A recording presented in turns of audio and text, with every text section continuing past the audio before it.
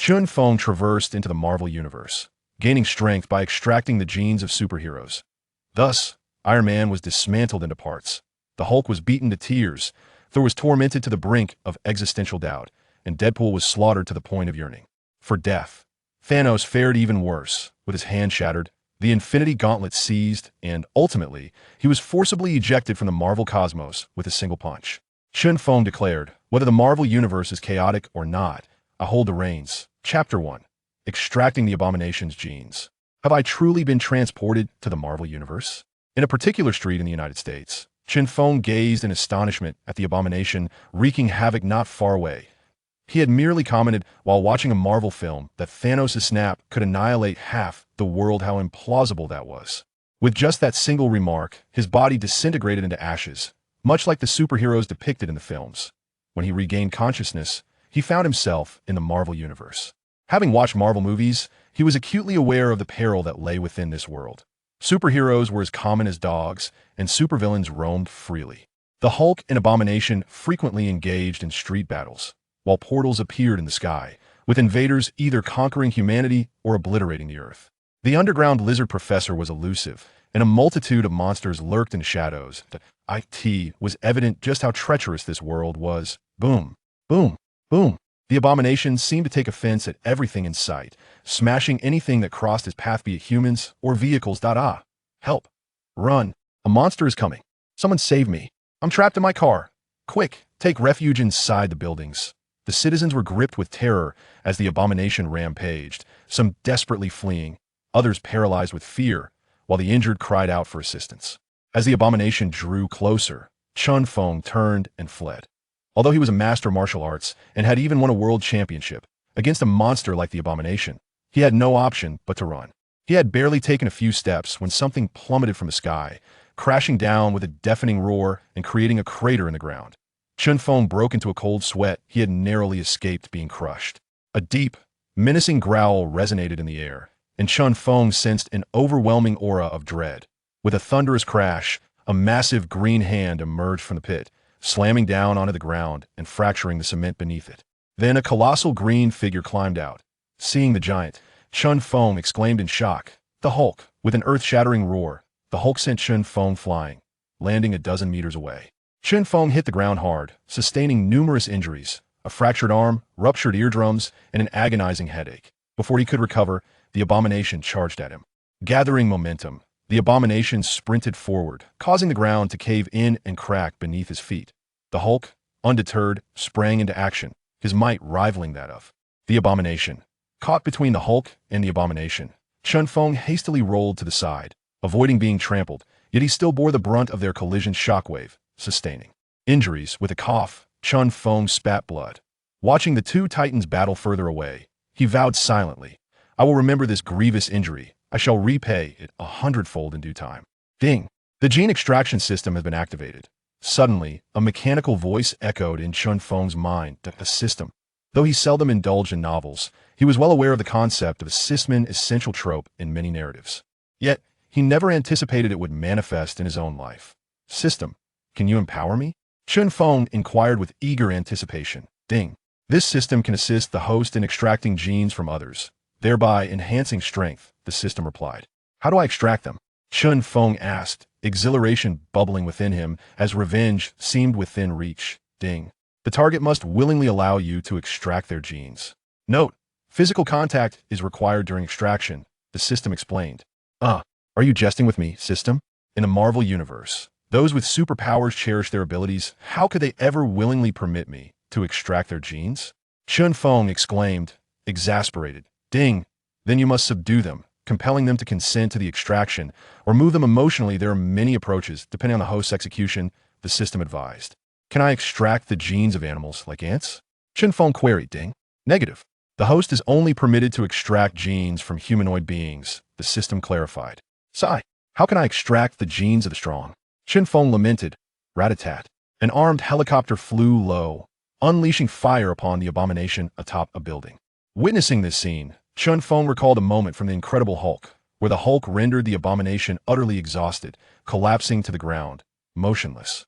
Perhaps he could exploit the Abomination's hatred for the Hulk, coaxing it into willingly allowing him to extract its genes. Suppressing his pain, Chen Feng pursued the armed helicopter on foot. When the helicopter was destroyed by the abomination, crashing into a dilapidated ancient structure, Chen Feng swiftly took refuge inside a nearby building. He waited, biding his time for the moment when the Hulk would finally subdue the abomination. Hulk smash! The furious roar reached Chen Feng's ears, followed by a tremor that shook the earth. Then came the thunderous bellows of the Hulk and the abomination. Recognizing his chance, Chen Feng dashed out, blending into the crowd, where he beheld the Hulk ensnaring the abomination's neck with a massive iron chain. The abomination struggled fiercely, yet could not break free. As the Hulk prepared to strangle the abomination, his girlfriend Betty interjected. No, the Green Giant, filled with resentment, ultimately relented, releasing his grip on Abomination as his emotions began to stabilize. Chen Feng cautiously approached Abomination.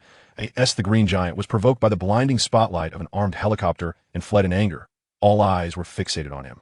In that moment, Chen Feng seized his opportunity that he hurried to Abomination's side and quietly whispered, Blonsky, I possess a method to eliminate the Green Giant, but you must willingly allow me to extract your genes first.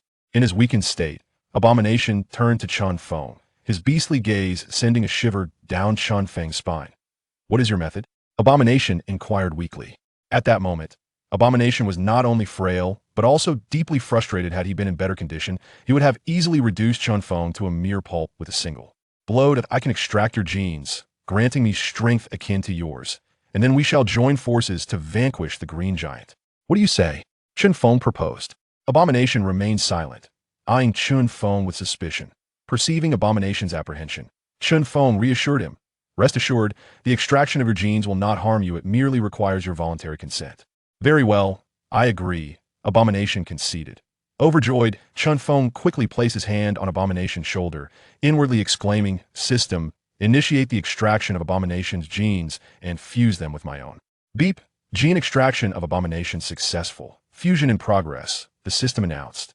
Beep, congratulations to the host for successfully fusing Abomination's genes, the system continued.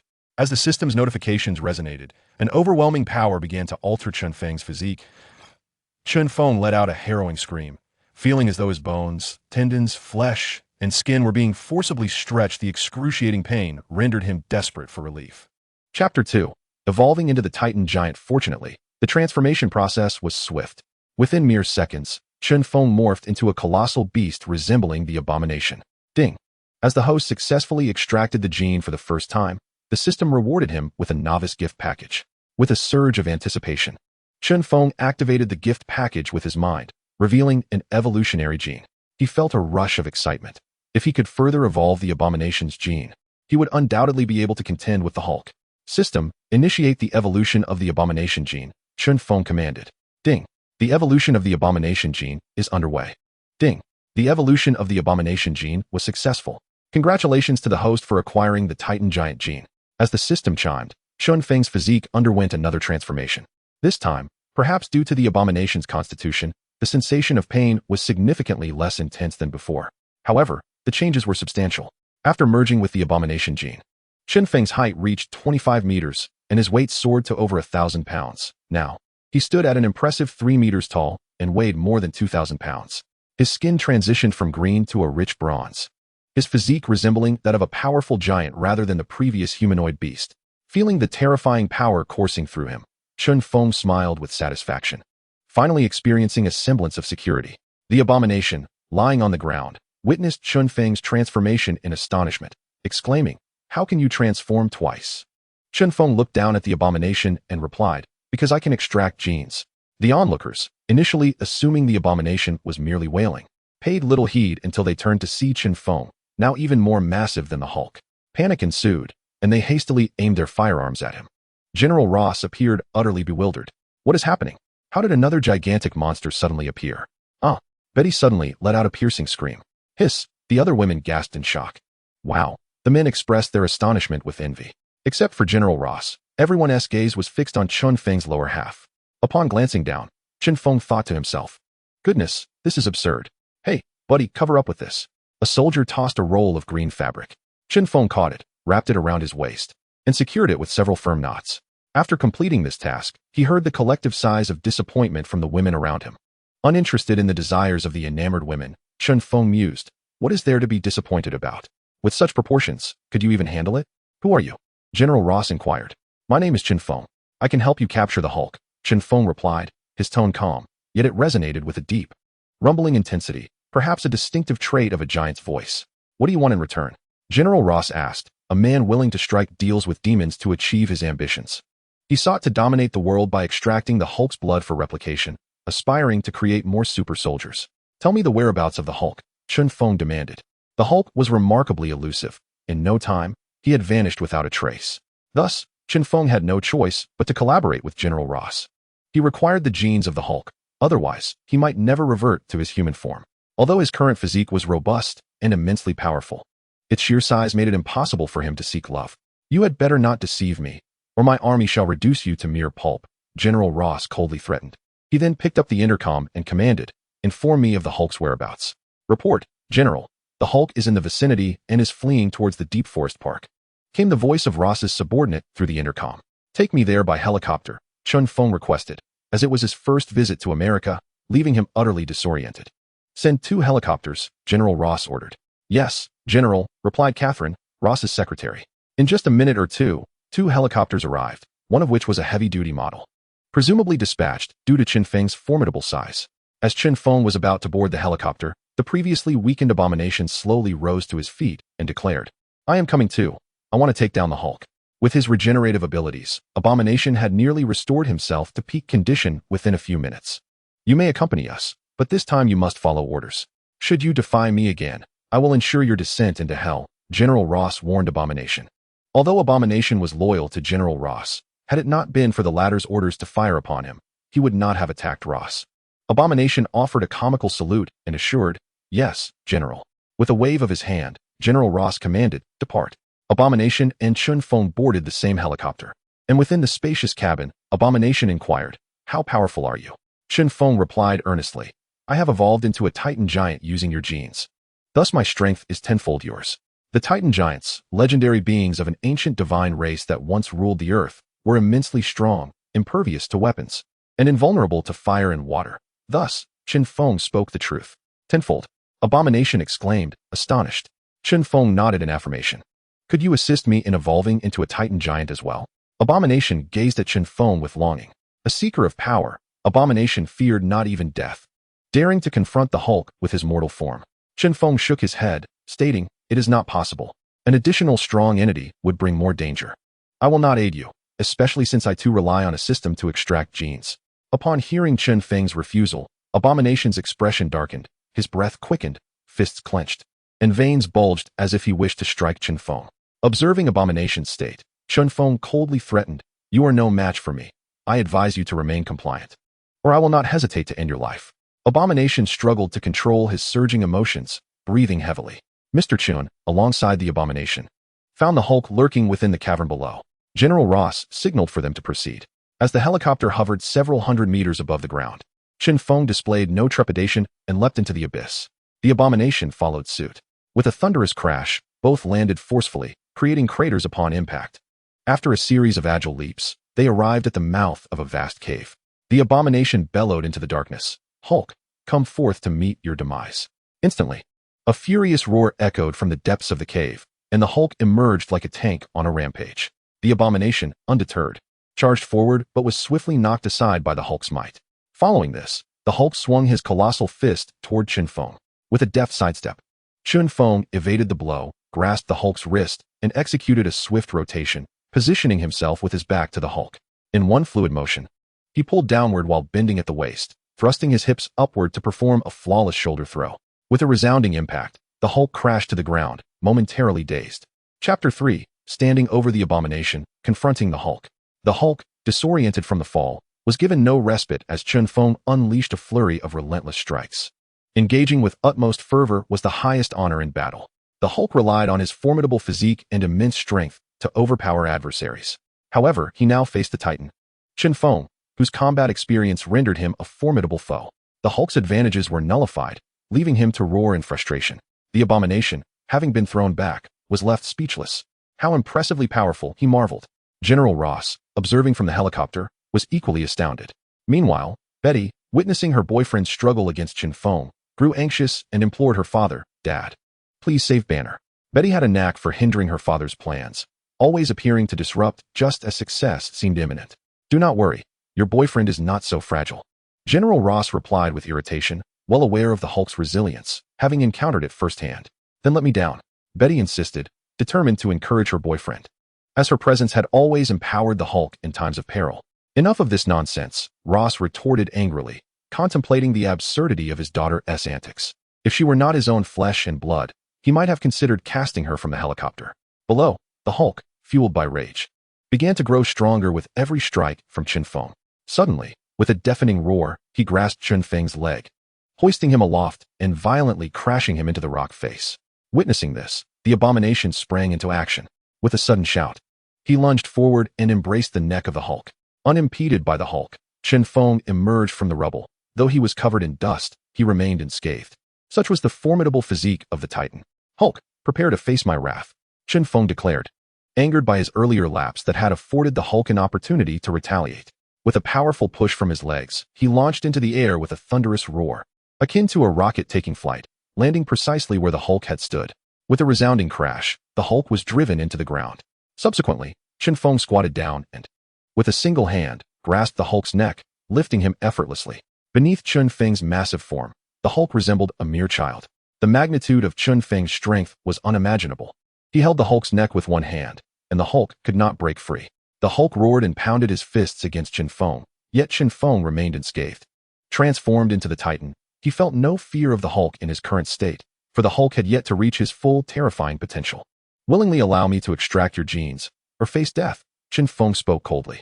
The Hulk struggled to utter a few words. Hulk will never yield. Humph.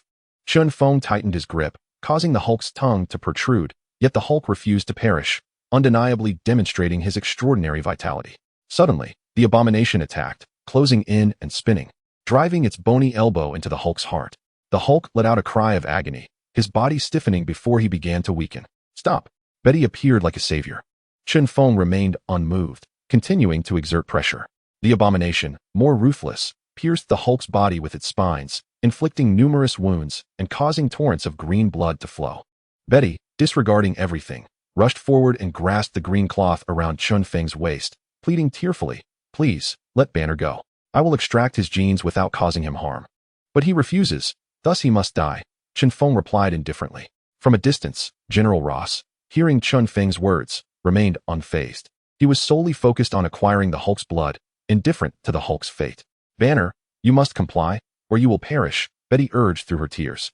Perhaps moved by Betty's pleas, the Hulk, who had been on the brink of unconsciousness, managed to speak once more. "No, Hulk will never yield." Frustrated by the Hulk's stubbornness, Chen Feng grew impatient. With his other hand, he suddenly seized Betty's neck, lifting her as well, and turned to the Hulk. "What of now? Do you yield?" "Cough. Let me go, release Betty," she gasped, struggling for breath, her feet flailing in the air.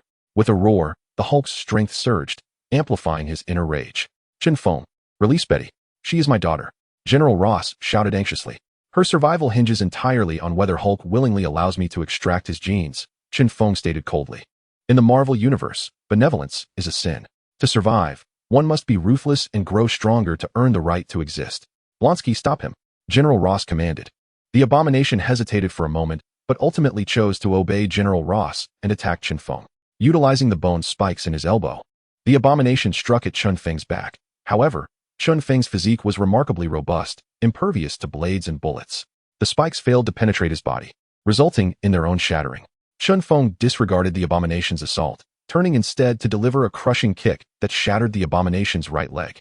Kneeling on one leg, the abomination howled in agony, unable to muster any strength to struggle. The Hulk's power may intensify with anger, but the abomination's strength remained static. Thus, Chen Feng, whose might surpassed the abomination's tenfold, effortlessly overpowered him. Chen Feng then kicked the abomination to the ground and stomped down with ferocity. With a sickening crack, the bones in the abomination's torso shattered, creating a concave indentation. The abomination's scream echoed in despair, devoid of any remaining will to fight. With his foot pressing down on the abomination and the Hulk lifted in his hand, Chen Feng felt a surge of elation. Raising his head defiantly to the heavens and roaring, General Ross, deeply concerned for his daughter, quietly commanded through his radio, "Sniper, aim for Chen Feng's head and take the shot." "Understood," came the sniper's response over the radio. Moments later, several gunshots rang out. Chen Feng's head was struck multiple times. Although his skin remained unbroken, the pain ignited his fury. He glared menacingly at General Ross in the distance and demanded, "Do you intend to use my hand to kill your own daughter?" General Ross's expression darkened. He did not respond to Chen Feng, but continued issuing orders through the radio in hushed tones. Switch to armor-piercing rounds. If you fail to eliminate Chen Feng, I expect all of you to leave. General Ross's forces were formidable, equipped with numerous advanced and heavy weaponry. Thus, Chen Feng opted to retreat from direct confrontation. Having already secured the Hulk, he could not release Betty just yet. He needed her to persuade the Hulk to willingly allow him to extract his genes, as well as to use her as leverage to leave the area. Grasping Betty with his left hand and the Hulk with his right, Chen Feng leapt into the air with a powerful push. Bang, bang, bang. Armor-piercing rounds struck his back, causing him to plummet from the sky. Chapter 4. Extraction of the Hulk's genes. When Chen Feng landed, he did not fall, still holding on to both the Hulk and Betty. With a forceful push from his back, several large armor-piercing rounds were expelled from his body. As they exited, the wounds immediately sealed, and within moments, he was restored to full health. He glanced back at General Ross, delivering a chilling warning. "General Ross, your actions have ensured that I will remember you. Rest assured, I shall return." With that, he sprinted away with all his might, leaving a trail of shattered trees in his wake. "General, Chen Feng is holding Miss Betty, which has left our men reluctant to deploy heavy weaponry. What should we do?" Secretary Catherine inquired. General Ross, frustrated, slammed the intercom and exclaimed, "What a daughter who is more of a hindrance than a help. It's bad enough she isn't close to me, but she constantly creates chaos." "Damn it, General," Catherine prompted. With a resigned sigh, General Ross declared, "Let us retreat." Suddenly, he recalled his capable warrior, Blonsky, and asked, "Is Blonsky dead?" "No, but he's severely injured," Catherine replied. "As long as he is alive, that's good," General Ross said, feeling a sense of relief. He was somewhat dissatisfied with the abomination's capabilities, as it could not transform into a human.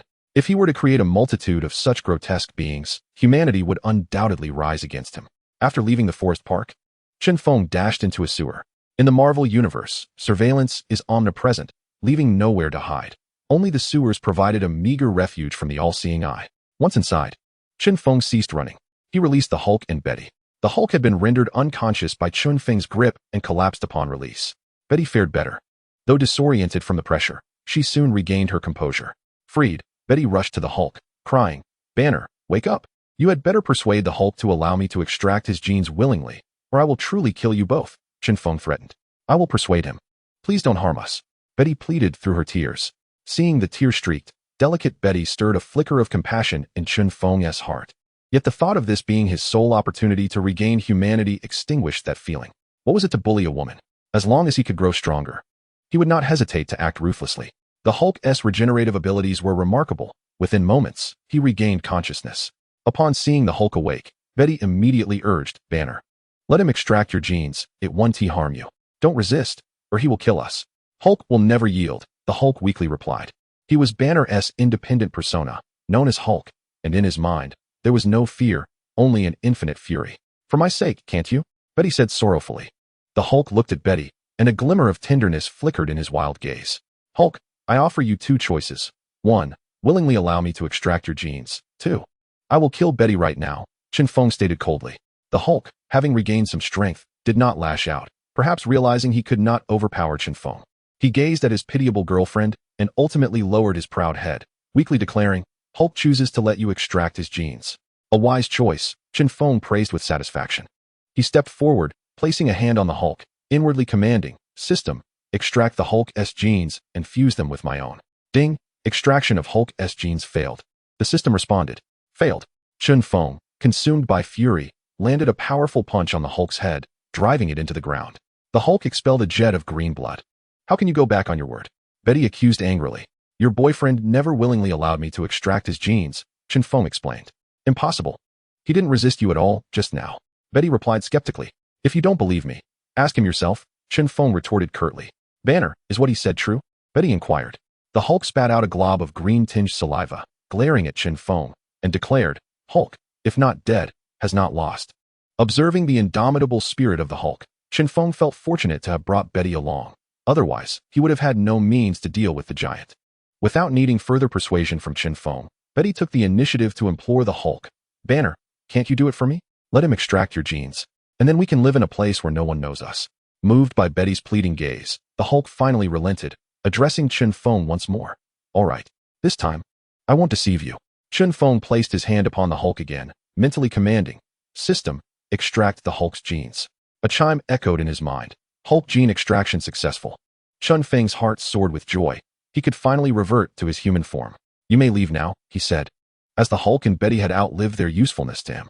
Upon hearing this, the Hulk quickly embraced Betty and fled. After their departure, Chen Feng instructed, System, integrate the Hulk's genes into my being. Another chime sounded. Congratulations, host, on the fusion of Hulk genes. Aside from his bronze skin deepening in hue, no other changes occurred. Chen Feng began to breathe deeply, calming his emotions. Soon, his body began to transform. As his feelings settled, he shrank progressively, ultimately reverting to his normal form. Elated to be human once more, he felt a twinge of dissatisfaction. In regaining his humanity, he had become an ordinary person like the Hulk. Experiencing a brief period of weakness, after several transformations, he finally felt reassured. Being merely human was too feeble. It seemed imperative to extract genes from other superheroes, such as Captain America, Spider-Man, and Thor, all of whom would serve as excellent choices, he mused. Emerging from the sewer, Chen Feng entered the city. Before he could secure temporary lodging, he encountered a stunning foreign woman whom he recognized. Natasha, alias the Black Widow, a senior agent of S.H.I.E.L.D., and a goddess within the Marvel realm, approached him with graceful steps. Extending her fair right hand, she flashed a captivating smile and said, I am Natasha. It is a pleasure to meet you, Chen Feng. Natasha had come to find Chen Feng at the behest of Director Fury, her mission being to invite him to join S.H.I.E.L.D., while discreetly probing into his background. The S.H.I.E.L.D. organization seeks out only the strongest. Those of commendable character are granted full membership, while those of lesser integrity are designated as affiliates. Chen Feng and Natasha exchanged a handshake, with a smile gracing Chen's lips as he inquired, What brings you to me? It was no surprise to him that Natasha had located him. S.H.I.E.L.D. stands as one of the most formidable organizations within the Marvel Universe, making it exceedingly simple for them to find him.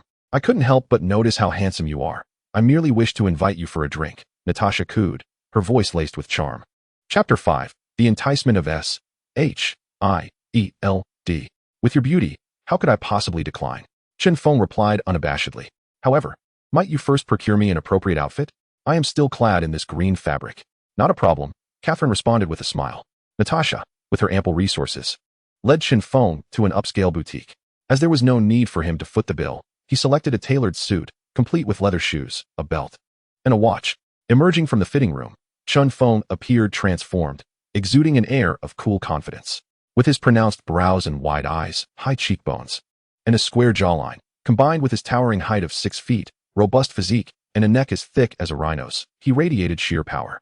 His inherent coolness was amplified by the suit, which he wore with the middle buttons undone, lending him a wild allure that showcased his masculine charm exquisitely. Oh my! Natasha gasped, covering her mouth as waves of emotion surged within her. She had encountered many men, yet none had exuded such a potent masculinity. Wow, how cool! He must be a fitness trainer. If I had a boyfriend like him, I would be the happiest woman in the world. The female attendants at the boutique were captivated by Chen Feng's presence. Had Natasha not been there, they would have undoubtedly flocked to him. Natasha, wrapping her arm around Chen Feng's, proudly declared to the infatuated attendants, This is my boyfriend. Chen Feng offered a slight smile, fully aware of Natasha's reputation. Having watched Marvel films, he understood that Natasha was a master of romance, with countless superheroes enchanted by her, yet none had succeeded in winning her heart. Flings were one thing, but genuine affection was a different game altogether. Chen Feng, come, let us enjoy a drink, Natasha purred enticingly. Her voice sent a surge of impulse through Chen Feng. He reached out, wrapping his arm around Natasha's slender waist, leading her outside. Natasha made no resistance, appearing as a delicate bird, content to be held by him. Under Natasha's guidance, they arrived at a vibrant bar and entered a lavish private room. The decor was opulent, and with the interplay of music and lights, the atmosphere was particularly enchanting. Natasha ordered a bottle of whiskey from the server, uncorked it, and poured 2 glasses, handing one to Chen Feng. To our fortuitous encounter, Natasha said flirtatiously, raising her glass.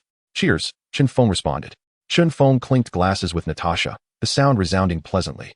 With a hearty demeanor, he downed his drink in one go, while Natasha elegantly sipped a small amount before smiling and saying, It is a pity to have wine without a story. I wonder if Mr. Chen Feng might share a tale about himself. I am Chen Feng, a citizen of China, and I pursue strength, which is why I have come to America, he replied succinctly. Is that all? Natasha asked, somewhat speechless. Yes, that is all, Chen Feng insisted, reluctant to divulge more. Revealing too much could attract the attention of S.H.I.E.L.D., and he had no influential backing to protect him. What other ambitions do you have aside from seeking strength? Natasha inquired.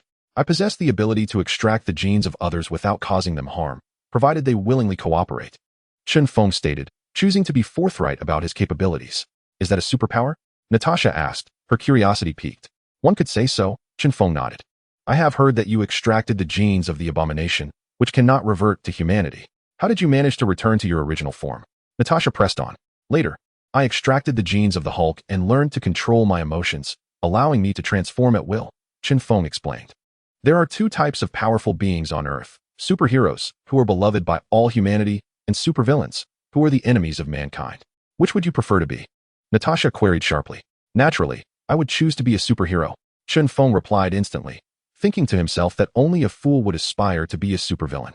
Have you heard of S.H.I.E.L.D.? Natasha asked. Although she was uncertain of Chen Feng's true nature, he seemed entirely qualified to join their ranks. I have not only heard of S.H.I.E.L.D.,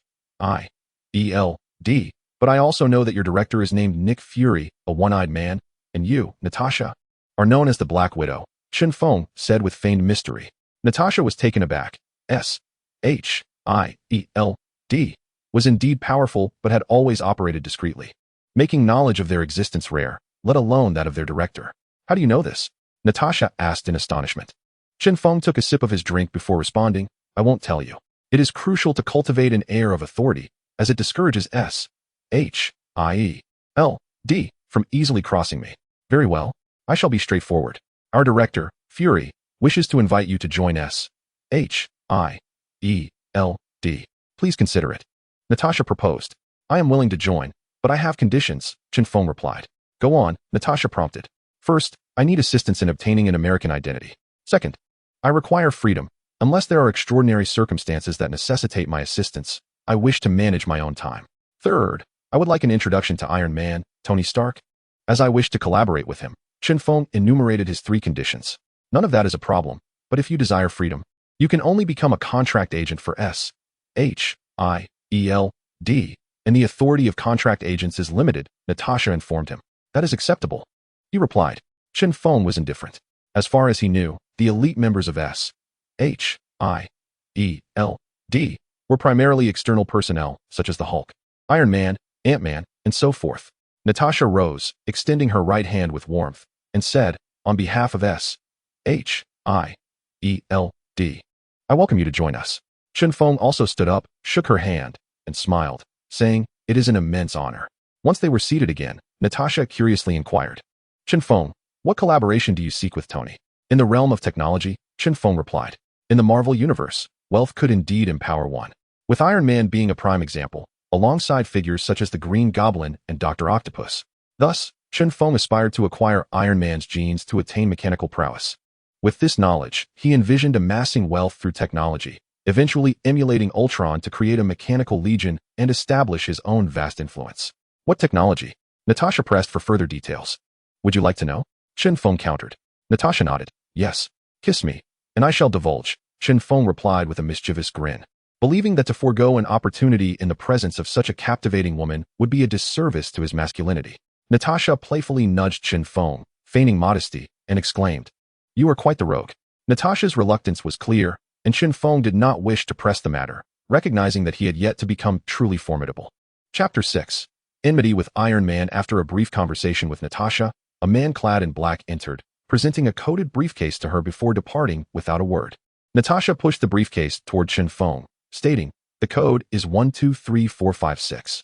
Inside, you will find your identification documents, S.H.I.E.L.D.,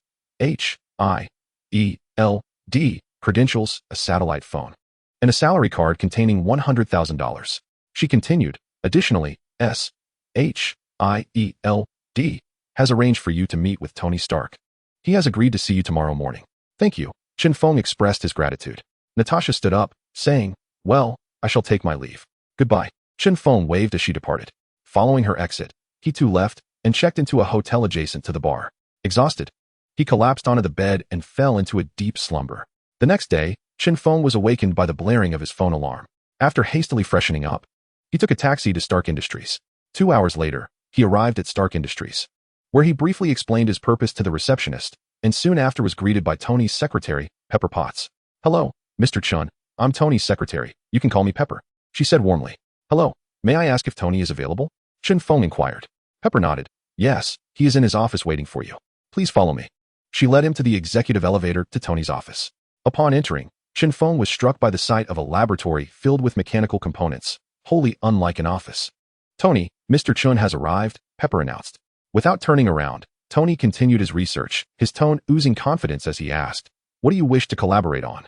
"I can assist you in developing life machinery," Chen Feng declared. "Huh, what results do you have to show me?" Tony retorted, clearly skeptical, as he believed that life machinery was a mere impossibility. "If you willingly allow me to extract your genes, I can create life machinery for you," Chen Feng insisted.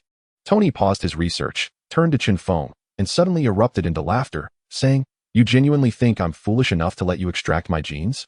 Although he was an engineer, he understood the significance of genetics. "This is a transaction.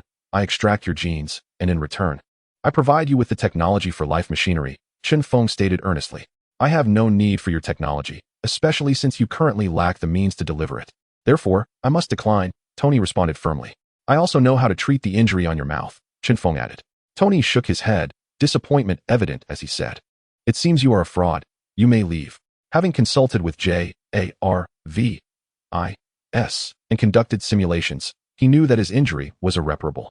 With only the reactor in his chest keeping the shrapnel from reaching his heart, thus he dismissed Chen Feng's claims. "Nanotechnology can extract the shrapnel from your body, and regenerative cradle technology can heal your wounds," Chen Feng asserted. "No matter how eloquently you speak, you cannot provide these technologies. How am I to believe you?" Tony replied impatiently. "While I do not possess nanotechnology or regenerative cradle technology, I am aware of individuals who do. If you permit me to extract your genes, I will share this knowledge with you, and I will also assist in creating life machinery," Chen Feng proposed. "Enough. Were it not for SHIELD, I would not even entertain a con artist like you. You have two choices. Leave willingly, or I will have security escort you out," Tony said, unceremoniously dismissing him. Despite Chen Feng's need for Tony's mechanical genius, he would not grovel. He held his dignity. "Your decision will earn you another enemy," Chen Feng warned before turning to leave. In the Marvel Universe, brilliance is never in short supply. Take, for instance, Dr. Helen Zhao, whose nanotechnology produces remarkably efficient machinery, or Princess Shuri, whose battlesuits surpass Iron Man's armor and strength, or Dr. Octopus, whose mechanical arms, though not the most powerful, exhibit remarkable responsiveness, or Hank Pym, whose suits and Pym particles can expand and contract at will. The list goes on. There are countless prodigies. Chen Feng chose Iron Man because he possessed what Iron Man needed. However, he did not anticipate such blatant disrespect from Tony, who had outright expelled him. This indignation would not be forgotten. He would repay it in kind, with mechanical armor that would demonstrate to Tony that his creations were the most advanced and formidable. In Tony's office, Pepper Potts voiced her concerns. "Tony, he is a mutant. When transformed, he possesses immense strength and is impervious to weapons. Offending him could bring you trouble. What is there to fear? He cannot fly, and I could easily send him to hell with a missile from the sky," Tony boasted.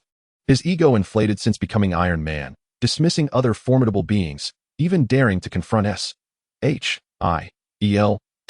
Pepper Potts fell silent. Chen Feng, having departed from Stark Industries, contemplated which scientist to approach when a sudden thought struck him. Could it be possible to extract genes from a corpse? If so, he could obtain the genetic material of Dr. Zola. Dr. Zola, the chief scientist of Hydra during World War II, was an exceptionally formidable intellect, capable of surpassing Iron Man, even transferring his consciousness into computers, despite the primitive technology of that era. With this realization, Chen Feng's heart raced with excitement. He contacted the system and inquired, "System, is it possible for me to extract genes from a corpse?" Ding. "A corpse does not resist and lacks consciousness. Therefore, any humanoid corpse will suffice," replied the system. "Great. If I had known I could extract genes from a corpse, I wouldn't have bothered with Iron Man. I was merely complicating my own situation," Chen Feng exclaimed with enthusiasm. He promptly headed to a motorcycle dealership and purchased a heavy-duty motorcycle. Then, he retrieved the satellite phone provided by SHIELD and dialed Natasha, the Black Widow. Once the call connected, Chen Feng stated, "Natasha, Please provide me with the address of the secret military base where Captain America trained. What are you planning? Natasha inquired, puzzled. That's none of your concern. Just give me the address, and I'll owe you a favor, Chen Feng insisted, feeling isolated and seeking Natasha's assistance. However, it wouldn't be long before he could create an intelligence system, granting him access to any information he desired. Even America's surveillance would become his own eyes. All right, hold on a moment. I will look it up for you, Natasha agreed readily. Strong individuals do not make promises lightly, especially for something as trivial as retrieving a World War II address, which was exceedingly advantageous for her. Chapter 7. Extracting Dr. Zola's genes. The Captain America plan was classified as a high-level secret by the U.S. government, but in the presence of S.H.I.E.L.D. such secrets could be casually investigated. Just a minute later, Natasha sent the address to Chen Feng via text, including a helpful map location. Chen Feng activated the navigation on his phone, secured it to the handlebars, and rode his heavy motorcycle according to the directions provided. Exiting the city, he ventured onto a country road, eventually finding himself on a desolate mountain path. Setting out in the morning, it was not until 5 p.m. that he arrived at a location resembling the one depicted in Captain America, the Winter Soldier. Upon checking his phone and discovering no signal, he realized he had indeed found the correct place. Hello, is anyone there? Chen Feng called out loudly, but after waiting several seconds with no response, he determined that the area was deserted. Climbing over the fence, he entered the premises. Familiar with the storyline, Chen Feng made a beeline for a warehouse. The storeroom door was a heavy iron barrier, secured with a substantial lock. Chen Feng attempted to force it open, but to no avail. Subsequently, he sought out a steel rod nearby and attempted to pry open the lock with it. The rod bent, yet the lock remained steadfast. In desperation, he transformed into a colossal titan, towering at 3 meters. Suddenly, a thought struck him. Glancing down, he realized that his clothes had been torn asunder during the transformation. Cursing under his breath, he lamented the oversight of not securing his attire and resolved to create a retractable combat suit in the future. No longer inclined to pry at the lock, he simply pushed the door with a gentle force. With a resounding crash, the heavy iron door toppled, revealing the sheer magnitude of his titan strength. The storeroom was enveloped in darkness. He retrieved his phone and located the power switch. Upon pressing it, the storeroom illuminated instantly. Navigating through the space, he arrived at an archive room, confirming it to be the wooden cabinet opened by Captain America in the film. He grasped the edge of the cabinet and pulled it to the right. With a satisfying click, the cabinet swung open, revealing an elevator equipped with a keypad. Chen Feng's sharp memory recalled the password scanned by Natasha's high-tech phone in the film, 8539. He entered the sequence. With a click, the elevator doors opened. He stepped inside without hesitation, and the doors closed automatically, descending. With another click, the doors opened to reveal a pitch-black expanse. Upon exiting the elevator, he had scarcely taken a few steps when lights began to flicker on, revealing a massive antique computer before him. Gazing at the impressive machine and the rows of databases, Chen Feng couldn't help but marvel at the brilliance of Dr. Zola. With a hum, the antique computer powered on, and the monitor displayed a string of green text. Initialize system? Chen Feng reached out and input yes. The screen flickered green, and a green visage appeared. A hoarse voice emanated from the speakers. Who are you? Realizing Dr. Zola did not recognize him, Chen Feng deduced that Hydra had yet to connect him to the network. I am Chen Feng, here specifically to find you, he declared. How did you come to know of my existence? Dr. Zola inquired with curiosity. I am with Hydra. The new leader sent me to locate you, Chen Feng fabricated, prioritizing the acquisition of Dr. Zola's genetic material over any moral considerations, valuing only his own dignity. Oh, and what do you seek from me? Dr. Zola questioned. To resurrect you, Chen Feng stated, enunciating each word carefully. The green visage on the monitor flickered, and Dr. Zola's voice resonated with excitement. Can you truly bring me back? Chen Feng nodded affirmatively. Indeed. In 1972, I was diagnosed with a terminal illness. Science could no longer save my body. Thus, I input all the data of my brain into the computer, with the information stored in a database spanning 20 feet. You now stand within the confines of my mind. Although I feel invigorated at present, I remain deeply yearning for life. To my astonishment, our organization has developed technology capable of resurrecting a person. Frankly, I can hardly contain my eagerness to possess a human form, Dr. Zola remarked. Our organization has pioneered the regeneration cradle technology. However, it requires the extraction of your genes to fabricate the most suitable body and brain for you. Fortunately, I possess the extraordinary ability to extract genes, which is why the leader entrusted me with your resurrection, Chen Feng stated with conviction. My body lies beneath the mainframe. Please exercise caution while searching to avoid severing the data cables. Dr. Zola, without a hint of suspicion, readily disclosed the location of his own remains. Very well.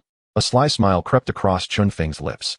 Transforming into the Titan, he effortlessly lifted the floor, ensuring no excessive force was used, as Dr. Zola still held value.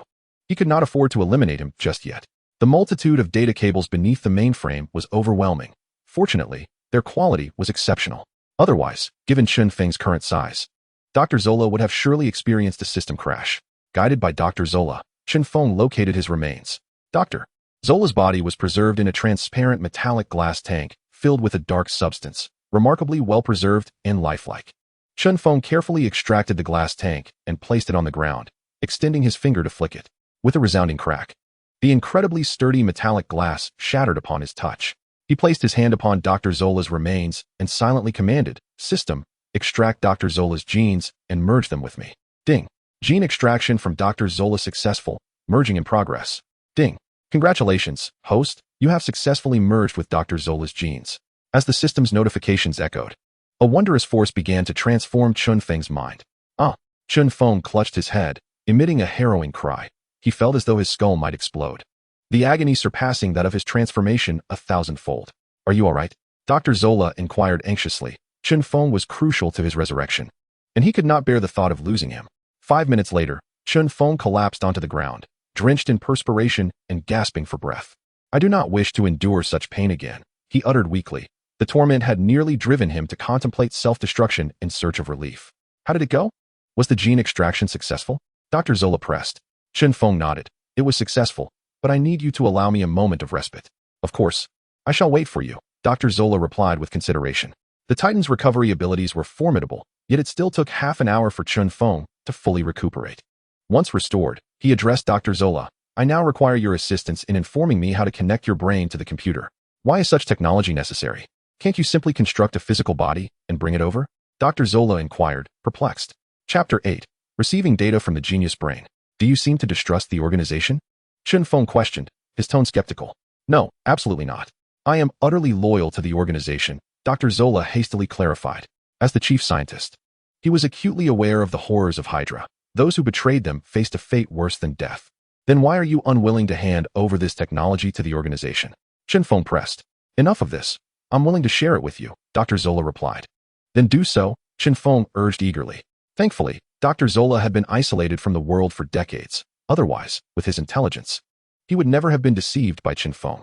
Dr. Zola guided Chen Feng to locate a set of equipment, which included a helmet connected to numerous data cables.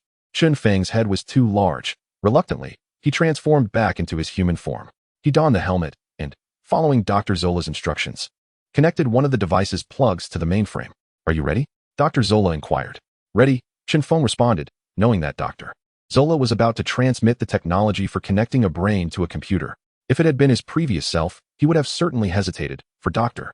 Zola's intellect surpassed that of anyone else, making it easy for him to dominate. However, now endowed with the physique of a Titan and having extracted Dr. Zola's genes, his mind was already highly developed, rivaling that of the former Dr. Zola, thus alleviating his concerns about losing control of his body. "I am commencing the transmission," Dr. Zola announced. No sooner had Dr. Zola spoken than a barrage of data flooded Chen Feng's mind. As the information multiplied, he gained a deeper understanding of the technology for connecting a brain to a computer. In just a matter of seconds, the transmission was complete. This effortless acquisition of knowledge was intoxicating for Chen Feng.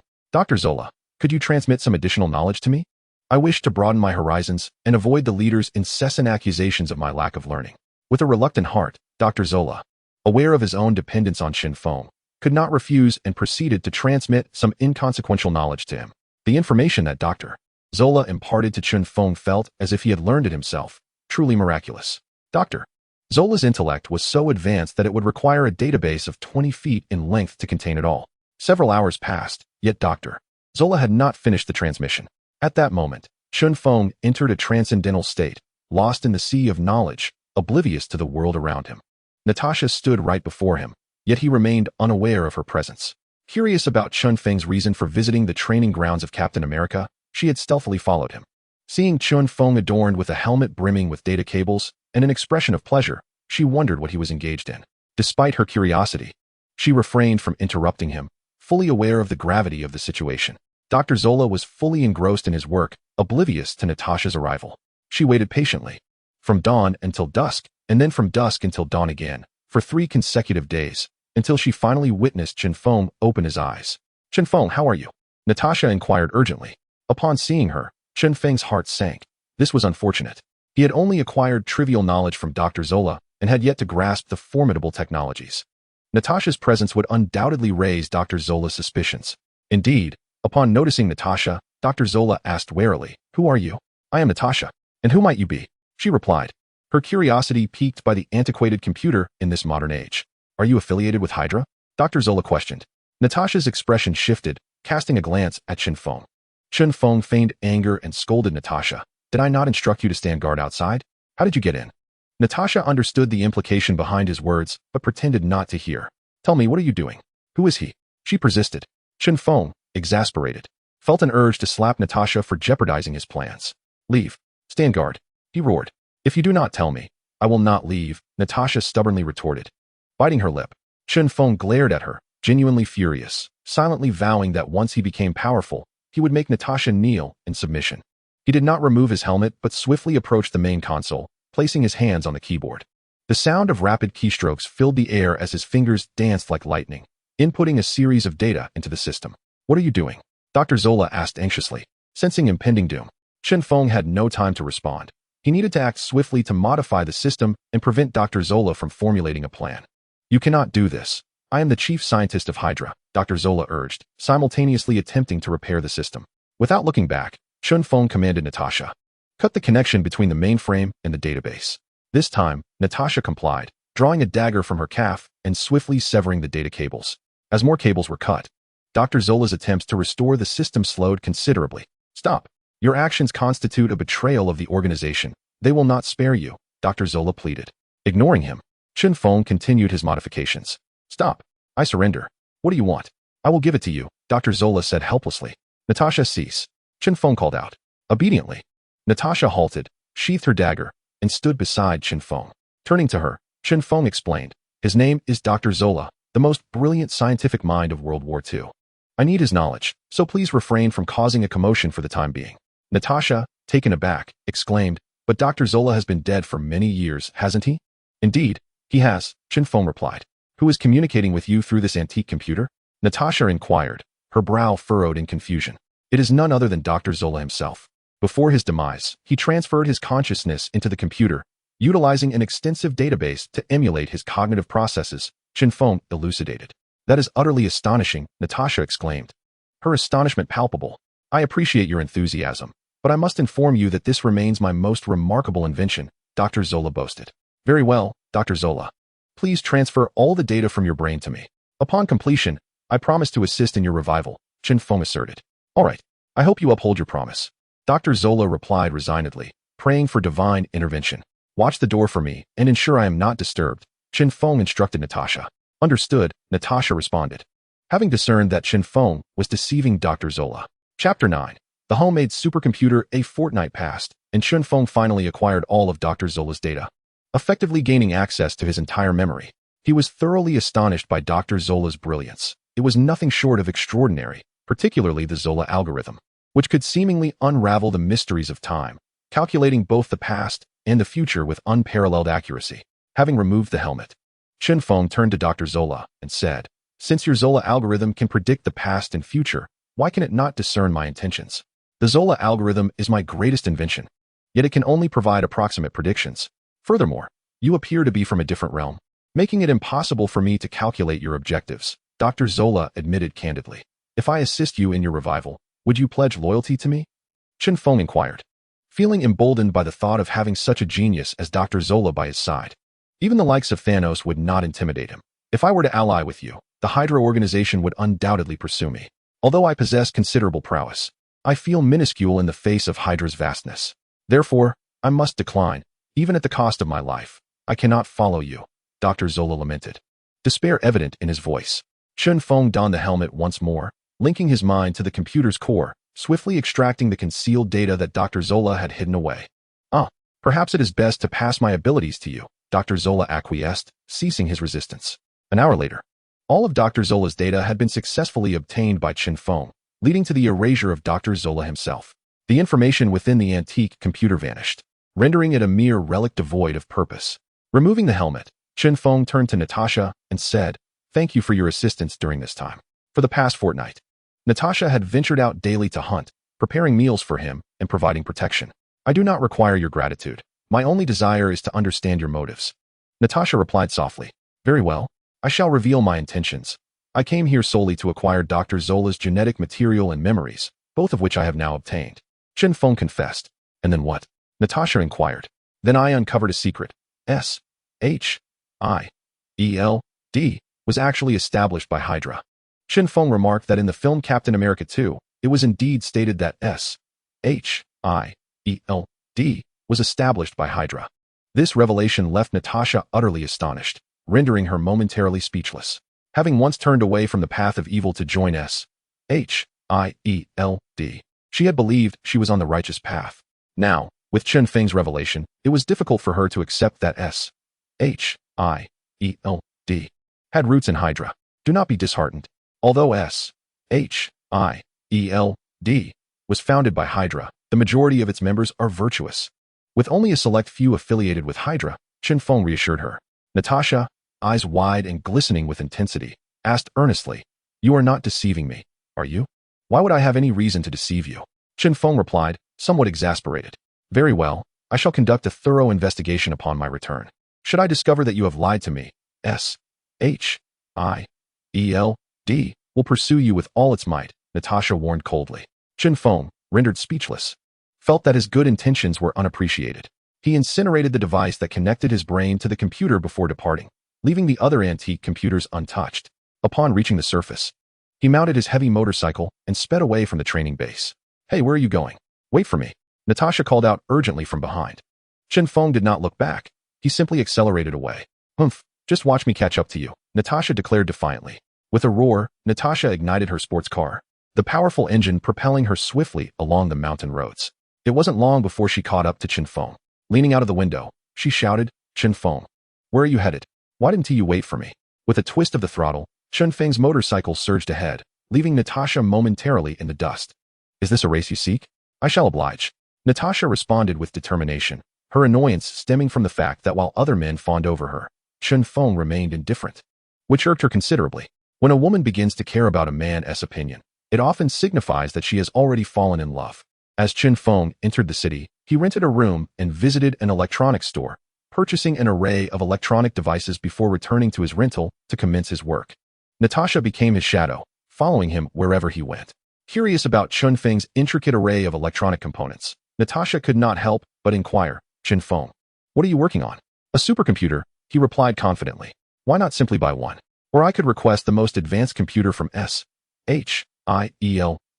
for you. Why go through the hassle?" she suggested, unaware that she was beginning to take an interest in him. "Once I have completed it, you will understand what constitutes the ultimate computer," Chen Feng asserted with unwavering confidence. What he truly required was not merely a supercomputer, but one capable of interfacing with his brain. "All right, I'll watch your progress," Natasha responded sweetly, thinking to herself how attractive a confident and dedicated man could be. After 3 days of dedicated effort, Chen Feng finally brought his vision of a supercomputer to fruition. Natasha gazed at the unsightly computer, covering her mouth as she chuckled. "Is this truly the most powerful computer you have created? It appears rather unimpressive." For the past 3 days, she had been residing in Chen Feng's rented apartment, hardly leaving his side, almost shadowing him even to the restroom and during sleep. "Why does it need to be aesthetically pleasing? Practicality suffices," Chen Feng retorted with a smirk. "Then why don't you give it a try? I would like to see just how formidable it is," Natasha replied playfully. Chen Feng donned the helmet he had crafted, which was even less visually appealing than that made by Dr. Zola, resembling an inverted bird's nest. He pressed the power button on the computer, and with a whirring sound, it came to life. Chen Feng bypassed keyboard control, directly manipulating the computer with his consciousness, transmitting the Zola algorithm he had obtained from Dr. Zola into the machine. The Zola algorithm was a program, albeit a semi-intelligent one.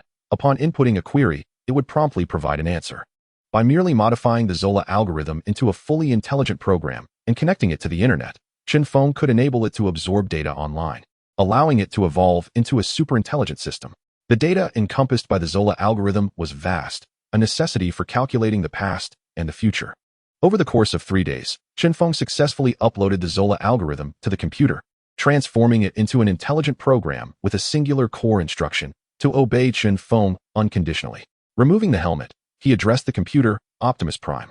Beep, beep, beep. The computer emitted a sound, followed by a mechanical voice devoid of emotion. Master. Wow, you actually created it? Natasha exclaimed, covering her mouth in astonishment. Chapter 10. Intelligent System. Optimus Prime was the name Chen Feng bestowed upon the intelligent system, as he aspired to create a lifelike mechanical transformer. Hearing Optimus Prime refer to him as Master made Chen Feng feel somewhat awkward. After a moment's consideration, he said, Optimus Prime, from now on, refer to me as Lord. Yes, Lord. Optimus Prime responded. I will now connect you to the online world. Absorb the data swiftly and grow to assist me. And remember, do so discreetly, Chen Feng instructed. Yes, Lord, Optimus Prime affirmed. Chen Feng connected the network cable to the computer. The monitor flickered several times before going black. Is your computer broken? Natasha inquired. No. The intelligent system has departed from the computer and entered the network world, Chen Feng explained. Is your intelligent system more powerful than Iron Man's J-A-R-V-I-S? Natasha asked curiously. With a light chuckle, Chen Feng disdainfully replied, the intelligent system I have created can effortlessly overshadow J-A-R-V-I-S, rendering Iron Man obsolete, provided he does not connect to the internet and opts for manual operation. J-A-R-V-I-S, Iron Man's intelligent assistant, can breach our S-H-I-E-L-D firewall, which is quite impressive. We are at a loss against it. What did you name your intelligent system again? Optimus Prime, right? Can it truly consume J-A-R-V-I-S? Natasha questioned skeptically. Come, let us indulge in some wine. In a day or two, you shall discern the outcome, Chen Feng remarked with a smile. He was well aware of the sophistication of his own system. There existed no other system in the world that could rival its superiority, for he had inherited the memories of Dr. Zola and transformed them into an intelligent system using Zola's algorithms. Natasha settled beside Chen Feng, raising her glass and playfully suggesting, come, let us drink. The following morning, Chen Feng, peacefully slumbering on the sofa, was roused by his system, Optimus Prime. My lord, I have returned, Optimus Prime proclaimed. Chen Feng opened his eyes, sat up, and gazed at the computer, inquiring, how much data have you absorbed? All of it. The entirety of the online realm is now under my dominion, Optimus Prime replied with pride. Sensing the emotional tone in Optimus Prime's voice, Chen Feng realized that it had successfully evolved consciousness. Optimus Prime, I have a tracking program from S-H-I-E-L-D on my phone. Assist me in deleting it and upgrade the program while you're at it, Chen Feng commanded. Understood, Optimus Prime acknowledged. My lord, I have deleted the monitoring program crafted by S-H-I-E-L-D from your phone, and I have also upgraded the phone's software to its utmost capabilities. Optimus Prime reported. Natasha, clad in her pajamas and rubbing her eyes, inquired, is your system functioning well? Indeed, allow me to demonstrate what constitutes a superintelligent system, Chen Feng boasted. Optimus Prime, confine the J-A-R-V-I-S system within the digital realm. Do not release it without my command. Affirmative, Optimus Prime responded. Moments later, its voice echoed again, my lord, I have successfully imprisoned J-A-R-V-I-S. Is it truly that formidable? Natasha expressed her astonishment. Optimus Prime, activate the projection. I wish to observe Tony's current situation, Chen Feng commanded. Of course, my lord, Optimus Prime affirmed. With a chime, the holographic projector activated, and Tony's image materialized in midair. Chen Feng noted that Tony was still asleep, and he felt a twinge of disappointment. Let us wait a bit longer, he suggested to Natasha. Very well, I shall order 2 breakfasts, and we can eat while we wait, Natasha replied with enthusiasm. After finishing their breakfast and consuming 2 bottles of red wine, they finally witnessed Tony rise at 11 o'clock. In his daily life, Tony was utterly reliant on J-A-R-V-I-S services. Even before fully opening his eyes, he asked, J-A-R-V-I-S, what time is it? Silence enveloped the room. Upon opening his eyes and sensing something amiss, Tony called out again, J-A-R-V-I-S, J-A-R-V-I-S, come forth. Still, there was no response. Hastily, Tony sprang from his bed to check the power supply, flipping the light switch. The lights illuminated, confirming that electricity was available, which only deepened his confusion. If there was power, then why had J-A-R-V-I-S not appeared? Could there be a malfunction in J-A-R-V-I-S program? Tony pondered. Neglecting to wash his face or brush his teeth, he rushed to the laboratory, powered on the computer, and began to investigate. Upon booting up the computer, he was met with a blank screen. JARVIS data had vanished. What the hell is happening? Where's JARVIS? Tony exclaimed in shock. Jarvis is an indispensable steward in his life. Without Jarvis's assistance, everything becomes cumbersome, especially when it comes to his iron armor. Without an intelligent system like Jarvis, he would be utterly unable to operate it. What has transpired? Tony finds it difficult to accept Jarvis's disappearance. He rushes to the monitoring room to examine the surveillance footage, which reveals that no one has entered his abode. Could it be that someone has absconded with Jarvis through the internet? Tony ponders. Meanwhile, Natasha finally comes to believe it, exclaiming, Chen Feng, the intelligent system you have created is truly remarkable. It has even managed to take away Tony's intelligent steward, Jarvis. Is that truly impressive? Allow me to enlighten you. Optimus Prime possesses the ability to dominate the digital realm. Thus I, Chen Feng, am the sovereign of the cyber world. Having conquered the digital domain, I shall also conquer the tangible world in due time, Chen Feng declares with arrogance. His haughty demeanor leaves Natasha utterly enamored. So, do you wish to control the digital realm now? Natasha inquires with fascination. The time is not yet ripe. However, allow me to vent my frustrations first, Chen Feng replies. He strides to his computer once more, donning the unsightly helmet, commanding, Optimus Prime, I command you to take control of Tony's iron suit. As you wish, my lord. Optimus Prime responds dutifully. With a mere thought, Tony's iron suit begins to stir. Hearing the commotion, Tony spins around, and upon witnessing his armor in motion, a joyful smile spreads across his face. Jarvis, when did you become so mischievous as to play hide and seek with me? The iron suit approaches Tony. But instead of Jarvis's polite voice, it is Chen Feng's wild voice that resonates. Tony, long time no see. Upon realizing it is not Jarvis's voice, Tony's demeanor shifts to one of tension as he warily inquires, who are you? I am Chen Feng. I wonder if you still remember? Chen Feng manipulates the iron suit. Responding, Chen Feng, you are the one introduced by S.H.I.E.L.D. last time? Tony exclaims in astonishment. Indeed, I am the very Chen Feng you dismissed. Chen Feng sneers. What do you want? Where have you taken Jarvis? Tony demands. I have two objectives. First, I wish to inform you that I now surpass you in technological prowess, so you may regret your previous actions. Second, I have come to propose a collaboration. I am aware that you possess a private island, and I would like to exchange Jarvis for it, Chen Feng states. Chapter 11. Slapping Iron Man's face. Tony owns a private island, upon which stands a super luxurious villa by the shore, nestled against the mountains. The villa spans 2 stories and boasts numerous opulent amenities, including a helipad, a private tennis court, a golf course, and a freshwater swimming pool. The picturesque scenery renders it a rare paradise, complemented by the supplies Tony has stored on the island, which Chen Feng covets. How did you learn about my private island? Tony inquired with curiosity, acknowledging the existence of his private island, a fact he had never disclosed, not even to his secretary, Pepper. For it served as his clandestine base where he stored an abundance of materials for manufacturing machinery. I could even capture your Jarvis. What is there that I cannot achieve? Chen Feng remarked with a smile. Upon hearing the name Jarvis, Tony suddenly realized that Chen Feng must have obtained information from it. Let us negotiate. For instance, if I offer you $100 million, will you release Jarvis? Tony proposed. Chen Feng shook his head in refusal, stating, no, I want your private island. And you cannot take a single item from it. I refuse. If necessary, I can program another Jarvis, Tony countered, asserting that since he had created the first, he could certainly create a second. Unless you can develop a more advanced intelligence system than mine, your additional programming will be futile. Moreover, I must warn you that refusal is not an option. The intelligence systems on your private island are already under my control. Should you enter, you will be attacked.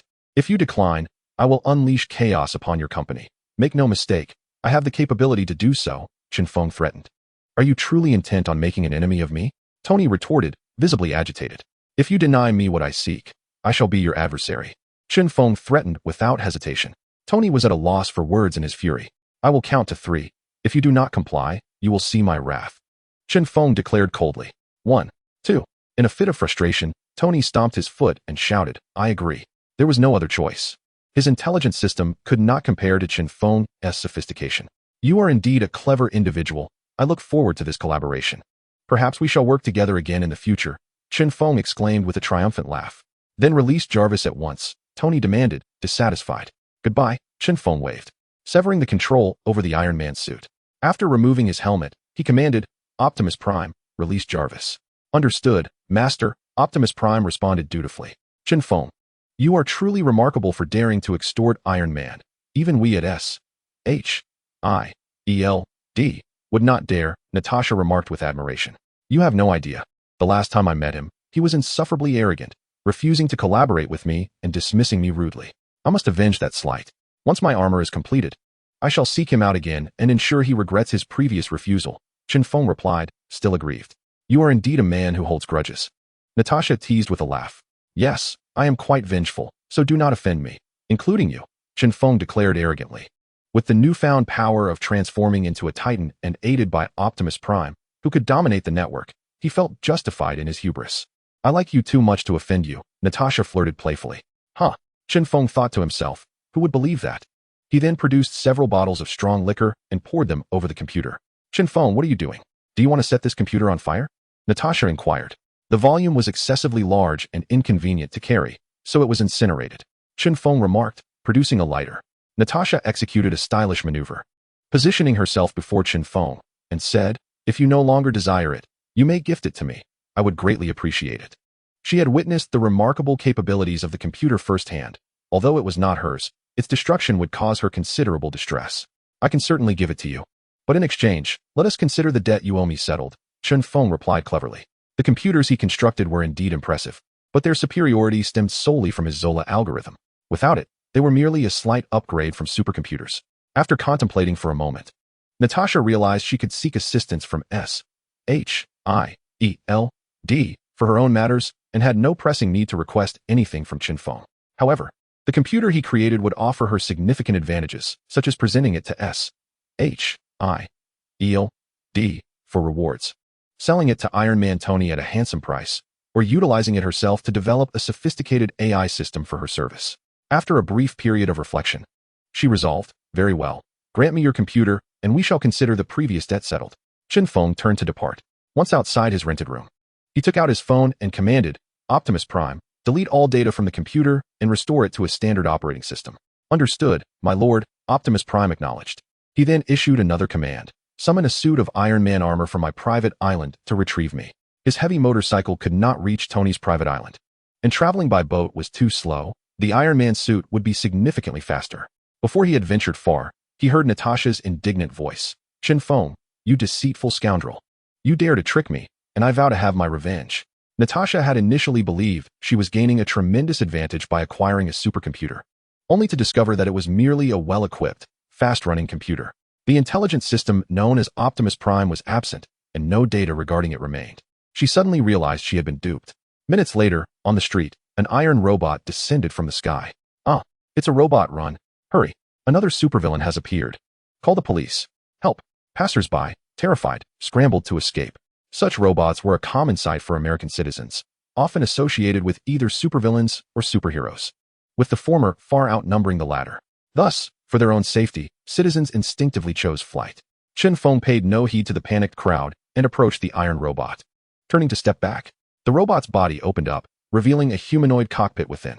As Chen Feng entered, it closed automatically. Enveloped in the iron armor, he felt quite comfortable, without the slightest discomfort. He commanded, Optimus Prime, we are bound for Tony's private island. Understood, my lord, Optimus Prime responded, without requiring Chen Feng's input. Optimus Prime deftly maneuvered the iron armor into the sky. High above, Chen Feng gazed down upon the bustling city below, observing the minuscule humans, reminiscent of ants. This vantage point filled him with ecstasy, as if he were the supreme sovereign of all he surveyed.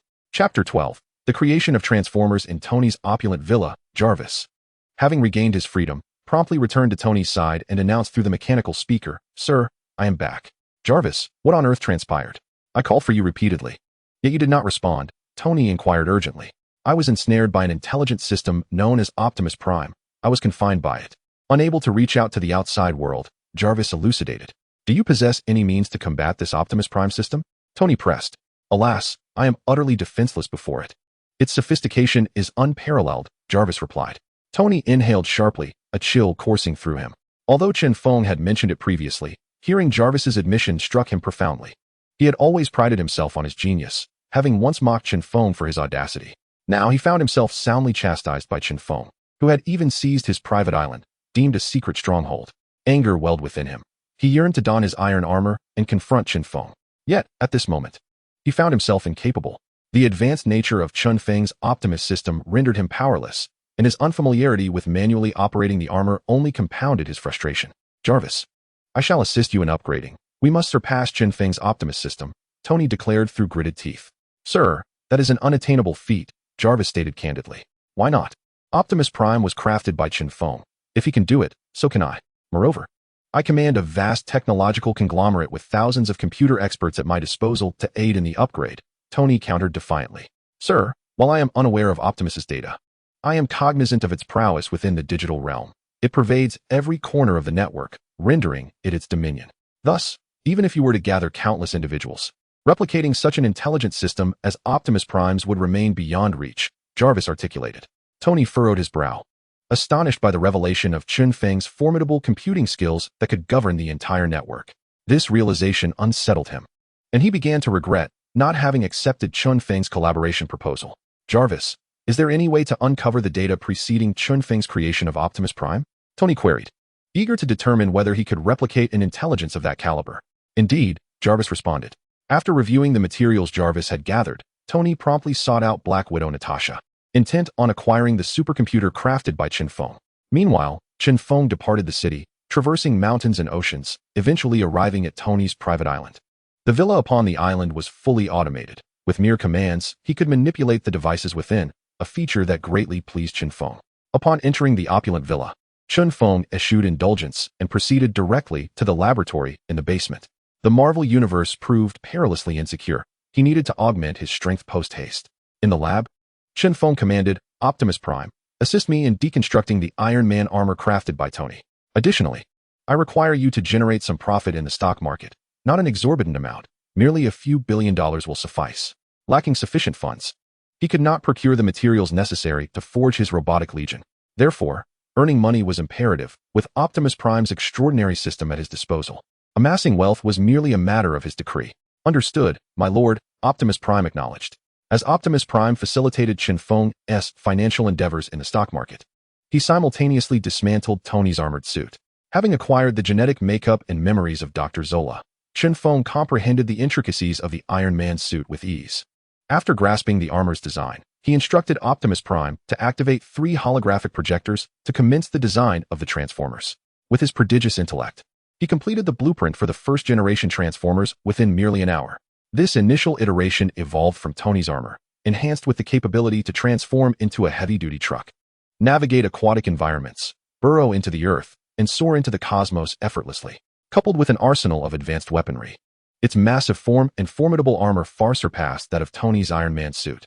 However, Chen Feng found himself considerably dissatisfied with the first-generation Transformers.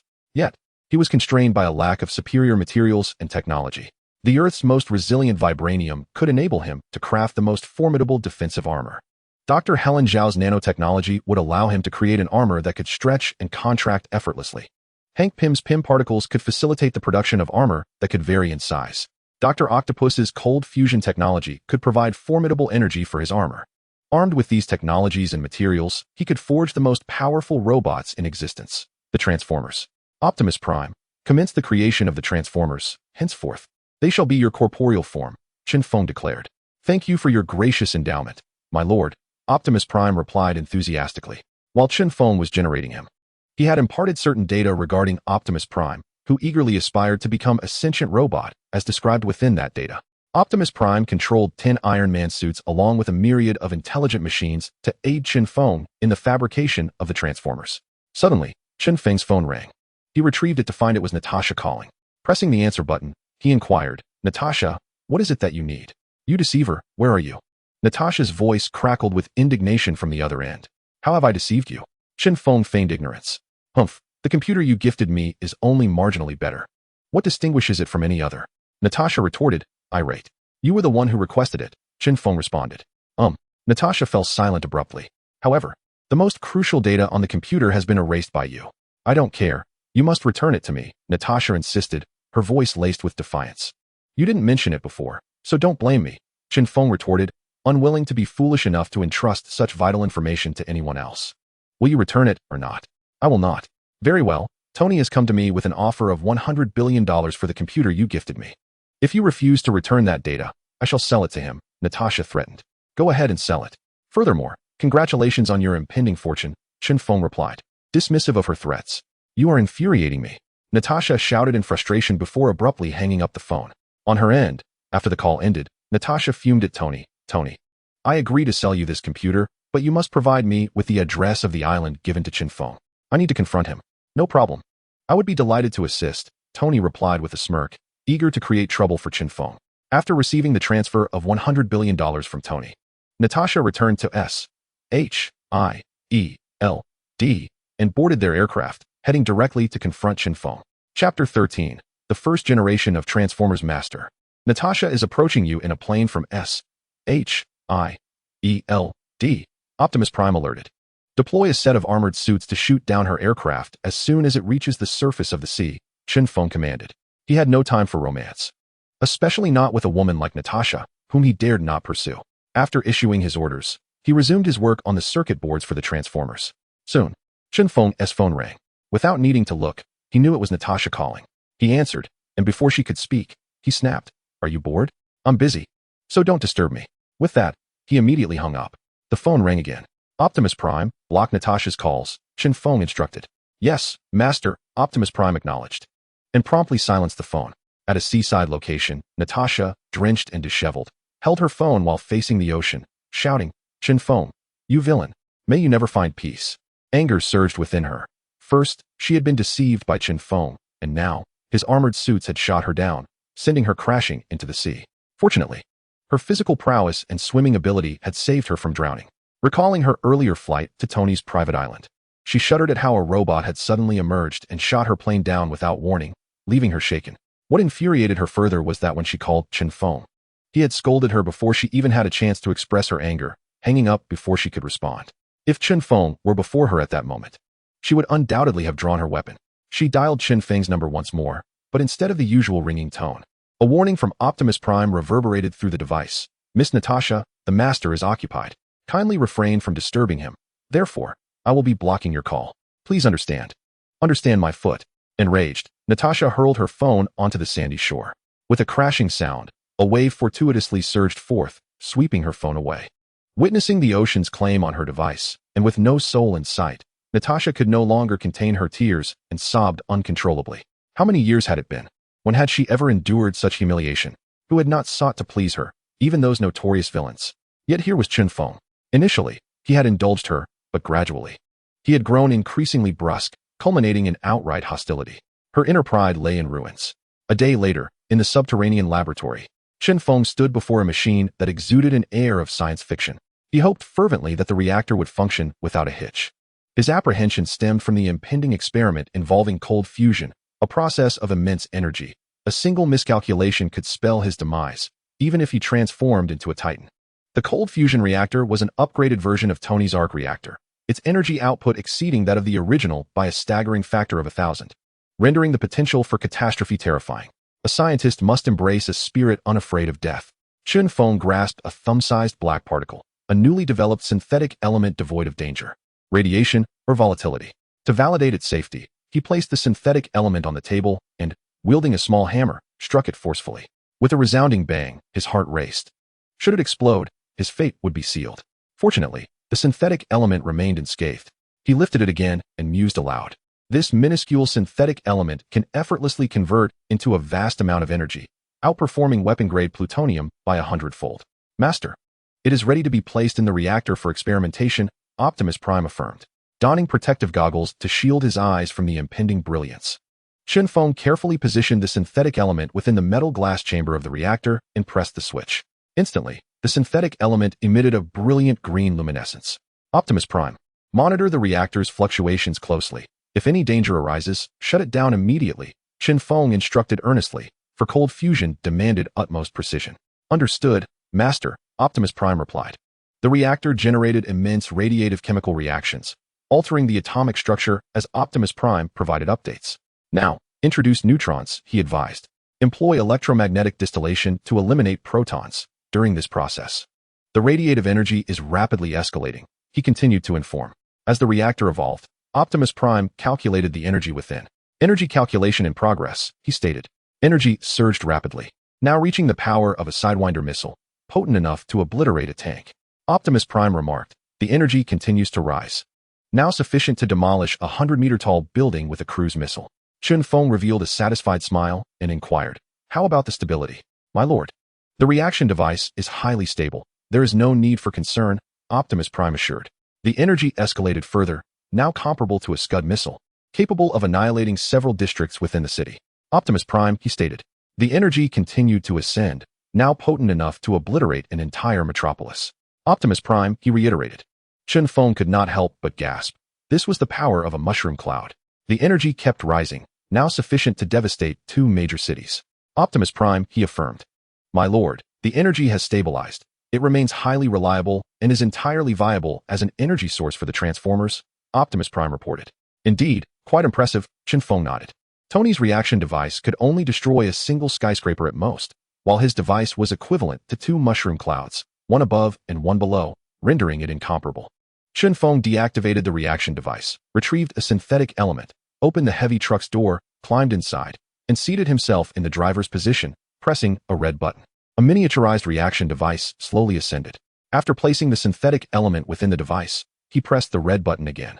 The reaction device descended, merging with the heavy truck. Boom. The powerful sound of energy surged forth. Then, Optimus Prime's voice resonated within the vehicle. My lord, all functionalities are normal. Optimus Prime, open the ceiling, Chen Feng commanded. Understood. My lord, Optimus Prime replied, promptly controlling the ceiling to open slowly. As the ceiling revealed the sky, Optimus Prime transformed into his robot form. Transform now, Optimus Prime. Chen Feng commanded. Affirmative, my lord, Optimus Prime complied. With a series of clicks, the heavy truck swiftly morphed into an imposing robot, towering at 85 meters, exuding an aura of majesty and authority. At this moment, Chen Feng was enveloped within the machine, able to control the Transformer at will. With a mere thought, he signaled to Optimus Prime, who immediately directed the Transformer to unleash a powerful gust from beneath its feet. Chapter 14. Awakening the Psychic Force with a Thunderous Roar.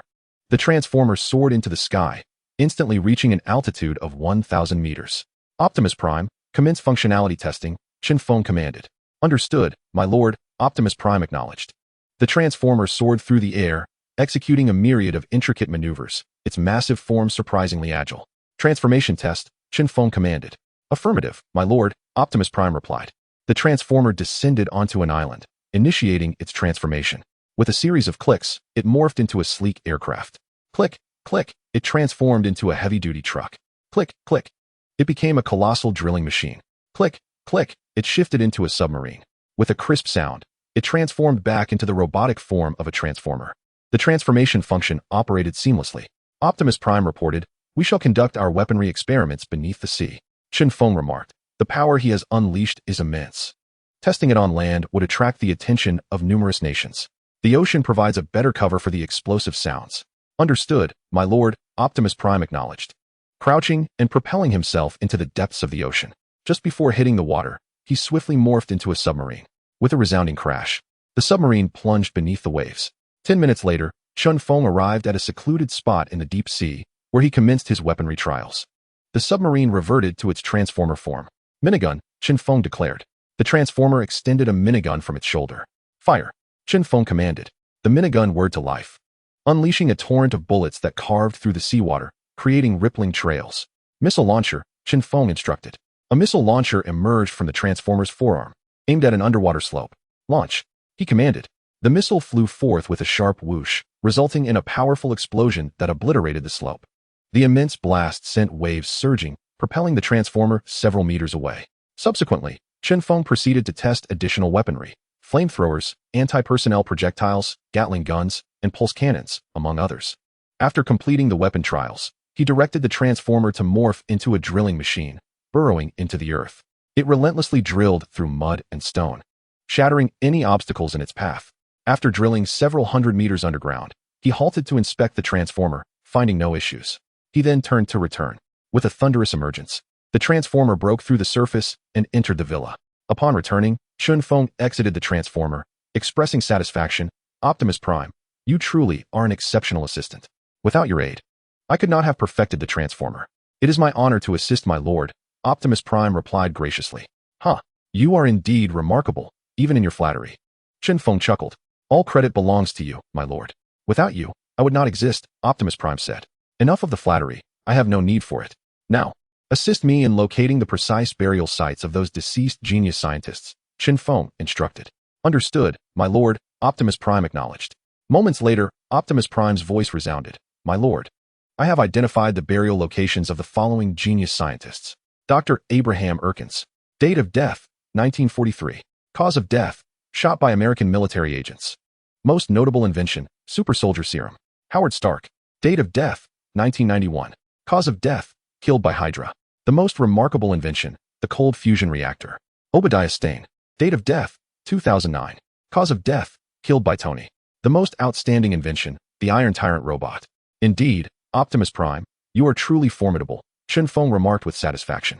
The deceased scientists Optimus Prime had identified were all exceptional minds. Should he extract their genes, he would ascend to become the most intelligent scientist in existence. The mere thought exhilarated him. After satisfying his hunger, Chen Feng donned the Transformer's suit once more, departing from his private island to commence his gene extraction journey. With the precise locations provided by Optimus Prime, he effortlessly located the graves of these scientists. However, due to the presence of guards during the day, he found it inconvenient to act. Thus, he chose to operate under the cover of night. In the United States and other countries like France, Canada, and Japan, Chen Feng traversed the skies. As he extracted the genes of the 10th deceased scientist, his system chimed once more. Ding!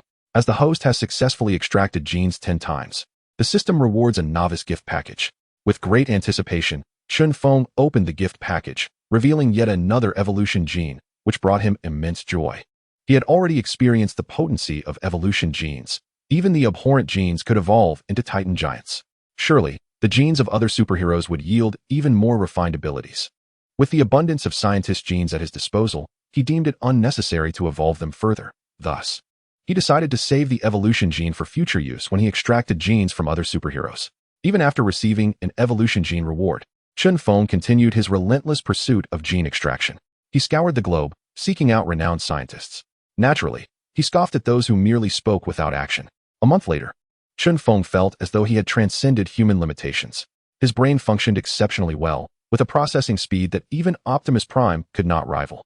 It is worth noting that Optimus Prime could utilize all the world's computers to assist in calculations. Chen Feng perceived not merely the outward appearance of things, but their intrinsic essence, including their composition and functions, and he found himself pondering deeply. He could even sense some forms of energy present in the air. My goodness, this sensation is absolutely extraordinary, Chen Feng marveled, astonished by his own capabilities. Master, I can detect the energy fluctuations in your brain. They are substantial. Even capable of influencing me, Optimus Prime observed. Could it be? Chen Feng responded in disbelief. Indeed, Master, Optimus Prime affirmed. Are the energy fluctuations of the brain indicative of mental power? Chen Feng mused aloud, recalling a character from the film X-Men, a professor renowned for his unparalleled mental strength. Capable of controlling others' minds from miles away, Chen Feng produced a toothpick, focusing his thoughts intently, envisioning it taking flight. To his astonishment, the toothpick indeed began to wobble and ascend into the air. Ha ha ha, my mind has become remarkably powerful. This is truly wonderful, Chen Feng exclaimed with manic delight. However, as he laughed, the toothpick fell to the ground. Mental prowess, once unleashed, was impervious to any obstruction, save for a helmet akin to Magneto's. This extraordinary ability, he resolved, must be honed to perfection. Chapter 15. The Abduction of Dr. Zhao Hailuan. Optimus Prime. We shall journey to the land of cold to locate Dr. Zhao Hailuan, commanded Chen Feng. Understood, my lord, replied Optimus Prime, accepting the order.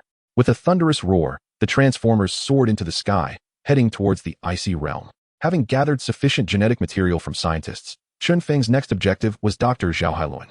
Dr. Zhao Hailuan, though briefly featured in Avengers: Age of Ultron, remained relatively obscure and low profile.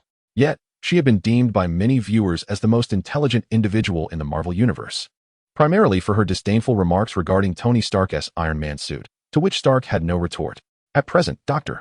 Zhao Hailuan had yet to develop nanotechnology and regenerative cradle technology, but Chen Feng believed that if he provided her with the right insights, she would undoubtedly expedite the development of these technologies. The Transformers possessed cloaking capabilities, allowing Chen Feng to enter the land of cold undetected. With Optimus Prime by his side, locating a living person proved to be a trivial task. Based on the intelligence he had gathered, Chen Feng directed the Transformers to land atop a heavily fortified base.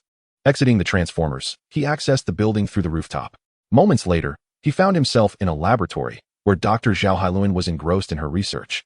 Clad in a white lab coat, examining various vials containing dark substances, her exquisite features, graceful figure, and earnest demeanor were utterly captivating, and Chen Feng was instantly entranced. Sensing a presence, Dr. Zhao turned and was met with the sight of a burly stranger, immediately heightening her vigilance as she guarded her mouth with her hands. "Who are you?" she inquired sharply. "I am Chen Feng, a citizen of Huagua. Please do not be alarmed. I harbor no ill intentions," he replied gently. "I have not seen you around the base," Dr. Zhao remarked. "I am not affiliated with your facility. I have come specifically to seek you out," Chen Feng clarified. "Why are you looking for me?" "I do not know you," she said, her anxiety palpable. "I wish to propose a collaboration," Chen Feng smiled. "A collaboration for what purpose?" Dr. Zhao asked, puzzled. Chen Feng raised his arm, and the holographic projector on his wrist illuminated a dynamic image.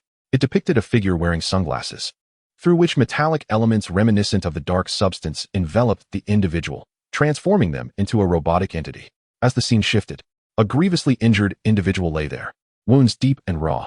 Yet, after a brief sojourn in the regeneration chamber, they emerged lively and unscathed. Their injuries vanished. Witnessing these remarkable advancements, Zhao Hailuan was deeply moved, exclaiming, "What kind of technology is this?" "Nanotechnology and regenerative cradle technology," Chen Feng replied. "What do you mean by showing me this?" Zhao Hailuan questioned, perplexed. "These two technologies are merely my preliminary concepts. They have not yet been developed, which is why I seek your assistance," Chen Feng explained. "I'm afraid the state would not permit me to leave," Zhao Hailuan declined. Although she was intrigued by Chen Feng's proposed technologies and wished to partake in their development, she hesitated to follow a stranger who had suddenly appeared, fearing he might harbor ill intentions. "Accompany me, and I shall provide you with what you desire, as well as robust support for your research. What do you say?" Chen Feng coaxed. "Our government has always been supportive of me. I do not require your assistance." Zhao Hailuan firmly rejected. With a pained expression, Chen Feng pondered for a moment before a spark of inspiration struck him. He smiled and remarked, "Aren't you curious as to how I managed to locate you without the base discovering my presence?" "How could that be?" Zhao Hailuan questioned, aware that her base, constructed by the state, was heavily guarded by numerous soldiers and equipped with signal jammers. It was virtually impossible for an outsider to find this base, let alone enter undetected and pinpoint her exact location. "Because I am sent by SHIELD. You can verify it with my credentials," Chen Feng stated, producing the identification issued to him by SHIELD. As a key figure cultivated by the state, Zhao Hailuan had certainly heard of SHIELD's esteemed reputation. She accepted the credentials, scrutinizing them carefully, before approaching the computer to input a series of codes. The screen flickered, revealing SHIELD's official website. Upon entering the code from Chen Feng's credentials, she quickly found his information.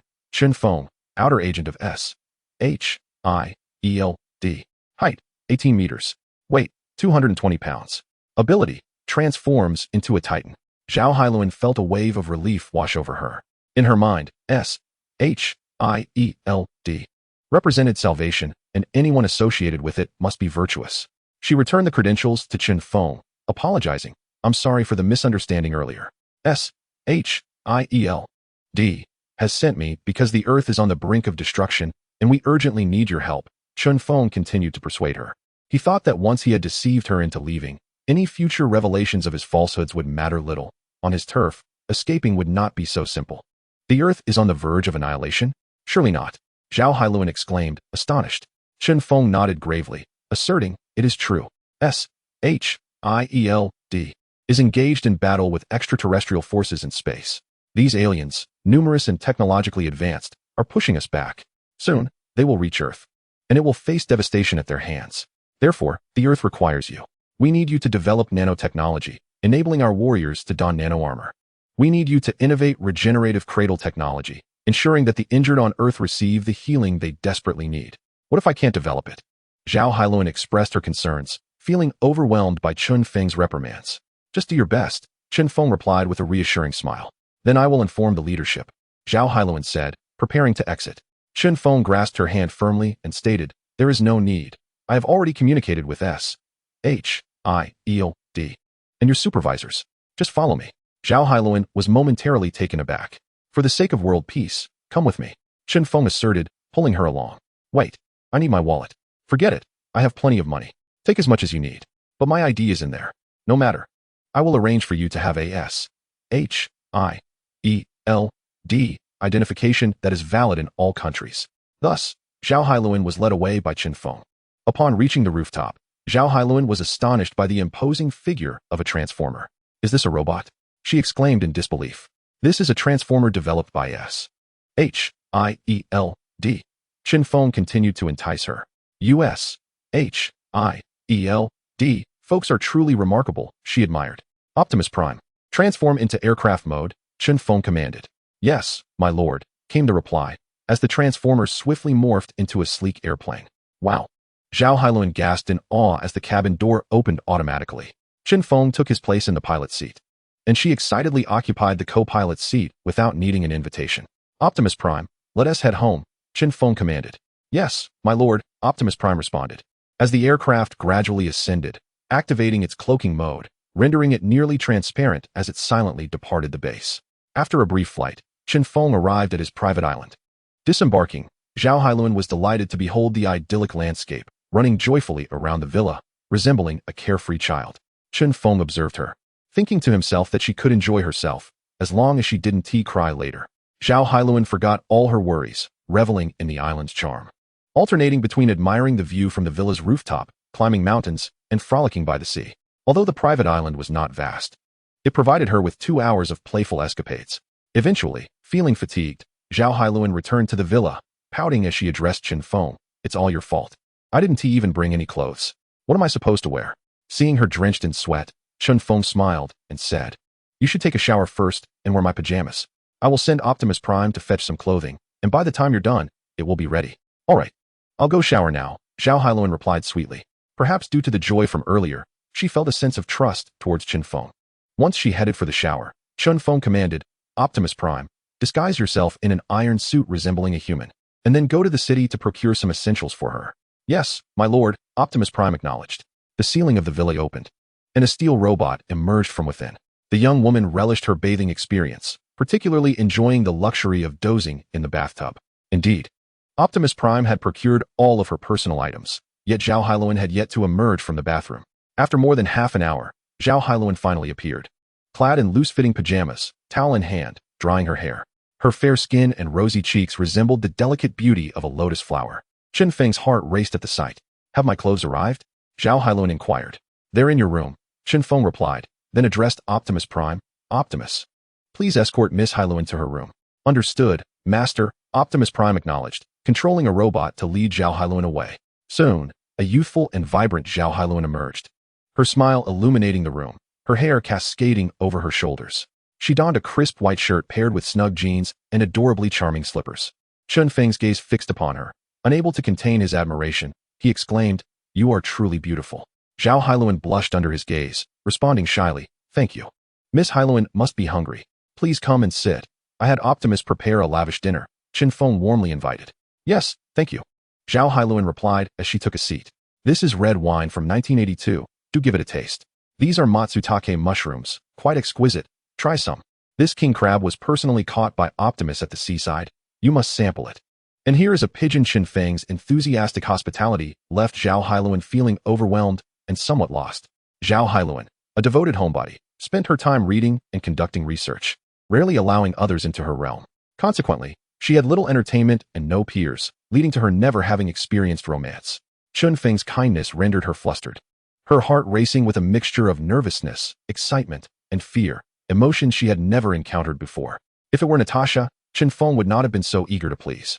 But Zhao Hailuan was breathtakingly beautiful, youthful, and radiated a sunny disposition, coupled with an innocent charm unlike Natasha, whose approach to relationships was as casual as dining. Thus, if Chen Feng were to consider marriage, his ideal partner would undoubtedly be someone like Zhao Hailuan. After a dinner filled with trepidation, Zhao Hailuan hastily departed, unable to withstand Chen Feng's fervent hospitality. As he watched her retreating figure, Chen Feng confidently remarked, Now that you are here, there is no escape. Setting aside his sentiments, Chen Feng began to articulate his understanding of nanotechnology and regenerative cradle technology from the films he had seen, hoping to expedite Zhao Hailuan's research endeavors. Of course, he could develop the technology himself, but that would take an inordinate amount of time. He was reluctant to wait, especially with other projects awaiting his attention. If he were to tackle everything alone, it would take decades to complete. The following day, after finishing breakfast, Chen Feng escorted Miss Zhao Hailuan to the underground laboratory. Miss Hailuan, from now on, you will conduct your experiments here. Should you require anything, feel free to consult Optimus Prime. He will assist you, Chen Feng stated. All right, thank you, Zhao Hailuan replied sweetly. I will be away for a while, which means you will be the only one on the island during this time. Is that acceptable? Chen Feng inquired. No problem at all. As long as there is a laboratory, I can remain here for a lifetime without feeling lonely, Zhao Hailuan smiled. That's wonderful, Chen Feng thought, feeling gratified. What a splendid girl she is, thoughtful, obedient, innocent, beautiful, and intelligent. She was nothing short of perfection. Alas, this was a perilous world of Marvel. Otherwise, he would have wished to spend eternity on the isolated island with Zhao Hailuan. Reluctantly, Chen Feng piloted the transformer away from the private island. Next on Chen Feng's agenda was to locate Hank Pym. Hank Pym's Pym particles possess the remarkable ability to alter the size of any object with sufficient energy. Even a speck of dust could transform into a planet, just as a planet could be reduced to a mere grain of dust. With Pym particles, the transformers he creates could undergo astonishing transformations in size. However, that was not the crux of the matter. The true significance lay in the ability to enlarge scarce resources, enabling infinite acquisition. For instance, vibranium is exceedingly rare worldwide, but with Pym particles, it could be enlarged for limitless extraction. Upon arriving in the city where Hank resided, Chen Feng instructed the transformer to land and transform into a heavy-duty truck. The truck roared with power, speeding along the road. As it came to a halt, the tires screeched against the pavement. Chen Feng stepped out of the vehicle and commanded, Optimus Prime, please park the truck. Understood, my lord, Optimus Prime responded dutifully. Standing before a tall building, Chen Feng gazed up at the prominent sign that read Pym Technologies. Founded by Hank, Pym Technologies specializes in the research of Pym particles. Chen Feng entered the establishment and approached the receptionist, saying, Hello, I am here to see Mr. Hank. Sir, do you have an appointment? The courteous receptionist inquired. No, but please inform him that I am with S.H.I.E.L.D., and he will certainly agree to meet with me, Chen Feng replied, aware of the significant leverage that S.H.I.E.L.D.'s name afforded him. Were S.H.I.E.L.D. to discover that Chen Feng was brandishing their credentials to deceive others, he would undoubtedly face termination. Chapter 17. Collaboration with Dr. Hank. The receptionist made a phone call, and, after hanging up, stood and politely addressed Chen Feng. Sir, please hold on for a moment. Secretary Sue will come to escort you to meet our boss. After a brief wait, a short-haired beauty approached and said to Chen Feng, Hello, Mr. Chen, I am Mr. Hank's secretary, please follow me. Very well, Chen Feng replied, trailing behind the secretary. Upon entering Hank's office, Chen Feng boldly seated himself and spoke directly. Mr. Hank, greetings. I come on behalf of S.H.I.E.L.D. To be forthright, we desire your Pym particles. Name your price. Hank reclined in his executive chair, exuding an air of casual indifference, and replied, What is it that you seek? To manufacture weapons to safeguard the earth, Chen Feng declared with righteous conviction. If it is weaponry you seek, I cannot acquiesce, Hank retorted, for he was an opponent of war, a stance that had led to a rift with his apprentice. Darren Cross. Mr. Hank, you must recognize the perilous state of our world. Alien beings have repeatedly descended upon Earth, each incursion inflicting catastrophic damage. Without sufficiently powerful weaponry, humanity risks either enslavement or annihilation at the hands of these extraterrestrial forces. As a brilliant scientist, do you not feel a sense of responsibility? If everyone clings to their assets, who will remain to protect you and your wife and daughter? Chen Feng implored. Hank abruptly straightened, agitation evident as he inquired. You just mentioned protecting my wife. You know she is alive. Where is she? Tell me, and I shall relinquish the Pym particles. Chen Feng's heart leapt with hope. This was promising. Your wife, Janet, is not dead but resides within the quantum realm, he replied. Hank rose, trembling with excitement, his voice quivering. Is it truly so? Indeed. Your wife is lost in the quantum realm, and due to her prolonged exposure there, her body has absorbed a vast amount of quantum energy, rendering her unchanged in appearance. Just as you remember her, Chen Feng stated. He spoke truthfully, having gleaned this information from Ant-Man and the Wasp. Splendid. I knew Janet was alive, Hank exclaimed joyfully. He and his wife shared a profound love, and he had dedicated himself to unraveling the mysteries of the quantum realm in hopes of rescuing her. Then, can you grant me the Pym particles? Chen Feng inquired with a sly grin. Hank replied enthusiastically, absolutely. Not only will I provide you with the Pym particles, but I will also share the technology for extracting them. Chen Feng could scarcely believe it. Is this for real? He asked incredulously. Hank nodded solemnly. Indeed. But you must assist me in rescuing my wife, Janet. Extending his right hand, Chen Feng proclaimed, to a fruitful partnership. At that moment, a slender woman with short hair and fiery red lips burst through the door, exclaiming, "Dad, you cannot collaborate with him. He is deceiving you. Hope, that is most disrespectful. How can you speak in such a manner? Mr. Chen is a representative of S.H.I.E.L.D.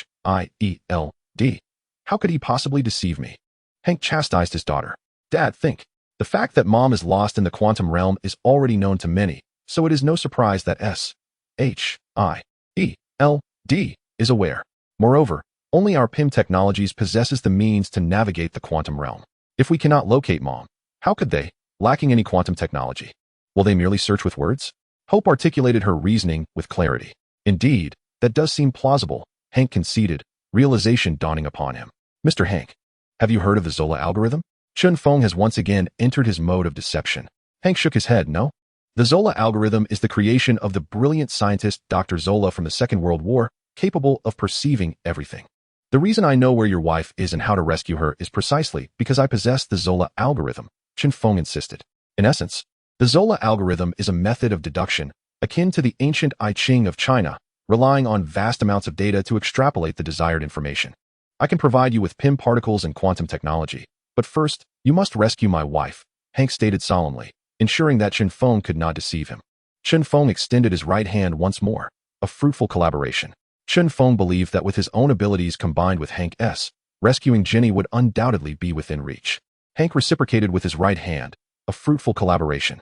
"To expedite our research in the quantum realm, I recommend you accompany me to my residence on an island, where various materials for research are available, along with other scientists," Chen Feng suggested.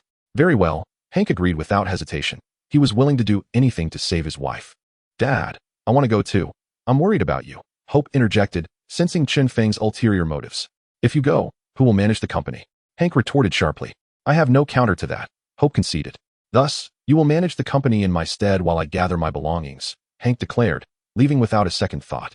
After Hank departed, Hope approached Chen Feng, disregarding his imposing physique, and coldly threatened, "If you dare to deceive my father or harm him, I assure you, I will not spare you."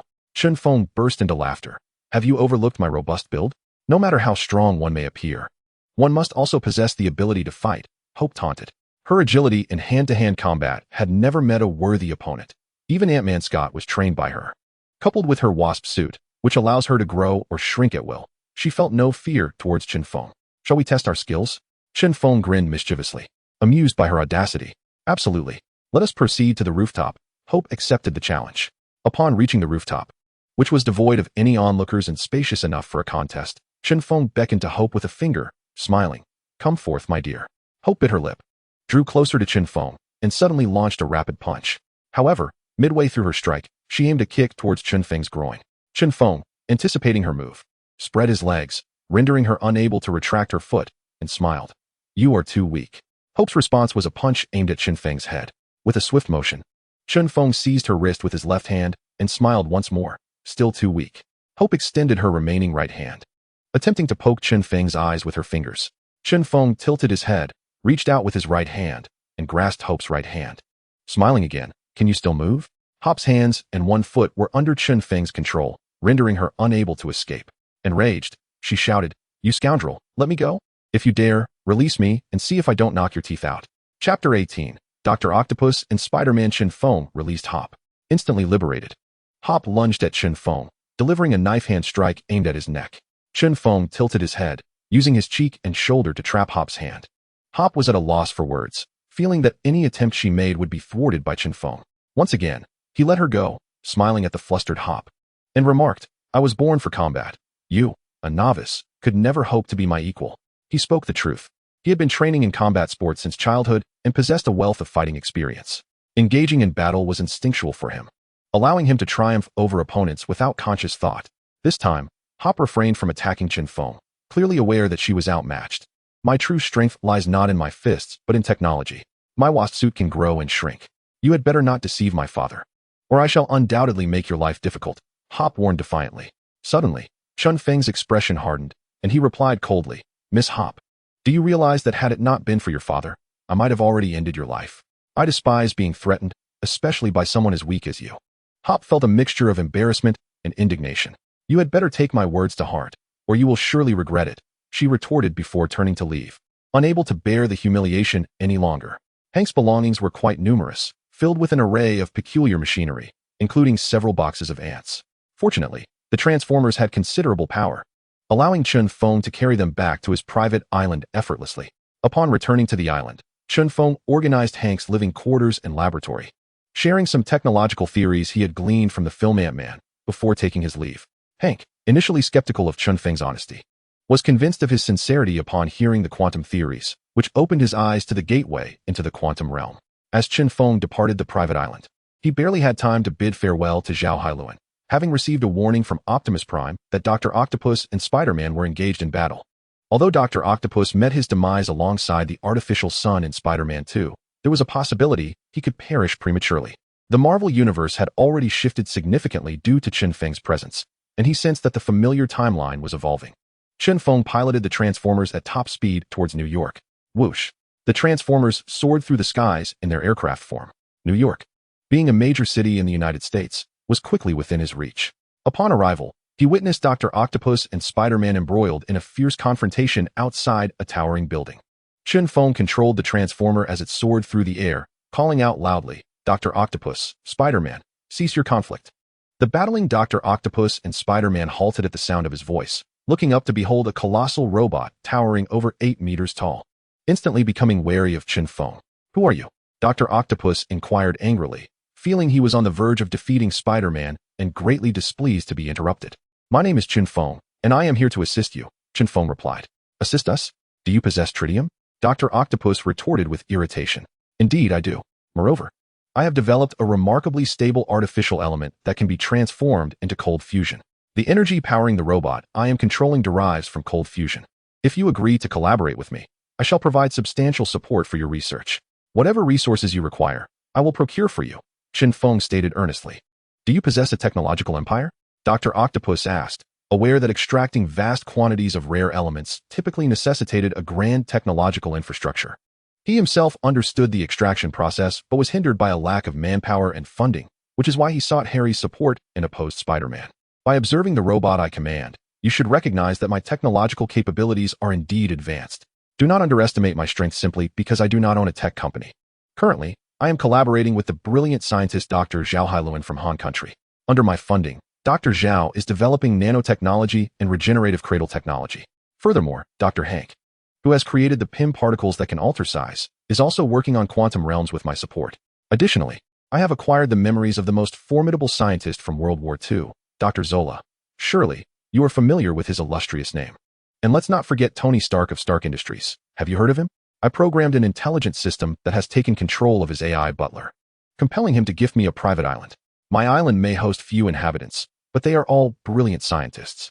Therefore, by joining my team, your dream of creating an artificial sun will undoubtedly come to fruition." Dr. Octopus was moved. This opportunity surpassed Harry's support not only in material terms, but also in facilitating collaboration with other scientists. He then said, "What must I offer in return for this partnership?" "Share with me the results of your research," Chen Feng replied. "Very well, I agree," Dr. Octopus responded, turning to glare at Spider-Man, exclaiming, "However, first, I must eliminate this spider." Dr. Octopus believed that the failure of his previous artificial sun experiment was solely due to Spider-Man's interference when he disconnected the power supply, preventing him from controlling the device. Thus, he felt compelled to kill Spider-Man to quell his inner resentment. Spider-Man, Peter, quickly sought refuge, turning to Chen Feng for assistance. "Chen Feng, did you not say you came to aid us? You've helped Dr. Octopus, but what about me? Can you persuade Dr. Octopus to release Mary?" "Dr. Octopus, could you perhaps consider releasing his girlfriend for my sake?" Chen Feng remarked, expressing that he was only interested in extracting Spider-Man's genes. Otherwise, he would hardly bother. Dr. Octopus cast a discontented glance at Chen Feng, retorting that if he wished to collaborate, he should refrain from meddling. With that, he directed his mechanical tentacles to assault Spider-Man. Spider-Man swiftly shot out a web, anchoring it to the wall. With a quick tug, he propelled himself away from his original position, successfully evading Dr. Octopus's attack. The mechanical tentacles of Dr. Octopus pounded the wall, creating numerous dents, demonstrating their formidable grip as he scurried across the surface with astounding agility. Observing the fierce confrontation between Dr. Octopus and Spider-Man, Chen Feng felt a throbbing headache. What should he do? He desired Dr. Octopus's artificial sun technology, as it was a vital energy source for the Transformers. Furthermore, he yearned for Spider-Man's genes. Possessing them would enhance his ordinary form, granting him increased strength, agility, and rapid reflexes. Chapter 19. Transformers against the train engine. If Chen Feng were to assist Dr. Octopus in dealing with Spider-Man, the latter would undoubtedly resist the extraction of his genes. Conversely, aiding Spider-Man in defeating Dr. Octopus would surely incite the latter's wrath, resulting in a refusal to cooperate and potentially turning him into an adversary. Suddenly, an idea sparked in Chen Feng's mind, a brilliant plan. If he could rescue Spider-Man's girlfriend, Mary, then Spider-Man would be free to depart without concern. Given Spider-Man's agility, Dr. Octopus would certainly be unable to pursue him. While Chen Feng contemplated these thoughts, Dr. Octopus and Spider-Man had already begun their battle atop the train engine. In the film, Dr. Octopus found himself at a disadvantage against Spider-Man, and in a fit of rage, he sabotaged the train's braking and acceleration systems, nearly causing Spider-Man to perish while attempting to save the passengers aboard. In the narrative, Dr. Octopus had promised Harry to capture Spider-Man alive, which restrained his actions. But now that he had committed to collaborating with Chen Feng, any lingering reservations were gone. Dr. Octopus would undoubtedly wreak havoc on the train systems again, obstructing Spider-Man's efforts to save the people on board. If I leave, everyone on the train will perish. Should I save them or not? Chen Feng murmured to himself. On the train engine, Dr. Octopus was kicked off by Spider-Man. His mechanical tentacles proved resilient, as they grasped the edge of the train engine just as he was about to fall, shattering the glass window to enter the cockpit. What are you doing? The driver exclaimed in panic. In a swift motion, Dr. Octopus's mechanical tentacle struck, killing the driver instantly. You claim to admire heroes? Then I shall grant you that privilege once more, Dr. Octopus sneered. He seized the acceleration lever and pushed it upward. The train's power surged, rapidly increasing its speed. Thereafter, he smashed the braking and acceleration systems before exiting the cockpit. Returning to the locomotive, he tossed the brake lever to Spider-Man with a sinister grin, declaring, I have sabotaged the train's system. It can no longer brake and will accelerate uncontrollably until it reaches its destination, whereupon it will crash and explode. Spider-Man was momentarily taken aback. Dr. Octopus, indifferent to the fate of the passengers aboard, seized the opportunity while Spider-Man was stunned and launched a surprise attack. His mechanical tentacles, like daggers, aimed directly at Spider-Man's heart. However, Spider-Man's heightened sixth sense detected the imminent danger, prompting him to instinctively fall backward, narrowly evading the lethal strike. Subsequently, he rolled and, using both hands and feet, climbed into the cockpit. Upon witnessing the devastation within, worry etched across his face. He thought, what to do? What to do? There are so many people on this train. How can I save them? As the train accelerated, the passengers began to sense something was amiss, panic setting in. The more timid among them cried out for help. Help! Oh please, someone save my child. What should we do? Jumping off could lead to a fatal fall. Yet staying aboard means certain death. Who can tell me? Hello, police. I'm on a train that 2 monsters have sabotaged. It's speeding out of control. Please, hurry and rescue us. The cries for assistance, the wails of despair, and the frightened sobs of children filled the air, compelling Chen Feng to act. Though not a paragon of virtue, he could not remain indifferent to the plight of so many innocent lives on the brink of disaster. He began piloting his transformer towards the locomotive.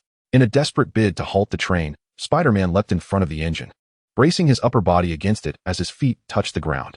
Crack! The fixed rails began to splinter under the strain. Within mere seconds, Spider-Man could no longer endure the pressure. His feet felt as if they were aflame, forcing him to rise and cling to the front of the train. What now? Is there no other way? If all aboard perish, it will be your incompetence that has slain them, Dr. Octopus taunted, deliberately refraining from attacking Spider-Man, eager to observe how he would attempt to save the passengers. Forgetting the banter with Dr. Octopus, Spider-Man pondered for a moment before making a decision. He spread his arms wide, launching strands of webbing from his wrists. Bang! Bang! Bang! The webs snapped under the strain. Undeterred, Spider-Man shot forth more webs, anchoring them to the buildings on either side. Chen Feng arrived, addressing Spider-Man. Step aside. Let me take over. Spider-Man, while shooting an abundance of webbing, retorted. Let us work together. Chen Feng, do you still wish to collaborate? Dr. Octopus expressed his displeasure. The passengers are innocent, Chen Feng countered, then maneuvered his transformer downward. Upon landing, he seized Spider-Man and tossed him into the cockpit, as Spider-Man was obstructing his path. He positioned his transformer against the front of the train, limbs extended forward, and activated the jet system to its fullest capacity. The train, hindered by the resistance of the transformers, began to slow down abruptly. Optimus, increase the thrust, commanded Chen Feng. Understood, my lord, replied Optimus, obeying the order. The limbs of the transformers expelled a more powerful jet of gas, causing the train to decelerate further. The passengers, who had been anxiously gripping their seats, began to feel a sense of relief. Suddenly, Chen Feng pondered a critical issue. The train was still in motion. He turned to Spider-Man and said, "Peter, quickly disable all systems in the locomotive." "On it." Spider-Man responded, grabbing a wrench and starting to smash the controls of the train's engine. As he worked, Spider-Man abruptly halted, astonished, and exclaimed, "How did you know my name is Peter? There are many who know your name. It's you who are unaware. Every time you apprehend a villain, someone is watching," Chen Feng replied. He had learned from Optimus that S-H-I-E-L-D supervised Peter. What? Spider-Man was taken aback. He had always believed his identity was well concealed, even from his closest acquaintances, yet it was shocking to discover that so many were aware of his true self. "Get on with it. If you don't stop the train soon, I won't be responsible for what happens next," Chen Feng admonished. Although he had managed to slow the train, it was still hurtling forward. If he let go, it would accelerate again, and only by completely disabling the train could it be brought to a halt. Right. Spider-Man resumed his efforts. With a series of loud bangs, he demolished the equipment in the cockpit. Meanwhile, Dr. Octopus found himself in a dilemma. Chen Feng's robot, towering at over 8 meters, was capable of halting even a speeding train, and he realized that confronting Chen Feng was not a wise decision. Thus, he chose to postpone his battle with Spider-Man until he could rescue the passengers from the train. Once Spider-Man had rendered the train inoperative, it gradually came to a stop under the Transformers' obstruction. Chapter 20. The rescue of the fair Mary. As soon as the train halted, Dr. Octopus sprang into action. 2 mechanical tentacles secured the train, while the other 2 arched outward, launching an attack on Spider-Man. Just as Spider-Man was celebrating the safety of the passengers, he was ensnared by the mechanical appendages of Dr. Octopus, which possessed immense strength, rendering him immobile. However, Spider-Man had his webbing. He shot out a strand of webbing, yanking Dr. Octopus towards a building's wall. Ever since Chen Feng discovered his ability to extract the genes of the deceased, he had become indifferent to the fate of superheroes. For instance, at that moment, he had the capacity to eliminate Spider-Man and subsequently extract his genes. Yet, Spider-Man was a beloved hero, and Chen Feng could not bring himself to kill him, especially since Spider-Man was fundamentally a good person. Moreover, should he take Spider-Man's life, S-H-I-E-L-D would undoubtedly seek retribution. His reputation would undoubtedly be tarnished, despised by all humanity for having slain Spider-Man. Optimus Prime, lock on to Dr. Octopus's experimental base. "We must proceed to rescue Mary," Chen Feng commanded, hoping that this would be sufficient assistance to Spider-Man, and that he would willingly allow him to extract his genes later. "Understood, my lord," Optimus Prime replied. "The location has been secured. Mary is presently safe, with no one around her," he continued. "Let us go and save her," Chen Feng urged. The Transformers soared into the sky, vanishing within mere moments. Within seconds, Chen Feng located Dr. Octopus's laboratory. Once a spacious and vintage building, it now lay in disarray, its dilapidated state visible from the outside, perhaps due to Dr. Octopus's experiments with artificial suns. The police had sealed off the area out of concern for radiation, leaving it devoid of any presence. Chen Feng emerged from the Transformer and stepped inside. A swift glance around revealed a corner where a beautiful woman was suspended. With disheveled golden hair and her hands bound, she bore an iron chain around her waist, creating a scene that was somewhat provocative, stirring unwelcome thoughts. Upon noticing the stranger's entrance, Mary quickly called out, "Hey, over here. Help me. I've been captured by a villain." Chen Feng approached and untied the ropes binding her wrists, then removed the chain from her waist. Grateful for her newfound freedom, Mary expressed, "I'm Mary. Thank you for rescuing me." "No need for thanks. I'm here at the request of your boyfriend, Peter," Chen Feng smiled. "Peter? I knew he would find a way to save me," Mary replied with delight. "Enough of that. Dr. Octopus is using you to threaten Peter, making it difficult for him at every turn. I need to take you to a safe place and then inform Peter to steer clear of Dr. Octopus," Chen Feng stated. Mary nodded in agreement. "All right, thank you. I will follow your lead." As they exited, Mary gasped at the towering Transformer, standing at an impressive 85 meters. "Wow, it's enormous," she exclaimed. Chen Feng chuckled. "You say it's big, but that could easily be misinterpreted. Is this your robot?" Mary inquired, astonished.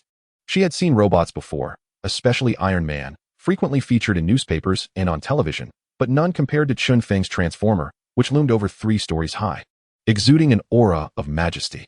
"Yes, he is the first-generation Transformer, known as Optimus Prime," Chen Feng introduced. "You're quite impressive," Mary admired.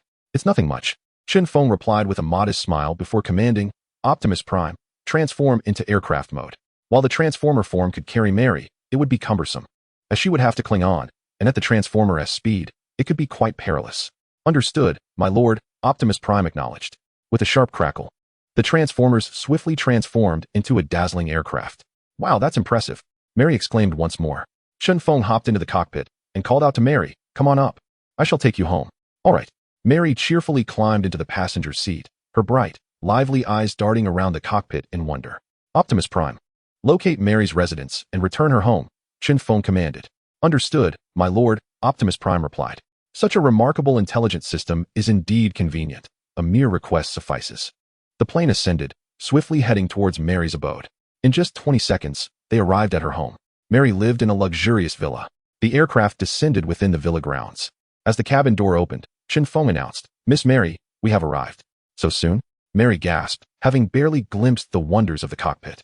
The speed was simply astounding. Chen Feng nodded. "Indeed, it is that fast. But I haven't had enough of this experience.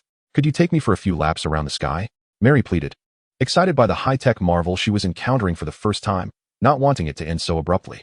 "Miss Mary, if you delay, your boyfriend Peter will be in peril from Dr. Octopus," Chen Feng reminded her. "Oh." Mary suddenly recalled her boyfriend and hurried off the plane. "Miss Mary, once Peter returns, please have a thorough discussion with him to ensure his cooperation in a task I require. That would be a fitting way to repay me," Chen Feng suggested. Mary nodded earnestly. "Yes, I will speak with him." Chen Feng waved goodbye. "Farewell, and perhaps I shall take you to space one day." Mary clasped her hands together in excitement. "Really? Could we go tomorrow? What a romantic adventure it would be. It's a dream I've always cherished." Chen Feng had mentioned it casually, not realizing Mary truly wished to journey into space. He himself had never been to space. "If you can convince Peter to cooperate with me on a matter without any adverse effects on him, as long as he is willing, I shall take you to space for some fun. Does that sound agreeable?" Chen Feng proposed. Mary nodded vigorously. "All right. Optimus Prime, let us seek out Dr. Octopus and his crew," Chen Feng commanded. "Understood, my lord," Optimus Prime affirmed. The aircraft ascended, departing from Mary's home.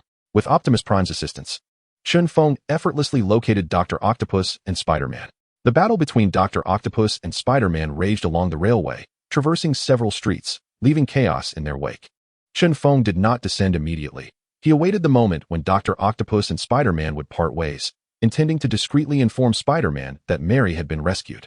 Spider-Man's most formidable attack involved utilizing his web as a spring to launch himself. In no time, he employed this technique once more. With a loud thud, Dr. Octopus was kicked away by Spider-Man, crashing into a clothing store. Chapter 21. The spirit of the scientist Chen Feng made his move, controlling the Transformers as he descended from the sky, landing before Spider-Man. Instantly, Spider-Man felt the weight of pressure bearing down on him. With a grimace, he spoke, "Chen Feng, you're not planning to assist Dr. Octopus, are you?" "I've rescued your girlfriend and returned her home. She is quite safe now," Chen Feng replied. "Is that true? How wonderful!" Spider-Man exclaimed with delight. "Thus, I need your cooperation. You must feign being attacked by me and then seize the opportunity to escape. This way, Dr. Octopus will not suspect me," Chen Feng instructed earnestly. Spider-Man readily agreed. Chen Feng then launched a kick toward him. Although Spider-Man initially intended to remain still, having just agreed to pretend to be struck, the sight of the enormous foot of the Transformer sent a chill down his spine. In a moment of fear, he chose to evade, rolling backward just in time to avoid the massive foot. Boom. The ground where Spider-Man had been standing was crushed into a deep crater, the surrounding concrete cracking and extending for several meters. Chen Feng reached out, but Spider-Man nimbly dodged, landing on Chen Feng's fist before leaping onto his head. In response, Chen Feng executed a backflip, forcing Spider-Man down, and then he swung a punch at the descending Spider-Man. Boom. Spider-Man was sent flying by Chen Feng's blow, colliding directly into Dr. Octopus, who had just exited a clothing store. The two tumbled into the shop together. Bang, bang, bang. Inside the store, a fierce battle erupted between Dr. Octopus and Spider-Man. Spider-Man, who never resorts to killing, no matter how villainous the opponent, would only capture them to hand over to the authorities. In contrast, Dr. Octopus, influenced by his mechanical tentacles, had lost all semblance of humanity. Anyone who displeased him was a target for elimination. Thus, despite Spider-Man's superior skills, he found himself fleeing from Dr. Octopus's relentless attacks. After a time, seizing the right moment, Spider-Man crawled into a ventilation shaft. Dr. Octopus, being larger and aided by his mechanical appendages, could not follow and began to dismantle the vent in frustration. Boom, boom, boom. Dr. Octopus's mechanical tentacles transformed into a digging machine, swiftly burrowing toward the vent. However, his method was no match for Spider-Man's swiftness. Once inside the vent, Spider-Man extended a hand, shooting out a web that adhered to the corner, pulling himself swiftly within. moving as quickly as the wind and fiercely as fire, disappearing in an instant. Chen Feng emerged from the Transformers and approached Dr. Octopus, stating, "Dr. Octopus, Spider-Man has escaped. You will not catch him." "No. I will certainly capture him," Dr. Octopus insisted, continuing to command his mechanical tentacles to excavate the vent. "Give it up. With Spider-Man's agility and his web-slinging, you cannot apprehend him. He can swing through the city, delve into the sewers, and move without a sound. Finding him is a challenge even for me, let alone you," Chen Feng advised. With a huff, Dr. Octopus exhaled in frustration, expressing his discontent. "As my collaborator, shouldn't you assist me in eliminating Spider-Man?" Chen Feng shook his head, lamenting. "Now I comprehend why your artificial sun project has faltered." "Why?" Dr. Octopus inquired. "Because your lack of singular focus in your research has led to this failure. Failure is the precursor to success. Scientists achieve groundbreaking technologies through countless trials and errors. Yet, look at your current state. You are consumed by rage and resentment. Devoid of any semblance of a scientist's spirit, especially after your setback, you blame others for your misfortunes. Thus, your failure was inevitable," Chen Feng analyzed. Dr. Octopus, unable to bear Chen Feng's words, covered his ears and shouted, I did not lose my composure." His mechanical tentacles flailed chaotically, shattering everything in his vicinity. "Dr. Octopus, as I mentioned earlier, scientists achieve success through numerous failures. This setback does not define your entire life. If you relinquish your hatred and collaborate with me in earnest on the artificial sun, I assure you, it will not be long before you create a substitute for the sun. At that point, you will be the most formidable scientist in the universe," Chen Feng encouraged. "Yes, you are right. I am a scientist. I cannot allow hatred to dictate my life. I shall abandon my quest for vengeance and focus on the artificial sun," Dr. Octopus murmured, awakening to a realization. Chen Feng stepped forward, extending his right hand, "To a fruitful collaboration." Dr. Octopus reciprocated the gesture, "To a fruitful collaboration." "Dr. Octopus, I believe that researching the artificial sun in a bustling city is inappropriate. The laboratory space is cramped, and the surrounding noise will disrupt your work. Therefore, I propose relocating the lab to my private island, where you can engage with Dr. Zhao Hailuan and Dr. Hank and enjoy a serene environment.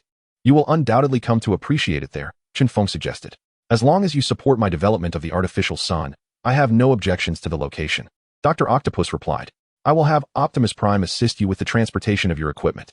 Should you need anything, feel free to reach out to him," Chen Feng stated. Dr. Octopus nodded in agreement. "All right." Chen Feng turned to Optimus Prime. "Help Dr. Octopus transport his belongings to the private island and await my summons." "Understood, my lord," Optimus Prime affirmed. With that, Dr. Octopus and Optimus Prime departed. While Chen Feng did not accompany them, he had to locate Spider-Man. As he sought to secure Spider-Man's genetic material, Chen Feng took a taxi to Mary's residence. Upon arrival, he did not knock, but stealthily entered, akin to Spider-Man. With remarkable agility, he swiftly maneuvered into the villa and ascended along the water pipes affixed to the walls. Guided by Optimus Prime's hints, he accurately located Mary's room. To his surprise, it appeared he had arrived at an inopportune moment, for Spider-Man was engaged in intimate activities with Mary. Chen Feng wished to avoid disrupting the intimate moment of others, so he deliberately crouched outside the window, waiting for them to finish. However, Spider-Man's acute hearing enabled him to detect the sounds from outside as he engaged in his activity. "Peter, what are you doing?" Mary exclaimed with irritation, feeling that she had not yet had her fill. "How can you stop now?" "There's someone outside," Spider-Man whispered. "Who?" "It's not my dad, is it?" Mary gasped, her concern evident. "It's not your dad. He doesn't possess such agility," Peter replied. "Then who could it be? A thief? Or has Dr. Octopus sent someone?" Mary fretted. "Someone with that level of skill would never stoop to thievery, and Dr. Octopus is unlikely to be involved," Peter clarified. Hearing their conversation, Chen Feng felt a bit embarrassed. However, since he had already been discovered, there was no need to hide any longer, and he stood up. "Ah!" Mary let out a high-pitched scream. Chapter 22. Mary's father wants me as a son-in-law. Chen Feng waved awkwardly in greeting, saying, "Hi, how are you?" "Oh my god." Spider-Man swiftly shielded his girlfriend. Chen Feng, undeterred, opened the window and climbed inside, stating, "Peter, it's me, Chen Feng. What are you doing in Mary's room at this hour?" Spider-Man interrogated, his mind racing with suspicions that Chen Feng might have ulterior motives regarding his girlfriend. "Peter, don't misunderstand. It has nothing to do with your girlfriend. I'm here to see you," Chen Feng explained. "What do you want with me?" Spider-Man sighed in relief, glad that it was not about his girlfriend. "I saved you and your girlfriend. Surely, you ought to repay me," Chen Feng asserted confidently. "And how do you expect me to repay you?" Spider-Man responded readily. "I possess a unique ability to extract the genes of others, but it requires their willing consent. Rest assured, the extraction will not cause any harm, Chen Feng elaborated. Why do you want my genes? Spider-Man asked suspiciously, not wanting to share his abilities, as he preferred to remain the sole Spider-Man in existence. I need to grow stronger, plain and simple, Chen Feng clarified. Before Spider-Man could respond further, Mary interrupted, Peter, just let him extract the genes. If it weren't for him today, you might never have seen me again. You could have even been killed by Dr. Octopus. He is our savior, and we should repay him. Chen Feng silently applauded Mary for her perceptive nature. Under his girlfriend's persuasion, Spider-Man relented, albeit reluctantly, saying, fine, I agree to let you extract my genes. A joyful smile spread across Chen Feng's face as he approached the bed and extended his hand toward Spider-Man, saying, just take my hand. But remember, it must be done willingly, otherwise, I cannot extract them. All right, Spider-Man replied weakly. Suddenly, the door swung open. Mary, what is going on? Mary's parents barged in. Upon discovering Peter and an unfamiliar man in their daughter's room, they were utterly astonished. Particularly striking was the scene on the boat, with one man aboard and the other standing at the edge, while their daughter lay there, seemingly in a trance. Oh my goodness, Mary's mother gasped, covering her mouth in disbelief. She had never anticipated her daughter to be so audacious as to require two men for her satisfaction. Mary, how could you engage in such behavior? You are already engaged. Mary's father exclaimed angrily, appalled not only by the infidelity, but also by the audacity of her actions, especially given the volume of her cries. Mary stood there, bewildered. Spider-Man quickly retracted his hand and descended from the boat, feeling profoundly embarrassed as he addressed Mary's parents, exclaiming, Uncle, Aunt. I warned you before not to pursue Mary. Do you think my words are meaningless? Mary's father retorted furiously. Uncle, Spider-Man hesitated, unsure of what to say. In contrast, Chen Feng remained unfazed. He approached Mary's parents with grace and courtesy, greeting them, Uncle, Aunt. It is a pleasure to meet you. I apologize for entering through the back. What do you do? Mary's father inquired sternly, his eyes narrowing. He was one to judge based on wealth, favoring those with money, which was why he had allowed his daughter to become engaged to a wealthy heir. After a moment of contemplation, Chen Feng replied, I might say I am a scientist, or perhaps a seeker of power.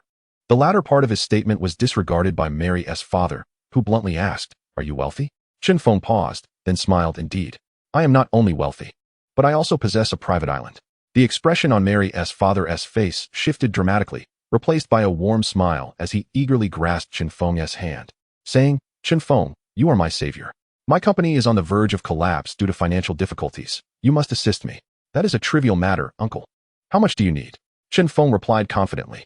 Recently, with the help of Optimus Prime, he had been amassing wealth in the stock market, elevating him to the status of a world-class billionaire, rivaling even Iron Man Tony Stark, though he knew that fewer than 100 individuals in the world surpassed his wealth. $1 million would suffice, Mary's father responded joyfully. I will provide you with $100 million, with the hope that you can strengthen and expand the company. Chen Feng declared grandly. Since acquiring Optimus Prime, money had merely become a series of numbers for him. Since arriving in the Marvel Universe, he had not handled cash, relying solely on digital transfers. Mary's father's hands trembled. He had never anticipated Chen Feng to be so generous. It was a complete surprise. Mary's mother stood beside them, mouth covered in shock, and after the initial astonishment, her gaze towards Chen Feng transformed, akin to a mother-in-law's admiration for her son-in-law. Without further ado, Chen Feng contacted Optimus Prime, commanding, Optimus, transfer $100 million to the gentleman's bank account. Understood, my lord. Optimus Prime's voice resonated from Chen Feng's watch. Wow, this is high technology. Mary's father exclaimed in amazement. Anyone capable of affording such advanced technology must be extraordinarily wealthy. If my uncle wishes, I shall bring you a piece another day, Chen Feng generously remarked. His actions were all aimed at winning the favor of Mary and Spider-Man, for he had just been interrupted by Mary's parents, which prevented him from timely extracting Spider-Man's genes. Good, good, good, Mary's father repeated several times, evidently pleased with Chen Feng. Master, the transfer has been successfully completed, Optimus Prime reminded.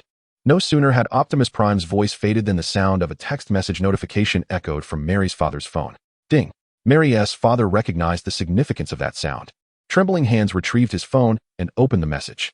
Bank of America, your account ending in 27 has completed a deposit transaction of 100,000 USD on 00 at 2216, balance 10,009, 156.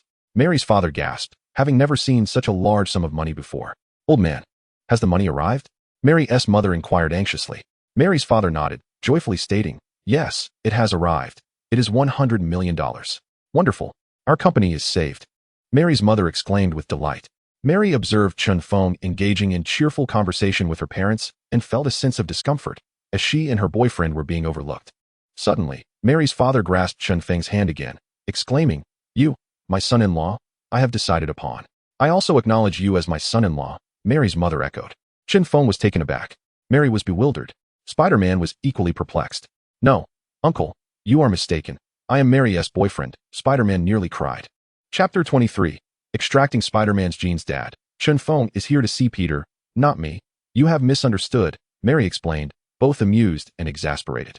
"Uncle, I truly appreciate your fondness for me, but I assure you, there is nothing between Mary and me," Chen Feng said, trying to clarify.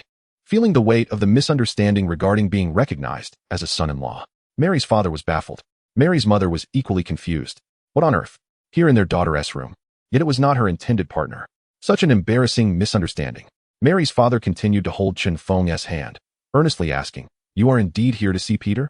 Chen Feng nodded. "Yes, I am here for Peter. Do you like Mary?" Mary's father inquired, hopeful that Chen Feng's wealth could lead to him becoming his son-in-law. "Uncle, I only just met Mary today," Chen Feng replied with a wry smile. "As long as you have feelings for Mary, I shall take it upon myself to marry her to you," Mary's father declared grandly. Mary could no longer contain herself and protested, "Dad, I've already said that Peter is my boyfriend." Although she harbored a fondness for Chen Feng, she felt it inappropriate to pursue anything further given her relationship with Peter. Mary's father turned, shooting a glare at his daughter, retorting, "I did not ask you." Chen Feng shook his head, declining politely, "Uncle, it seems I must disappoint your good intentions. I am truly sorry, but I cannot marry Mary." Mary's father shook off Chen Feng's hand, his expression darkening as he questioned, "If you do not harbor any affection for my daughter, what brings you to her room? Do not claim it was to find Peter. Would you truly come to my daughter's chamber for that purpose? Who would believe such a tale?" Chen Feng found himself at a loss for words. Yet he acknowledged the validity of Mary's father's assertion. Seeking someone and arriving at a girl's room indeed defied logic. "Uncle, I possess an intelligence system known as Optimus, capable of accessing any camera and pinpointing anyone's mobile phone. My presence here is a result of my system locating Peter, who was in Mary's room, prompting my arrival." Chen Feng elucidated. "Then why have you given me $100 million? Mary's father inquired, perplexed. It bewildered him that someone who had just met his daughter would so readily offer such an extravagant sum. "I am affluent, and moreover, I am a friend of Peter's, while you are to become his future father-in-law. Assisting you is only fitting," Chen Feng replied with a smile. "What if I cannot repay such a vast amount?" Mary's father asked with concern, pondering that if it were his son-in-law's money, he would certainly not repay it. However, Chen Feng had no intention of becoming his son-in-law. Thus, the money would indeed need to be returned, unless Chen Feng chose to gift it, which he deemed unlikely. For $100 million is no trifling sum. I have ample resources, there is no need for repayment. Feel free to use it, and should you require more, you may seek me out, Chen Feng proclaimed with generosity. Mary's father exhaled a sigh of relief. As long as repayment was not an issue, he felt at ease. Spider-Man, contemplating his continued disregard, realized that if he remained unnoticed, his girlfriend would surely end up with someone else. Thus, he called out to Chen Feng, "Rest assured, Chen Feng, I will repay you the $100 million. Chen Feng burst into laughter, and Mary's father could not suppress his amusement either. "Why not let it go?" Mary's mother said, shaking her head in disappointment. Seeing the expressions and reactions of those around him, Spider-Man felt a pang of hurt, pondering whether he was truly that inadequate. After all, he was a superhero, having saved countless lives. $100 million was merely a matter of effort. Surely he could earn it. "Peter, my father does not appreciate boasting," Mary cautioned. Once Mary's father had finished laughing, he turned to Spider-Man and said, "Peter, it is not that I look down upon you. Consider your position, a mere reporter with a monthly income that barely sustains you. How can you hope to earn $100 million? Dream on. Unless you possess the talents of Mr. Chen Feng, your intellect may render even earning $1 million a lifelong challenge." "I will strive to improve," Spider-Man shouted defiantly, as the group continued to voice their opinions. Memories of his birthday resurfaced, particularly the moment his aunt had gifted him the last $20 as a present, causing him a surge of heartache. He was Spider-Man. How could his life be so impoverished? Previously, he had not given it much thought, but witnessing the disparity in treatment between Mary's father towards Chen Feng and himself, he realized that to be a hero, one must also earn a living. He resolved to amass a substantial fortune, ensuring that all those who had looked down upon him would recognize that he, Peter, was indeed a wealthy man and not a mere failure. Come back to me once you've earned $100 million. Mary's father remarked curtly, expressing his profound skepticism towards Peter, deeming him talentless and timid. Someone who could hardly manage his basic needs. How could he possibly entrust his daughter to such a man? Clenching his fists, Spider-Man solemnly replied, "Very well. I shall return to Mary once I have earned $100 million. I shall await your return," Mary's father said coolly. "Uncle, Auntie, could you please step outside for a moment? I have matters to discuss with Peter," Chen Feng said politely. I understand, Mary's father smirked. As Mary's mother closed the door, she advised her daughter, "Mary, remember to attend to Chen Feng well." Chen Feng pondered what that implied.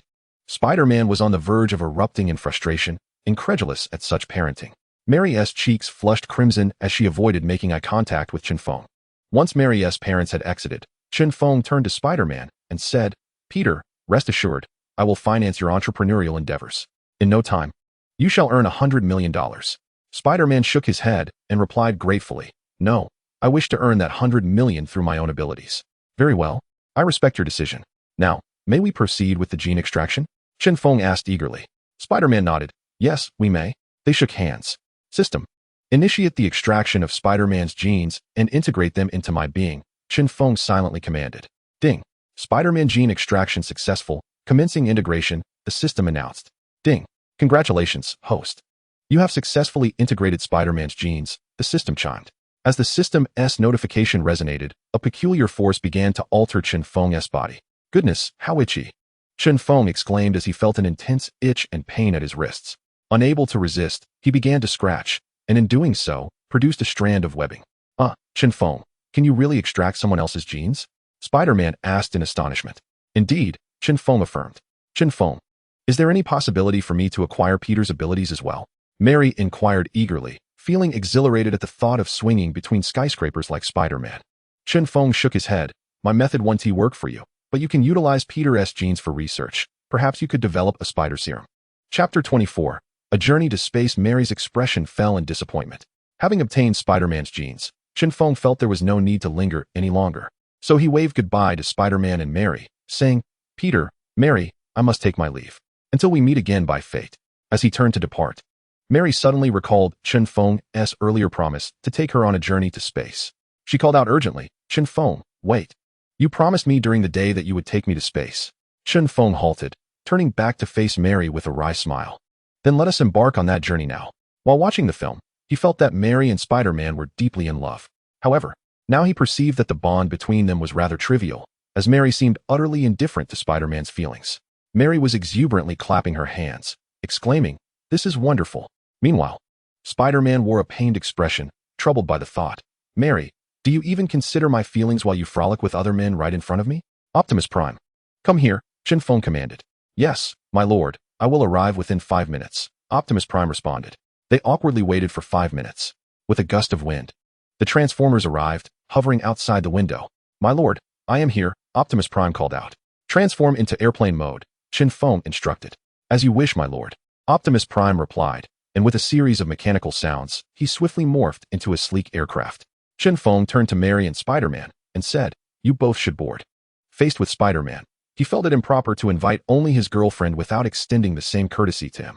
Without a moment's hesitation, Mary dashed to the window, using both hands and feet to climb out, skillfully settling into the co-pilot's seat. "Your aircraft only has a pilot and co-pilot seat. I think I'll pass," Spider-Man said awkwardly. "You can hold Mary," Chen Feng suggested. Spider-Man glanced at Mary, who was excitedly examining Chen Feng's aircraft, and felt a wave of dejection wash over him. Mary had never appeared so joyful with him, aside from during their athletic pursuits. "Forget it. You two go have fun," Spider-Man said, his spirits low. "Very well," Chen Feng agreed. Having acquired Spider-Man's genes, he felt no obligation to consider Spider-Man's sentiments. If he wished to go, he would. And if not, so be it. With a leap, Chen Feng soared through the window, gliding over Mary's head and landing deftly in the pilot's seat. Such a feat would have been impossible for him in the past, but now, thanks to Spider-Man's genes, he moved with remarkable agility.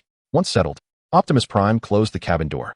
"Optimus Prime, maintain normal speed. Our destination is outer space," Chen Feng commanded, mindful that Mary, being an ordinary human, might struggle with excessive velocity. "Understood, my lord," Optimus Prime acknowledged. With a swift motion, the aircraft ascended into the sky. accelerating rapidly until they were thousands of miles away in mere moments. Soon, the plane breached the Earth's atmosphere, entering the weightless expanse of space. Freed from Earth's gravitational pull, the aircraft's speed increased further. "Wow, space is truly magnificent," Mary exclaimed. Without the atmosphere obstructing her view, she witnessed the unfiltered beauty of the cosmos. Before her lay not just the inky void of space, but also a breathtaking array of brilliant celestial bodies. Bathed in sunlight, each planet sparkled like a tiny lantern, illuminating the monotonous backdrop of space with their unique glow. The stunning vista of the cosmos captivated even Chen Feng, who marveled, "It is truly beautiful." Mary turned to Chen Feng and sweetly expressed her gratitude, saying, "Thank you. Had it not been for you, I would never have witnessed such breathtaking beauty in space." Filled with joy, Mary felt an overwhelming sense of romance in the moment. Although it was merely a leisurely outing and not a date, the atmosphere was undeniably enchanting. In such a romantic setting, had Chen Feng chosen to confess his feelings to Mary, she would undoubtedly have been touched and would have readily accepted. "The moon is the closest to Earth. Shall we venture there?" Chen Feng suggested. Mary nodded obediently, replying, "Yes, I will follow your lead." Optimus Prime. "Is there any issue with the Transformers' capabilities?" Chen Feng inquired. "My lord, everything is functioning normally. Should any problems arise, I will promptly inform you. Please rest assured." Optimus Prime responded. "That is good to hear. Now, let us swiftly proceed to the moon," Chen Feng commanded. "Understood, my lord," Optimus Prime acknowledged. And the aircraft emitted a powerful thrust, propelling them rapidly toward the moon. As they distanced themselves from Earth, Chen Feng and Mary beheld the planet in its entirety. One half cloaked in darkness and the other in vibrant blue. The distance from Earth to the moon measures 384,000 kilometers. The rockets developed by humanity require several days to traverse this distance due to their elliptical trajectory. However, with the Transformers' straight-line propulsion and immense energy, they reached the moon in just a few hours. Upon landing on the lunar surface, Chen Feng turned to Mary and asked, "Would you like to control the Transformers and frolic freely on the moon?" Mary's eyes sparkled with excitement as she exclaimed, "Can I really?" Optimus Prime. "If I were to transform into a Titan, how long could I remain on the moon?" Chen Feng queried. "Based on your physique as a Titan, my lord, you could certainly stay on the moon. However, I cannot ascertain how long you could endure without breathing," Optimus Prime replied. Chen Feng lowered a helmet and gently placed it on Mary's head, saying, "With this helmet, you will be able to control the Transformers with your thoughts." "Oh, thank you," Mary exclaimed, and, unable to contain her joy, she unexpectedly gave Chen Feng a kiss. "You're welcome," Chen Feng responded, unfazed, as he was well aware of the American custom of expressing gratitude through affectionate gestures. "Optimus Prime, please separate the co-pilot and pilot seats, then allow me to exit," Chen Feng commanded. "Understood, my lord," Optimus Prime complied. Following the separation of the cockpit, the hatch opened. With a mighty roar, Chen Feng transformed and leaped from the aircraft, becoming a towering Titan standing 3 meters tall upon the lunar surface. The moon's gravity is merely 1/6 that of Earth's, allowing Chen Feng to leap several meters high with ease. With a stronger push, he could even break free from the moon's gravitational pull. As a Titan on the moon, he felt only a slight chill and the inability to breathe. Apart from that, he experienced no discomfort. Inside the cabin, Mary covered her mouth in astonishment, exclaiming, "Oh my, he can actually transform into a giant. My lord, the moon is exceedingly quiet, and given the nature of humanity, such an environment may not be to their liking. Shall I play some music?" Optimus Prime suggested. Chen Feng remained silent, merely nodding. A beautiful and romantic melody resonated, shattering the stillness of the moonlit landscape. Upon hearing the familiar tune, Chen Feng was left speechless, pondering the choice of music. Why play the theme from Titanic? My heart will go on. He had no romantic ties with Mary. Chapter 25. Mary's confession suddenly. A thought struck Chen Feng. He could hear the sounds emitted by the Transformers. This revelation astonished him. Sound requires a medium for transmission, solid, liquid, or gas, none of which existed in the near vacuum of the moon. Yet, he perceived the sounds with remarkable clarity. He recalled a news article he had previously encountered, a report from the United States. It stated that the signals captured by the Voyager spacecraft could be played back at frequencies audible to the human ear. He understood this principle and recognized that space is not an absolute vacuum. Otherwise, countless celestial bodies would not exist. The molecules in space are merely sparse and distanced, leading to the common misconception that space is entirely devoid of matter. In truth, space is not a complete vacuum, and sound can indeed propagate, albeit through a different mechanism than on Earth. In the cosmos, sound travels via electromagnetic vibrations. The presence of plasma in space, which is compressible, naturally generates sound waves. Plasma is abundant within the solar system, as solar winds and corona continuously emit plasma outward. Long ago, scientists developed a device capable of recording electromagnetic vibrations and converting them into sounds perceptible to the human ear. Chen Feng was astonished to discover that his ears possessed this extraordinary capability. With a mere thought, he wished to hear other sounds, and, to his amazement, he did hear them, sounds emanating from the universe, chaotic and loud, causing his ears to ache. He quickly focused his mind to adjust the frequencies he could perceive. When the enchanting melody of My Heart Will Go On returned to his ears, he felt a surge of joy. It was simply delightful. Mary had successfully learned to control the Transformers with her thoughts. She resembled a child at play, commanding the Transformers to leap about and occasionally lifting meteorites to hurl them into the distance. This is so much fun. I feel like a strongman. Effortlessly lifting these enormous meteorites, Mary exclaimed with excitement. After spending some time outside, Chen Feng began to feel uncomfortable from holding his breath for too long. So he approached Optimus Prime and made a few gestures to indicate his desire to enter. Optimus Prime transformed into a heavy-duty truck, creating space between the driver's seat and the passenger seat before opening the door to the driver's side. Chen Feng transformed back into an ordinary human state, instantly feeling the piercing chill. Fortunately, he had merged with Spider-Man's genes. Otherwise, in his previous ordinary state, he would have perished in an instant. He hastily dove into the car. Once the door was shut, Optimus Prime quickly supplied oxygen. Taking a deep breath of oxygen, Chen Feng felt considerably relieved. The partition between the driver's seat and the passenger seat lowered. Noticing Chen Feng's pallid complexion, Mary expressed her concern. Chen Feng, are you all right? Don't worry, I'm fine. Chen Feng replied with a smile. Although he had just endured some hardship, he did not regret the perilous actions he had taken moments earlier. He still felt exhilarated, relishing the thrill of the experience. I'm glad to hear that, Mary sighed in relief. Let's traverse the lunar surface in the form of a heavy truck for a while before we return, Chen Feng suggested. Mary nodded. All right, I'll follow your lead. The lunar surface, more even than grasslands and deserts, allowed Chen Feng to accelerate rapidly. The heavy truck roared as it careened forward, plowing through anything that wasn't a substantial obstruction. With the formidable mass of the Transformers, he feared no damage. Ah, this is exhilarating. Let us go faster, Mary exclaimed, her excitement bubbling over. Chen Feng, there's a slope ahead. Let us charge up it and see how high we can fly. Mary became increasingly animated, frequently shrieking and proposing audacious ideas. Some of her suggestions left Chen Feng speechless. Mary suggested, let us write some enormous letters on the lunar surface that say, Mary was here. Under Mary's playful persuasion, Chen Feng acquiesced, controlling the Transformer. They ascended several thousand meters above the lunar surface, then unleashed a barrage from the pulse cannon until the words Mary was here were etched into the moon's surface, at which point they ceased fire. This display consumed a significant portion of the Transformer's capabilities. It was worth noting that its energy was equivalent to 2 mushroom clouds. Through specialized glass, Mary beheld the colossal inscription on the lunar surface, and tears streamed down her cheeks in response to the overwhelming emotion. Hey Mary, what's wrong? Why are you crying? I haven't done anything to upset you, Chen Feng questioned, bewildered. I'm touched. Thank you, Chen Feng. You are the first person to treat me this well. I'm truly moved, Mary sobbed. Chen Feng mused. What does that even mean? Could it be that Mary has developed feelings for me? It's getting late. We should head back, Chen Feng declared. Mary nodded, her voice still tinged with tears. Yes. Let us go back. Optimus Prime, take us back to Earth and drop Mary at home, Chen Feng commanded. Understood, my lord, Optimus Prime acknowledged. As they returned to Earth, dawn was approaching.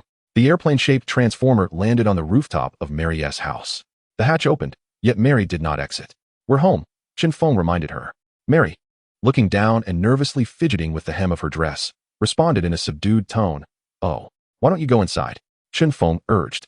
Mary suddenly looked up, her eyes brimming with affection as she gazed at Chen Feng. Biting her lip and taking a deep breath, she asked, Do you like me? Chen Feng was taken aback.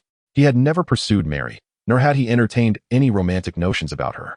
His promise to rescue Mary and take her on a journey to space was solely to create a favorable impression on Spider-Man, hoping he would willingly allow him to extract his genes. Little did he know, his actions had led Mary to fall in love with him. Should he accept or decline? As Chen Feng observed Mary's infatuation, he recalled her past relationships, with Spider-Man, with a wealthy heir, and more than just those two. Realizing this, he awkwardly replied, Miss Mary, your boyfriend is Peter. Indeed, Peter is my boyfriend, but at this moment, I love you more. I wish to break up with Peter and be with you, Mary declared passionately. We only met yesterday. Your change of heart is rather swift, Chen Feng replied. both amused and bewildered. My relationship with Peter was built on his honesty. He wouldn't deceive me. Yet now I realize that it was not true love, nor what I desired. He cannot provide the romance I crave, nor the life I seek, and certainly cannot ensure my safety. But you are different. You are talented, wealthy, a formidable man. And most importantly, you offer the romance I yearn for, Mary stated earnestly. Chapter 26. The Weeping Spider-Man. Miss Mary, it was you who suggested the space trip. And it was you who wanted to write Mary visited here on the moon. I merely helped you realize your vision. Thus, this romance is your own creation, not mine. Chen Feng argued. But you helped me achieve it. Mary insisted, reluctant to abandon the romantic notion of their space adventure, which had ensnared her heart. I assisted you solely because you are Peter's girlfriend, Chen Feng clarified. I don't care. I have fallen for you, Mary declared, throwing herself at Chen Feng. Hey, what are you doing? Chen Feng exclaimed, raising his hands to block her leap, though awkwardly, as his hands inadvertently pressed against her chest. I want you to accept me, Mary professed, her eyes filled with longing. Spider-Man, concerned for Mary, chose not to return home, but instead spent the night in her room. In a daze, he seemed to hear the sound of an airplane engine. With a swift motion, he sprang up, straining to listen to the voices outside, and his heart leapt at the sound of Chen Feng and Mary's voices. He quickly climbed out the window, scaling the walls to the rooftop. As he prepared to call out, he was met with a sight that brought him to tears, Chen Feng's hands resting on his girlfriend's most sensitive parts. While she declared, I don't care, I have fallen for you. His heart bled at the scene before him, although he had sensed something amiss earlier. It was only when the incident unfolded that he realized he could not bear such a blow. Chen Feng, possessing keen hearing, caught the sound of someone weeping nearby. Turning his head, he exclaimed in surprise. Instinctively, he withdrew his hands. Without the barrier of Chen Feng's hands, Mary lunged at him, transforming into a ravenous tigress. Gnawing at him indiscriminately, her hands roaming freely. The scene was too intense. Spider-Man could no longer contain himself and roared, Mary, how could you do this? Startled, Mary quickly scrambled to her feet. Upon seeing Spider-Man, her face drained of color. How could you behave this way? Spider-Man lamented, his voice tinged with sorrow. I. Mary stammered, unsure of how to respond. Peter, if I were to say it was your girlfriend's one-sided affection, would you believe me? Chen Feng replied with a pained expression. Spider-Man leaped up, pointing an accusing finger at Chen Feng, shouting, believe you? I knew you had ill intentions. Deliberately helping me rescue Mary as part of a hero's quest. Then you come to Mary's room at night under the pretense of looking for me. Who would believe that? And you took her on a trip to space. Mary is my girlfriend. What gives you the right to take her away? You're simply trying to steal her from me. Don't think I don't see through your schemes. You still dare to make excuses. Just like earlier, with your skills. How could you not evade Mary's leap and end up being mauled by her? You are truly despicable, and I will never believe you again. Chen Feng sighed inwardly, realizing the misunderstanding had deepened beyond explanation, especially with Spider-Man in such a jealous rage. He decided against clarifying, turning to Mary and saying, Miss Mary, you have arrived home. You may leave now. Mary grasped the door handle defiantly, declaring, I won't leave. I want to be with you. Chen Feng turned to Spider-Man, calling out, Peter, come take your girlfriend away. Yet Spider-Man remained unmoved, continuing to stand there in tears. Leave. No. If you don't exit, I will take action, Chen Feng threatened. Go ahead. Have the courage to strike a woman who loves you. Mary boldly challenged, thinking that since Peter had witnessed everything, she might as well pursue a life with Chen Feng, who was, after all, infinitely superior to Peter. Mary clutched the door handle tightly. Forcing her hand away might result in injury. So Chen Feng suddenly reached out and grasped her mouth. Startled, Mary instinctively cried out and loosened her grip. Chen Feng swiftly scooped her up and hurled her towards Spider-Man. Though Spider-Man resented Mary for her betrayal, his innate kindness prevented him from allowing her to be harmed, and he opened his arms to catch her. Optimus Prime, let us depart, Chen Feng commanded. Understood, my lord, Optimus Prime replied, transforming into his aircraft mode and soaring into the sky. The tail of the aircraft emitting powerful jets of gas. The aircraft soared into the sky. Chen Feng, possessing remarkable physical prowess, faced no challenge even as he broke the sound barrier. Upon witnessing his departure, Mary burst into tears, her sobs laden with profound distress. This left Spider-Man in a quandary. Should he offer comfort or cast blame? After a brief moment of weeping, Mary turned to Spider-Man, accusing him. It is all your fault. You cannot provide me with happiness, yet you seek to hinder my pursuit of it. The eloquence of Spider-Man faltered, leaving him at a loss for a retort. Mary, pointing at the moon, chastised him furiously. Have you seen the inscription on the moon? Mary visited here. That was written by Chen Feng for me. He can provide me with everything I desire, so is it wrong for me to love him? Spider-Man's keen eyesight allowed him to discern the faint inscription on the lunar surface, visible even without a telescope. The letters, legible from Earth, were astonishingly large. Honestly, he was taken aback by the revelation. Mary's subsequent statement, "He can give me anything I want, so is it wrong for me to love him?" prompted Spider-Man to reflect deeply. He realized she was not mistaken. After all, everyone has the right to pursue happiness, much like himself. Mary was engaged to a wealthy heir. Yet here he was, entangled with her. This realization led him to a sudden understanding of her plight, diminishing the resentment he held against her. Gently placing his hands on her shoulders, Spider-Man said, "Mary, I apologize. I was wrong. You have the right to seek your own happiness. My happiness has already flown away. Where am I to find it?" Mary lamented through her tears. "Harry is a good friend of mine. He can help me find Chen Feng," Spider-Man replied earnestly. Wiping her tears away, Mary smiled through her sorrow and asked, "Really?" Spider-Man nodded vigorously, "Indeed. Then I forgive you. Let us be good friends from now on," Mary declared.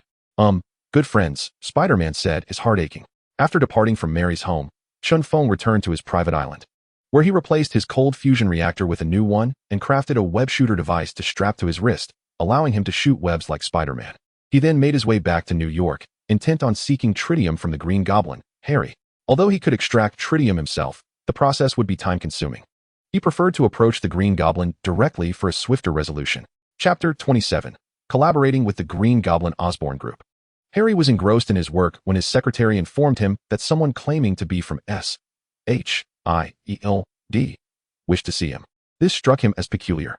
The Osborn Group had maintained a distance from S.H.I.E.L.D., neither interfering with nor being interfered by them. Why would S.H.I.E.L.D. suddenly seek him out? Was it related to Dr. Octopus, perhaps a pretext to trouble him? The more he pondered, the more agitated he became. He decided it was best to inquire directly and instructed his secretary to bring Chen Feng to his office. Upon witnessing Chen Feng, a formidable figure exuding an aura of untamed vigor, appear before him, he could not help but marvel at how S.H.I.E.L.D. had shown him such deference by dispatching such a powerful individual. The Osborn Group, one of the top 10 conglomerates in America, possessed strength rivaling that of Stark Industries. However, he dared not treat S.H.I.E.L.D. with the same disdain as Iron Man. After all, the primary business of the Osborn Group was not arms manufacturing, so he felt compelled to acknowledge S.H.I.E.L.D.'s standing. Rising to his feet, he gestured courteously, saying, "Please, have a seat." Chen Feng sat down with an imposing demeanor and addressed Harry. "I am here today to propose a collaboration." Harry felt a wave of relief wash over him. Realizing that Chen Feng was not there to cause him trouble, he smiled and inquired, "What kind of collaboration?" "I require all of the tritium your Osborn Group possesses," Chen Feng stated. Harry's expression shifted as he drummed his fingers on the desk, responding, "Tritium exists in only 25 pounds globally. The last encounter with Dr. Octopus depleted a significant portion of our supply, and now we have very little left. If you wish to acquire it all, what are you prepared to offer in exchange?" "I can cure your family's hereditary ailment," Chen Feng replied. The hereditary condition of the Osborn family could be effortlessly remedied by Dr. Zhao Hailuan's regeneration cradle technology. Harry sprang to his feet, astonished. "Are you serious?" The hereditary affliction had plagued his family for centuries. Despite a lineage of prodigies, they had been unable to eradicate the condition. Thus, their greatest aspiration was not to amass wealth or power, but rather to liberate themselves from this genetic curse, which explained his astonishment. Chen Feng nodded affirmatively, "Indeed. But you will need to wait a while.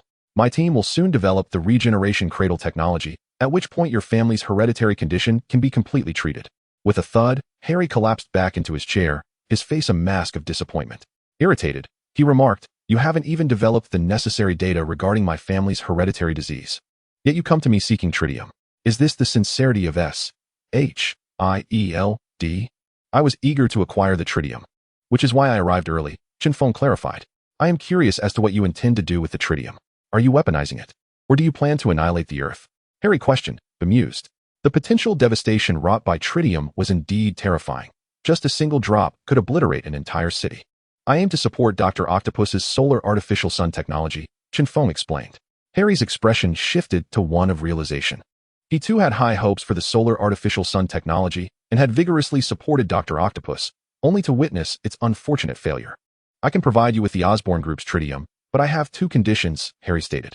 "Speak," Chen Feng replied, his spirits lifted. He was willing to comply with not just 2 conditions, but even hundreds, for by then he would have grown powerful. The fulfillment of past promises would entirely depend on his whims. First, you must cure the hereditary ailments of all my family members. Second, upon the successful development of the solar artificial sun technology, you must share it with me, Harry asserted with gravity. Chen Feng rose to his feet, extending his right hand with a joyful exclamation, a pleasant cooperation. He was elated, having effortlessly acquired tritium from the Osborne group. Harry reciprocated the gesture, shaking Chen Feng's hand and smiling, a pleasant cooperation. The two of them happily signed a contract. Upon completing the agreement, Harry promptly handed the tritium to Chen Feng. Although the tritium was merely the size of a ping-pong ball, it appeared deceptively small. In reality, it was an immense quantity. Considering the entire planet contained only 25 pounds of it. The last time Dr. Octopus conducted experiments with a mere speck of tritium, it caused quite a commotion, nearly resulting in the explosion of New York. One can only imagine the value of this ping-pong ball-sized tritium. As Chen Feng exited the Osborne group, he initially intended to procure some vibranium from S.H.I.E.L.D. However, upon overhearing several passers-by discussing him, he paused, straining to listen. He discerned that the conversation revolved around his efforts to impress Mary by inscribing a message on the lunar surface. Amused and bewildered, he found that many regarded him as a romantic hero, even jesting that the pinnacle of wooing was engraving a woman's name on the moon. He retrieved his phone and commanded, Optimus Prime, retrieve the news regarding me. Understood, Master, Optimus Prime responded. Instantly, the screen displayed a plethora of news articles, followed by a video segment. In the footage, a reporter was interviewing Mary. Miss Mary, could you share how Mr. Chen Feng brought you to the moon? The reporter inquired. He has a robot called Optimus Prime that can transform in many ways. He transformed it into an airplane to take me to the moon, Mary replied, her face radiant with happiness. Was it enjoyable on the moon? The reporter probed. Mary nodded vigorously, reminiscing, it was incredibly fun. The dazzling starry sky, the boundless lunar surface. Especially in the serene expanse of space while listening to the romantic tune My Heart Will Go On. It was truly enchanting. Wow, Miss Mary, I envy you, the reporter remarked, filled with admiration. Miss Mary, how was that inscription on the lunar surface created? The reporter asked curiously.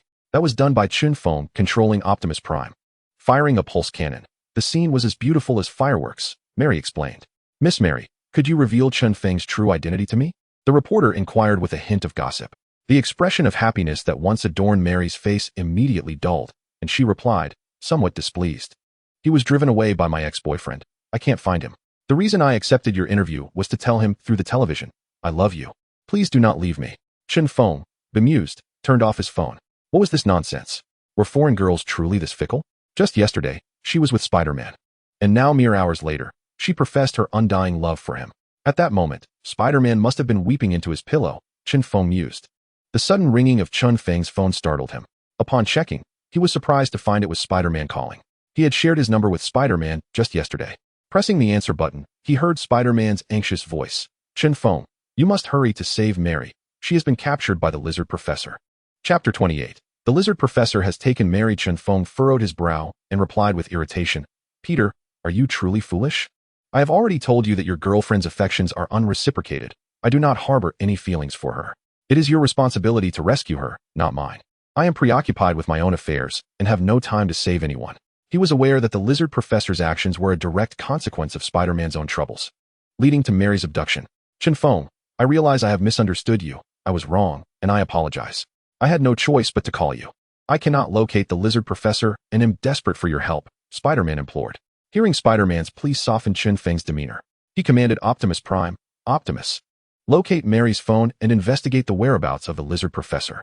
Understood, my lord, Optimus Prime acknowledged.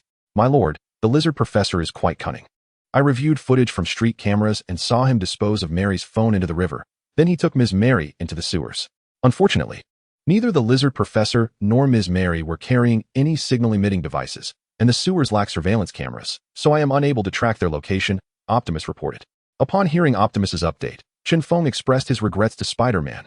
Peter, I apologize. You heard what Optimus said. I am powerless to assist. Chen Feng, you must have a way. I implore you. Please save Mary, Spider-Man pleaded. I have pressing matters to attend to, and I cannot locate Mary, Chen Feng replied. Please. If you rescue Mary, I will owe you a favor, Spider-Man insisted. A favor from Spider-Man? Chen Feng contemplated. While Spider-Man's powers were not particularly formidable, He possessed unique skills that surpassed many other superheroes, such as stealth and agility. Spider-Man could silently traverse walls, shoot webs to ensnare objects, and retrieve them effortlessly. Chen Feng considered that if S.H.I.E.L.D. refused to grant him vibranium, he could have Spider-Man steal it. Additionally, the lizard professor's genetic makeup was remarkable, with extraordinary regenerative abilities that allowed him to heal from even the gravest injuries. With such capabilities, Chen Feng would no longer fear harm. With these thoughts in mind, he said to Spider-Man, "All right, I will help you." Hearing Chen Feng's agreement eased the tension in Spider-Man's heart, and he expressed his gratitude. "Chen Feng, thank you." "You're welcome. Now tell me where you are, and I will come to you," Chen Feng instructed. "I am on the street where Mary was taken by the lizard professor." Spider-Man replied. "Very well, wait for me. I will be there immediately," Chen Feng assured him. This time, Chen Feng did not drive the Transformer, as its immense size made it impossible to traverse the narrow sewers. Instead, he instructed the Transformer to escort the tritium element back to his private island, where it would be entrusted to Dr. Octopus. Chen Feng hailed a taxi and proceeded to the street mentioned by Spider-Man. However, traffic congestion delayed him, causing him to arrive at the street over an hour later. Spider-Man had been waiting by the roadside, and upon seeing Chen Feng emerge from a taxi, he hurried over, exclaiming, "Chen Feng." Noticing Spider-Man's anxious demeanor, Chen Feng reassured him, "Peter, don't worry. The lizard professor won't harm Mary for the time being." "Why not?" "The lizard professor is a villain," Spider-Man replied, perplexed. "Let me ask you this. Why did the lizard professor abduct Mary?" Chen Feng inquired. "Because of me. I disrupted the lizard professor's mutation plans. He despises me and often seeks to trouble me," Spider-Man explained. "Exactly. He took Mary purely for revenge against you. Until he enacts his revenge, he won't harm Mary, so there's no need for excessive concern," Chen Feng clarified. Spider-Man remained puzzled, stating, "But very few know my identity. Only Dr. Octopus, you, Mary, and Harry are aware. How could the lizard professor know that Mary is my girlfriend? You're rather dim. Isn't Dr. Octopus the one who would send someone to trouble you?" Chen Feng replied with a bemused smile. "Harry," Spider-Man exclaimed. "So how did Dr. Octopus lure you out?" Chen Feng asked. Upon realizing the connection, Spider-Man clapped his hands and exclaimed, "Oh, I see. The lizard professor was sent by Harry to trouble me." Chen Feng nodded in agreement. "It's my fault for not concealing my identity properly, which has endangered Mary," Spider-Man lamented. "Let us find a few scent tracking hounds, and then search the sewers for Mary," Chen Feng suggested. After Spider-Man's genes fused with Chen Feng's, his physical attributes, hearing, vision, smell, and sixth sense, were enhanced. Nonetheless, his sense of smell could not rival that of a dog. Moreover, considering the foul stench of the sewers, he was reluctant to endure it. Spider-Man initially assumed that Chen Feng intended to purchase dogs from a pet market, but to his surprise, Chen Feng led him to the police station. Upon seeing Chen Feng produce his S.H.I.E.L.D. credentials, the officers promptly provided several military dogs to him. Leaving Spider-Man envious and contemplating joining S.H.I.E.L.D. himself. Exiting the police station, Chen Feng and Spider-Man each held 2 military dogs on leashes. They traveled to Mary's home to retrieve items she had used, allowing the dogs to scent them and facilitate their search for her. To Chen Feng's astonishment, upon seeing him, Mary's parents reacted as if they had encountered a savior, pleading with him to ensure Mary's rescue. Meanwhile, Spider-Man was completely overlooked by Mary's parents. "This truly is an era that values wealth," Chen Feng mused. If Spider-Man were wealthy, Mary's parents would undoubtedly pay him more attention. After collecting some of Mary's clothing, they returned to the street. Chen Feng and Spider-Man arrived at the entrance of the sewer where Professor Lizard had vanished, prompting the military dogs to sniff Mary's clothing. After memorizing the scent, the dogs barked a few times and, without needing any command from Chen Feng, eagerly entered the sewer. Upon entering, Chen Feng quickly held his breath. The stench was overwhelming, threatening to induce nausea. Spider-Man, clad in his suit, was somewhat shielded from the foul odor, making it a tad more bearable. As they navigated the labyrinthine passages of the sewer, stopping intermittently, Chen Feng soon found himself enveloped in a pungent stench, his body smeared with repugnant filth. He gritted his teeth, enduring the discomfort to earn favor with Spider-Man and to procure Professor Lizard's genetic material.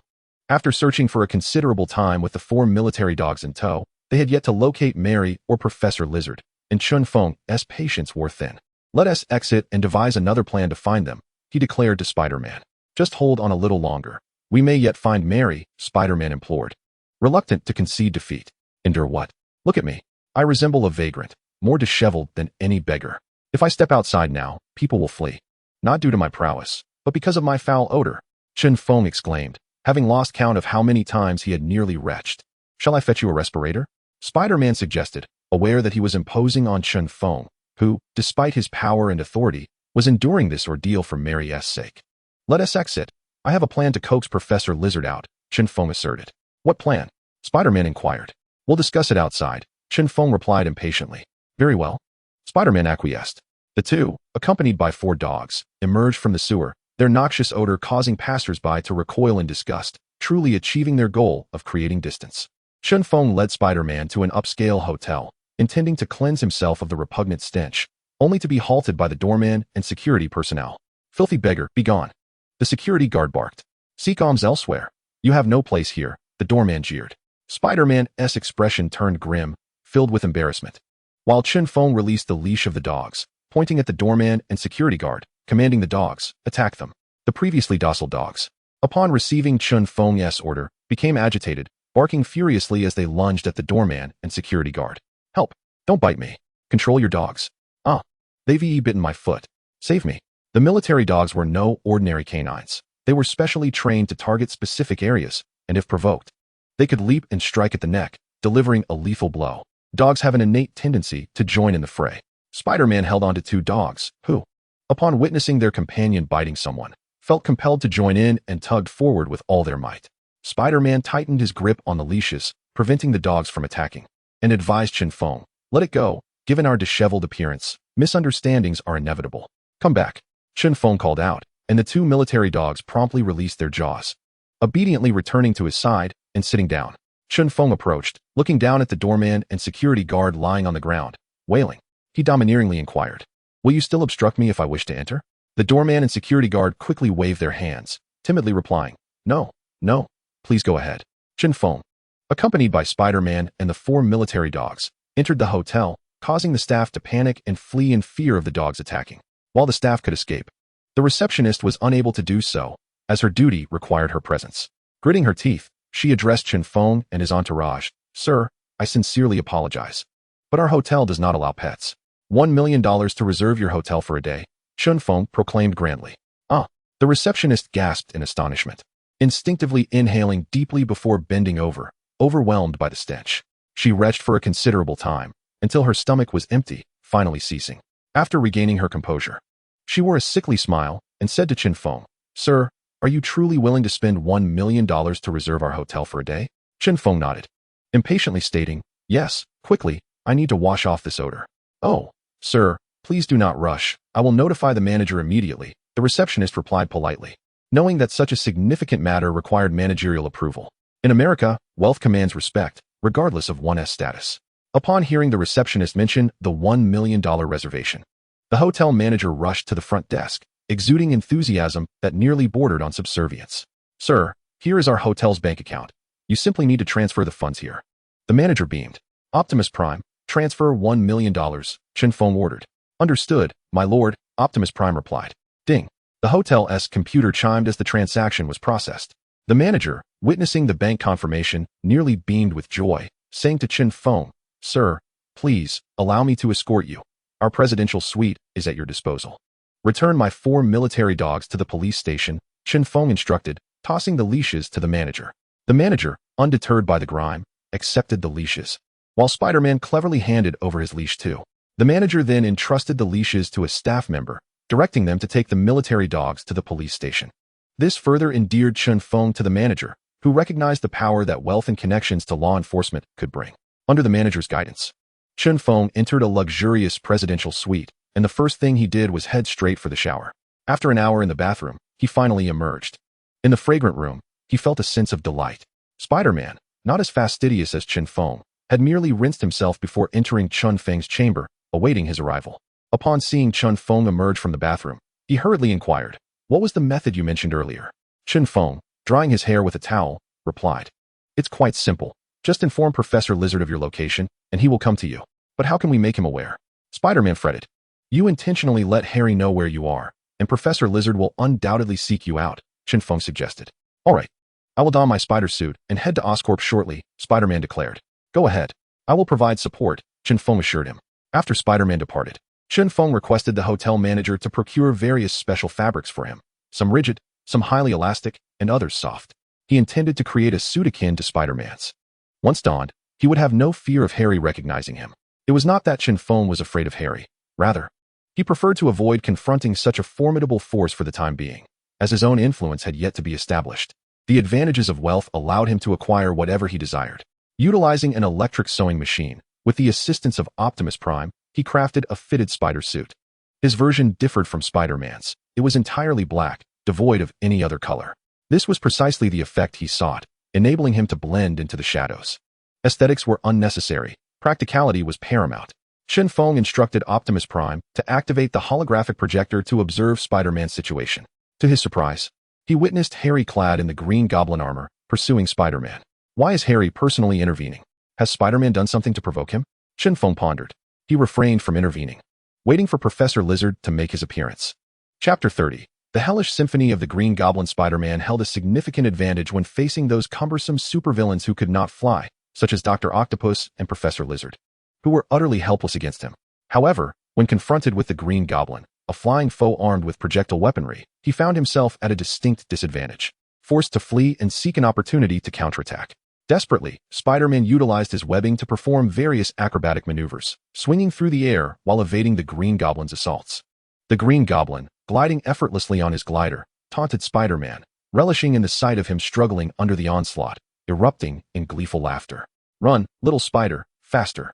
The Green Goblin cackled, then silently hurled several throwing knives. Hearing the whistling of the spinning blades, Spider-Man swiftly shot out a web, forcibly altering his trajectory and successfully dodging the knives. "Very good, continue," the Green Goblin applauded. Then, he retrieved a pumpkin bomb, set the timer, and hurled it towards Spider-Man, who was swinging through the air. With a series of rapid beeps, Spider-Man, having encountered the Green Goblin numerous times, was well versed in his tactics. Thus, he swiftly shot out a web line and pulled himself forward with great force to accelerate his momentum. However, the explosive power of the pumpkin bomb was formidable. It detonated mid-air, unleashing a shockwave that sent Spider-Man plummeting from the sky.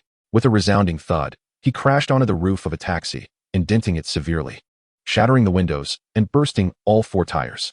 Spider-Man, aching all over, struggled to turn and rolled off the taxi. Aware that Chen Feng's Optimus Prime could hear him, he called out desperately, "Chen Feng, come quickly. If you don't arrive soon, Harry will finish me off." From the taxi that had just been damaged, Chen Feng's voice emerged. "You can't defeat him. You need to hide. If I hide, Harry won't find me, and he might not alert the Lizard Professor. What should I do?" Spider-Man expressed his concern. "All right, hold on. I'm on my way," Chen Feng replied resignedly. He contemplated rushing to assist Spider-Man, believing that together they could overpower the Green Goblin. The Green Goblin would undoubtedly seek reinforcements if he found himself at a disadvantage. With Dr. Octopus having left New York, the only potential ally remaining was the Lizard Professor. Once the Lizard Professor appeared, Chen Feng would achieve his objective. Dressed in his spider suit, Chen Feng opened the hotel window, inhaled deeply, and leapt out. The wind whistled past him as he descended rapidly, his heart pounding with fear. After all, this was his first time jumping from a building, and he had no experience, worried he might meet a fatal end. As he fell to the height of the 5th floor, he extended his right hand and shot a white web line towards the adjacent building. Grasping the web, he swung towards it, propelled by the adhesive grip on the opposite structure. As he neared the other building, he extended his left hand and shot another web line further ahead. Releasing his right hand and pulling with his left, his momentum surged, propelling him even faster. Thus, he continued to shoot web lines, soaring forward with remarkable speed. Unlike Spider-Man, who often performed acrobatic feats mid-swing, Chen Feng prioritized efficiency and avoided any flamboyant maneuvers. His velocity escalated to such an extent that he transitioned from swinging to linear flight. With both hands, he continuously shot web lines, rapidly pulling himself forward, creating the illusion of flight. "Ah, this is exhilarating," Chen Feng exclaimed, laughing joyfully. This method of traversing the air through sheer physical strength imbued him with an extraordinary sense of exhilaration and freedom. Soon, Chen Feng arrived at the scene of the battle between Spider-Man and the Green Goblin. Spider-Man was battered and bruised, his costume tattered, and his mask nowhere to be found. A multitude of citizens gathered around, many capturing the moment on their phones, shouting in exhilaration. Some ardent fans of Spider-Man fervently cheered him on, exclaiming, "Spider-Man, you are the greatest. Spider-Man, I love you. Spider-Man, vanquish that demon and avenge the innocent victims. Destroy the demon, destroy the demon." Although Spider-Man had numerous supporters, what did it matter? He was still being mercilessly beaten by the Green Goblin. with a deafening explosion. Spider-Man was once again struck by a pumpkin bomb hurled by the Green Goblin, collapsing to the ground, unable to rise. Chen Feng, where are you? Spider-Man murmured in despair. Realizing that the Green Goblin had grown stronger than before, he was no match for him now and could only pray for Chen Feng to arrive swiftly with assistance. The onlookers, witnessing Spider-Man's downfall, began to shout in alarm, "Spider-Man, get up. You cannot fall. Spider-Man, keep fighting. Spider-Man, you can do this." Harry, clad in the Green Goblin's armor, underwent a drastic transformation, becoming exceedingly malevolent, devoid of any compassion. Even perceiving the screams of others as the most delightful music in the world, he frequently savagely tortured innocent citizens merely to revel in their screams, cries, pleas for help, and moans of agony, which he referred to as the symphony of hell. Such a person could hardly tolerate the vitriol directed at him by the citizens. He brandished 2 pumpkin bombs and hurled them carelessly into the crowd. The gathered citizens were instantly struck with terror, hastily fleeing in panic. "Spider-Man, help! Spider-Man! I'm your fan, save me! Spider-Man, even if I perish, I must tell you I love you." The Green Goblin, relishing the fear he instigated, cackled mockingly. "Weren't you all so brave just a moment ago, daring to insult me? Why are you running now? Don't flee. Stay and play with me, ha ha ha." Lying on the ground, Spider-Man attempted to use his web to ensnare the pumpkin bombs and send them skyward to explode harmlessly. He extended his hands, but the web only shot out 2 meters. "No, I lack the strength. What am I to do?" he lamented. Just as the pumpkin bombs were about to crash among the citizens, 2 strands of white webbing suddenly appeared, deftly securing the bombs and lifting them into the air. Boom, boom. The bombs detonated high above, causing no harm to anyone. Chapter 31. Battle with the Green Goblin. Following the explosions, a shadow descended slowly from the sky, landing beside Spider-Man. The shadow was none other than Chen Feng, clad in a sleek, all-black spider suit. High above, he seemed to blend seamlessly into the environment, which is why he had gone unnoticed moments ago. Leaning down, he whispered to Spider-Man, "Peter, refrain from uttering my name. I wish to remain incognito from Harry." "And how shall I address you?" Spider-Man inquired. "Refer to me as the Spider Tyrant," Chen Feng replied. He now wielded the abilities of a spider, and his domineering personality made the title most befitting. Spider Tyrant, a perfect amalgamation of spider and tyrant. "Very well then, Spider Tyrant," Spider-Man said weakly. "I am utterly exhausted and require a moment to recuperate. You handle the Green Goblin." "Leave it to me," Chen Feng affirmed, eager to test the power he had gained from Spider-Man's genes. The Green Goblin, arrogant and disdainful, regarded others with contempt and was devoid of fear, embodying a rogue spirit. He soared above Chen Feng on his glider, looking down with derision, another spider seeking its doom. "I believe it is you who is courting disaster," Chen Feng retorted. Before the Green Goblin could finish his taunt, Chen Feng unleashed a strand of webbing that ensnared his neck. Had his feet not been anchored to the glider, he would have surely been yanked down to the ground. Chen Feng, already formidable in stature, now amplified by the spider genes, possessed astonishing strength even in a normal state. With a powerful tug, he sent the Green Goblin plummeting over a meter. "With such meager strength, you dare mock me? How presumptuous," Chen Feng scoffed. Humiliated, the Green Goblin could not abide this affront. With a mere thought, he activated his glider's weaponry, 2 cannons emerging. As the glider erupted with gunfire, Chen Feng promptly released his web and leaped aside, evading the barrage. Having successfully evaded, he shot another strand of webbing, ensnaring the Green Goblin's neck once more. Yanking with force, the Goblin was compelled to bend forward. "Curse you, Black Spider," he seethed, frustrated by Chen Feng's speed and strength, seemingly powerless against him. "I am the Spider Tyrant," Chen Feng replied coldly. "Spider Tyrant, I shall shatter your skull." The Green Goblin spat, regaining control of his glider to unleash another volley at Chen Feng. Once again, Chen Feng released his webbing and swiftly maneuvered, firing 2 strands simultaneously, as swift as lightning. The Green Goblin found himself ensnared yet again. "I will kill you," he howled, consumed by rage and humiliation, feeling his dignity trampled by Chen Feng. He could no longer tolerate such indignity. He was driven to madness, intent on obliterating Chen Feng. "Come down, madman," Chen Feng commanded, exerting all his strength to pull the Green Goblin from the sky. As the Goblin crashed to the ground, Chen Feng charged forward, delivering a powerful punch to the Goblin's head, causing it to tilt to one side. Fortunately, the Goblin wore his helmet. Otherwise, his face would surely have been bruised. But Chen Feng was not finished. He engaged in close combat, landing a heavy elbow strike to the Goblin's neck, eliciting a pained scream from him. With a forceful charge, Chen Feng collided with the Green Goblin, his shoulder crashing against the villain's form and sending him hurtling away. However, before the Green Goblin could travel even a meter, Chen Feng seized his wrist, yanking him back. With a swift turn, Chen Feng faced away from the Green Goblin, gripping his hands tightly. He bent his body, executing a flawless shoulder throw that sent the Green Goblin crashing into the ground, fracturing the concrete beneath. Temporarily incapacitated, the Green Goblin writhed in pain as Chen Feng lifted his formidable foot and forcefully stomped down upon the goblin's mouth, causing the impenetrable armor to yield slightly under the pressure. Looking down at his adversary, Chen Feng calmly inquired, "Dare you mock me still?" The Green Goblin's armor possessed regenerative capabilities, coupled with his presence within it, mitigating the severity of his injuries. In this brief moment of respite, he regained some strength, utilizing his armor to manipulate the glider and mount an attack against Chen Feng. The glider's machine guns erupted in a hail of bullets. However, Chen Feng had anticipated the Green Goblin's intentions. Having witnessed such tactics in films, he was not easily deceived. Upon hearing the commotion behind him, he deftly evaded the onslaught. Seizing the opportunity, the Green Goblin leaped onto the glider and ascended into the sky. Fearless, he harbored no dread of anyone, yet he was not foolish. He would find a way to counter when faced with defeat. His true strength lay not in brute force, but in advanced technology, capable of eliminating Chen Feng from a distance. Chen Feng shot a strand of webbing, which adhered to the Green Goblin's glider. With a powerful push-off, he yanked the web, propelling himself rapidly toward the Green Goblin. Startled, the Green Goblin quickly produced two throwing knives, one aimed at Chen Feng and the other intended to sever the webbing. Coated in poison, the knives posed a grave threat, and Chen Feng dared not catch them barehanded. Instead, he expertly shot another strand of webbing, ensnaring the thrown knife and flinging it aside. The Green Goblin successfully severed the webbing, but Chen Feng's webbing was limitless as long as his body permitted. He shot forth another strand, pulling himself upward and grasping the edge of the glider. The Green Goblin, controlling the glider, unleashed an electric shock.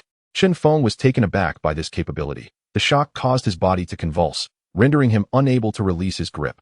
"You're finished." The Green Goblin cackled sinisterly, slowly brandishing a poison knife aimed at the back of Chen Feng's hand. A strike would be fatal. Enduring the pain, Chen Feng shot a strand of webbing toward the ground and pulled with all his might. The glider plummeted unexpectedly, preventing the Green Goblin from landing his blow. The force of the webbing allowed Chen Feng to break free from the glider. Landing on the ground, Chen Feng's hair stood on end, smoke escaping from his mouth as he cursed. "Damn it, that hurt. I'm about to unleash my fury." Chen Feng's anger escalated, and the consequences would be dire. Spider-Man approached, running to Chen Feng's side, and said, "Spider Tyrant, let us join forces to confront him." Chen Feng pushed Spider-Man away with one hand, resolutely replying, "Stay out of this, he is mine." Spider-Man was at a loss for words. Was this truly the moment to show off? Chen Feng turned to the Green Goblin and declared, "You shall face my fierce onslaught. Are you prepared?" The Green Goblin quickly maneuvered his glider, soaring high into the sky, reaching an altitude of 100 meters. Before taunting Chen Feng, "If you have the guts, come up here and fight me, humph. Do you think being high in the air makes you invulnerable?" Chen Feng retorted coldly, "Is that so? Then come down here."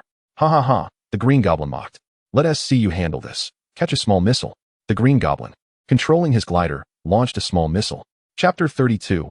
Power overwhelming the Green Goblin. Spider Tyrant, get out of the way, Spider-Man shouted, and then, rather cowardly, he dashed away, seeking refuge in a crater created by the Green Goblin's previous bombardment. Chen Feng, however, did not flee or hide. Instead, he raised his gaze, focusing intently on the two missile launch ports beneath the Green Goblin's glider. As the missiles emerged and were launched, Chen Feng swiftly extended his right hand, shooting out a strand of web that adhered to the missile. With a quick flick, he sent the missile soaring away, landing dozens of meters from him. An explosive roar echoed through the air, and the shockwave from the blast scattered debris everywhere. A fragment of a car was propelled towards Chen Feng. But without even glancing at it, he brushed it aside with a swift motion, his speed and grace undeniable. "How is it possible that you can redirect my missiles?" The Green Goblin exclaimed in astonishment. He thought to himself, the Spider Tyrant's abilities appear identical to Spider-Man's, yet why is he so much stronger? The Green Goblin's attacks left Spider-Man with no choice but to evade, while the Spider Tyrant effortlessly deflected even the missiles he fired. This power was truly astonishing.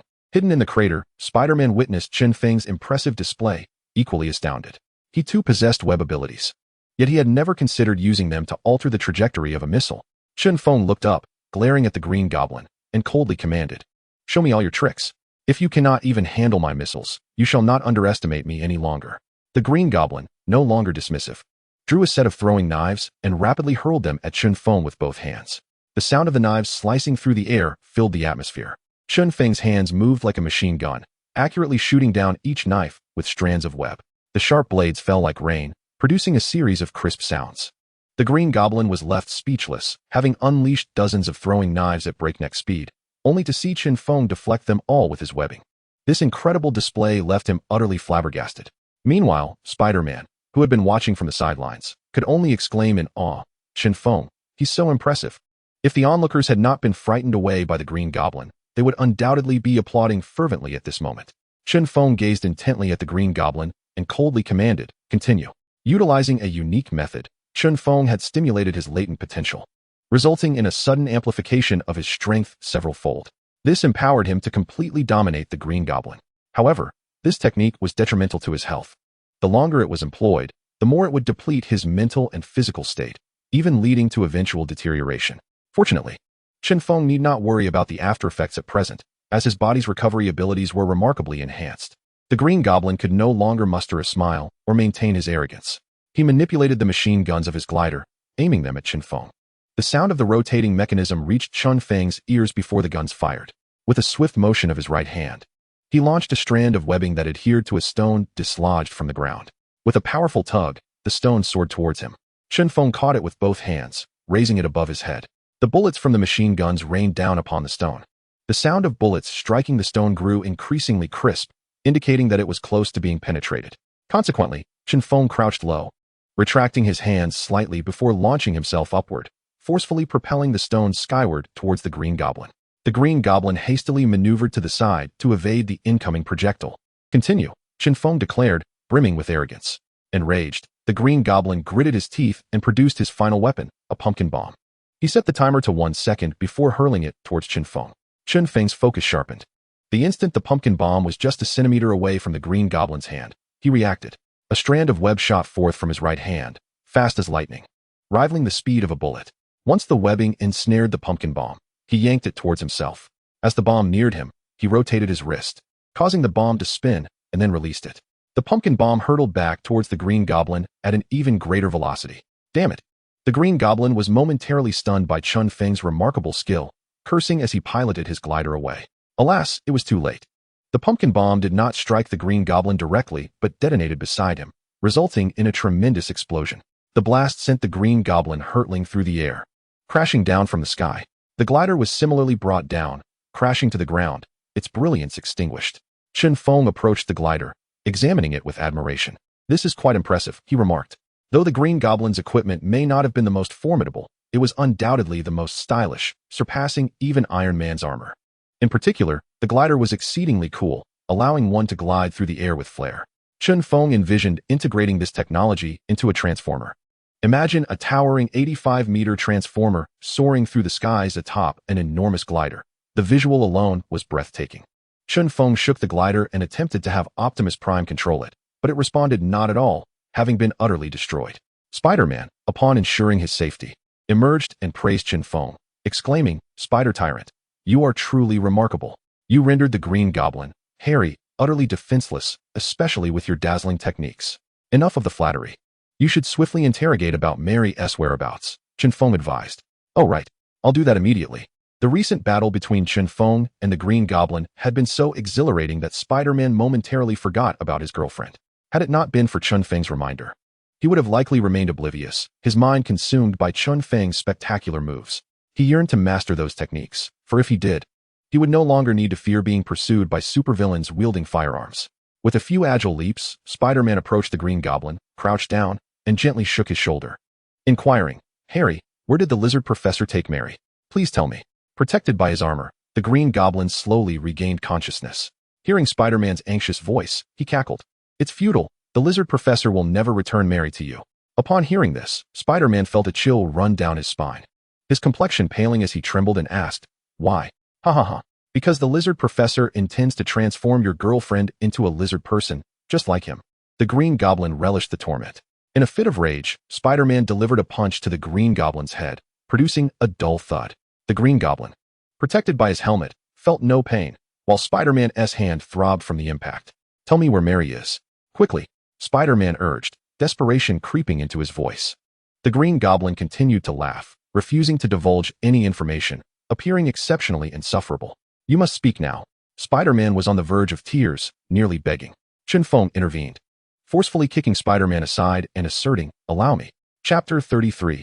I am born to be strong, transformed into the Green Goblin. Harry feared nothing, yet the ordinary Harry was terrified.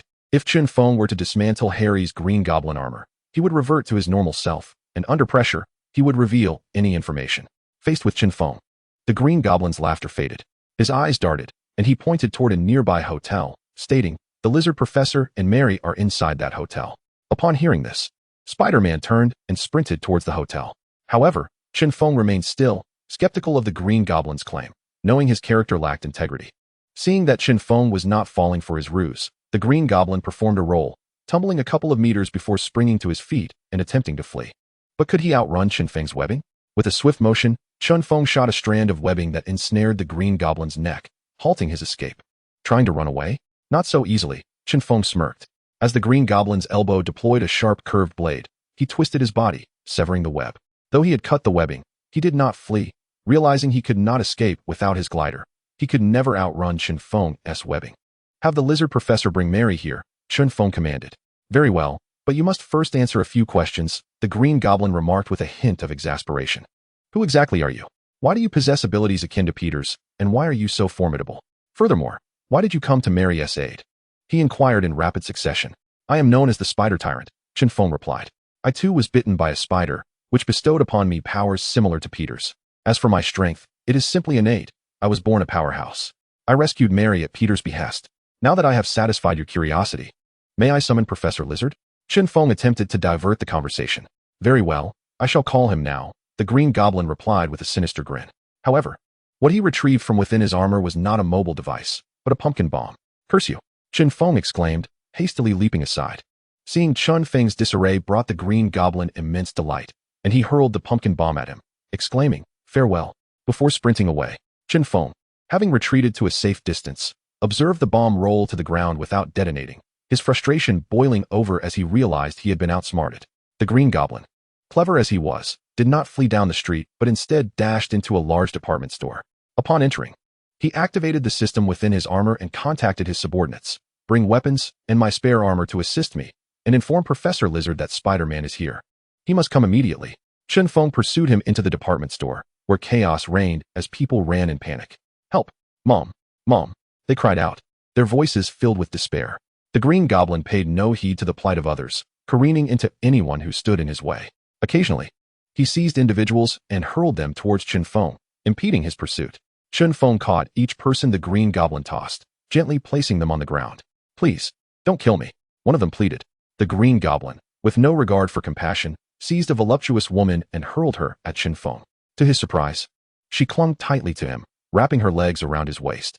In a state of urgency, he implored, "Let go of me." "No, I'm terrified," she responded, visibly shaken.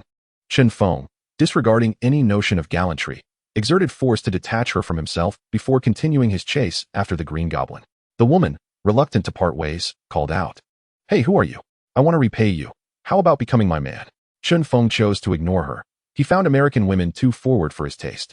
Realizing he could not outrun Chen Feng, the Green Goblin darted into a corner where he concealed himself among dozens of onlookers. There, he brandished a pumpkin bomb in each hand, shouting, "Everyone, get down, or I will blow you all to smithereens." "Please, no, we will comply," they cried, hastily dropping to the ground. "Brother, let us not act impulsively. We are all willing to heed your counsel." Dozens of individuals, terrified by the Green Goblin, crouched on the ground, trembling in fear, too intimidated to resist in the slightest. Chen Feng pursued him. The Green Goblin, undeterred, laughed maniacally. "Ha ha ha, Spider Tyrant. Come forth. Here, I possess 2 pumpkin bombs with a lethal radius of 20 meters. Once detonated, everything within that range shall be obliterated. Approach, and I shall manually trigger the explosion, sending you and these helpless souls to the depths of hell. Save us. Hero, we beseech you, please save us," cried one. "My elderly mother requires care. I cannot perish. Hero, I implore you, I beg for your assistance." Another pleaded, "Hero, if it is within your power, please rescue my daughter. She is merely 3 years old." The pleas of the hostages weighed heavily on Chen Feng, creating an unbearable pressure within him. It felt profoundly uncomfortable. He did not know these hostages. Why should he compromise with the Green Goblin for their sake? Yet, the thought of their lives being indirectly endangered by his inaction weighed on his conscience. "Spider Tyrant, we have been deceived by Harry. There are no Professor Lizard or Mary at the hotel. Just then, Spider-Man arrived. An idea struck Chen Feng, and he turned to Spider-Man, saying, "Peter, your timing is impeccable.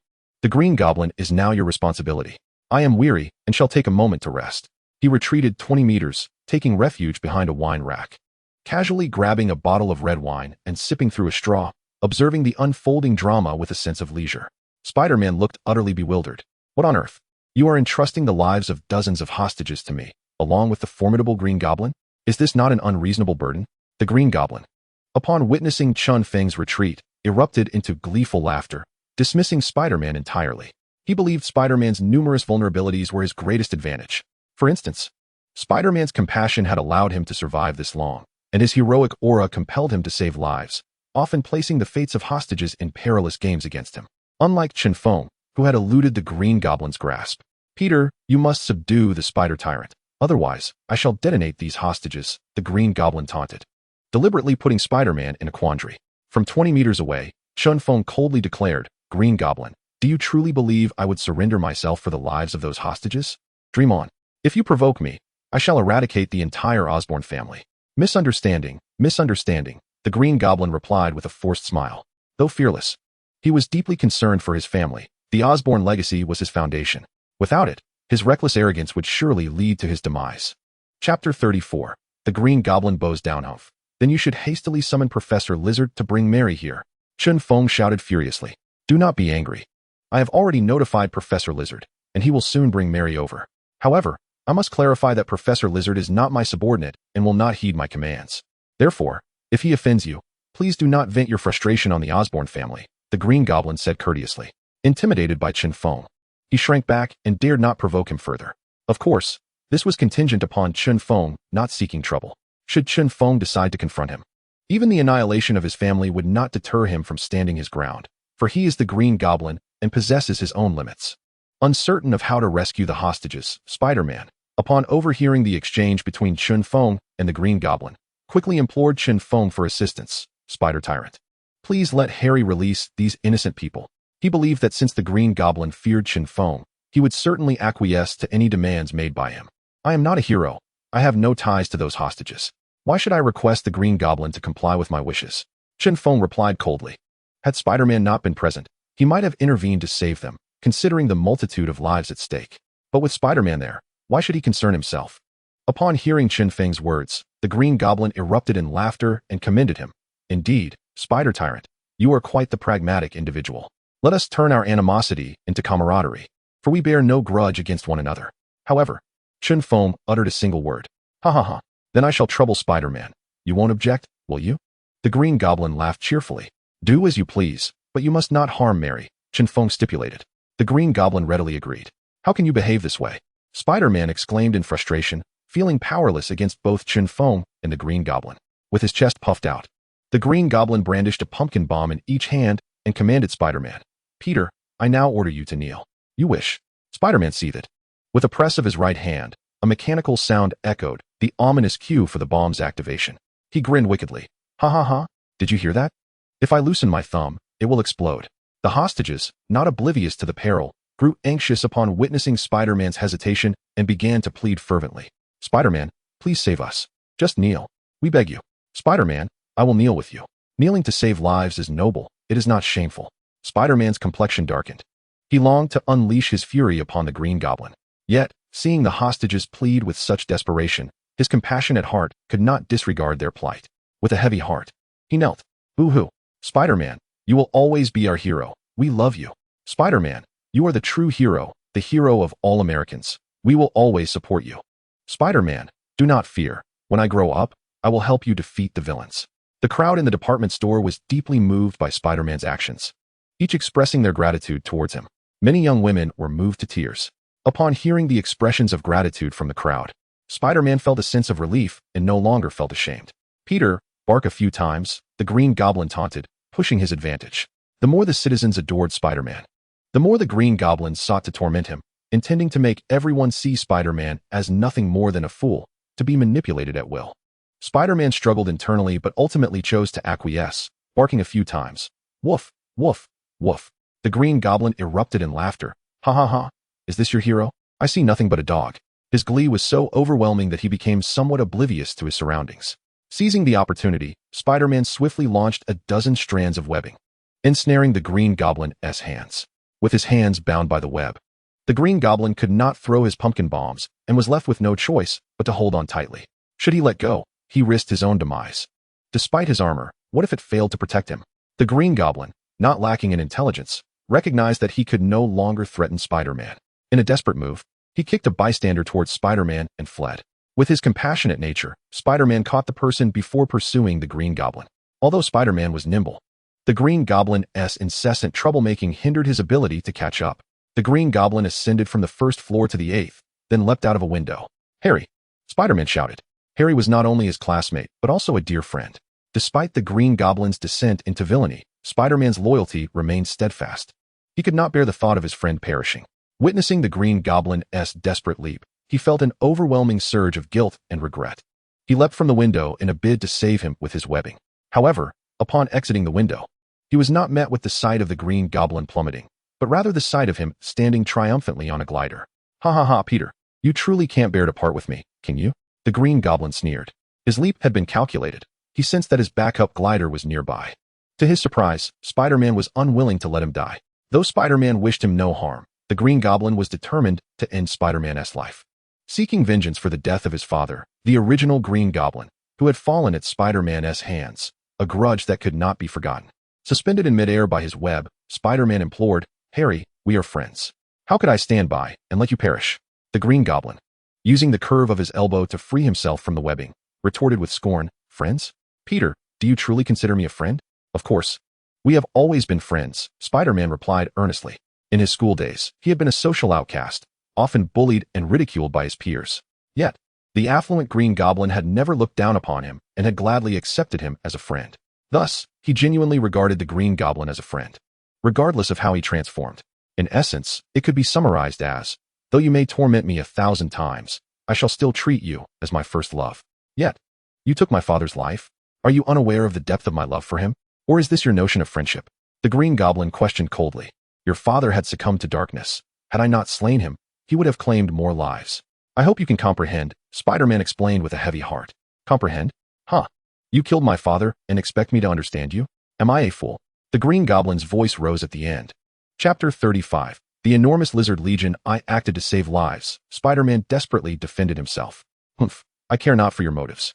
All I know is you took my father's life, and for that, you must pay with yours, the Green Goblin declared, hurling a pumpkin bomb at Spider-Man. Spider-Man shot a web across to the opposite side, swinging away just in time to evade the explosion. The Green Goblin, gliding on his glider, departed not out of cowardice, but to replenish his ammunition before returning to continue the battle with Spider-Man. Believing the Green Goblin had left, Spider-Man returned to the department store, where he found Chen Feng indulging in fine wine. Chen Feng, your actions were utterly outrageous, Spider-Man fumed, irate that Chen Feng, possessing the power to assist him, had chosen to stand by idly. Chen Feng set down the wine bottle and replied coolly, outrageous? Very well, I shall take my leave. Save Mary by yourself. As he stood to depart, Spider-Man immediately relented, grasping Chen Feng's hand and pleading, no, you promised to save Mary. You cannot break your word. He was acutely aware of his limitations. Facing the Green Goblin had nearly cost him his life, and with the indestructible lizard professor also holding Mary, the person he cherished most, as a hostage, his confidence was shattered. Chen Feng turned back and asked, am I truly outrageous? Spider-Man shook his head, grimacing as he replied, absolutely not. When the lizard professor arrives, I shall handle him. The rest is not my concern, Chen Feng stated. Spider-Man nodded in agreement. Yes, I understand. He thought to himself that this was for the best. Otherwise, if Chen Feng were given another chance to play the hero, his girlfriend would be lost forever. This is not the battlefield. Let us proceed to the square, Chen Feng proposed. Spider-Man agreed. All right. Chen Feng was untroubled by the prospect of the lizard professor failing to locate him, as the Green Goblin would surely inform him. Together, Chen Feng and Spider-Man departed the department store, making their way to a spacious square nearby. Soon, the shrill sound of police sirens pierced the air, as numerous officers emerged from the site of their previous battle, beginning to assist the injured. The police arrived only after the fight had concluded. A rather ironic turn of events. However, Chen Feng understood well. The strength of the combatants rendered the police mere bystanders, as their presence would only lead to their demise. Chen Feng, how did you execute those moves earlier? Your hand speed is astonishing. How did you hone such skill? Chen Feng, how did your battle with Harry suddenly become so formidable? Was Harry unable to contend with you at all? Spider-Man chattered incessantly, bombarding Chen Feng with questions. I've told you to call me the Spider Tyrant. If Harry discovers my true identity, I won't spare you. Chen Feng retorted with annoyance. Oh, Spider Tyrant. Why are you so afraid of Harry learning your identity? Spider-Man inquired, perplexed. Because he still has his uses for me. I do not wish to make an enemy of him just yet, Chen Feng explained. What uses? Spider-Man was simply brimming with curiosity. Be quiet, Chen Feng barked, finding Spider-Man exceedingly bothersome. Spider-Man felt utterly embarrassed. Chen Feng and Spider-Man waited in the square for over an hour. Suddenly, a tremendous rumbling emanated from underground. Startled, Spider-Man leaped onto a tree, exclaiming in terror, Spider Tyrant, come up quickly, there is danger below. Chen Feng remained grounded, fully aware that whatever lurked beneath was undoubtedly the work of Professor Lizard. Ha ha ha, Spider-Man, I'm back. The Green Goblin cackled triumphantly from above the square. Spider-Man looked up at the Green Goblin and shouted, Harry, where's Mary? Her? I don't know. Perhaps you should ask Professor Lizard. Ha ha ha. The Green Goblin sneered wickedly. From the Green Goblin's laughter, Chen Feng discerned that Professor Lizard had instilled great confidence in him. He had learned from films that Professor Lizard was not particularly strong. His only true strength lay in his regenerative abilities. As long as his brain remained intact, he would not perish. Yet, how could such a Professor Lizard inspire such confidence in the Green Goblin? That was a question worth pondering. Boom. The ground shook with each echoing sound. Enormous lizards began to emerge from the earth, flooding the square in astonishing numbers. Chen Feng was taken aback by the sight. The lizards in the square were all colossal, standing half a meter tall, stretching 3 meters in length, and weighing over 300 pounds. Given such immense lizards coupled with their staggering quantity, it was no wonder the Green Goblin exuded such confidence. In the air, the Green Goblin smugly proclaimed, How about that? Surprised? Are you frightened? Chen Feng and Spider-Man ignored the Green Goblin. With a tremendous crash, a humanoid giant lizard burst forth from the ground, tilting its head skyward and letting out a deafening roar. Awe. This half-human, half-lizard creature was Professor Lizard, standing 2 meters tall and weighing over 500 pounds. Professor Lizard, where's Mary? Spider-Man eagerly demanded. If you wish to know Mary's whereabouts, you must first defeat my legion of lizards, Professor Lizard boasted arrogantly. Previously, he had found himself powerless against Spider-Man, often thwarted by Spider-Man's interference in his plans. In a bid for revenge, he had proactively contacted the Green Goblin, another foe of Spider-Man. With the support of the Green Goblin's Osborn group, he had developed a plethora of potions capable of evolving small lizards into giant lizards, who would obey his commands. To utterly vanquish Spider-Man, he assembled the Lizard Legion, boasting a staggering number of 30,000. This formidable legion instilled in him a sense of superiority over Spider-Man. Consequently, he kidnapped Mary, intending to lure Spider-Man out and eliminate him once and for all. Spider-Man, with a furrowed brow, expressed his concerns to Chen Feng. Spider Tyrant, do you believe you can handle such a multitude of colossal lizards? Chen Feng himself was troubled. He had initially assumed that only the lizard professor posed a threat, not realizing that the professor had conjured an entire legion. If he were to transform into a Titan giant, these lizards would be of no consequence. However, he could not reveal his identity, and he was uncertain whether his Spider-Man genetic abilities could triumph over the Lizard Legion. Nonetheless, he was aware of one thing. The Legion could not detain him, as he could escape at any moment. With a grand gesture, the Lizard Professor commanded, eliminate them. The Lizard Legion erupted in chaos, charging towards Chen Feng and Spider-Man. The ground trembled beneath the thunderous advance of over 30,000 colossal lizards. Spider Tyrant, let us flee, Spider-Man suggested in fear. In the city, with its towering skyscrapers, he could utilize his arachnid abilities to evade danger, but in this vast square, apart from a few trees, there were no tall structures, rendering him unable to take flight. Thus, he contemplated retreating to a place with skyscrapers to confront the Lizard Legion. Chapter 36. Wielding the ruler's spear, who dares to engage in battle? Peter, please assist me in procuring a sharp blade or a spear, Chen Feng instructed. The regenerative capabilities of the Lizard Legion were undoubtedly formidable, making it challenging to defeat them with mere punches. The most effective method would be to use a sharp weapon for a decisive blow. Understood, I will fetch it immediately. Take care, Spider-Man replied, then swiftly leapt upon the backs of the giant lizards to make his escape. The Green Goblin, having learned his lesson, silently pursued the direction in which Spider-Man had fled. The Lizard Professor did not chase after Spider-Man. He was confident that as long as Mary remained in his grasp, Spider-Man would be unable to escape. Hence, he aimed to eliminate Spider-Man's ally, a robust man clad in all black combat attire. Faced with the simultaneous charge of 30,000 colossal lizards, Chen Feng was not foolish enough to confront them head-on.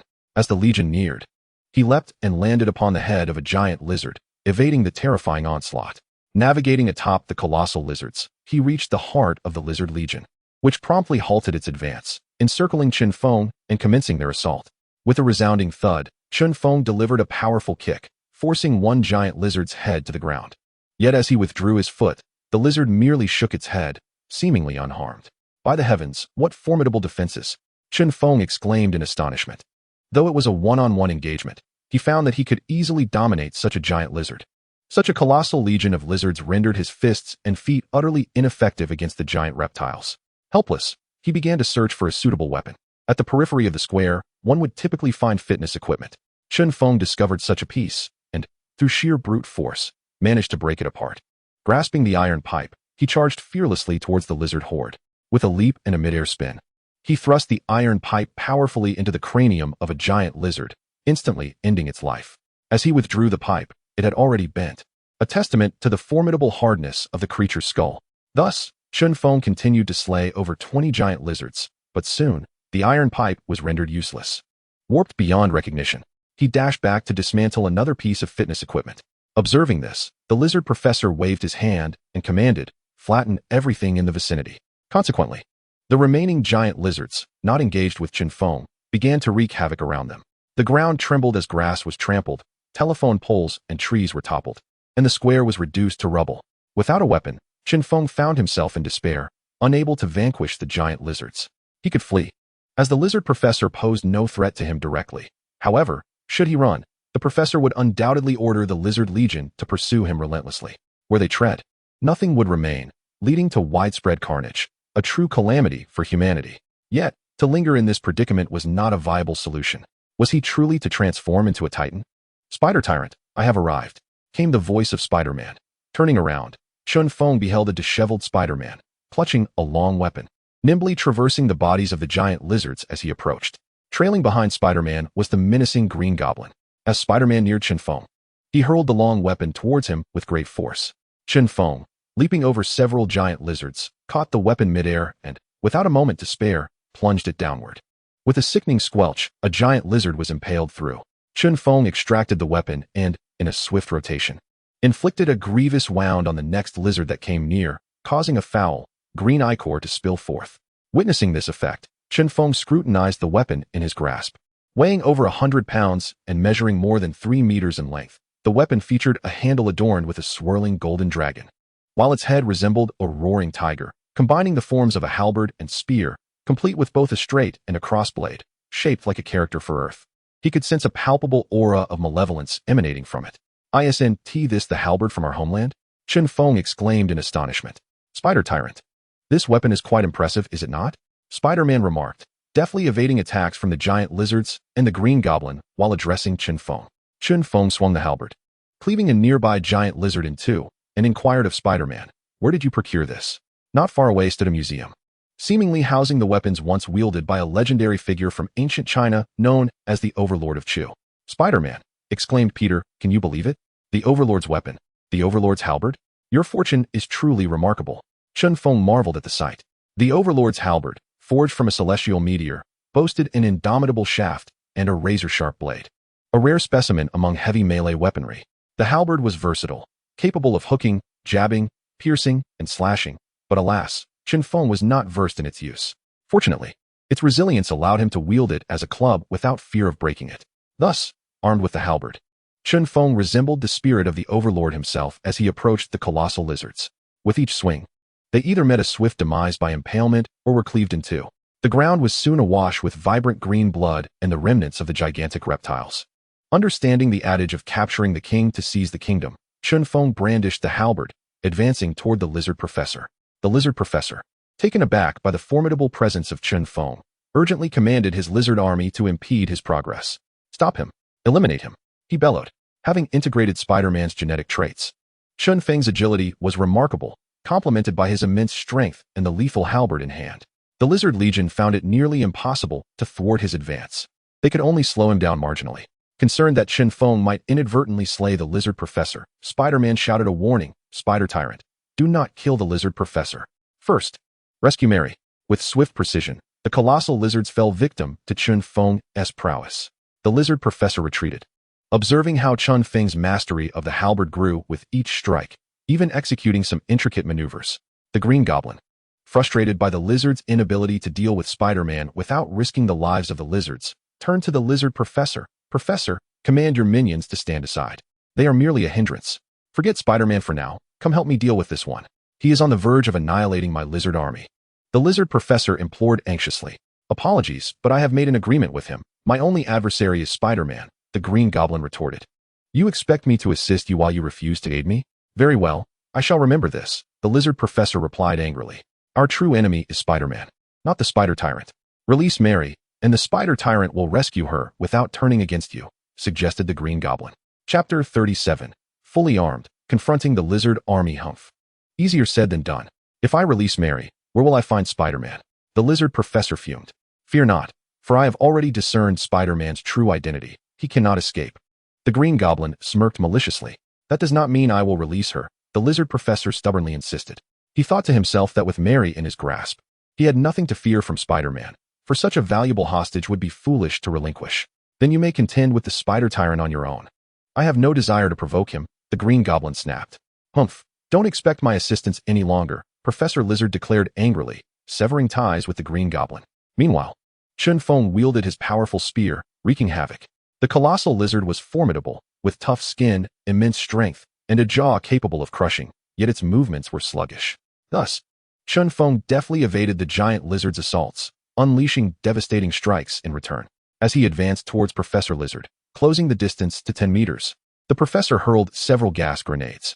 Upon impact, they released a thick plume of green gas. Chen Feng quickly held his breath, having seen movies. He understood that inhaling this gas would lead to a transformation into a lizard man. The noxious fumes obscured his vision.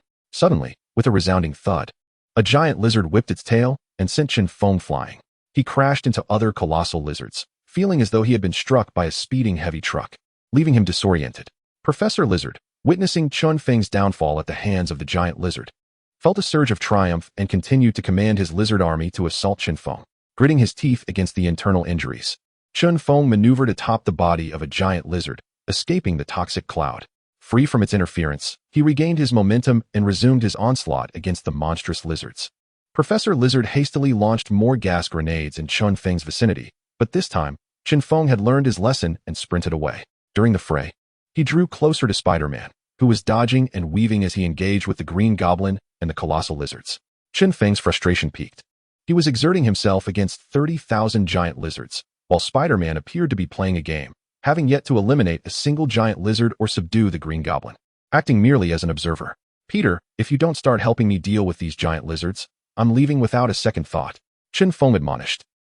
Spider-Man gasped, quickly clarifying, don't misunderstand, it's not that I don't want to kill them, it's just that I can't handle these invincible monsters.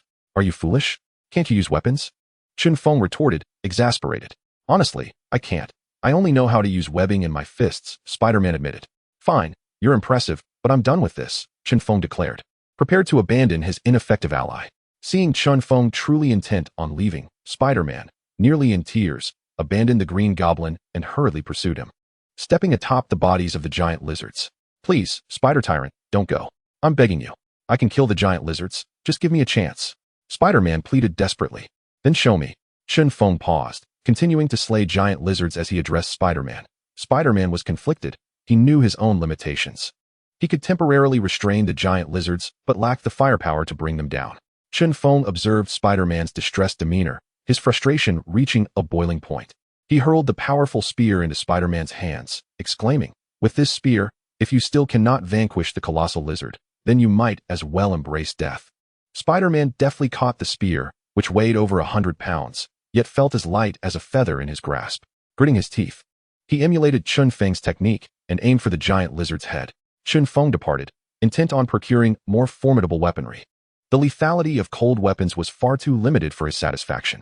With over 30,000 colossal lizards to contend with, relying solely on such weaponry would prolong the battle indefinitely. As soon as he left the square, he contacted Optimus Prime. Optimus, locate nearby sources of heat weapons. Master, the Green Goblin's subordinates are in an underground garage not far from here, armed with a plethora of heat weapons and the Green Goblin's spare armor, Optimus Prime replied. Excellent. That's our target, Chen Feng responded with enthusiasm. Following Optimus Prime's guidance, he arrived at the underground garage and encountered the Green Goblin's subordinates, fully equipped and ready for action. Chen Feng severed the power supply to the garage and launched his assault. In the darkness, his spider suit activated its cloaking feature, rendering him invisible to the Green Goblin's minions. Power outage? What's going on? Someone, check the circuits, commanded one of the subordinates. All units, remain calm. If you see an intruder, eliminate them on sight. Clearly, the Green Goblin's subordinates were no ordinary foes. They maintained their composure in the face of the unexpected blackout. Swish. Swish, swish. Chen Feng, concealed in the shadows, unleashed a flurry of webbing. Those ensnared by his webs found themselves unable to escape. Bang, bang, bang. The sound of gunfire erupted as the minions shot towards the direction of the webs. Chen Feng had already evaded their fire and ascended to the ceiling, positioning himself above them. Swish, swish, swish. He rapidly shot out more than a dozen strands of webbing, seizing their firearms with a powerful tug. Then he leapt down from the ceiling. Bang, bang, bang. In mere moments, he subdued the Green Goblin's subordinates. There was no contest. He was a superhuman. While the Green Goblin's lackeys were merely ordinary individuals, a disparity of monumental proportions. Having dealt with the minions, Chen Feng began selecting his weapons. Handguns. Their power was too weak and their firing rate sluggish. Discarded. Submachine guns. Average firing rate and power. Discarded. The Gatling gun. A tempest of rapid fire with formidable power. Accepted. Grenades.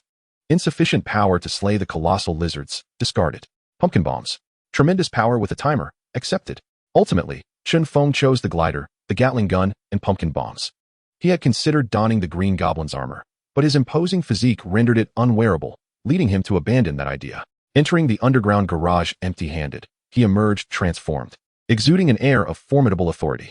Adorned with a golden bullet chain, a belt of pumpkin bombs, wielding a Gatling gun, and standing upon a glider, Chen Feng presented an image of sheer ferocity and undeniable coolness. As he returned to the square, fully equipped and gliding through the air, both the Green Goblin and Professor Lizard were left astounded, as was Spider-Man. With a resounding roar, Chen Feng unleashed a barrage of pumpkin bombs from his glider, raining destruction upon the colossal lizards, leaving a scene of devastation in the square. He deftly controlled the glider through Optimus Prime, launching a series of small missiles. After exhausting the last of the pumpkin bombs and glider missiles, over half of Professor Lizard's reptilian army lay in ruins. Chapter 38. The rift between Professor Lizard and the Green Goblin. As the sound of gunfire filled the air, Chen Feng raised his Gatling gun, unleashing a relentless hail of bullets upon the gigantic lizards below. The sheer power of the Gatling gun was overwhelming. Those struck were either pierced through or severed in half. With a staggering rate of 6,000 rounds per minute, the carnage was horrific. In mere moments, the square was enveloped in a thick, greenish mist of blood.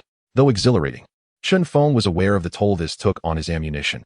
Half of the bullets from the belt draped across his body had been expended in a single sweep. Professor Lizard, witnessing the destruction of his loyal followers, felt his heart bleed. This was his hard-earned army, the very force he had hoped would eliminate Spider-Man. Yet, Spider-Man continued to evade capture, while his army faced near annihilation. Turning to the astonished Green Goblin, Professor Lizard bellowed, "Green Goblin, you deceived me. You and Spider-Man are allies." "Are you jesting? Spider-Man killed my father. How could I possibly be aligned with him?" The Green Goblin retorted angrily. "Then how do you explain the equipment of the Spider Tyrant?" "Do not tell me it does not belong to you," Professor Lizard countered. "I have no idea." The Green Goblin stammered, caught in a web of confusion. While the pumpkin bombs and glider were indeed under Chen Feng's control, he speculated that they had been seized from his own subordinates. However, he was baffled by how Chen Feng managed to operate the glider, which was supposed to be linked to the Green Goblin's armor, requiring it for control. Chen Feng, not wearing the armor, perplexed him with his ability to maneuver the glider effortlessly. "From this moment forth, we are enemies. It shall be a matter of your demise or mine," Professor Lizard declared with resolve. The Green Goblin chose not to respond to Professor Lizard, but instead inquired of Chen Feng, who was still firing upon the gigantic lizards. "Spider Tyrant, how are you controlling my glider?" With a smile as he continued his assault, Chen Feng replied, "Do not presume your technological prowess is unparalleled. There are many in this world whose skills surpass yours." His words were unmistakable. He intended to exploit internet technology to infiltrate the Green Goblin's armored system and thereby gain control of the glider. "Did we not agree to turn swords into plowshares? Why do you persist in troubling me?" The Green Goblin rebuked. "Your subordinates provoked me, and I simply eliminated them. My current equipment is my trophy," Chen Feng declared arrogantly. The Green Goblin seethed with anger, yet found himself powerless against Chen Feng, forced to swallow his indignation, as he could not best him.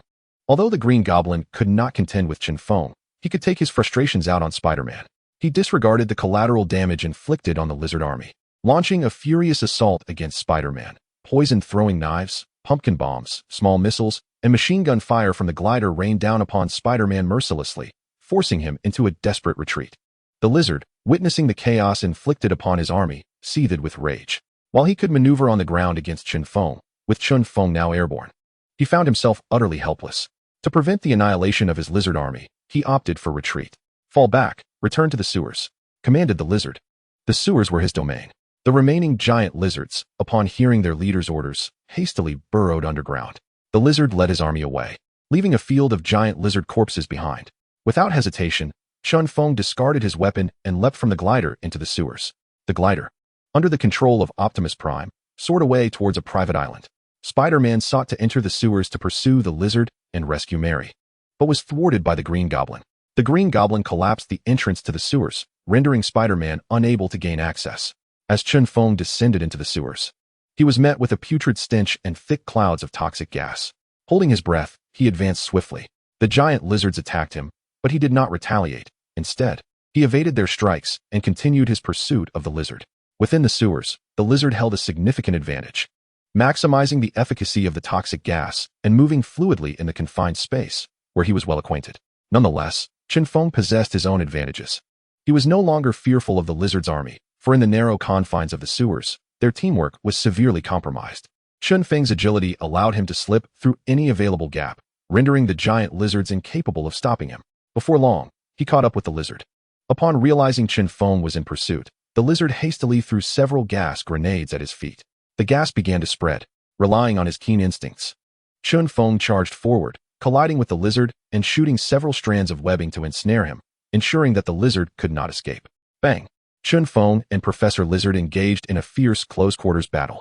Both possessed considerable strength. Chen Feng, agile and ruthless in his techniques, lacked sheer power, while the sluggish Professor Lizard wielded claws capable of rending steel, teeth that could snap iron bars, and a tail that could shatter telephone poles. His might was not to be underestimated.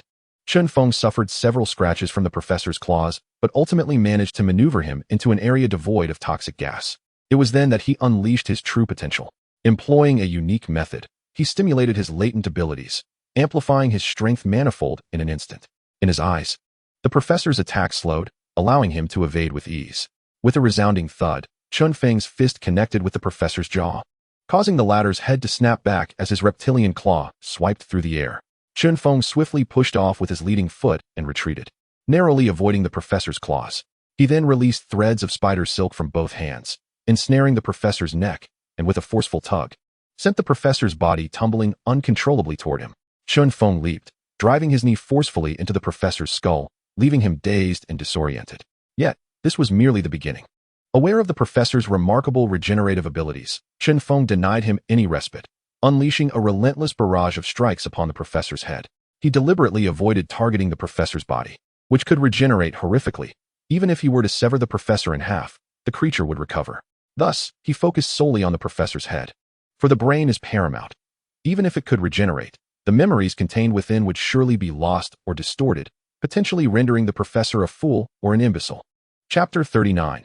Extracting the professor's genes. Even if the brain were to regenerate, the reorganization might muddle memories. Under the tempest of Chen Feng's assault, the professor succumbed to unconsciousness, collapsing into the filthy wastewater, motionless. The colossal lizards at either end of the sewer roared incessantly at Chen Feng, but refrained from advancing, perhaps awaiting the professor's command. Chen Feng placed his hand upon the professor, inwardly urging the system. Extract the professor's genes and merge them with mine. Ding. Gene extraction of Professor Lizard successful. Merging in progress, announced the system. A surge of elation coursed through Chen Feng. He had not anticipated success in extraction. He speculated that the professor's unconscious state allowed for this achievement. Ding. Congratulations, host. On merging with Professor Lizard's genes, the system chimed. As the system's notification reverberated, a terrifying force began to transform Chen Feng's body. Ah! He cried out in agony, feeling as though his very essence was being forcibly stretched. Bones, tendons, flesh, and skin, inflicting upon him a pain so profound it felt akin to death. Gradually, Chen Feng's spider suit tore apart, and from his back emerged a robust tail. As his feet transformed into those of a beast, robust and powerful, his hands morphed into claws that effortlessly scraped a deep gash into the wall of the sewer. The mutation of his head was undoubtedly the most excruciating. His skull contorted, and his entire head gradually evolved into that of a lizard, taking on a grotesque appearance. With a roar reminiscent of a dragon, Chen Feng emitted a sound of anguish. After successfully merging with the genes of the lizard professor, he collapsed onto one knee. Gasping for breath, the lizard professor awoke, letting out a pained cry. Upon opening his eyes and seeing the lizard man kneeling before him, he was momentarily taken aback. Then inquired with astonishment, "Who are you?" The regenerative abilities of the lizard professor's genes were unparalleled among all superheroes, restoring him at an astonishing rate. Within mere minutes, Chen Feng, who had initially lacked the strength even to stand, regained his utmost power. Rising to his feet, Chen Feng examined his transformed claws and swayed his unfamiliar tail. Feeling a surge of strength comparable to that of Spider-Man, though inferior to the likes of the Hulk and the Abomination. Despite the lack of overwhelming power and the grotesque appearance, it mattered little to Chen Feng. What he truly desired was the extraordinary regenerative capability. With such an ability, as long as his brain remained intact, he could regenerate any missing parts of his body. The lizard professor remained reclined, prompting Chen Feng, standing above him, to smirk and declare, "I have come to rescue you." The lizard professor, a man of high intellect with vast knowledge, particularly in genetics, had made significant contributions, notably with his successful development of the lizard serum. Although its side effects transformed individuals into half-man, half-lizard monstrosities with malevolent tendencies, these could be mitigated. If he could enlist the lizard professor to work for him, his future subordinates would rival any superhero. What about that detestable spider tyrant? The lizard professor inquired.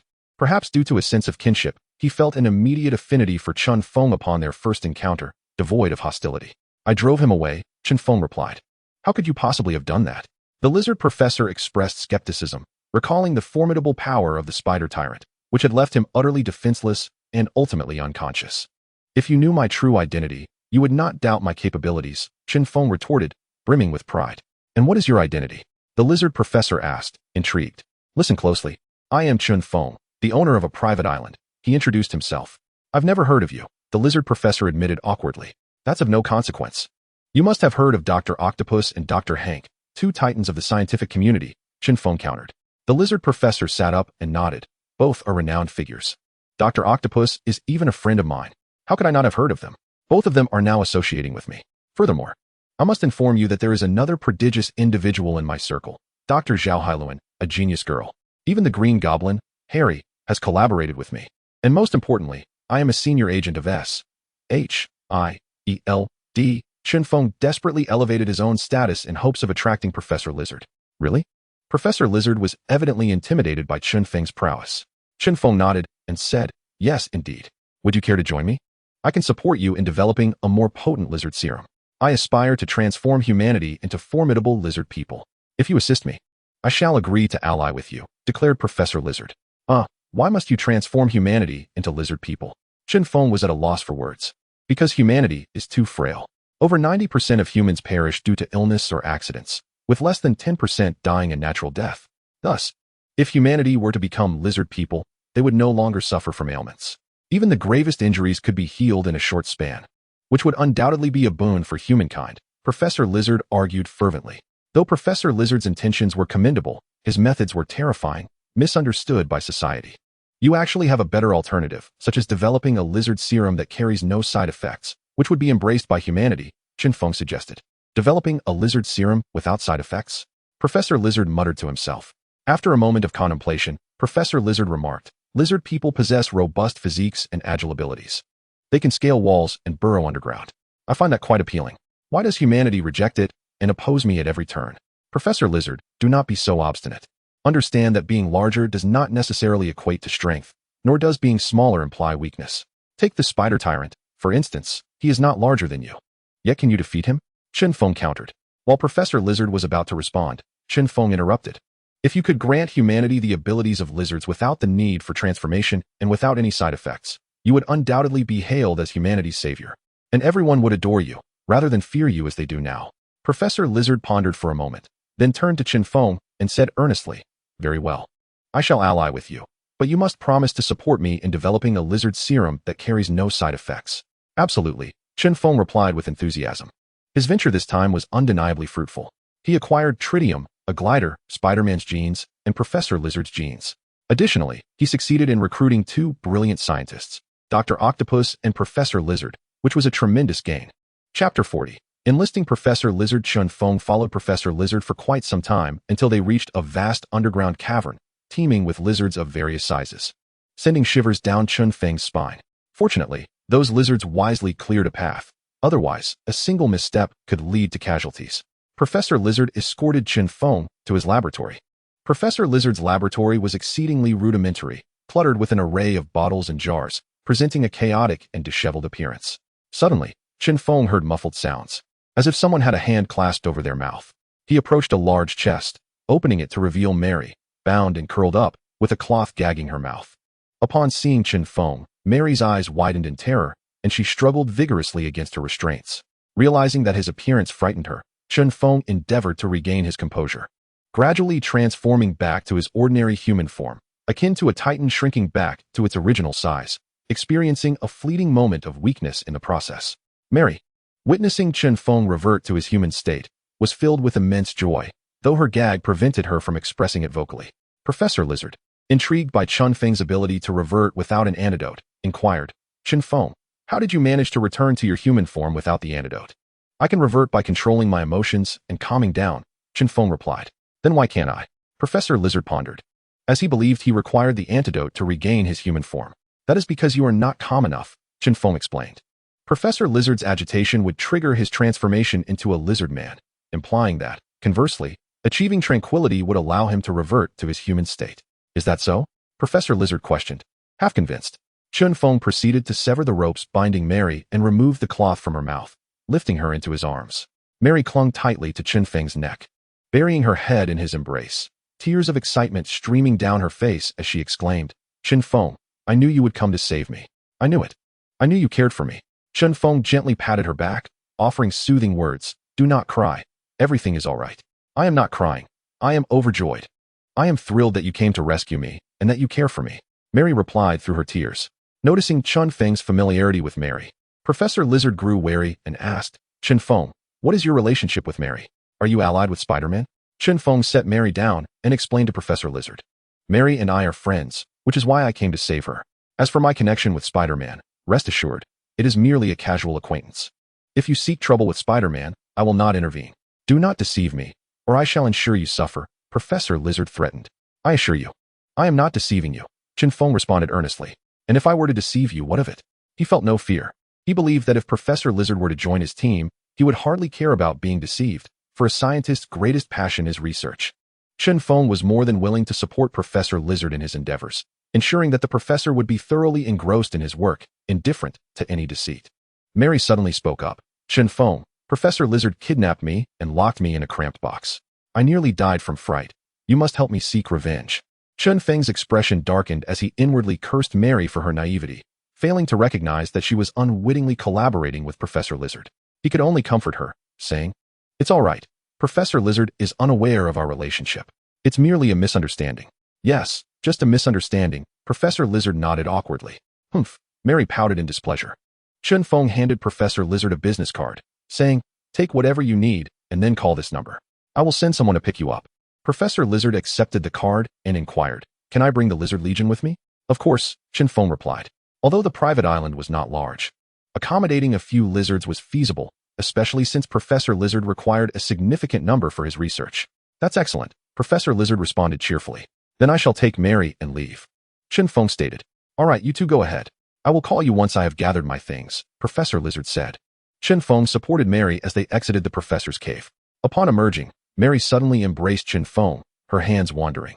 Chen Feng stiffened, recalling how he had torn his spider suit when he transformed into a lizard man.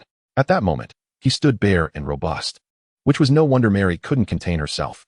Chen Feng, I love you, Mary declared passionately, her voice laced with sweetness. Don't be silly, Chen Feng insisted, forcing himself to remain composed. I will be silly, Mary pouted playfully. Then I shan't concern myself with you, Chen Feng said, gently pushing her away and walking ahead.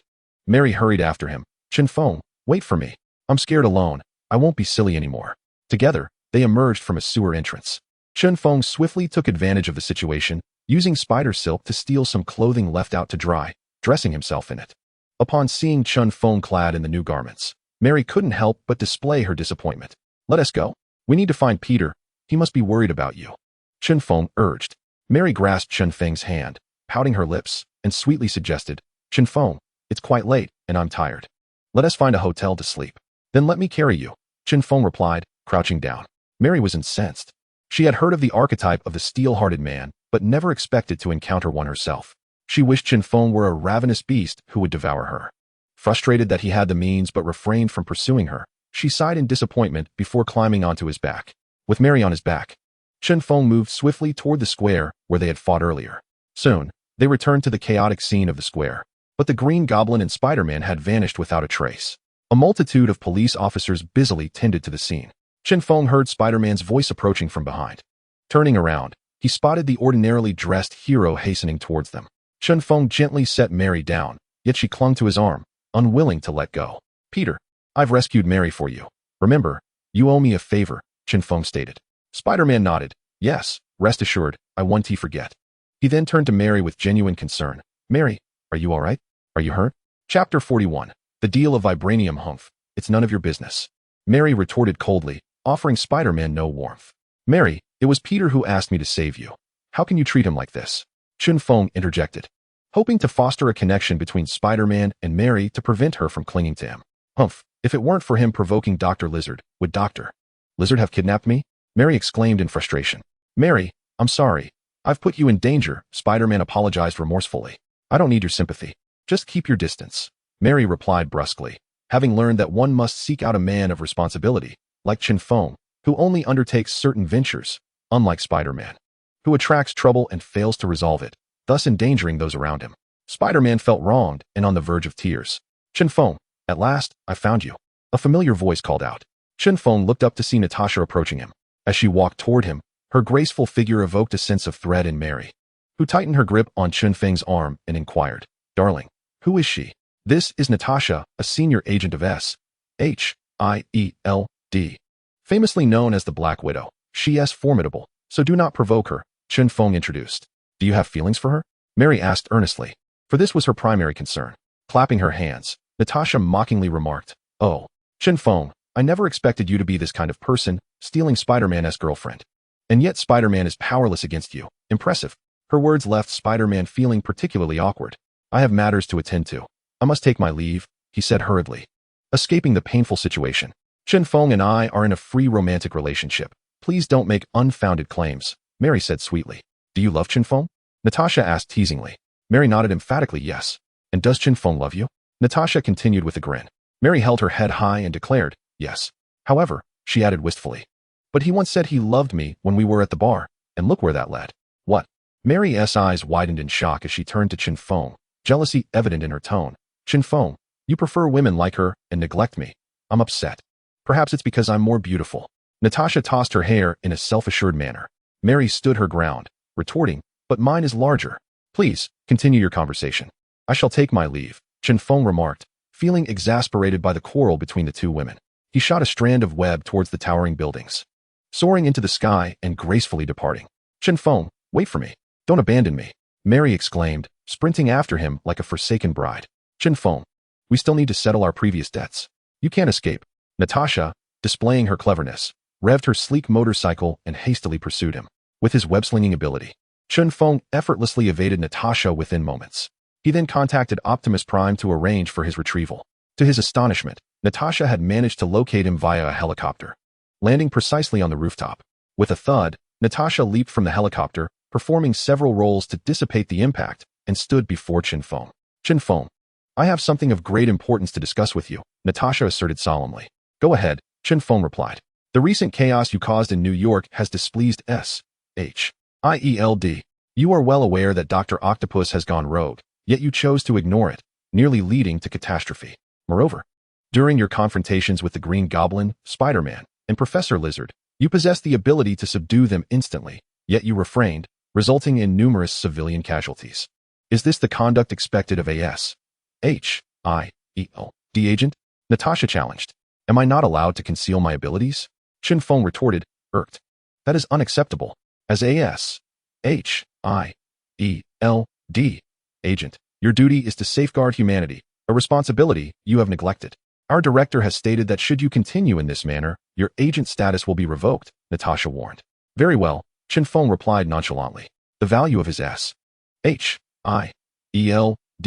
identity had nearly been exhausted, rendering it inconsequential to him. You no longer wish to be a S.H.I.E.L.D. agent? Natasha asked, astonished. Let us not dwell on that, Natasha. I have a question for you. Can you procure vibranium? Chen Feng inquired. If he could obtain vibranium, he would regard S.H.I.E.L.D. as insignificant. What do you need vibranium for? It is quite scarce. Even we at S.H.I.E.L.D. possess only a limited amount, insufficient to forge even a dagger, Natasha queried with curiosity. If you can assist me in acquiring even a tiny fragment of vibranium, I shall reward you handsomely, Chen Feng promised. Obtaining a small particle of vibranium is certainly feasible, but how do you intend to repay me? Natasha teased, inwardly vowing not to be deceived by Chen Feng again. Suddenly, a transformer descended from the sky, landing beside Chen Feng, accompanied by Optimus Prime's voice. My lord, I have arrived. Upon seeing the transformer, Natasha's eyes lit up.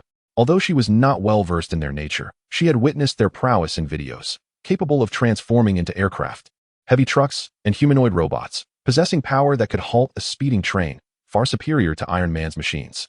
Excitedly, she pointed at the transformer and exclaimed, I want him. Chen Feng nodded without hesitation. Very well. As long as you deliver the vibranium to me, I shall promptly hand over this transformer to you. The first generation of transformers, although far superior to Iron Man, was not at all satisfactory. It lacked sufficient energy, defensive capabilities, offensive power, and its cumbersome size made it impractical in various aspects. Consequently, it was wholly inadequate. Natasha, let alone Iron Man himself, would have readily accepted a trade of vibranium for the transformer without hesitation. With the vibranium, he could forge the most advanced transformers in the entire universe. Lend me the transformer, and I shall promptly return to S.H.I.E.L.D. To procure the vibranium, Natasha eagerly proposed. A minuscule amount of vibranium for a transformer was an exceedingly straightforward exchange. Although vibranium was immensely valuable, S.H.I.E.L.D. lacked the technology to refine it into weaponry, hence it was not given the significance it deserved within the organization. Otherwise, Natasha would not have possessed the confidence to acquire such a precious material. Optimus Prime, for the time being, you are to take orders from Miss Natasha, Chen Feng commanded. Understood, my lord, Optimus Prime replied, turning to Natasha and saying, Greetings, Miss Natasha. It is a pleasure to serve you. Natasha, thrilled by the Transformer's intelligence, commanded sweetly. Take me back to S.H.I.E.L.D. Chapter 42. My man is Chen Feng. Natasha, aboard the Transformer, soared toward S.H.I.E.L.D. Chen Feng gazed at the departing Transformer, contemplating aloud. Have I caught the favor of Lady Luck? My fortune is splendid. Whatever I desire seems to manifest effortlessly. It is truly exhilarating. He perched on the edge of the rooftop, awaiting Natasha's return. However, after more than 10 minutes, it was not Natasha who arrived, but Mary. Bursting through the rooftop entrance, Mary spotted Chen Feng and dashed over, joyfully exclaiming, Chen Feng, I finally found you. Just as Mary leapt toward him, Chen Feng sidestepped, narrowly evading her embrace. Mary squealed, nearly losing her balance and tumbling off the edge. Chen Feng shot out a strand of webbing, catching her just in time. Otherwise, she would have surely fallen. Recovering quickly, Mary bounced over to Chen Feng, sweetly declaring, Chen Feng, I've come to see you. How did you manage to find me? Chen Feng, intrigued, replied, unlike Natasha, who has S.H.I.E.L.D. as her backing, finding someone is much easier for her. Yet you, an ordinary girl from a modest background, have managed to locate me precisely, which piques my curiosity. Mary, like a child, proudly announced. I may not be able to outrun you all, but I'm not foolish. I took a taxi and followed the helicopter. Mary, can you please stop deceiving yourself? You must realize that I have no interest in you whatsoever, nor have I ever considered disrupting your relationship with Peter, Chen Feng stated earnestly. Witnessing Mary's unwavering affection for him, he felt compelled to discourage her from continuing down this path, for he could never be with Mary. His partner could not be ordinary. His partner must possess intellect. Thus, he and Mary are destined to remain apart. Of course, he could treat Mary as a mere dalliance. Yet such behavior is not in his nature, for he is a man who can love but one woman throughout his life. Much like his relentless pursuit of martial arts, which embodies a singular dream, he has ascended to the pinnacle of his craft, perhaps even leading him to traverse into the Marvel Universe. Tick-tock, Mary's tears flowed uncontrollably. This cannot be true. You must tell me this isn't real. She sobbed, her heart shattered by repeated rejections from Chen Feng. Throughout her life, no boy had ever spurned her, but now, facing Chen Feng's steadfast refusals, she felt as if the entire world had forsaken her, gripped by an agonizing heartache that left her wanting to weep. Though I wish to spare you pain, I cannot deceive you. The truth is, I do not harbor feelings for you. My earlier invitation to outer space was merely to leave a favorable impression on your boyfriend, Peter. Today's rescue was also for his sake. He implored me to save you, promising to do a favor for me in return.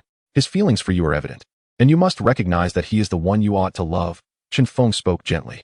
Wiping her tears, Mary fixed her gaze upon Chen Feng and exclaimed passionately, "But I love you, it is you I love. Shut the hell up. Who dares to make such a racket in the middle of the night? Believe me, I will make you regret it. If you keep this up, I will call the police. Insane, shouting at this hour. Tell me where you are, and I will come and deal with you. Damn it." Mary's voice had grown too loud, awakening those nearby, who began to curse in response. Her already fragile emotions were further destabilized by their insults, prompting her to rush to the railing, cupping her hands to amplify her voice. "My man is Chen Feng. If you have the guts, come and challenge me."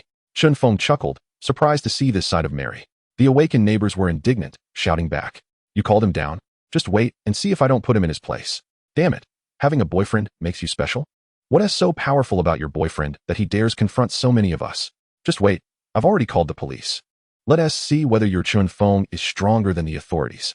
I can't find you, but if you dare, bring your boyfriend here. My gun is no toy. Come down and let us settle this." Chen Feng's expression darkened, and he roared, "So you wish to challenge me? Here I come." His voice resonated like that of a titan, far more powerful than any horn. The nearby residents were roused from their slumber, with many children frightened to tears. In the streets, car alarms blared, echoing through the night. The previously arrogant individual who had dared to challenge Chen Feng fell silent. The person who had been awakened by the commotion also ceased their cursing. Aside from the blaring car alarms and the terrified cries of children, an eerie stillness enveloped the surroundings. Was silence a remedy for their indiscretions? No, indeed. There were repercussions. Chen Feng vividly recalled the person who had insulted his family. With a sudden leap from the rooftop, he plummeted downwards, creating a thunderous impact as he landed, leaving a massive crater in his wake. Crouched by a window of a nearby house was a trembling African-American, murmuring a desperate prayer. "God, please spare me from that monster." Indeed, the audacious challenger was none other than he. In a moment of impulsivity, fueled by being disturbed in the dead of night, he had joined in the chorus of insults, not realizing that the deranged woman's boyfriend was a veritable beast. Though he had not seen the creature, the ferocity of its roar was enough to suggest its monstrous nature. He was well aware of the terrifying reports of monsters wreaking havoc on American television. Yet, having already uttered his insults, regret was futile. All he could do was pray for divine protection. With a thunderous roar, Chen Feng surged forward, his every step causing the ground to shatter, the surrounding vehicles and trees trembling in response. He zeroed in on a well-lit floor on the 5th level. Crouching low, he propelled himself upward with tremendous force. A resounding crash echoed as his body soared into the air. With a powerful thrust, Chen Feng's hands penetrated the wall of the 5th floor before crashing through the glass window. As his head broke through, he heard sounds within and, upon looking down, spotted the terrified African-American huddled beneath the window, shaking with fear. "You were the one who insulted my family." Chen Feng spoke coldly. The man, paralyzed with terror, wet himself and stammered, "It wasn't me. I swear. I didn't curse you. I truly didn't. But I remember your voice." Chen Feng replied coolly. The man's voice was distinctive. There was no chance of error. Thud, thud, thud. The African-American knelt, desperately banging his head against the ground, pleading for mercy. "I'm sorry, I was wrong. Please forgive me. I understand my mistake. Insulting my family deserves a severed tongue as penance.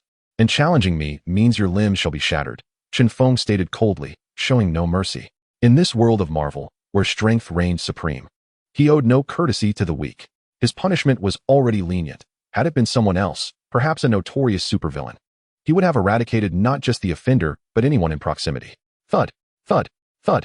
The African-American's forehead bled as he wept, imploring, "Please, don't harm me. I beg you." With a swift motion, Chen Feng unleashed a punch that shattered the wall and struck the man with tremendous force. The African-American man was suddenly struck and crashed against the wall on the opposite side. Once the force dissipated, he fell limply to the ground, weakly coughing up a few drops of blood. With a resounding crash, Chen Feng brutally tore down the exterior wall and entered the man's dwelling.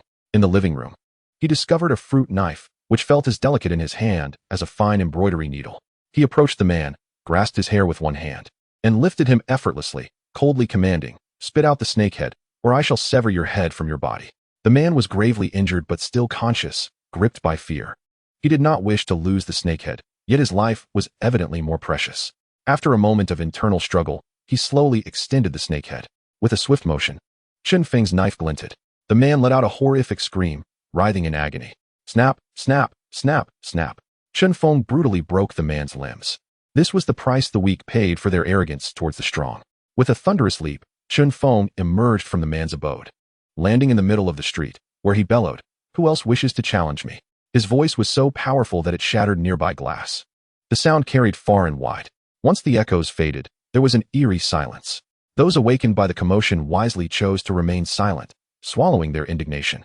Noticing the lack of response, Chen Feng reined in his emotions, reverting to a more ordinary demeanor before swiftly shooting several webs back to the rooftop, where he had previously been. Mary, witnessing Chen Feng's formidable presence akin to that of a war god, felt her heart race with admiration, thinking, "This is the man I desire, so domineering." His assertiveness reminded her starkly of Peter's timidity.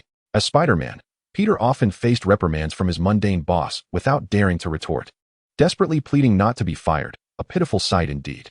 In contrast, Chen Feng silenced anyone who dared to confront him with a fist, regardless of Chen Feng's feelings towards her. Mary found herself drawn to him, captivated by his masculine allure, his dominance, and his prowess.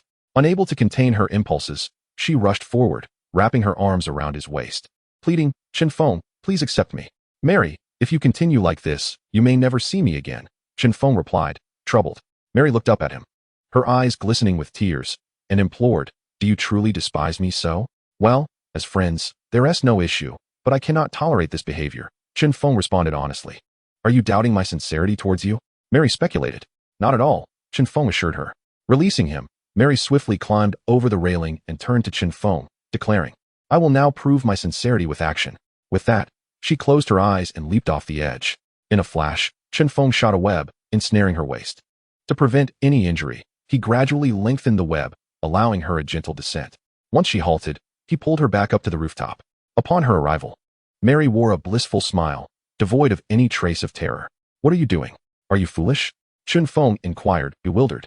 How could someone who attempted to leap from a building still wear a smile? "You are aware of my genuine feelings, and I know you care for me too. It's just that you refuse to acknowledge it," Mary replied with a soft smile. Sighing, Chen Feng felt utterly at a loss with this woman. Mary stepped closer, gently embracing him and resting her head against his chest, listening to the strong rhythm of his heartbeat. "I love you, and that is sufficient. Regardless of whether you accept me," she tenderly declared. Her words were undeniably moving. However, Chen Feng could not forget that on the very night she professed her love for him, she had also been enamored with Peter. Such a sudden affection from Mary made him hesitant. Today she loved him, but tomorrow she might fall for someone else, far too unreliable. Chen Feng remained silent, weary of speaking. For Mary's capriciousness was disconcerting, and he feared that a misstep in conversation might prompt her to leap again. Thus, they stood together, Mary holding Chen Feng, motionless at the edge of the railing. Half an hour later, unbeknownst to her, Mary drifted into slumber. Chen Feng took out his phone and called Spider-Man. "Peter, your girlfriend is asleep. You might want to come and get her." His well-meaning notification was met with Spider-Man's furious roar. "Chen Feng, you have gone too far. I already relinquished Mary to you. You've exhausted her, and now expect me to pick her up? Do you think I'm a pimp?" Spider-Man bellowed, feeling more betrayed than ever. Chen Feng reflected upon his words and realized Spider-Man had misconstrued his intent. "I was merely saying that we were on the rooftop," but he was interrupted. "Is it necessary to inform me of your activities on the rooftop? Or do you feel that the humiliation you've caused me is insufficient, and you've orchestrated this?" Spider-Man shouted. "Come on, Peter, can you not calm down?" Chen Feng's temper flared. Mary stirred in Chen Feng's embrace, but did not awaken. Perhaps she had been confined by the lizard professor for too long, leaving her in a poor state of mind, hence her deep slumber. "You've slept with my girlfriend, and now expect me to retrieve her? How can I remain calm?" Spider-Man yelled. "Listen, I did not sleep with your girlfriend," Chen Feng clarified. "Huh, who are you trying to deceive?" Spider-Man scoffed. "Fine. If you wish for me to sleep with your girlfriend so badly, I shall comply and bestow upon you a grand green hat," Chen Feng retorted, exasperated. He had intended to reconcile Spider-Man and Mary, but to his dismay, Spider-Man's lack of humor was disheartening. Not only did he refuse to pick Mary up, but he also accused Chen Feng of having an affair with her, nearly driving him to the brink of fury. If Spider-Man desired such a scenario, then so be it. Let him regret it later. Chapter 44. Spider-Man's Resolve. Spider-Man exclaimed, realizing from Chen Feng's words that he might have misunderstood. Chen Feng, Brother Feng. Please don't. Spider-Man cried out. Don't what? Chen Feng inquired. I was wrong. Please don't sleep with my girlfriend, Spider-Man pleaded. Humph, let me tell you. It's too late. I'm definitely spending the night with your girlfriend, Chen Feng retorted loudly. In Chen Feng's embrace, Mary, still half asleep, murmured, Don't wake me up. Let me sleep a little longer. Her words filled Spider-Man with growing anxiety, and he urgently asked, Brother Chen Feng, I truly regret my actions. Please tell me the address so I can pick Mary up right now. Beep, beep, beep. Chen Feng hung up the phone. Spider-Man dared to confront him. Thus, he would give Spider-Man a taste of his own medicine, though certainly not at that moment, for he had more pressing matters at hand. Chen Feng held Mary close, sitting on the railing, and remained there throughout the night. As dawn broke, the sun rose, casting a beam of light upon Mary, who was awakened by the bright rays. She opened her eyes to find herself still in Chen Feng's arms. Looking up at Chen Feng, she noticed his gaze was fixed on the horizon. Following his line of sight, she beheld the breathtaking sunrise. The rays of the rising sun shimmered like golden threads, weaving a magnificent tapestry of black and white clouds. How beautiful, Mary remarked, her heart filled with joy. Indeed, it is beautiful, but how long can such serene beauty endure? Chen Feng mused. The Marvel Universe is tumultuous, chaotic enough that the Earth could explode at any moment. If only I could watch the sunrise with you like this every day, Mary expressed her longing. Sigh. Chen Feng sighed, remaining silent. He continued to sit on the railing, while Mary contentedly nestled in his embrace. However, as the sun climbed higher, the intense rays caused Mary to sweat profusely, her skin reddening from the heat. Unable to bear it any longer, she turned to Chen Feng and said, Chen Feng, let us go back. It's too hot here, I can't stand it. Chen Feng turned around, gently placing Mary down. You can go back. I'm waiting for someone. Mary grasped Chen Feng's hand, reluctant to part. We can wait downstairs. She insisted. No, I will wait here, Chen Feng replied stubbornly. The fierce sunlight had no effect on him. There was no need for shade. Then wait for me here. I'll be back shortly, Mary said before swiftly running downstairs. Mary purchased a set of alluring attire, found a hotel, freshened up, donned the enticing outfit, and discreetly took a box of safety helmets as she departed the hotel. She then bought an umbrella, a battery-operated fan, and 2 bottles of mineral water before returning to the rooftop. Spotting Chen Feng still perched on the railing, Mary sighed in relief. She fanned herself, carrying the fan, and approached Chen Feng, setting the fan down before offering him a bottle of mineral water with a gentle smile. Chen Feng, this is for you. Chen Feng, unperturbed, took the bottle, twisted off the cap, grasped it with his right hand, and with his left hand formed a palm to strike the bottom of the bottle. Instantly, the bottle crumpled, and the water surged forth, which he promptly gulped down. Mary watched in astonishment. It was her first encounter with someone so coolly casual about mineral water. Chen Feng tossed the crushed bottle behind him and resumed observing the passers-by below. Mary, relinquishing her sunshade, attempted to mimic Chen Feng's earlier actions. With her right hand gripping the bottle and her left hand poised, she struck the bottom, causing the bottle to collapse and water to erupt. However, her reflexes faltered, and she was splashed all over, her upper body soaked, the fabric of her top clinging to her, accentuating her allure. Ah, Mary exclaimed. Chen Feng turned to witness Mary's drenched state, bemused by her antics. Chen Feng, my clothes are soaked, she lamented, her voice tinged with faux innocence. Then dry off. He replied curtly. Mary's cheeks flushed crimson as she bashfully protested. Ah, that wouldn't be appropriate. Someone might see us. Perhaps we should go to the hotel across the street. I feel like knocking on your head to see why you're so dense, Chen Feng replied, exasperated. How can you say that about me? I only act this way with you. I'm quite proper with others, Mary purred playfully. Proper? I didn't see you being proper when I visited Peter's house the other day. You were practically on top of him, Chen Feng teased. Indeed. Mary's expression soured, her lips pouting in silence as she simmered in annoyance. Chen Feng, reveling in her quietude, perched on the railing, patiently awaiting Natasha's arrival, confident that she would come, for after all, vibranium was far more precious than his transformers. By noon, Mary, ever thoughtful, descended to procure a heart-shaped lunch, envisioning a shared meal with Chen Feng, taking turns with each bite. However, she was taken aback when Chen Feng devoured the entire meal in mere moments, leaving her with nothing but an empty container. How disheartening it was to fall for such an unromantic man, Mary mused. Ah, finally, I found you. Spider-Man appeared on the rooftop. Since he had received a call from Chen Feng, he had been desperately searching for both Chen Feng and Mary, and only now had he succeeded. Noticing that Mary was not wearing the same outfit from the previous night, he furrowed his brow.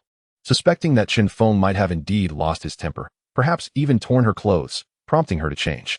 "Peter, what do you want?" Mary exclaimed, hands on her hips. Irritation evident.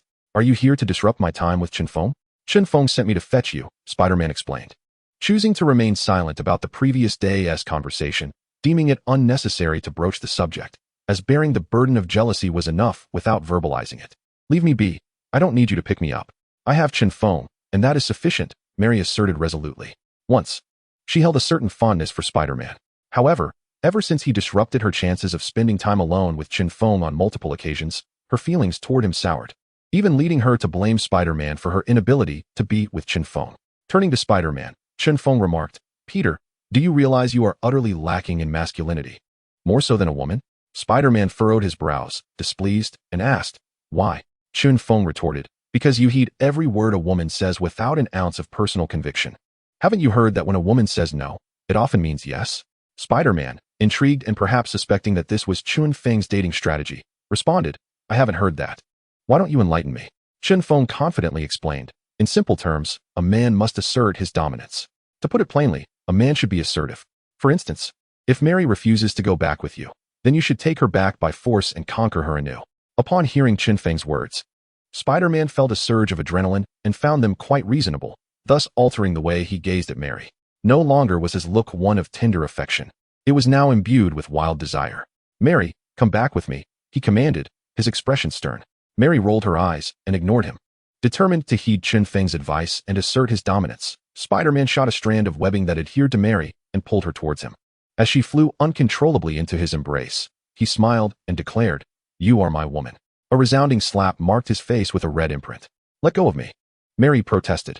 "I won't," Spider-Man stubbornly insisted, resolved to follow through with his newfound assertiveness.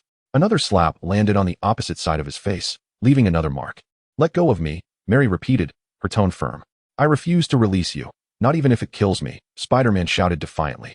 Suddenly, Mary raised her knee and struck him mercilessly between the legs, delivering a brutal blow.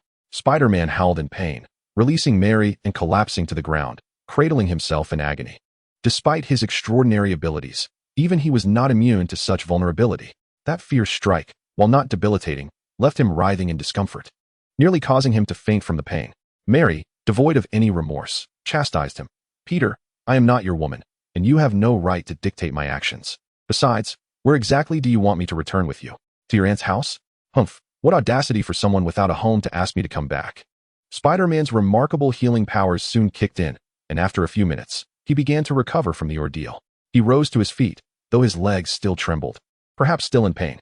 He suppressed the discomfort and said, "Mary, I used to stubbornly refuse to utilize my extraordinary abilities to earn a living, which left me perpetually impoverished and subject to ridicule. Now, I have come to understand that I shall no longer conceal my identity. I intend to harness my powers to provide you with a joyful home." Spider-Man, with his remarkable agility and strength, could easily pursue a career in law enforcement or as a mover, both of which would yield a respectable income. Yet, he stubbornly clung to his principles, reluctant to reveal his identity or exploit his gifts for financial gain. Consequently, his diminished capabilities rendered his life even more challenging than that of an ordinary person. It is little wonder that Mary now regarded him with disdain. "Peter, can we not part amicably? If you continue down this path, we may not even remain friends," Mary admonished sternly. "Mary, grant me a chance.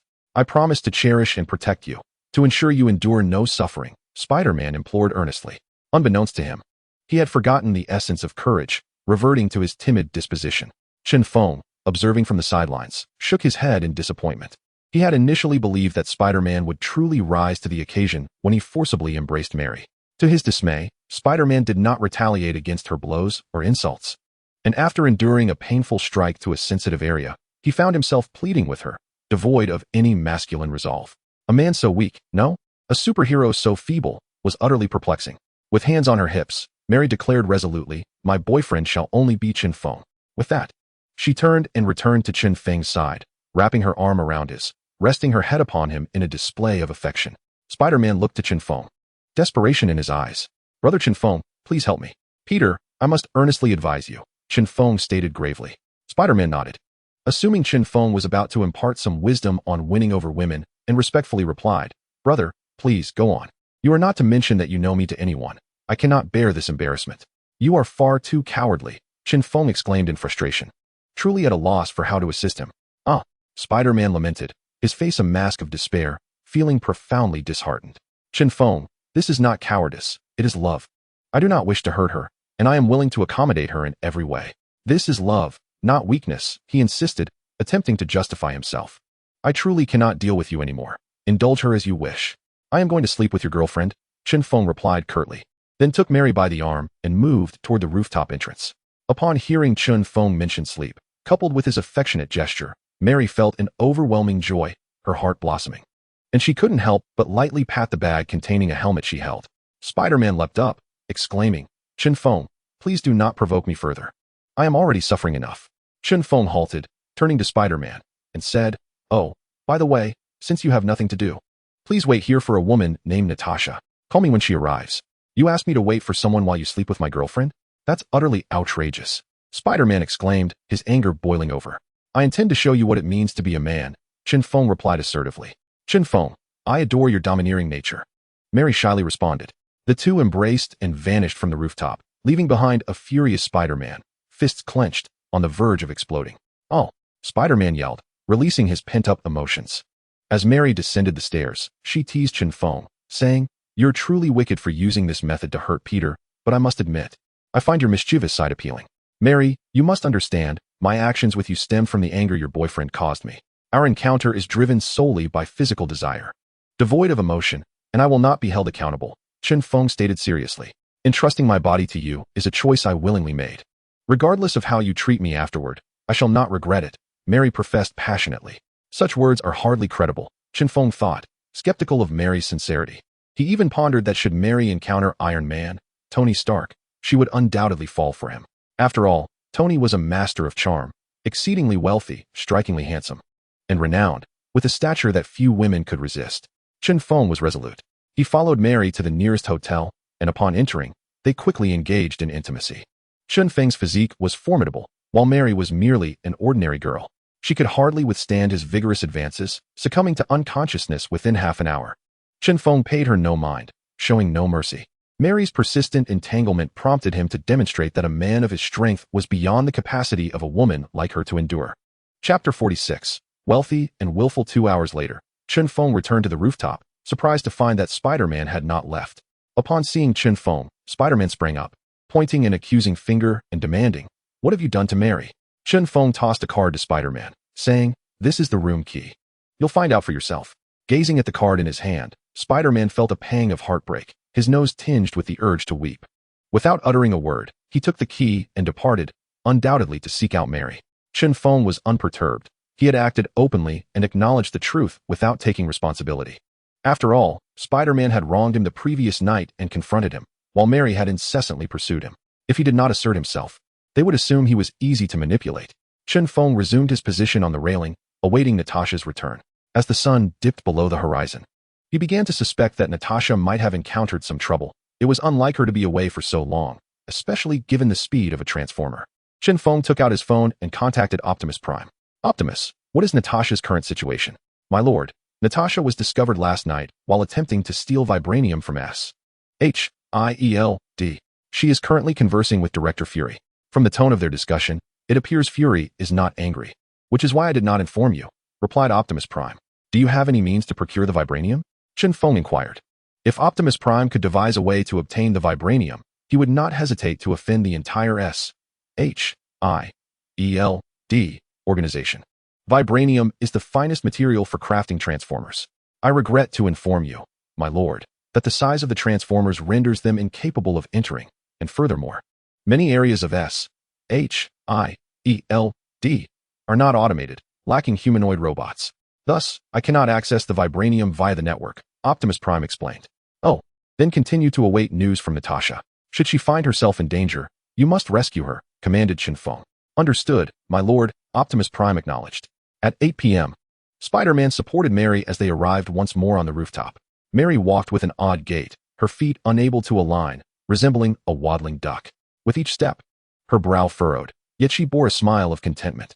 Chen Feng, Mary called weakly. Are you still unsatisfied? If that's the case, we can continue at the hotel. Chen Feng responded, somewhat exasperated by Mary's persistence.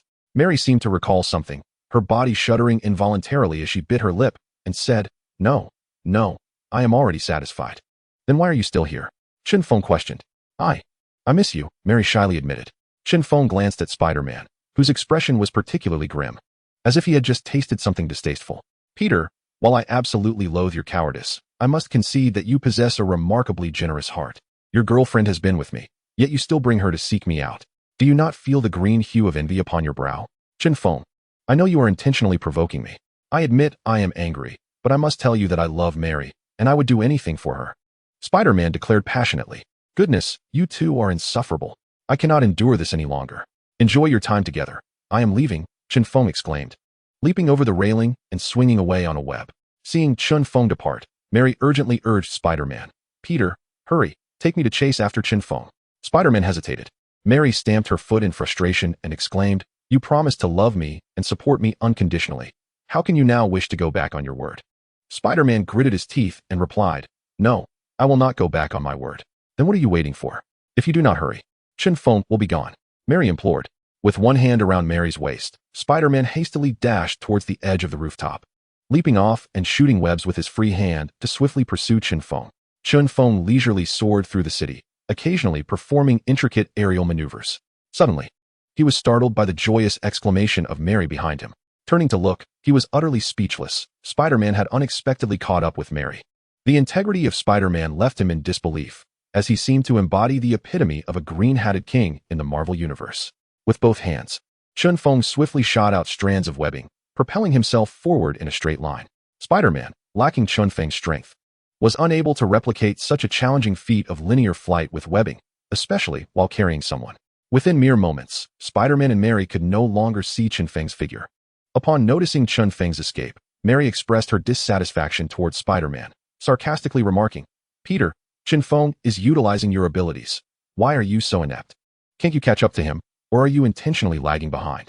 Hanging from a streetlight by a strand of webbing, Spider-Man wore a pained expression, replying, "Chen Feng is simply stronger than I am. I cannot help it."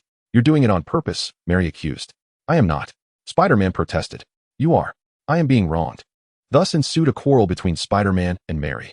Meanwhile, Chen Feng purchased a sports car from a passerby and set off towards the seaside, simultaneously instructing Optimus Prime to dispatch an iron armor to the beach to pick him up. He intended to return to his private island to await Natasha. In New York, he had no desire to encounter Spider-Man and Mary again. They were truly peculiar individuals. Feeling bored, Chen Feng engaged in reckless driving, though his driving skills were average. His quick reflexes allowed him to push the car to its limits, overtaking vehicle after vehicle, leaving those he passed utterly astonished. Hours later, upon reaching the coastline, Chen Feng maintained his speed and drove the sports car directly into the sea. With a splash, the car glided across the water for several hundred meters before slowly sinking.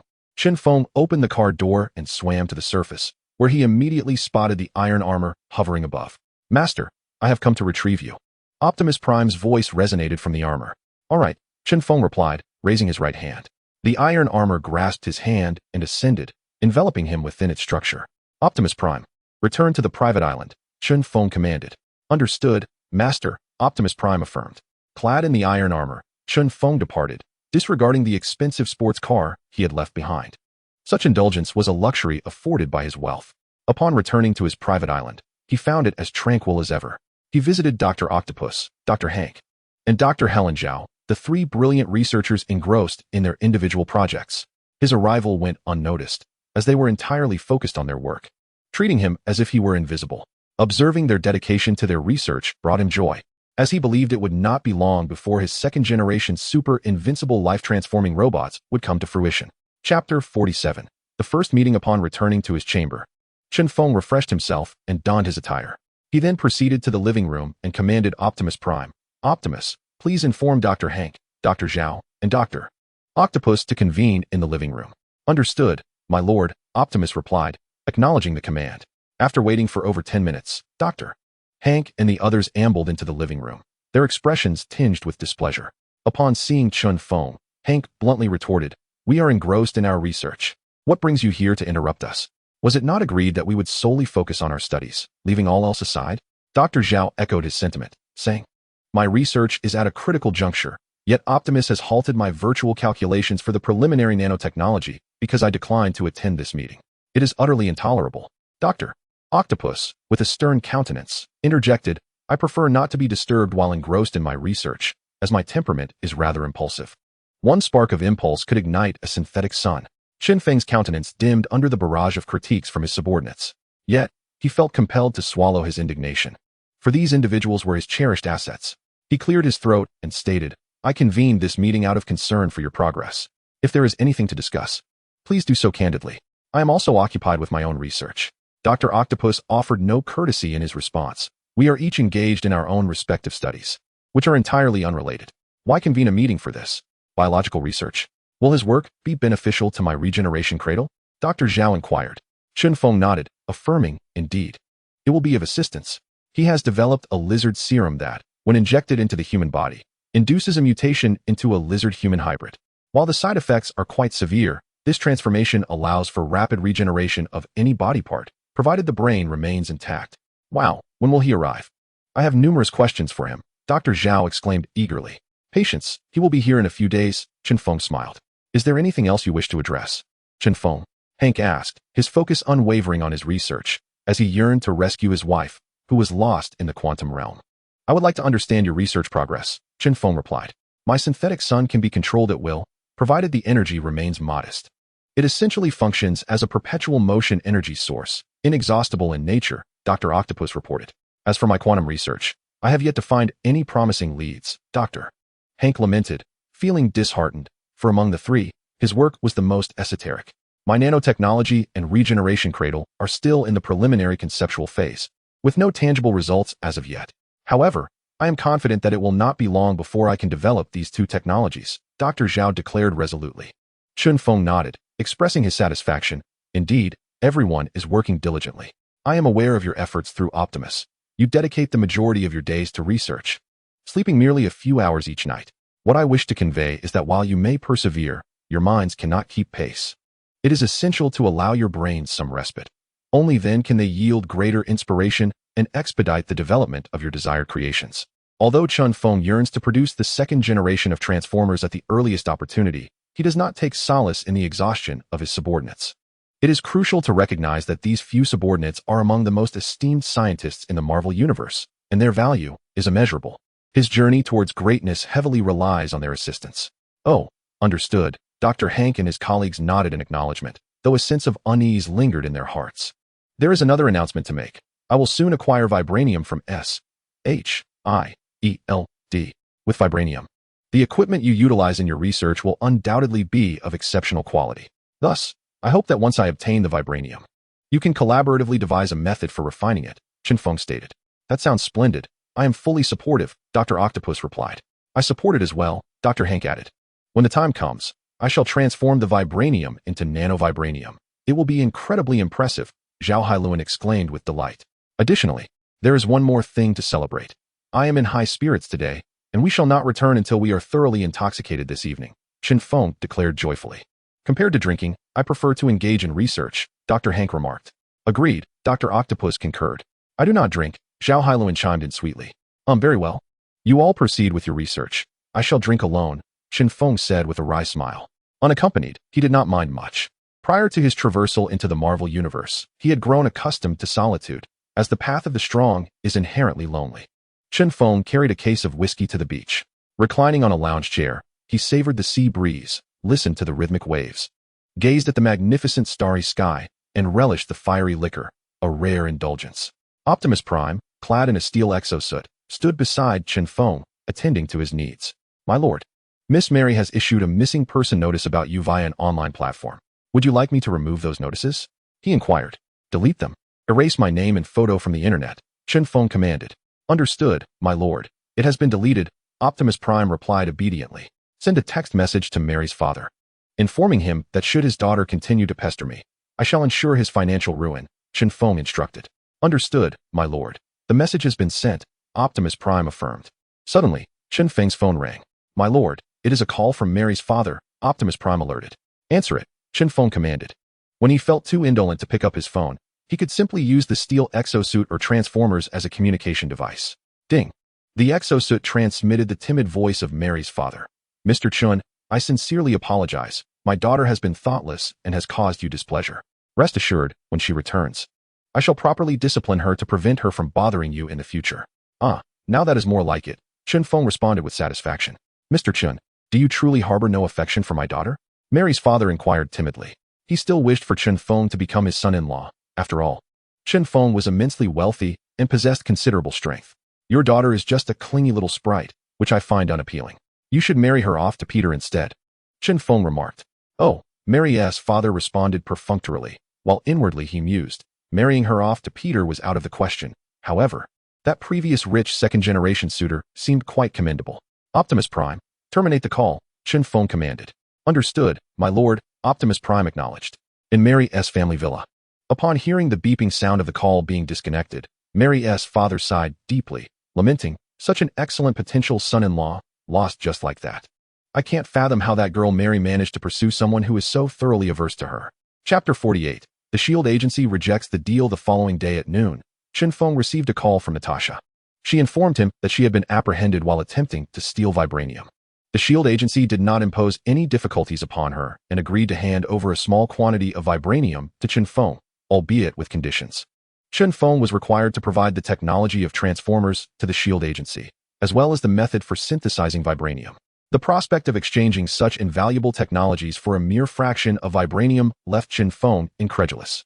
The technology of transformers was exceptionally precious, encompassing a wealth of advanced innovations. Not only would trading for a small amount of vibranium be insufficient, but even if he sought half of Stark Industries from Iron Man, it would likely be granted. After all, cutting-edge technology constitutes genuine wealth. The method of synthesizing vibranium had been the subject of research by scientists in the Marvel Universe for centuries, with only Dr. Myron McLean achieving success during World War II, and even that was an accidental triumph that could never be replicated. Such a rare technique far surpassed the technology of the first-generation Transformers. To exchange two extraordinary technologies for a mere quantity of vibranium was an absurd proposition. And unless Chen Feng was a fool, he would never acquiesce. Thus, he promptly declined without further deliberation. Should negotiations with the S.H.I.E.L.D. agency falter, he intended to enlist Spider-Man to steal it, or perhaps collaborate with Iron Man to procure it. After all, Iron Man's capabilities were on par with the S.H.I.E.L.D. agency. Given his prowess in weapon manufacturing and his solid connections with high-ranking officials and military leaders across various nations, Iron Man could exert pressure on the S.H.I.E.L.D. agency through these connections, making it difficult for them to maintain their stance. The S.H.I.E.L.D. agency relied on national support for its operations. Without it, they would merely be a scattered entity, potentially rendered an illegal organization shunned by countries. Thus, acquiring vibranium would be far easier for Iron Man than for Chen Feng. However, it was unlikely that Chen Feng would ultimately collaborate with Iron Man. After concluding the conversation with Natasha, an hour later, Chen Feng received another call from her. Natasha, visibly irate, informed Chen Feng that the S.H.I.E.L.D. agency had rejected the proposed trade. Natasha, incensed by S.H.I.E.L.D., resigned on the spot, yearning for solace on a private island. However, the island had been transformed into a research base by Chen Feng, who had no desire for Natasha to disrupt his work. He thus declined her visit and ordered Optimus Prime to return immediately. Upon the return of the Transformers, Chen Feng piloted Optimus Prime back to New York. Although he had no intention of going, he endured the trip for the sake of vibranium. Through Optimus Prime, Chen Feng located Spider-Man, who was employed at a newspaper. Upon arriving at the office, Chen Feng was taken aback by an astonishing sight. Spider-Man was engaged in a brawl with his superior. With powerful strikes that left his boss defenseless, Spider-Man continued his assault until the latter lost consciousness. As he stood to leave, he caught sight of Chen Feng. Momentarily taken aback, applauding, Chen Feng expressed his approval. Peter, splendid work. Now that's the mark of a true man. What brings you here, Chen Feng? Spider-Man inquired, his expression darkening. I have matters to discuss with you. But first, do you enjoy your role as a journalist? Chen Feng asked. Spider-Man nodded, his tone curt. What does it matter? I've already been fired. Ignoring Spider-Man's lament, Chen Feng addressed the onlookers. Who can assist me in contacting your newspaper's owner? I offer a reward of $10,000. I can help. Sir, choose me. I know how. A clever staff member eagerly volunteered, handing his phone to Chen Feng. Taking the phone, Chen Feng dialed and confidently proclaimed, Name your price. I wish to purchase your newspaper. Miller, have you lost your mind? You, a mere editor, dare to propose buying my newspaper? Do you even have the funds? The owner's voice boomed through the line. I am not Miller. I am Chen Feng, a wealthy individual interested in acquiring your newspaper. Name your price, Chen Feng replied.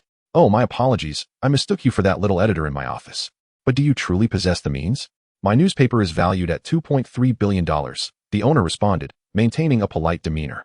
I will offer $500 million for your newspaper, Chen Feng declared grandly, confident in his financial prowess, bolstered by the constant earnings generated with Optimus Prime as assistance.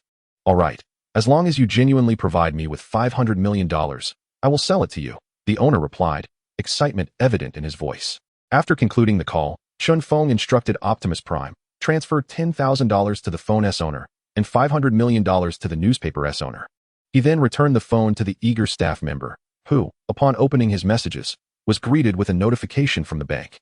A radiant smile spread across his face as he realized that $10,000 had indeed been credited to his account. Chen Feng addressed the owner of the newspaper loudly, declaring, I have acquired this newspaper as a gift for Peter. From now on, Peter will be your boss. Those who comply may stay, while those who do not may leave. Is this true or merely a jest?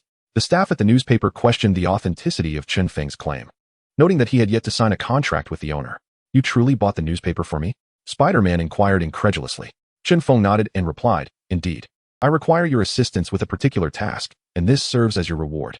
The young editor who had previously handed Chen Feng his phone received a call, and after a brief conversation, approached Spider-Man, bowing respectfully and exclaiming, Greetings, boss. Please do not hesitate to give orders. The other employees, realizing that the newspaper had indeed been purchased by Chen Feng, gathered around Spider-Man, showering him with flattery and compliments. Peter, congratulations on becoming the owner of the newspaper. Peter, I always knew your future was boundless. Look at you now, a boss. Peter, we are good friends. Do take care of your brother. Peter, I made you a cup of coffee. Do give it a try. Previously, Spider-Man had been the subject of ridicule among the newspaper staff. So this sudden shift in fortune left him feeling quite unsettled. He turned to Chen Feng and suggested, Let us find a place to converse. Spider-Man sensed that Chen Feng's generosity must stem from a significant matter requiring his assistance. He led Chen Feng to a CAF. Speak freely. What do you need me to do? Spider-Man asked. I need you to procure a special metal known as vibranium from SHIELD. We don't require much, just a small sample. If you succeed in acquiring it, I will consider our previous debt settled, Chen Feng responded. All right, I agree to assist you. Spider-Man affirmed. Chen Feng, observing Spider-Man's willingness to aid without hesitation, felt that the latter had indeed changed, perhaps due to Mary Jane's influence. Chen Feng produced a small box and handed it to Spider-Man, saying, Inside, you will find a multifunctional watch and an unlimited headset.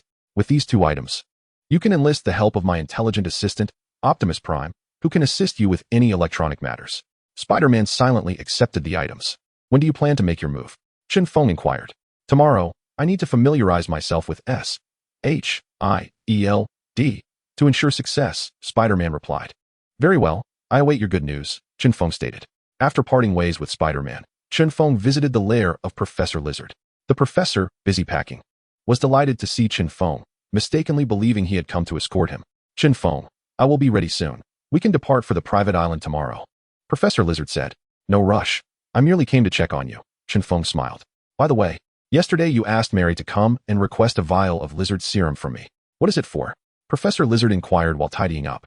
Chen Feng's smile vanished as he replied, I did not send her to request the lizard serum from you. Since leaving New York, I have severed all ties with her. She deceived me. What does she want the lizard serum for? Professor Lizard questioned. Chen Feng was equally perplexed and commanded Optimus Prime, Optimus, dial Peter's number. Understood. My lord, Optimus Prime acknowledged. Once the call connected, Chen Feng asked, Peter, your girlfriend has deceitfully acquired a vial of lizard serum from Professor Lizard in my name. Are you aware of this? Spider-Man on the other end fell silent for a moment before sighing, alas. Although I do not know why she would deceive Professor Lizard for the serum, I am aware of her intentions. What intentions? Chen Feng asked, curiosity piqued. She intends to kill you, Spider-Man replied earnestly. Chen Feng was at a loss for words. He recognized that by rejecting Mary, she would harbor resentment towards him, but he had not anticipated her madness to escalate to the point of wanting to take his life. Mary must have realized that as an ordinary person, she could not achieve this on her own, hence her attempt to procure the lizard serum to gain strength. Do you know where she is now? Chen Feng inquired. I do not know. After a fierce argument with her family, she ran away without taking anything. I searched for a long time without success, only to find out later that she had hidden in the sewers and also deceived Professor Lizard into giving her the serum. Chen Feng, you should be cautious. Mary has truly lost her mind, Spider-Man warned. If you love her so much, why don't you continue searching for her? Chen Feng questioned. I no longer love her. for she is no longer the Mary the first once knew. I have chosen to let go, Spider-Man said, his voice tinged with melancholy. Your girlfriend is coming to kill me, and you don't care? Chen Feng exclaimed in anger. Among Chen Feng, Spider-Man, and Mary, Chen Feng was undoubtedly the innocent party. He had never pursued Mary. She had relentlessly pursued him, and Spider-Man had mistakenly blamed him. He was merely an unwitting victim caught in a deadly predicament, and anyone in his situation would feel furious. I have no ties with her anymore, so I will not intervene. You must handle this yourself, Spider-Man stated. Damn it, Chen Feng cursed before instructing Optimus Prime to end the call. Professor Lizard overheard the conversation between Chen Feng and Spider-Man. In an attempt to curry favor with Chen Feng, Professor Lizard eagerly volunteered, Chen Feng, I will go and take care of Mary for you. Perhaps you should reconsider, Chen Feng replied with a shake of his head. He was well aware of Professor Lizard's combat capabilities, which were rather lacking. He feared that instead of eliminating Mary, Professor Lizard would end up being defeated by her, resulting in significant losses for him. Optimus, please assist me in locating Mary's whereabouts, Chen Feng commanded. Understood, my lord, Optimus Prime affirmed. Soon, Optimus Prime reported, my lord. I have discovered that Mary entered the Osborn group and has not emerged since. My data analysis suggests that she is seeking assistance from the Green Goblin, Harry. Alas. Chen Feng sighed. I originally intended to eliminate Mary, considering she sought to end my life. However, the thought that she once loved me and we shared intimate moments makes it difficult to proceed. After some contemplation, Chen Feng reasoned that Mary would not reach the private island. If she were to wreak havoc, S.H.I.E.L.D. and several superheroes would intervene. He turned to Professor Lizard and inquired, Professor, how much more do you need to pack? If it isn't much, I can take you to the private island today. Not much, replied Professor Lizard. Just give me a few hours, and I will be ready. Very well, Chen Feng responded. He then commanded Optimus Prime. Deploy all the iron armors from the private island, arrange for a cargo ship to await us by the shore, and send 100 trucks to the outskirts of the city. In this digital age, even though Optimus Prime was not human, he could utilize the internet to employ humans for his tasks. Professor Lizard had limited equipment, primarily consisting of various vials and a substantial number of lizard minions. Chen Feng requested the cargo ship for the transportation of the lizard army. He willingly assisted in the preparations. 2 hours later, Chen Feng and Professor Lizard emerged from a secluded sewer in the outskirts of the city, accompanied by a vast number of lizard minions. Most of the lizard army had been eliminated by Chen Feng, leaving only a few hundred remaining, while the rest were unmutated small lizards, numbering in the tens of thousands. When the transportation company dispatched 100 large trucks to the designated location and observed the multitude of lizards, the drivers accelerated, eager to flee. With a wave of his hand, Chen Feng commanded a dozen iron armors, equipped with Gatling guns, rotating missile launchers, and shoulder-guided missile systems, to aim at the trucks. The drivers immediately complied, obediently returning the vehicles. Under Professor Lizard's direction, the lizard army swiftly climbed into the trucks. Once all the lizards were loaded, Chen Feng controlled the transformers, lifting Professor Lizard and soaring towards the shoreline. After transporting the lizard army to the coast, Professor Lizard directed them onto the cargo ship. 3 hours later, they arrived at the private island. Chen Feng instructed Professor Lizard to position the lizard army within the island's woods before escorting him into the villa. As for Professor Lizard's vials, Optimus Prime would handle them. Chen Feng requested Optimus Prime to inform everyone to come out and meet Professor Lizard. Zhao Hailuan was the first to emerge, and upon seeing Professor Lizard, she covered her mouth with both hands and screamed, "Ah, a monster!" Chapter 50. Professor Lizard returns to normal. Chen Feng quickly rushed forward and caught Zhao Hailuan before she fell to the ground. Zhao Hailuan fainted in fright. Initially, Chen Feng intended to revive her by applying pressure to her acupoint, but upon noticing her exquisite and strikingly handsome features, he conceived an alternative approach: cardiac compressions and artificial respiration. A man must not falter. Chen Feng lifted Zhao Hailuan effortlessly and proceeded to his room. Professor Lizard urgently called out, "Chen Feng, wait.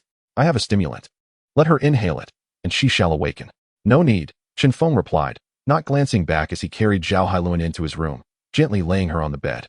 After a series of intimate resuscitation techniques, Zhao Hailuan let out a soft moan and regained consciousness. She sensed something slippery in her mouth and instinctively took a sip, only to open her eyes and realize, to her astonishment, that Chen Feng was kissing her. His hands were resting on her chest, occasionally squeezing gently, summoning all her strength. She forcefully pushed Chen Feng away and sat up, her face flushed with embarrassment as she questioned him. "What are you doing?" Chen Feng, feeling somewhat sheepish, explained. "You fainted after being startled by Professor Lizard. Your breathing and heartbeat had ceased. Thus, I performed cardiac compressions and artificial respiration." Thankfully, I managed to bring you back. Otherwise, I would have been quite heartbroken. You're talking nonsense. There's no way artificial respiration and cardiac compressions are performed like that. You were taking advantage of me. Zhao Hailuan retorted, her cheeks aflame. I assure you, there was absolutely no intention of taking advantage. You must believe me, Chen Feng insisted, adamantly denying any wrongdoing. A confession that he would never make in this lifetime. Humph, Zhao Hailuan pouted, turning her head aside, refusing to acknowledge Chen Feng as she sulked. Changing the subject, Chen Feng said, All right, don't be upset. Now that you are awake, let us go downstairs and greet Professor Lizard. After all, you will be collaborating with him on research in the future. Zhao Hailuan, her previously rosy cheeks drained of color at the mention of Professor Lizard, stammered.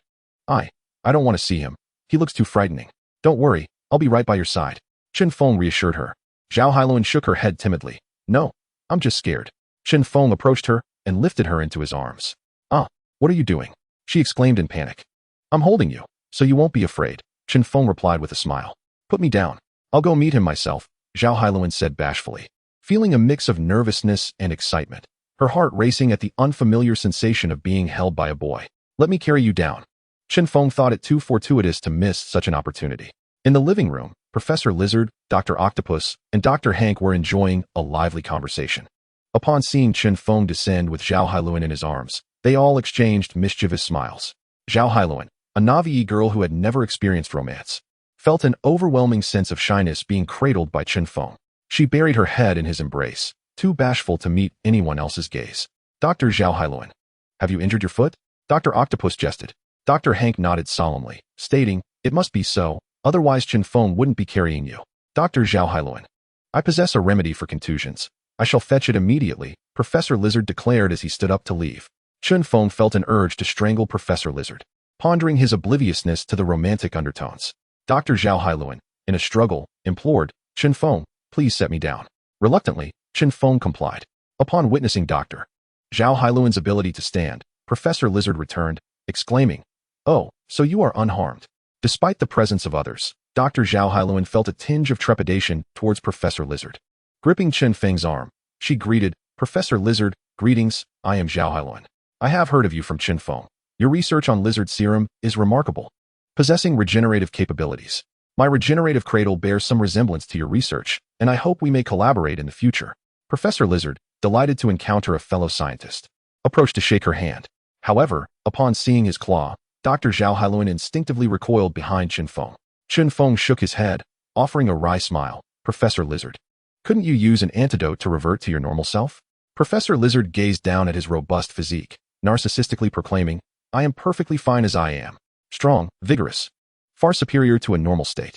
Professor Lizard, you should revert to your normal self. Dr. Zhao Hailuan, timid as she was, interjected. Very well. Professor Lizard acquiesced, retrieving a vial from his person and administering it. He let out several pained cries as his body gradually diminished, returning to a normal human form. Although previously clad in tattered garments, his imposing stature lent him character. Now, in his human guise, his ragged attire, disheveled hair, and haggard visage rendered him akin to a beggar. Still weakened, Professor Lizard addressed Dr. Zhao Hailuan. Now you are no longer afraid of me, are you? Not at all. Dr. Zhao Hailuan replied cheerfully. Zhao Hailuan, it would be wise to avoid the small grove on the island, Chen Feng cautioned. Why? Dr. Zhao Hailuan queried, confused. Because within, there are thousands of lizards raised by Professor Lizard, Chen Feng explained.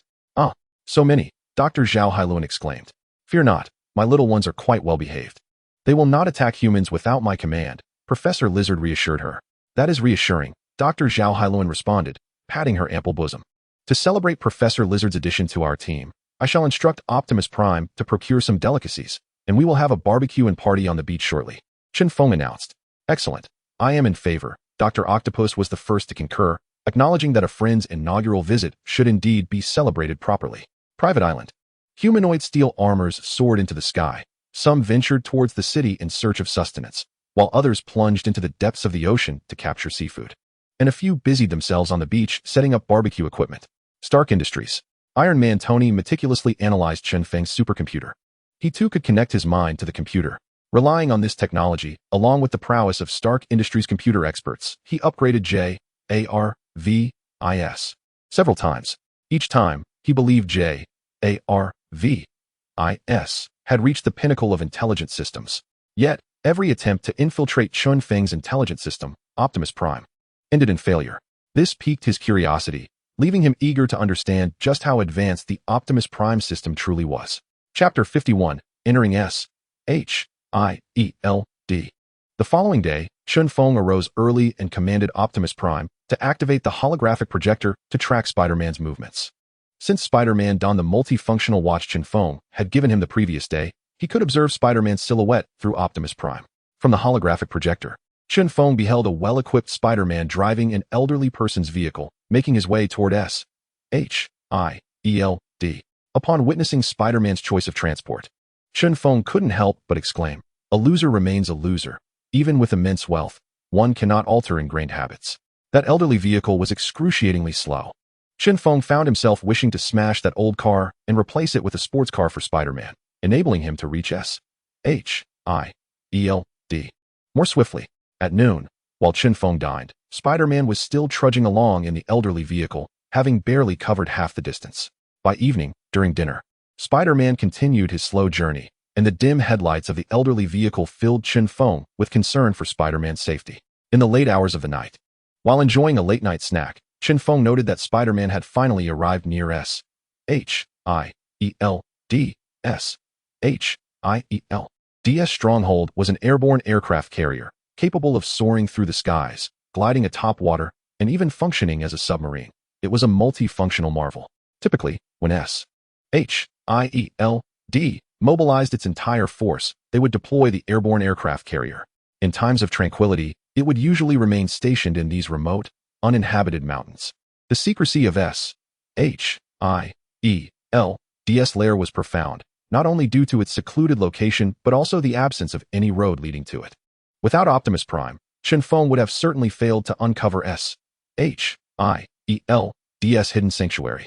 Observing Spider-Man alight from the elderly vehicle, Chen Feng noted how, guided by Optimus Prime, he dashed into the depths of the mountains. Unburdened by the old car, Spider-Man's speed was remarkable.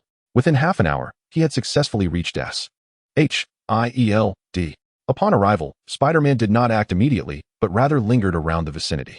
This time, Chen Feng remained unperturbed, recognizing that Spider-Man was waiting for the opportune moment. The best time for stealthy incursions is in the dead of night when others are soundly asleep. As anticipated, at 4 a.m., Spider-Man made his move. Spider-Man adeptly scaled the airborne aircraft carrier, evading the watchful sentinels, and brought the multifunctional watch given to him by Chen Feng close to the electronic lock of the entrance. To access the interior of the aircraft carrier, agents of S.H.I.E.L.D. required an electronic access card. Lacking such a card, Spider-Man possessed something far more formidable, the multifunctional watch. The true strength lay not in the watch itself, but in the remote control system known as Optimus Prime. As Spider-Man pressed the watch against the electronic lock, Optimus Prime swiftly hacked the system, silencing the audible alert that accompanied the lock's opening. Consequently, the two guards stationed by the door remained oblivious to the intruder's entry into the aircraft carrier. With utmost caution, Spider-Man cracked the door open just enough to slip through, gently closing it behind him. Through the holographic projector projected by Optimus Prime, Chen Feng observed Spider-Man's deft maneuvering and mused that the hero must have engaged in thievery on numerous occasions. Upon entering the aircraft carrier, which was essentially the heart of S.H.I.E.L.D., Spider-Man did not traverse the floor like an ordinary person. Instead, he deftly navigated the ceiling with remarkable agility and utter silence. Suddenly, Spider-Man halted his rapid ascent, pressing himself against the ceiling, motionless. Just as Chen Feng was about to question this behavior, the holographic projector revealed two fully armed soldiers patrolling the corridor below. It dawned on Chen Feng that Spider-Man's extraordinary ability, known as Spider Sense, had detected their presence, prompting him to find the most advantageous hiding spot.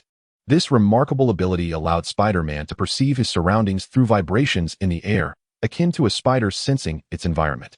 Chen Feng couldn't help but marvel at Spider-Man's potential.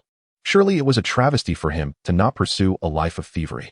He even speculated that, with Spider-Man's innate talents and capabilities, pilfering anything from a mere needle to the moon itself could be within the realm of possibility. As Spider-Man advanced, he skillfully avoided detection, thanks to his spider sense and the assistance of Optimus Prime, allowing him to navigate S.H.I.E.L.D. with ease. However, he remained unaware of the location of vibranium, forcing him to search diligently throughout the vast, labyrinthine complex. As dawn approached, Spider-Man pilfered a few pieces of bread and sought refuge in a ventilation shaft. His decision to remain indicated to Chen Feng that Spider-Man intended to continue his pursuit of vibranium under the cover of night. Thus, Spider-Man settled down to rest within the shaft. Chen Feng, instructing Optimus Prime, commanded him to alert Spider-Man upon his awakening before retiring himself. Night fell, and in the dead of the night, Chen Feng received a notification from Optimus Prime. He requested that Optimus Prime activate the holographic projector, immediately revealing Spider-Man's stealthy silhouette. After several hours of searching, Chen Feng inquired of Optimus Prime, "Is there no information regarding vibranium within S.H.I.E.L.D.S systems?" "My lord, the S.H.I.E.L.D. database indeed contains information regarding vibranium, though its exact location remains unspecified. Optimus Prime, the weapons laboratory and armory of S.H.I.E.L.D. are your targets. Instruct Spider-Man to conduct a search," Chen Feng commanded. "Understood, my lord," Optimus Prime replied. Following Optimus Prime's suggestion, Spider-Man ventured to the S.H.I.E.L.D. weapons laboratory. The laboratory was expansive, and although it was the dead of night, numerous fervent scientists were still engaged in their research. With cleverness, Spider-Man stealthily donned a protective suit, rendering himself unrecognizable. He scoured the laboratory for an extended period, rummaging through countless items, yet he could not locate any vibranium. Reluctantly, he exited the laboratory and proceeded to the armory. The armory of S.H.I.E.L.D. was an impressive sight, filled with an array of weapons, from miniature handguns to massive tanks, and even several large missiles. Given the significance of the armory, it was under constant surveillance, with numerous personnel patrolling it 24 hours a day. Though these patrolling agents were unarmed, their prowess was formidable. In a one-on-one confrontation, Spider-Man would likely struggle against them, as they were elite agents of S.H.I.E.L.D., having undergone enhancements akin to Natasha's super serum. Due to the overwhelming number of patrolling agents, Spider-Man's search was painfully slow, forcing him to quickly ascend to the ceiling using his webbing to evade detection. Chen Feng, sipping on a bottle of 1982 Lafite, observed the densely packed advanced weaponry in the S.H.I.E.L.D. armory through 3 holographic projectors, muttering to himself, "Once I attain greater strength, I shall seize all the armaments from S.H.I.E.L.D. to equip my own subordinates."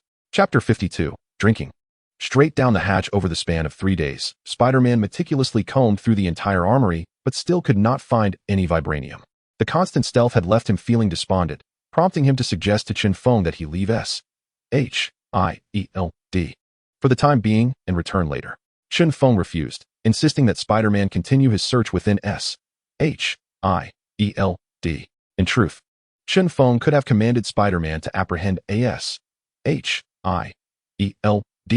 operative to extract the whereabouts of the vibranium. However, he worried that should Spider-Man fail and alert S.H.I.E.L.D., they would undoubtedly conceal the vibranium even more securely. Having diligently searched for several days without success, Spider-Man reluctantly decided to seek out Natasha. "Optimus Prime, contact Natasha," Chen Feng commanded. "Understood, my lord," Optimus Prime acknowledged. In a bar in Los Angeles, Natasha was drowning her sorrows, consuming drink after drink. She felt as though she was not imbibing alcohol, but rather sorrow itself. Having resigned from S.H.I.E.L.D., she was no longer an elite agent and had lost all her once coveted privileges. Originally, this was of little concern to her, for she had discovered that S.H.I.E.L.D. was founded by Hydra. Through her clandestine investigations, she unearthed that numerous members of S.H.I.E.L.D. were indeed affiliated with Hydra. Thus, she bore no regrets about her departure from the organization. However, what troubled her greatly was Chen Feng. She yearned to escape to Chen Feng's private island to clear her mind, only to be met with his refusal. He even took back the Transformers, which infuriated her. It should be noted that she had endured immense pressure from S.H.I.E.L.D. after being caught attempting to steal vibranium for Chen Feng. Consequently, Chen Feng's attitude towards her was utterly exasperating. It was outrageous. If circumstances permitted, she would have relished the opportunity to confront Chen Feng on his private island. Unfortunately, with Optimus Prime guarding it, she found herself unable to go, resorting instead to drowning her sorrows in a bar. The phone rang. Natasha glanced at her phone and immediately felt a surge of anger. That insufferable Chen Feng had the audacity to contact her. Did he truly believe her to be easily trifled with? Humph. Natasha muttered a curse under her breath before pressing the reject button. The phone rang again. Natasha pressed the reject button once more, only to find that the phone had malfunctioned. No matter how she pressed, it was futile. Suddenly, her phone flashed white, revealing Chen Feng's image. "Hello, Natasha." Chen Feng greeted her cheerfully. "Chen Feng, you are truly insufferable for allowing Optimus Prime to invade my phone." Natasha retorted angrily. "What else could I do?" "You refused to answer my call," Chen Feng replied. "Why should I answer your call? Are we even that familiar?" Natasha shot back indignantly, understanding the source of her ire. Chen Feng explained, "I merely wanted to invite you to the private island. I've already agreed." To acquire the vibranium, he had no other choice. If Natasha were to visit the island, he could construct a quaint wooden cabin by the seaside for her, ensuring she would not disturb Dr. Hank Pym and his research. "Do you think that place is paradise? Everyone wants to go there." "Well, I have no intention of going, so this conversation is over. Goodbye." Natasha fumed, attempting to turn off her phone, yet she was unable to do so, as Optimus Prime had commandeered the entire operating system. Realizing she was powerless against Optimus Prime, Natasha pocketed her phone and continued to drink. The noise in the bar was deafening, rendering her phone's speaker inaudible. Consequently, Chen Feng instructed Optimus Prime to cut off the power to the bar. With ease, Optimus Prime shut down the electricity, plunging the establishment into darkness. Chaos ensued as some ruffians seized the opportunity to misbehave, taking advantage of unsuspecting women and engaging in theft. Natasha, possessing both beauty and the allure of a mature woman, soon caught the attention of two thugs. However, Natasha was no pushover. She swiftly dispatched both assailants with a couple of punches and, still unsatisfied, delivered a few kicks for good measure. Two ruffians met their demise, reduced to mere remnants. As if nothing had transpired, the atmosphere remained unchanged, and the patrons continued to sip their drinks at the bar. "Natasha, let us have a serious discussion," Chen Feng proposed. With the absence of the bar's music, his voice resonated clearly through Natasha's phone, reaching her ears with crystalline clarity. In a moment of anger, Natasha hurled her phone to the ground. The sound of shattering glass echoed. A state-of-the-art device lay in ruins, courtesy of Natasha's wrath. While her phone lay broken, the others in the bar remained intact. The bartender, closest to Natasha, heard Chen Feng's voice emanating from his own phone. "Natasha, I wish to inquire about something. If you oblige, I shall gift you a suit of Tony's iron armor, along with a copy of the JARVIS system. What say you? The iron armor has been outdated. I have no use for it. If you truly wish to appease me, present me with a transformer instead," Natasha retorted. "Find a secluded spot, and we shall converse properly," Chen Feng insisted. "I refuse to move. I remain here. You may either come to me or cease your pestering." Natasha replied haughtily, relishing the power she held over him. "Very well, I shall come shortly," Chen Feng conceded, frustration evident in his tone. After ending the call, Chen Feng commanded, "Optimus Prime, restore power to the bar, and prepare. We are heading to Los Angeles." He donned a specially designed suit that allowed for expansion, granting him the freedom to transform without fear of tearing his attire. Soon, he piloted the transformer to the skies above the bar where Natasha awaited, landing on the rooftop before leaping down. With a deft flick of his wrist, a web shot forth, allowing him to land gracefully at the entrance of the bar. Upon entry, he immediately spotted Natasha at the bar, nursing her drink. He approached and took a seat beside her, announcing, "I have arrived. May we converse?" Natasha waved her hand dismissively, instructing the server, "Bring this gentleman the largest bottle of whiskey available." The server, elated, placed an enormous bottle before Chen Feng, contemplating the generous commission that would sustain him for months. Natasha pointed to the whiskey and challenged Chen Feng, "Consume this entire bottle in one go, and then we shall discuss further." Her irritation lingered, and she sought to retaliate against him through this demand. Chen Feng silently mused, "Be as arrogant as you wish. Once I procure the vibranium, we shall see how your arrogance endures." In pursuit of vibranium, Chen Feng opted to accept the challenge. Rising to his feet, he ascended onto a chair, grasping the colossal whiskey bottle. Tilting his head back, he opened his mouth wide, and in swift succession, he poured the liquid down his throat without pause. His audacious method of drinking, combined with the sheer size of the bottle, drew the attention of numerous onlookers in the bar, many of whom recorded the spectacle on their phones, some even applauding and cheering him on. Chapter 53, Chen Feng's Fury. With the massive bottle of whiskey consumed, Chen Feng's stomach swelled, a testament to his audacity. With a hearty belch, Chen Feng slammed the bottle onto the bar, turning to Natasha and declaring, "Now we can talk." The bar erupted in enthusiastic applause. "Brother, what a capacity for liquor. What is your name? Incredible. To down such a large bottle of whiskey in one go, that's impressive." The crowd was captivated by Chen Feng's remarkable drinking prowess. "Allow me to buy you a drink." Some cheered for him, others sought to learn his name, while a few ladies wished to engage him in deeper conversation. Natasha watched with a smile as several alluring women surrounded Chen Feng, remaining silent. At times, Chen Feng was amiable, yet at others, he could be utterly unapproachable. Suddenly, a thunderous crash reverberated through the bar. It was Chen Feng, who had struck the bar with such force that it left an imprint of his palm. The impact sent numerous barware tumbling. He bellowed at the women encircling him, "Leave." They fled in fear, as did the onlookers, overwhelmed by the frightening display of strength. Witnessing even the bartender retreat, Chen Feng felt a sense of satisfaction and turned to Natasha, asking, "Where is the vibranium stored in S-H-I-L-D? What do you intend to do?" Natasha inquired sternly, suspecting that Chen Feng's question hinted at thievery. "Mind your own business. Just tell me where the vibranium is kept in S-H-I-E-L-D, he insisted. Natasha, with a shrewd glint in her eye, replied, "First, hand over the transformers, and then I will tell you." "That is quite greedy for just a piece of information," Chen Feng retorted. "Yet, you deceived me before and had Optimus Prime destroy my plane, leaving me to drown in the sea. After that, I attempted to steal the vibranium for you, but was caught, and I resigned, hoping to find solace with you. And what did you do? You turned me away. You've betrayed, hurt, and rejected me. Shouldn't there be some recompense? Thus, I seek your transformers. It's a fair trade," Natasha argued persuasively. "I will upgrade Iron Man Tony's armor and the J-A-R-V-I-S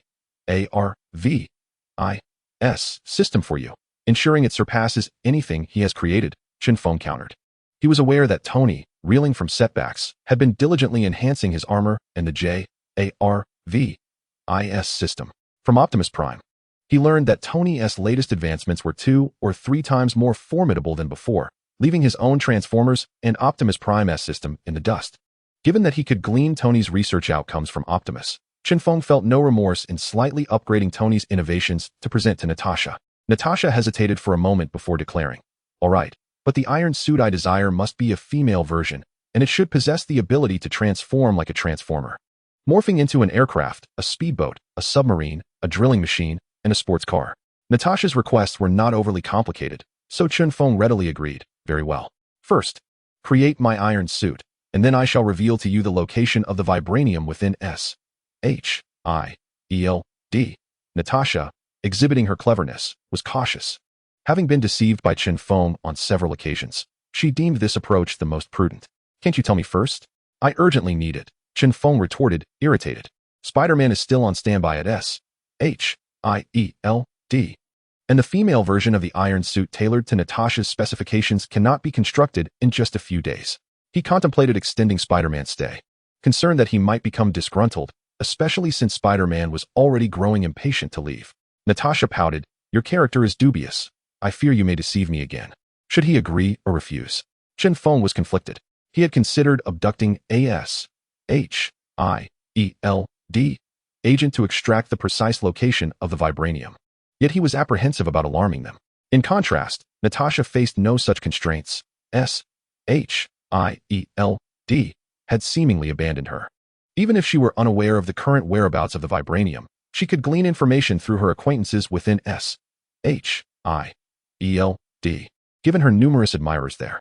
Chen Feng thought to himself, "Natasha is too stubborn. Perhaps I should resort to kidnapping her?"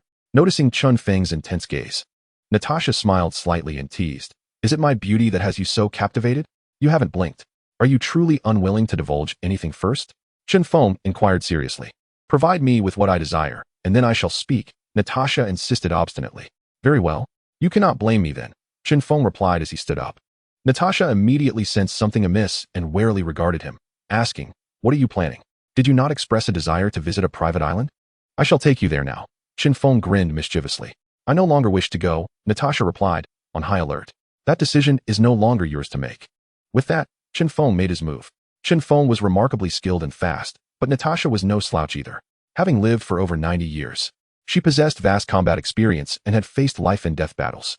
Furthermore, her body had been enhanced during World War II by a secret agency of the Soviet Union, augmenting her physical capabilities and slowing her aging process. She was also an expert martial artist, proficient in karate, judo, ninjutsu, aikido, French boxing, and various styles of kung fu. In terms of weaponry, she was equally formidable, a sharpshooter and a weapons specialist. Additionally, she was a tactical expert, recognized for her efficiency as a strategist, tactician, and commander. Thus, For Chen Feng to triumph over Natasha in a conventional confrontation would prove to be no simple task. Chen Feng extended his hands towards Natasha, aiming to confine her freedom with sheer strength. In a swift motion, Natasha leaned back, delivering a powerful kick to Chen Feng's abdomen, propelling herself 2 meters backward. With a graceful roll, she regained her footing. This was Chen Feng's first encounter with Natasha, and he was astonished by her remarkable reflexes. Thus, he commanded, Optimus Prime. Disable all nearby power sources. Having merged with Spider-Man's genes, he possessed spider sense, which rendered the darkness less daunting for him. Understood, my lord, Optimus Prime replied dutifully. Instantly, the bar and its vicinity plunged into darkness, creating chaos once more. To prevent any further disturbances to his battle with Natasha, Chen Feng bellowed, everyone, get out. Otherwise, do not blame me for my ruthlessness. The patrons of the bar, having previously witnessed Chen Feng's prowess, heeded his fierce warning and hastily exited the establishment. Chapter 54. The Transaction of Lizard Serum. Chen Feng possessed the ability of spider sense, while Natasha had the skill of sound-based location discernment. Although her ability was slightly inferior to spider sense, Natasha's extensive combat experience compensated for this discrepancy. Within the dimly lit bar, only Chen Feng and Natasha remained. In the shadows of the bar, both combatants unleashed their skills. With a swift motion, Chen Feng, relying on his spider sense, accurately pinpointed Natasha's location and shot out a strand of web. The web adhered to Natasha's hand. In a flash, Natasha, quick as lightning, drew the dagger concealed in her calf and severed the web with a swift motion. Chen Feng continued to unleash strands of webbing, but Natasha nimbly evaded each one. Occasionally, she would get ensnared, yet her speed allowed her to cut through the webbing with her dagger almost instantaneously, leaving Chen Feng at a disadvantage. Ceasing his web shooting, Chen Feng charged towards Natasha with great speed. Natasha, undaunted by his approach, was unafraid to confront him directly, having fought in battles and taken lives. As long as Chen Feng did not transform into a titan, she was ready to engage him head-on. Leaping high into the air, Chen Feng aimed a flying kick at Natasha. Gripping her dagger, Natasha leaned back, and just as Chen Feng soared above her, she thrust her dagger upwards. In response, Chen Feng shot a web from his right hand, anchoring it to the ceiling. With a powerful tug, he ascended, narrowly avoiding Natasha's lethal strike. Although Natasha could not fly, her bullets soared. She swiftly drew her pistol and, without a moment's hesitation, fired 2 shots at the ceiling. Hearing the sound of bullets being chambered, Chen Feng shot a strand of web towards the wall, utilizing it to maneuver rapidly. As he darted through the air, the gust he created produced a distinctive sound. Natasha, relying on the noise of the wind, discerned Chen Feng's direction and hurried towards the wall. Chen Feng propelled himself off the wall, lunging towards Natasha. Bang, bang, bang. Natasha fired several shots. She struck Chen Feng, who in turn lunged at her. Infused with the genes of the lizard professor, Chen Feng was impervious to non-fatal injuries. Natasha, adorned with numerous gadgets, activated her watch, unleashing a powerful electric current. The shock rendered Chen Feng momentarily stiff. Although Natasha was also jolted, her resilience prevailed, allowing her to kick Chen Feng away before making her escape. How are you unscathed? I clearly hit you, Natasha exclaimed in astonishment. In the dimly lit bar, though visibility was limited, the pungent scent of blood in the air indicated to her that Chen Feng had been struck at least 3 times. Yet, he appeared as vigorous as ever, showing no signs of injury. I will cease my attacks if you divulge the specific location of the vibranium, he stated. Are you truly immortal? Natasha questioned, noticing her silence. Chen Feng continued, it is a unique serum. As long as the brain remains intact, even severe wounds can heal rapidly. Are you interested? I could offer this in exchange. Are there any side effects? Natasha inquired cautiously, her interest piqued. To be forthright, I utilized the lizard serum developed by the lizard professor. The side effect is a transformation into a half-human, half-lizard creature. However, as long as you can manage your emotions, you won't become a lizard person, Chen Feng elucidated. What if I request a dose of the lizard serum and a female variant of the iron armor? Would you agree? Natasha proposed. I can provide you with the lizard serum immediately, but the female iron armor will require a few days to manufacture, Chen Feng replied. Very well. Provide me with the lizard serum first. Once I have injected it and found no issues, I will disclose the precise location of the vibranium, Natasha conceded. Then accompany me to my private island, Chen Feng invited, knowing that once on his territory, Natasha would have little say. I need to make a phone call first. Natasha replied. Astute as she was, she feared that once on the private island, Chen Feng might turn against her. Thus, she contacted a close friend at S.H.I.E.L.D., informing them of her destination and warning that if she encountered trouble, it would surely be Chen Feng's doing. Requesting her friend to seek vengeance on her behalf. In the presence of Chen Feng, Natasha's phone calls served as a warning, signaling him to tread carefully. Chen Feng, focused on his own gains, remained unfazed. In the realm of mutual benefit, even the deepest of rivalries could be set aside.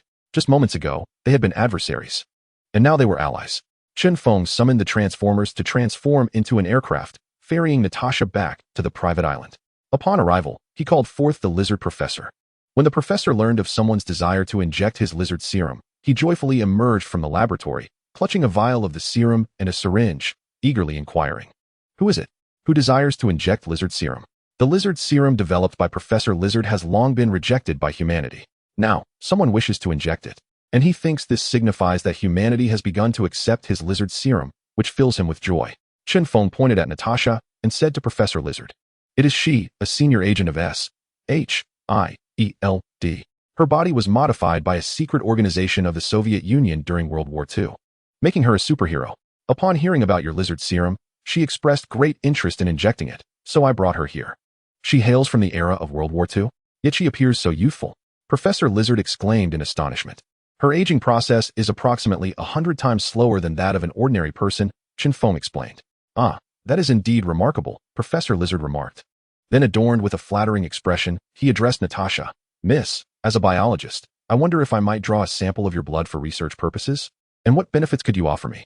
Natasha queried. Her blood is already in the possession of S.H.I.E.L.D., utilized for research, making her less protective of it than others. She would readily agree to contribute a sample if the offered price piqued her interest. Benefits? Professor Lizard hesitated. He was merely a pauper, possessing only some research equipment and a multitude of lizards. "How about $100 billion? Chen Feng proposed. Natasha's genes held little value for Chen Feng, so he had never considered her as an option. The primary issue was Natasha's cunning nature, making it challenging to extract her genes. However, Chen Feng was somewhat interested in the aspect of her slowed aging. If he could develop a compound with similar effects from her blood, spending $1 billion would be worthwhile. Should he succeed, he would allow others to test it.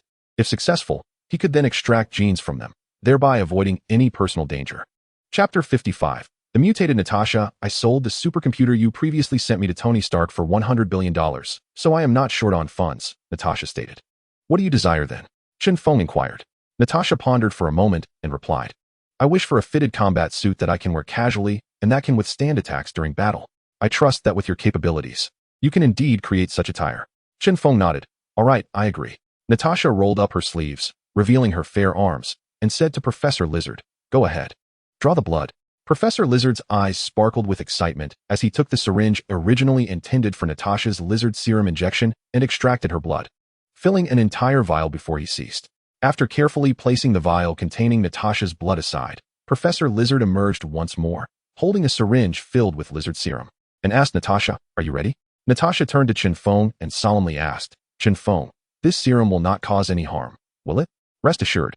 The serum developed by Professor Lizard had been administered to numerous animals without any adverse effects, and the same applied to humans. Otherwise, I would not have consented to receive such an injection, Chen Feng reassured.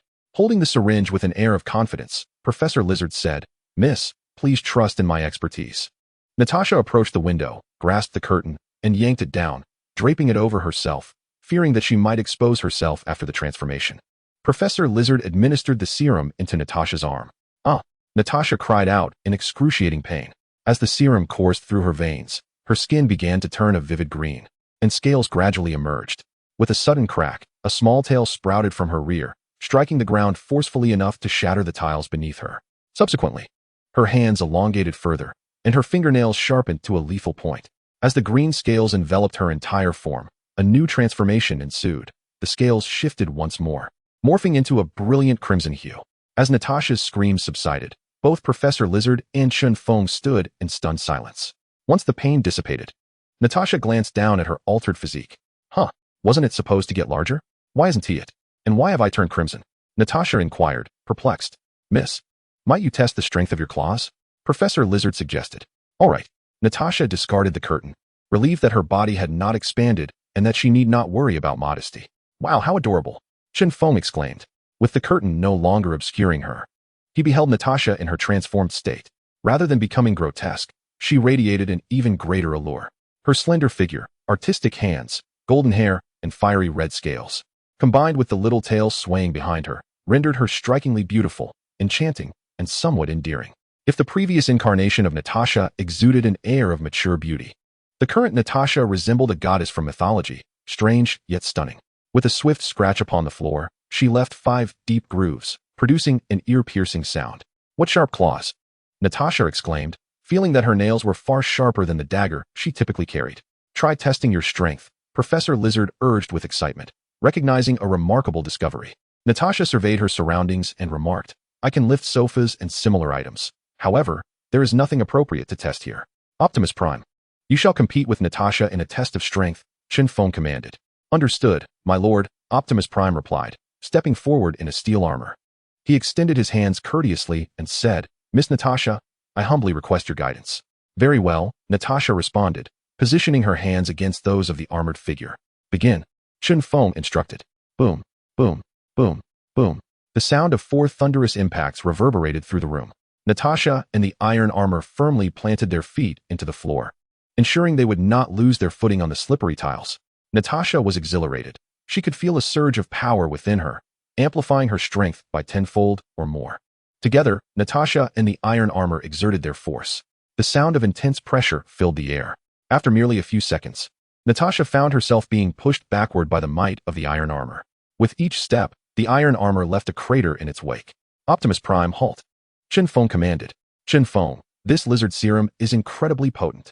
I feel as though I could shred anything," Natasha exclaimed with enthusiasm. Chen Feng pointed to the iron armor and instructed Natasha, "Use your claws and see if you can leave a mark on it." Natasha leaped forward, swiping her claws. In a swift motion, 5 distinct scratches appeared on the iron armor. "This armor is personally crafted by Tony Stark, utilizing special steel, which explains your newfound prowess," Chen Feng praised. "This venture has proven quite worthwhile," Natasha remarked with a satisfied smile. "Now, you should try to regain control of your emotions and see if you can revert to your normal state," Chen Feng suggested. "All right," Natasha responded, and began to regulate her emotions. Unlike Professor Lizard, who could not manage his feelings and required an antidote to return to his human form, Natasha, with her 90 years of life experience, had encountered every storm and whirlwind of romance imaginable. For her, emotional control was child's play. In no time, Natasha succeeded. The scales on her body began to fade, and her tail gradually shrank until it vanished completely. Chen Feng couldn't help but chuckle as he noticed a hole behind Natasha, revealing a rather clear view of the situation within. Upon seeing herself revert to her normal state, Natasha joyfully leaped into the air, exclaiming, "Yes, I am back to normal." Suddenly, she felt a chill, and, before she could reach back to investigate, Chen Feng draped the curtain she had previously torn off around her shoulders, grinning as he said, "Be mindful of your appearance." This only piqued her curiosity further as she reached back to touch. "Ah!" Natasha screamed, her face flushing crimson. Professor Lizard, concerned for Natasha, asked urgently, "Natasha, what is wrong? Is there an issue with your body?" His concern stemmed from the fusion of the lizard serum with Natasha. Natasha, covering her backside, blushed and awkwardly replied, "It's nothing, it's nothing." "Optimus Prime, fetch a suitable outfit for Natasha to wear," Chen Feng ordered. "Understood, my lord," Optimus Prime acknowledged. Given Natasha's more ample physique, she could not wear the tight-fitting clothes intended for Zhao Hailuan, so Optimus Prime selected a lovely dress for her. Chapter 56, The S.H.I.E.L.D. Vault adorned in a dress, Natasha appeared transformed, no longer the sultry figure of maturity, but rather resembling a serene, cultured woman. Yet, Chen Feng had little time to appreciate Natasha's unusual beauty. He eagerly inquired, "Natasha, can you now reveal the precise location of the vibranium?" Natasha nodded and replied softly, "Yes, I can." The vibranium was initially stored in the weapons laboratory, accessible to all agents of S.H.I.E.L.D. Unfortunately, on that fateful day, I was spotted by a scientist engaged in weapon research, leading to my capture. Though I am no longer with S.H.I.E.L.D., I have cultivated many connections over the decades. Numerous agents are my close friends. From them, I learned that Fury has relocated the vibranium to one of S.H.I.E.L.D's most secure vaults. This vault is quite substantial, roughly the size of your living room. It lacks an electronic lock and is secured by a massive iron padlock, which is quite peculiar, requiring 3 keys to unlock. If even one key is incorrect or an attempt to force it open is made, an alarm system will be triggered, resulting in a deafening alert. Thus, it is imperative to gather all 3 keys. One key is with S.H.I.E.L.D. Director Fury, another with Deputy Director Maria Hill. And the final key resides in the command center of S.H.I.E.L.D. Chen Feng. Do you consider this a formidable task? It is not overly difficult. Please continue, Chen Feng replied. Stealing is Spider-Man's forte, and I believe he could successfully procure the 3 keys. Very well, Natasha continued. Indeed. Gathering the 3 keys is not particularly challenging, as Fury and Hill are not exceptionally formidable. Their strength lies merely in their leadership abilities. However, the real challenge lies with the vault door, constructed from specialized steel and weighing a staggering 20 tons, equivalent to 40,000 pounds. While pushing it open would be manageable, it is unfortunate that the method devised requires it to be lifted upwards. Consequently, multiple individuals with considerable strength are necessary to access the vault. I once witnessed Fury enter with 4 powerful mutants who hoisted the iron door. Therefore, even if you managed to gather all 3 keys, it would be impossible for one person to gain entry. Natasha elaborated. Optimus Prime, display the blueprints of S.H.I.E.L.D. using the holographic projector. Chen Feng commanded. Understood, my lord, Optimus Prime responded. A steel suit emitted a beam of light, projecting an enormous image of an aerial aircraft carrier into the air. Chen Feng addressed Natasha, locate the position of that vault.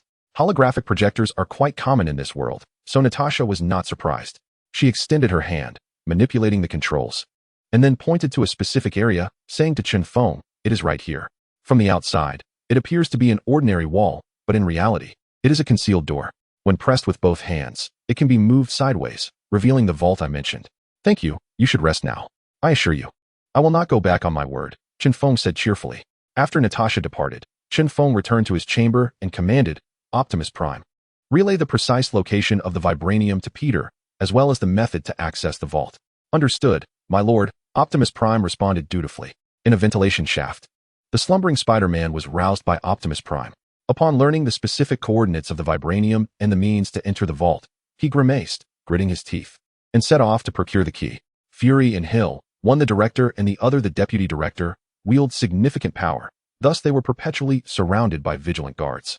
Unable to enter Fury's chamber through the main entrance, Spider-Man opted for the ventilation shaft. The opening was quite constricted, and he had to contort his body to squeeze through. Once inside Fury's room, a smile crept across Spider-Man's face upon spotting the vault key resting on the bedside table. With a swift flick, he shot out a strand of webbing, ensnaring the key and gently lifting it. Without delay, he proceeded to Hill's room. Hill, a striking beauty, was no less alluring than Natasha. As Spider-Man entered Hill's quarters, he was momentarily taken aback by her captivating pose, nearly causing him to lose composure. He rummaged through her belongings but failed to find the key, prompting him to surreptitiously lift Hill's collar. There lay a key, alongside her ample curves. Unable to resist, he stole a few glances before taking action. He retrieved a pair of scissors and was about to sever the string holding the key when he suddenly noticed Hill's eyes flutter open. Without a moment's hesitation, he stifled her cries with a hand and delivered a swift punch to her temple. Lacking any superhuman abilities, Hill's ascension to deputy director was attributed to her training as an S.H.I.E.L.D. agent, coupled with her extensive experience in espionage, exceptional combat skills, and adeptness with various weapons. Thus, she was swiftly rendered unconscious by Spider-Man's blow. He swiftly bound Hill and made his exit towards the command center. Though the command center was more heavily guarded, Spider-Man seamlessly blended in, effortlessly acquiring the final key. With all 3 keys in his possession, his previously somber demeanor brightened considerably. Guided by Optimus Prime's prompts, he found himself in a corridor, remaining there for 2 hours to memorize the patrol schedule. When the moment was ripe, he acted. Pressing against a wall in the corridor, he shifted it to the right, revealing a heavy iron door. He quickly retrieved the 3 keys. Click, click, click. He turned them thrice. Click. The lock disengaged. After unlocking it, he crouched and gripped the iron door, straining to lift it. The door ascended slightly, but refused to budge further. He estimated that the patrolling guards were nearly upon him. So he hastily and gently lowered the door to secure the concealed entrance, then climbed back up to the ceiling. Meanwhile, Chen Feng observed the entire sequence of events and instructed Optimus Prime, have Peter fetch some tools. Understood, my lord, Optimus Prime replied dutifully. Under Optimus Prime's guidance, Spider-Man managed to locate an array of tools, including a jack and a crowbar. He sprang into action, initially using the crowbar to pry the door open slightly. Then grasping the bottom of the door with both hands, he exerted all his strength in a sudden burst, lifting the 20-ton door by 50 centimeters. This height was sufficient. He swiftly kicked the jack under the door before releasing his grip.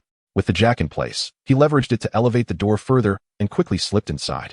The interior of the safe was shrouded in darkness, devoid of any light, but he was fortunate to have a multifunctional watch. Using its illumination, he discerned the contents of the safe. Although the safe contained only a modest assortment of items, they were meticulously arranged.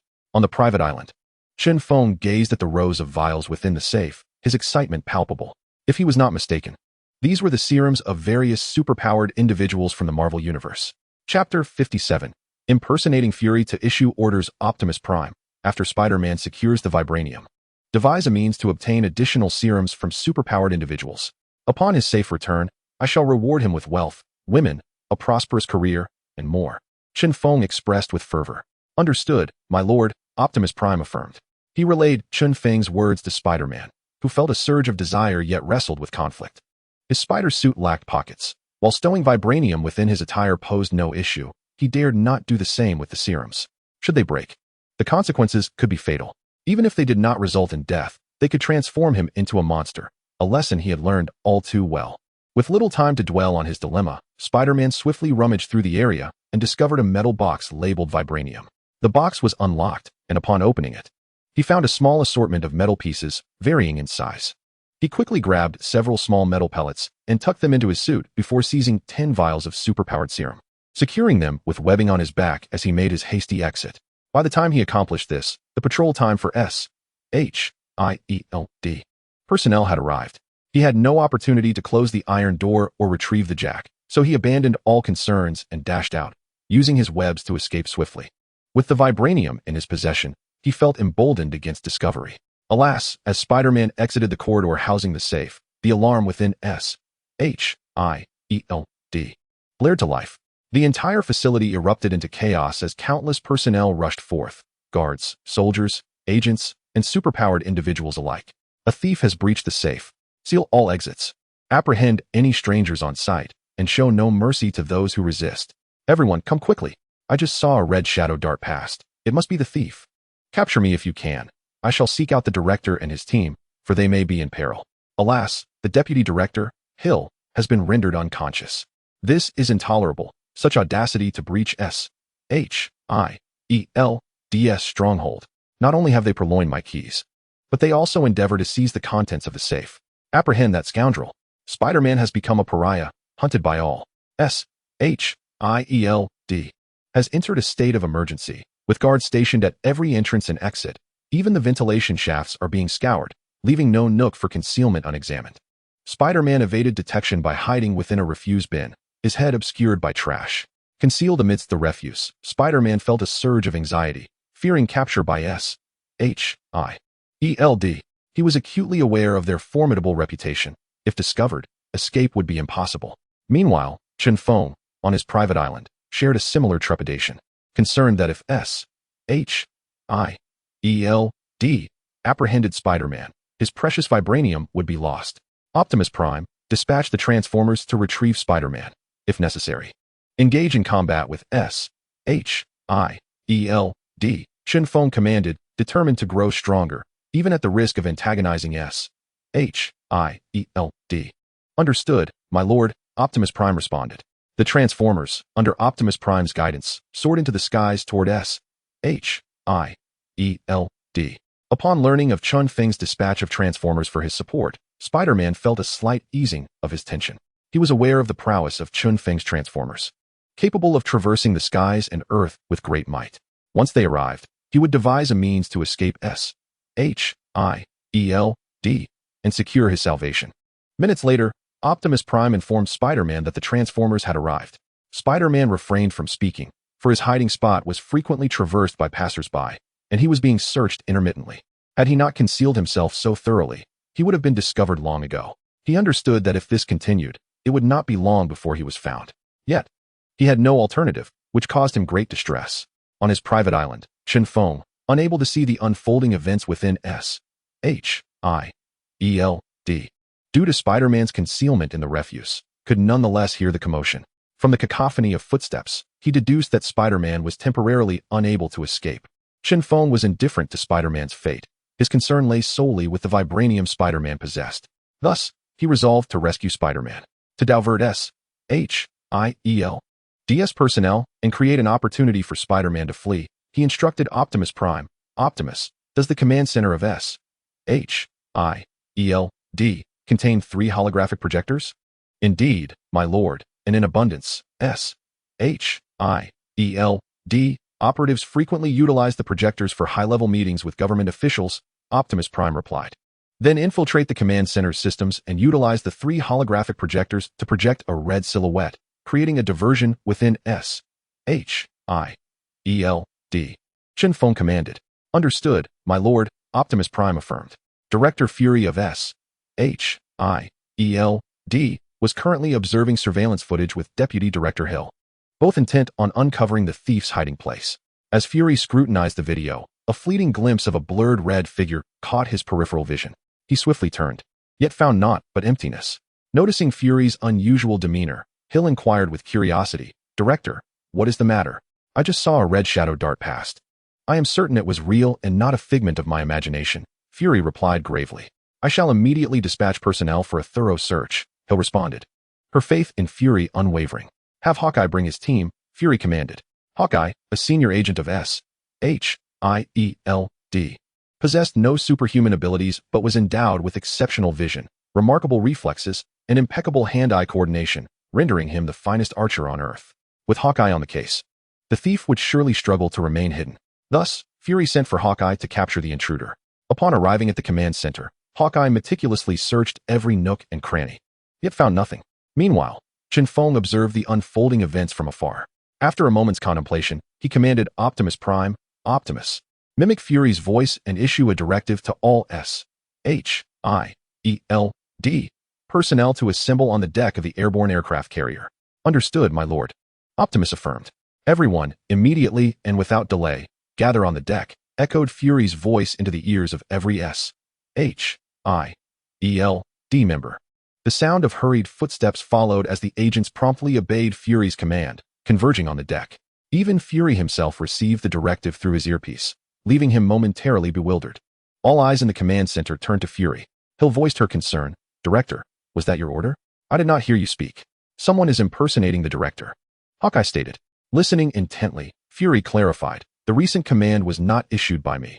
Everyone, return to your posts at once and ensure that the audacious thief does not escape. He hastily commanded. Chapter 58. Acquisition of Vibranium. After issuing his orders, Hawkeye remarked, Director, my earpiece did not transmit your voice. I suspect others experienced the same. Indeed. We did not hear it either, others concurred. Hawkeye, you must swiftly inform everyone to return to their stations. We cannot allow that arrogant thief to elude capture. Fury urged anxiously. Yes, Director, Hawkeye replied, leading his team to notify the others. Meanwhile, Hill sat at a computer, her fingers dancing over the keyboard as she input a series of command codes. Suddenly, the computer emitted a beep, followed by a black screen. Yet it continued to operate normally. Observing this, Hill sighed in exasperation. Director, we are facing a top-tier hacker. Our system is entirely under their control. Then sever the network connection. Without it, even the most skilled hacker cannot commandeer our system, Fury instructed. Hill responded affirmatively and proceeded to disconnect the network cables, subsequently shutting down the command center's computers, thereby alleviating concerns over potential hacker intrusions. Fury and Hill believed themselves to be quite astute, thinking that by severing the network and powering down the computers, they had thwarted the enemy's ability to control S.H.I.E.L.D's electronic devices. However, they overlooked the electronic gadgets carried by S.H.I.E.L.D. members, such as walkie-talkies and mobile phones, which could also transmit information. Hawkeye rushed to the deck, instructing everyone to return to their respective posts. As the personnel prepared to resume their duties, Fury's voice crackled through the walkie-talkies. Attention everyone, a thief is impersonating our S.H.I.E.L.D. agents. Subsequently, all personnel received a text message from the S.H.I.E.L.D. system, alerting them that the thief possessed shape-shifting abilities, capable of assuming the appearance of any individual. They were advised to be vigilant of those around them. Should anyone familiar exhibit unfamiliar behavior, that individual could very well be the thief and should be apprehended immediately. Consequently, an atmosphere of suspicion permeated the air, as each individual scrutinized their companions as if they were adversaries. Meanwhile, Spider-Man, having received Optimus Prime's warning, emerged from a trash bin and dashed outside. With the guards at the entrance deceived by Optimus Prime, Spider-Man successfully made his escape from S.H.I.E.L.D. The Transformers activated their cloaking mode and swiftly approached Spider-Man. He entered the body of the Transformer, which, under Optimus Prime's command, took flight expeditiously. After the Transformers had escorted Spider-Man away from S.H.I.E.L.D., the organization gradually returned to normalcy.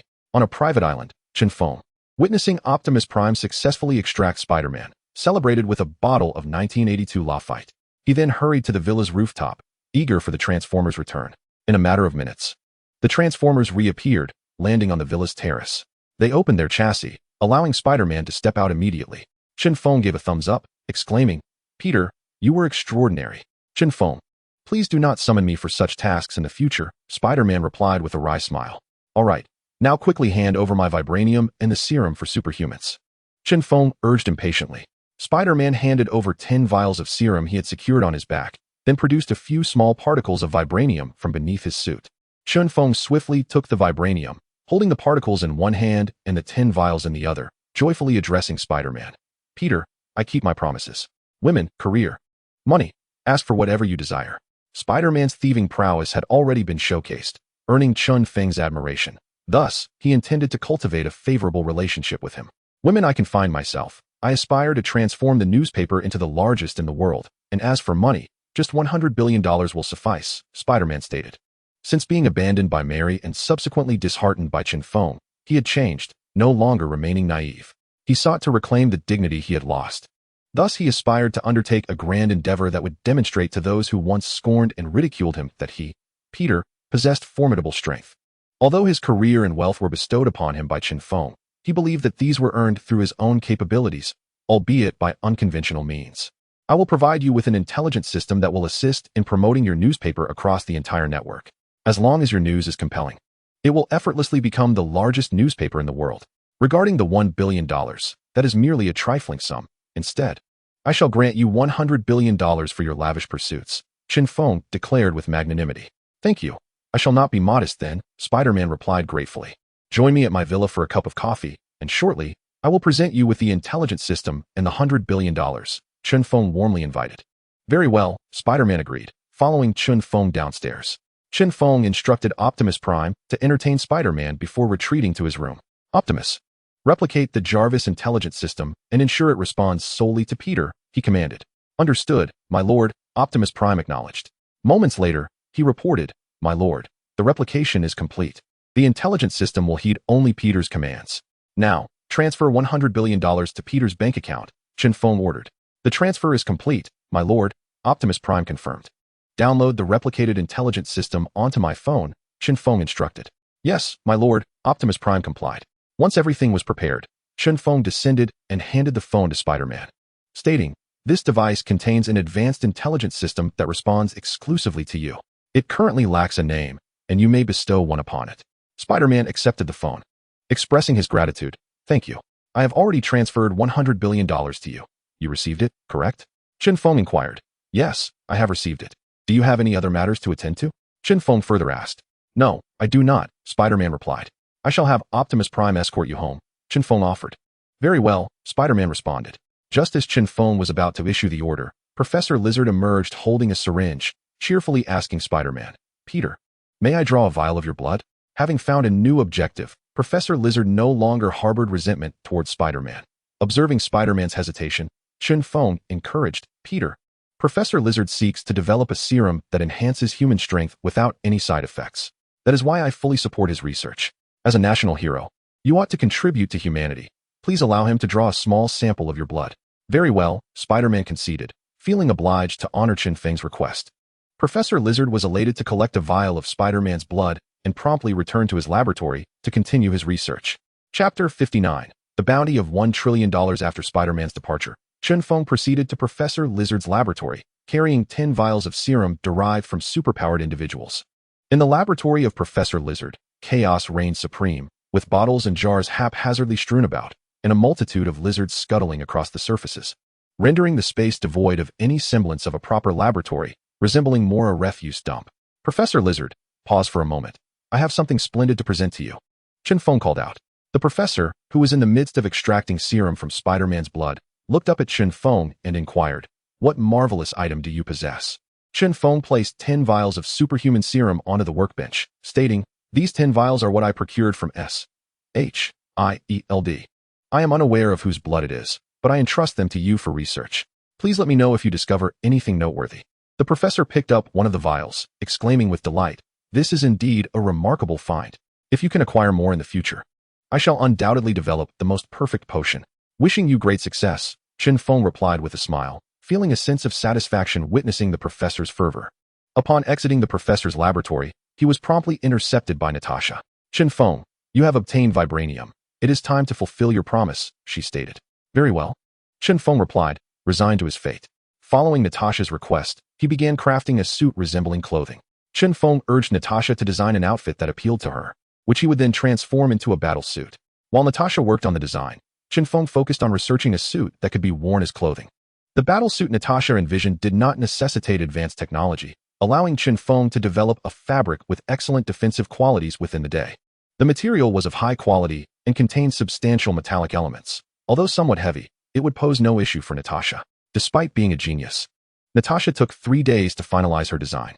Once Chen Feng received the design blueprint, he commenced his work, having already prepared the fabric. Within mere hours, he had fashioned the battle suit. Natasha donned the suit, admiring her reflection in the mirror, and remarked, "It looks quite splendid, though I wonder about its defensive capabilities. Your battle suit boasts exceptional quality. Ordinary bullets cannot penetrate it. It is also impervious to fire and water.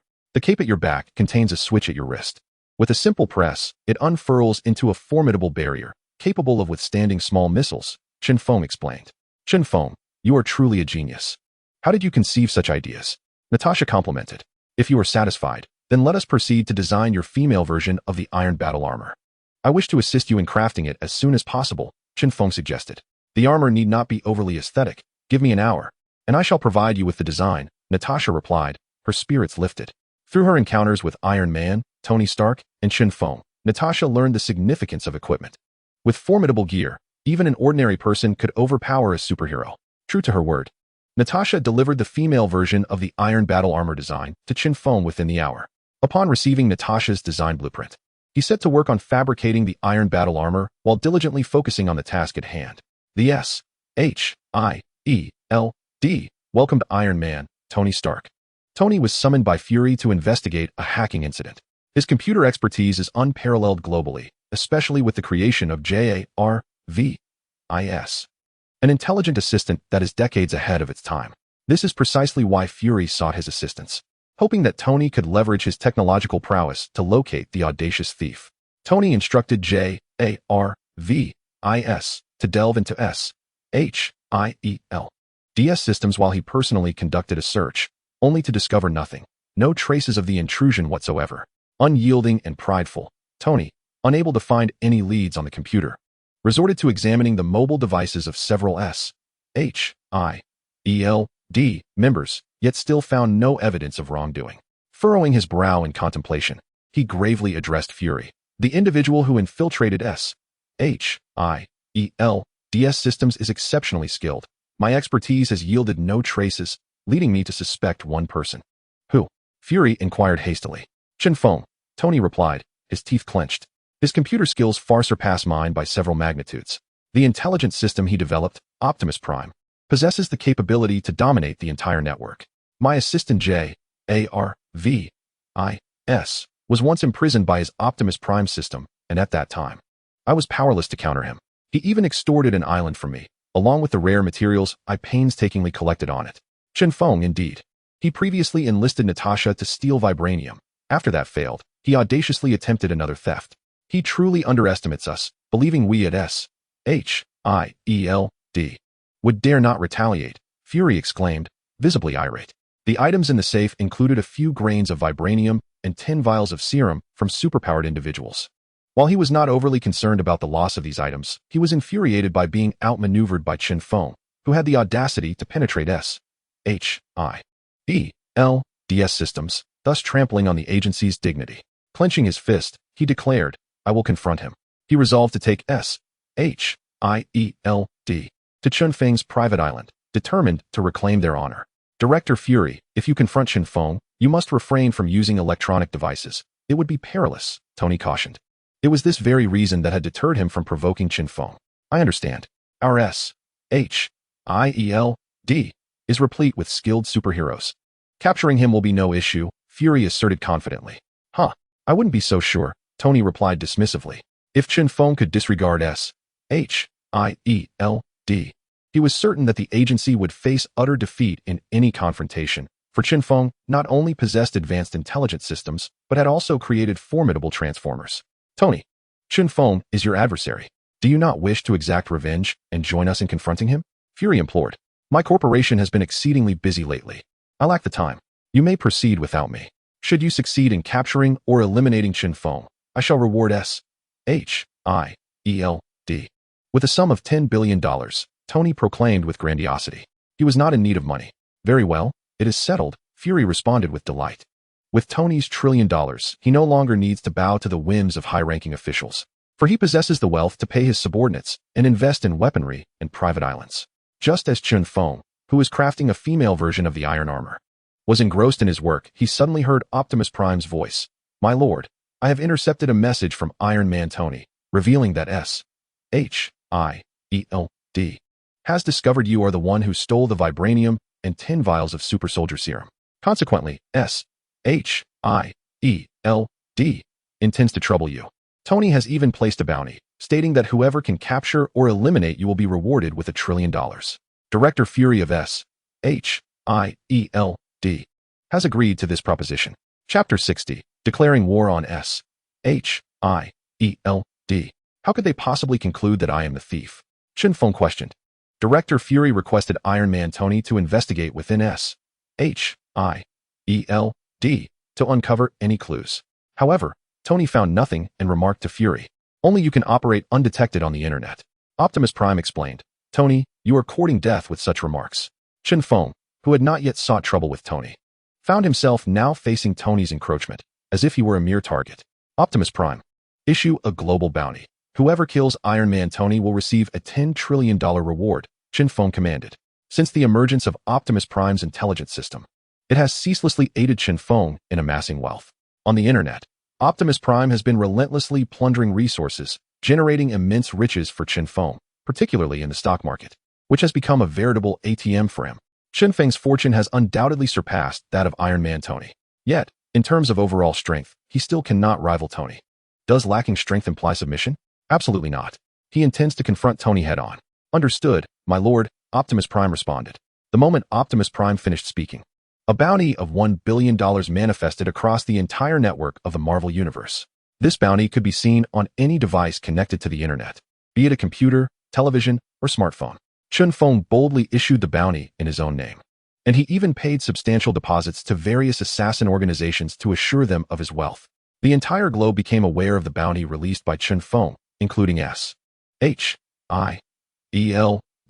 Director Fury, upon seeing the bounty on his phone, erupted in fury, exclaiming, it is indeed that damned Chen Feng.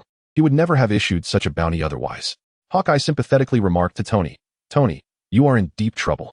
Tony, I suggest you avoid leaving S.H.I.E.L.D. With our protection, no one can touch you, he cautioned. Chen Feng is undoubtedly eavesdropping on our conversation, Tony lamented, his face filled with regret. He wished he had known of Chen Feng's vast wealth. Had he known, he would never have placed $1 trillion bounty against him. Currently, Chen Feng possesses wealth, technology, and formidable strength, effortlessly navigating even the highest echelons of organizations like S.H.I.E.L.D., rendering him a truly terrifying adversary.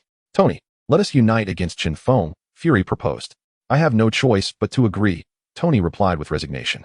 At this juncture, it was a matter of survival. Either he would perish or Chen Feng would. Retreat was no longer an option. Suddenly, the Iron Man armor beside Tony stirred, emitting Chen Feng's domineering voice. If you seek battle, then let it commence. Those who falter are nothing but cowards. The agents of S.H.I.E.L.D. tensed, taking defensive stances and aiming their weapons at the Iron Man suit. Upon witnessing his armor under Chen Feng's control, Tony felt a wave of despair. This could shatter his identity as Iron Man. Without the aid of the intelligence system, he could not unleash the full potential of the suit, thus rendering him incapable of embodying Iron Man. Chen Feng, you have stolen from S.H.I.E.L.D. and dare to declare war? Do you truly believe we are powerless against you? Fury bellowed in anger. Indeed, I did steal it. What are you going to do about it? Chen Feng retorted defiantly. I will annihilate you. Fury shouted, wielding immense power and commanding a formidable team. On Earth, he considered no one a threat except for the president. He even dared to oppose Hydra. Now, with Chen Feng's blatant disrespect, Fury felt his authority was being challenged, and he was determined to teach Chen Feng an unforgettable lesson to deter others. Humph, Fury, do you genuinely believe that with S-H-I-E-L-D-S strength, you can extinguish me? What a farce. I await your challenge on my private island, Chen Feng replied coldly. We shall arrive punctually next Monday, Fury declared, issuing an ultimatum. Suit yourself, Chen Feng remarked nonchalantly. He then turned to Tony with a sarcastic tone. Tony, I always believed you to be a genius. But since you rejected my offer and provoked me this time, I realized that aside from your technological brilliance, you are quite foolish in other respects. When you face the mighty S-H-I-E-L-D, then you may come to mock me. Presently, you lack the capital. You'll soon discover whether I have it or not, Chen Feng said with a sinister smile. Just as Tony was about to respond, he suddenly heard the Iron Man suit begin a countdown, causing him to flee in panic. What is wrong with Tony? Is he frightened by something? Hawkeye questioned, glancing around in confusion. There is nothing here. At that moment, the suit announced, self-destruct sequence initiated, countdown 10, 9, 8. Everyone run, Fury exclaimed, swiftly making his way outside. Hill, Hawkeye, and the key members of S-H-I-E-L-D hurriedly followed suit. They understood the destructive power of Tony's Iron Man suit. It could obliterate a building with ease, and a self-detonation would be even more catastrophic, reducing anyone nearby to mere mist. With a resounding explosion, chaos ensued. The entire airborne aircraft carrier trembled, and alarms blared automatically. Chaos erupted within S-H-I-E-L-D, as everyone assumed they were under attack. The command center was obliterated, and several nearby rooms were reduced to rubble by the shockwave. Fury and his team narrowly escaped due to their quick reflexes, yet they sustained internal injuries from the blast. The only one unscathed was Iron Man, Tony Stark, who had managed to flee swiftly and maintain a safe distance. Fury, seething with rage at the destruction of the command center, proclaimed, "This is outrageous. Truly outrageous. I will make him pay." Hill remarked on Chen Feng's formidable hacking skills, stating that as long as he remained alive, S-H-I-E-L-D would never dare to utilize the internet. Hawkeye lamented, his technical prowess is astonishing. He even replaced Tony's Jarvis in an instant. With the command center in ruins, the airborne carrier was grounded, prompting A-S-H-I-E-L-D operative to question how they would reach their private island next week. Fury turned to Tony, reproaching him. Tony, it was your Iron Man suit that caused this destruction. You are responsible for its repair. It must be fixed by next Monday. All right, Tony replied with a grimace, feeling a sense of helplessness. Refusing was not an option, given that he was the only one capable of restoring the command center in a timely manner. Suddenly, a S-H-I-E-L-D member shouted, It's so hot, as he pulled his phone from his pocket and discarded it. Mine too. It's about to explode. The rest of the team followed suit, tossing their phones aside as they overheated. With a series of explosions, phones detonated one after another. This must be Chen Feng's doing, Tony remarked, as his own phone met a similar fate. That man is insufferable. I will make him pay, Fury seethed. Director, without phones or any other means of communication, how can we contact the other members? Hill asked, troubled by the situation. Indeed, that poses a problem. Until we neutralize Chen Feng, we will have to rely on manpower to convey messages, Fury lamented. We could use planes as a means of communication, Tony suggested. It appears we have no other choice. Fury conceded. S-H-I-E-L-D had completely lost its network capabilities. Meanwhile, Chen Feng, having orchestrated the explosions of all S-H-I-E-L-D members' phones, smirked and declared, You dare challenge me? I will bring you to your knees. With a wicked grin, he commanded, Optimus Prime, gather all the Iron Man suits Tony created, and make sure to include additional weaponry. Understood, my lord, Optimus Prime responded. Additionally, imitate Tony's voice and instruct Stark Industries to transport all weapons to the private island. Once the weapons arrive, transfer the funds from Stark Industries. Chen Feng ordered, and Optimus Prime complied. Having an intelligent system like Optimus Prime is indeed advantageous. Commands can be issued continuously, and Optimus Prime executes them flawlessly. Furthermore, simulate Nick Fury's voice to announce to the American High Command that S-H-I-E-L-D is severing ties with the United States and will no longer be under its control, Chen Feng commanded. Understood, my lord, Optimus Prime acknowledged. Also, send S.H.I.E.L.D.'s sensitive information to the President, particularly the files on Hydra members within S.H.I.E.L.D., Chen Feng instructed. Yes, my lord, Optimus Prime replied. From this moment onward, Optimus Prime, you shall control the global satellites and networks, causing a complete paralysis of the American internet, Chen Feng commanded. Understood, my lord. Optimus Prime affirmed. Chen Feng aimed to dismantle Tony Stark's Iron Man Industries, while also seeking to create turmoil for S.H.I.E.L.D. He intended to leverage the internet to compel the American High Command to exert pressure on S.H.I.E.L.D., ensuring their discomfort.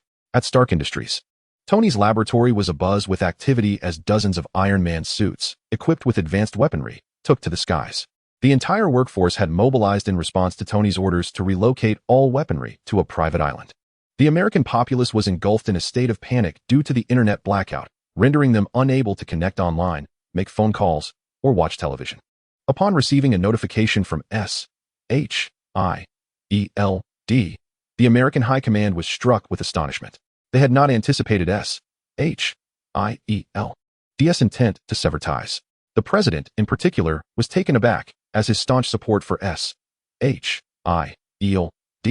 was now met with betrayal, especially given the presence of numerous Hydra members within its ranks. Consequently, the American High Command unanimously resolved to declare war on S.H.I.E.L.D. Refusing to tolerate such treachery, Stark Industries was nearly emptied, and Tony remained blissfully unaware of the developments. Meanwhile, the members of S.H.I.E.L.D. were oblivious to the impending declaration of war from the American High Command. This exemplified the severity of the internet paralysis. Chen Feng, adept in technological manipulation, orchestrated the various powers with ease. After issuing a multitude of commands to Optimus Prime, Chen Feng sought out Natasha, urgently requiring her assistance.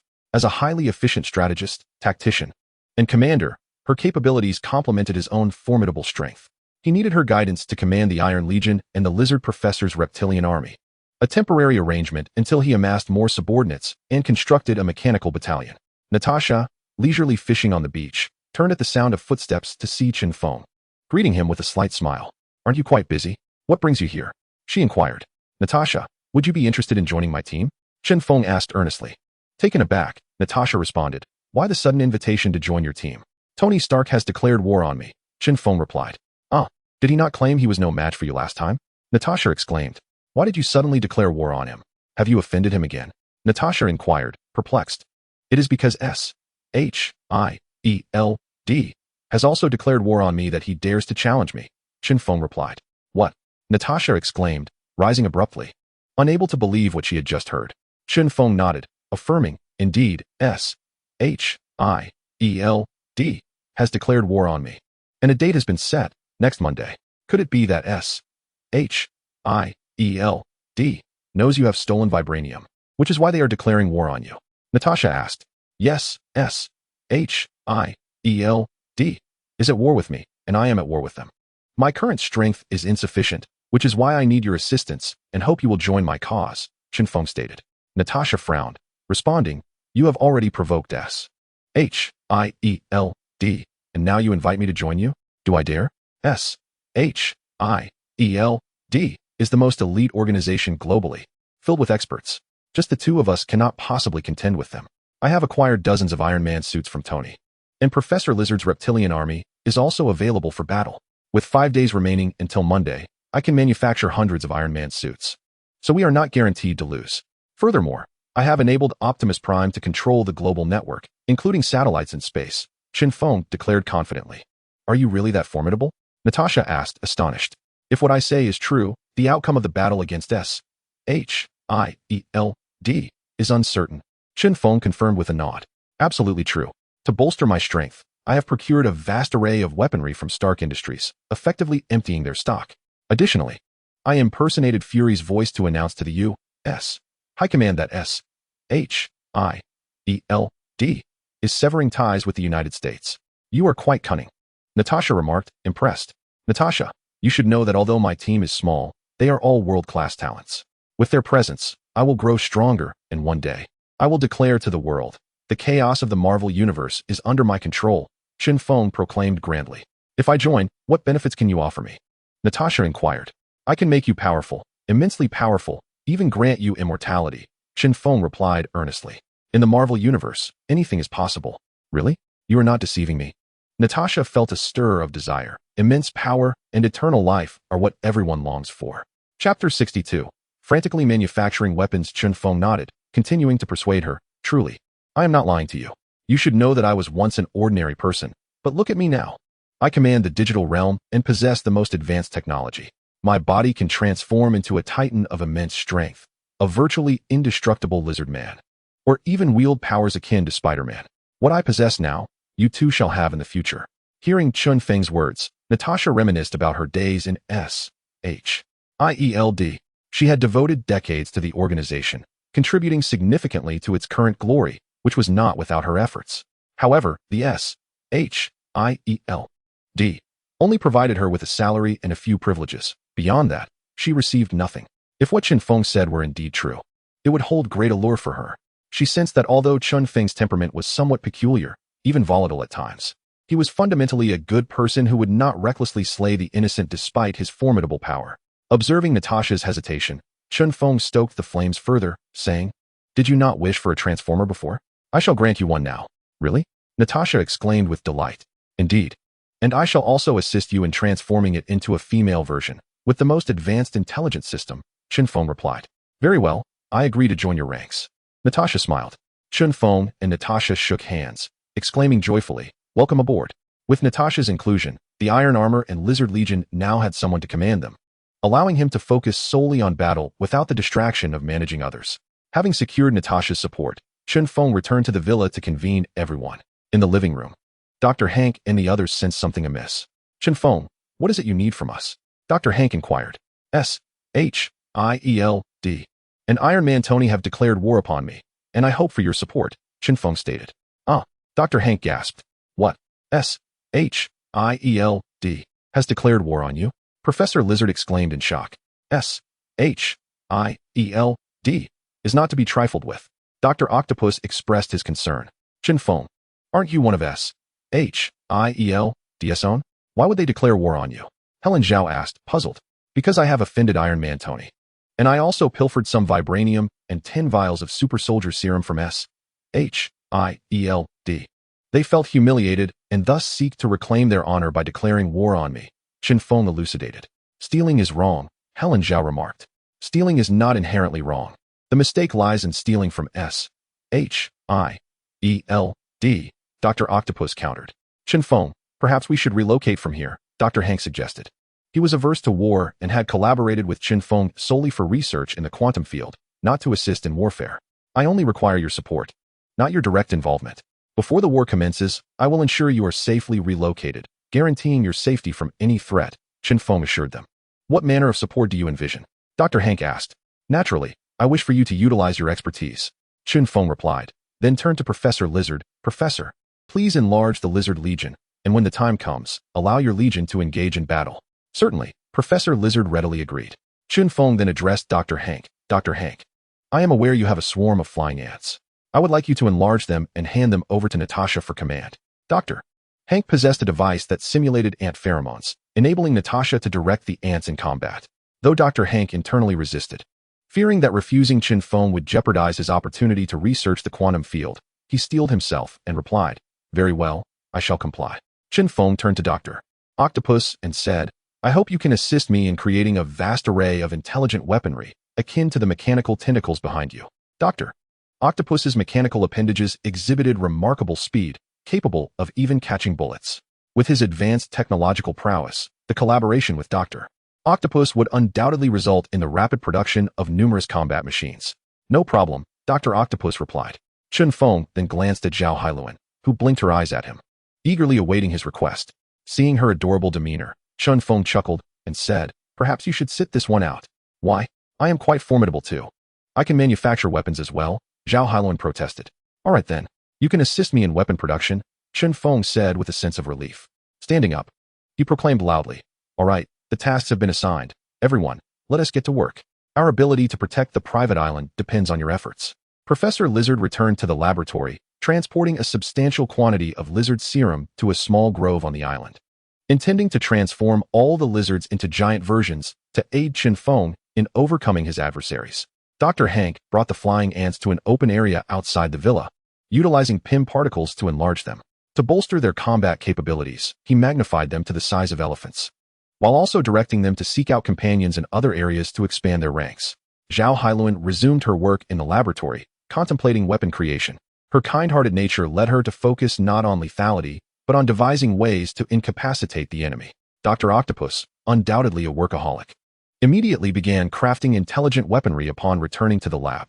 With the assistance of his 4 mechanical tentacles, his pace was extraordinarily swift, completing a weapon in mere minutes.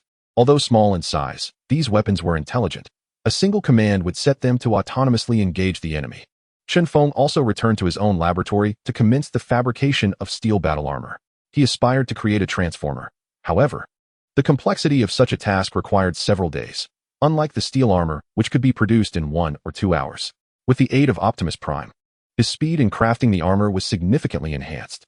Each newly created suit would, under Optimus Prime's control, autonomously assist in the production of additional steel armors, exponentially increasing Chen Feng's output. Everyone on the private island was diligently occupied, including Natasha, who was no exception. She was learning how to command the Lizard Legion from Professor Lizard, while also seeking guidance from Dr. Hank on how to direct the flying ant swarm. The private island had entered a state of urgency, with all individuals striving in preparation for the imminent battle. A horn sounded from the cargo ship as it approached the shore. Upon hearing this signal, Chen Feng in the laboratory could not help but feel a surge of joy. Stark Industries was delivering the weaponry and equipment. With the weaponry from Stark Industries at his disposal, he accelerated the production of intelligent armaments. Chapter 63, The Legion of Beasts. Numbering in the hundreds of thousands. Perhaps due to the overwhelming presence of armored suits, the personnel at Stark Industries remained blissfully unaware of any anomalies, mistakenly believing that Chen Feng was assisting their boss, Iron Man Tony Stark. Consequently, with the help of Stark Industries employees, the cargo ship laden with a mountain of weapons was transported to a private island. After the personnel departed, Chen Feng stood amidst the towering crates filled with weaponry, a malevolent smile gracing his lips as he mused, with S-H-I-E-L-D and Tony on their way, I shall extend a warm welcome with these arms. Natasha pried open a crate, lifting out a shoulder-mounted rocket launcher, examining it briefly before returning it to its place. She turned to Chen Feng and remarked, "These weapons are extraordinarily advanced. It is indeed unfortunate for S-H-I-E-L-D to face an adversary like you. I never sought to be an enemy of S-H-I-E-L-D, but since they declared war on me, I shall not be merciful," Chen Feng replied. "With such an arsenal, how many robots do you intend to create to utilize all of this?" Natasha inquired. "I won't manufacture an excessive number of robots due to time constraints, and producing ordinary ones would merely squander resources. Instead, I will equip these weapons onto aircraft and vehicles, transforming every mobile machine into a formidable fortress, their power undeniable," Chen Feng articulated. "I can hardly believe that with just Optimus Prime and a handful of us, you've orchestrated such an extensive setup. I am beginning to admire your prowess," Natasha exclaimed. "Time is of the essence. Hurry and train the Lizard Legion and Ant Swarm," Chen Feng urged. Natasha obediently proceeded to train her subordinates. With Optimus Prime's assistance, Chen Feng conceived dozens of mobile fortresses. There were speedboat fortresses capable of traversing water, submarine fortresses for underwater navigation, automotive fortresses designed for land travel, and aerial fortresses meant for flight. Each of these fortifications was armed with an array of weaponry, including handguns, machine guns, and artillery, along with ample ammunition. The fortresses were equipped with systems for automatic missile interception, enemy targeting, and evasive maneuvers. Though they could be easily destroyed by enemies, their sheer numbers and concentrated firepower left little chance for opposition. The mobile fortresses designed by Chen Feng were not particularly high-tech, easily replicable by average scientists. Thus, he decided to set them aside for the moment, planning to enlist the help of robots once he had manufactured a substantial quantity of them. Chen Feng left 2 armored suits to guard the mountain of weapons and returned to his laboratory, fervently engaged in the production of robots. The speed at which Chen Feng manufactured was nothing short of terrifying, as he manufactured an increasing number of robots. His spacious laboratory transformed from a desolate space into a vibrant hub of activity. Countless robots, under the command of Optimus Prime, collaborated seamlessly to create more robotic entities. Meanwhile, Dr. Octopus, aided by his mechanical tentacles, worked with astonishing speed, surpassing even Chen Feng. However, his efforts were solitary. He could not replicate the efficiency of Chen Feng's mass production. The creations of Dr. Octopus were peculiar, ranging from robots to mechanical dogs and snakes. Although diminutive in size, these inventions possessed remarkable durability, rendering them impervious to conventional weapons. Additionally, they boasted self-destruct mechanisms, effectively turning them into walking explosives, ensuring certain demise for any approaching enemy. A day later, Chen Feng had successfully constructed 10 suits of iron armor along with 100 robots, while Dr. Octopus produced 60 mechanical creatures. Professor Lizard had evolved all his lizards into gigantic versions, totaling an impressive 100,000, having even transformed newly hatched baby lizards into their larger counterparts. Dr. Hank's swarm of flying ants was the largest of all, concerned for Chen Feng's safety against S-H-I-E-L-D. He relentlessly dispatched flying ants to locate and recruit other swarms, resulting in a number so vast that he could hardly keep track. Dr. Helen Zhao, undoubtedly the most brilliant female mind in the Marvel Universe, developed a gas within a single day that posed no harm to humans but rendered them completely powerless upon inhalation. She also concocted an antidote, allowing those who consumed it to resist the effects of this gas. Like a child eager for praise, Zhao sought out Chen Feng to showcase her creation. Bursting into Chen Feng's laboratory, she exclaimed with delight, "Chen Feng, look! The gas I developed will leave anyone who inhales it utterly weak. Will the effects last indefinitely?" Chen Feng inquired. Zhao nodded enthusiastically, stating, "Yes. One will remain devoid of strength for a lifetime unless they consume this antidote." "Let me give it a try," Chen Feng replied. If Zhao's claims held true, this gas could be mass-produced, and with the aid of a large fan, any adversaries would be easily incapacitated. "Rest assured, I have tested it myself, and it is harmless," Zhao assured him sweetly. Chen Feng uncapped the vial, releasing a wisp of black smoke. He leaned down and inhaled the smoke, subsequently remarking, "It has a rather spicy taste."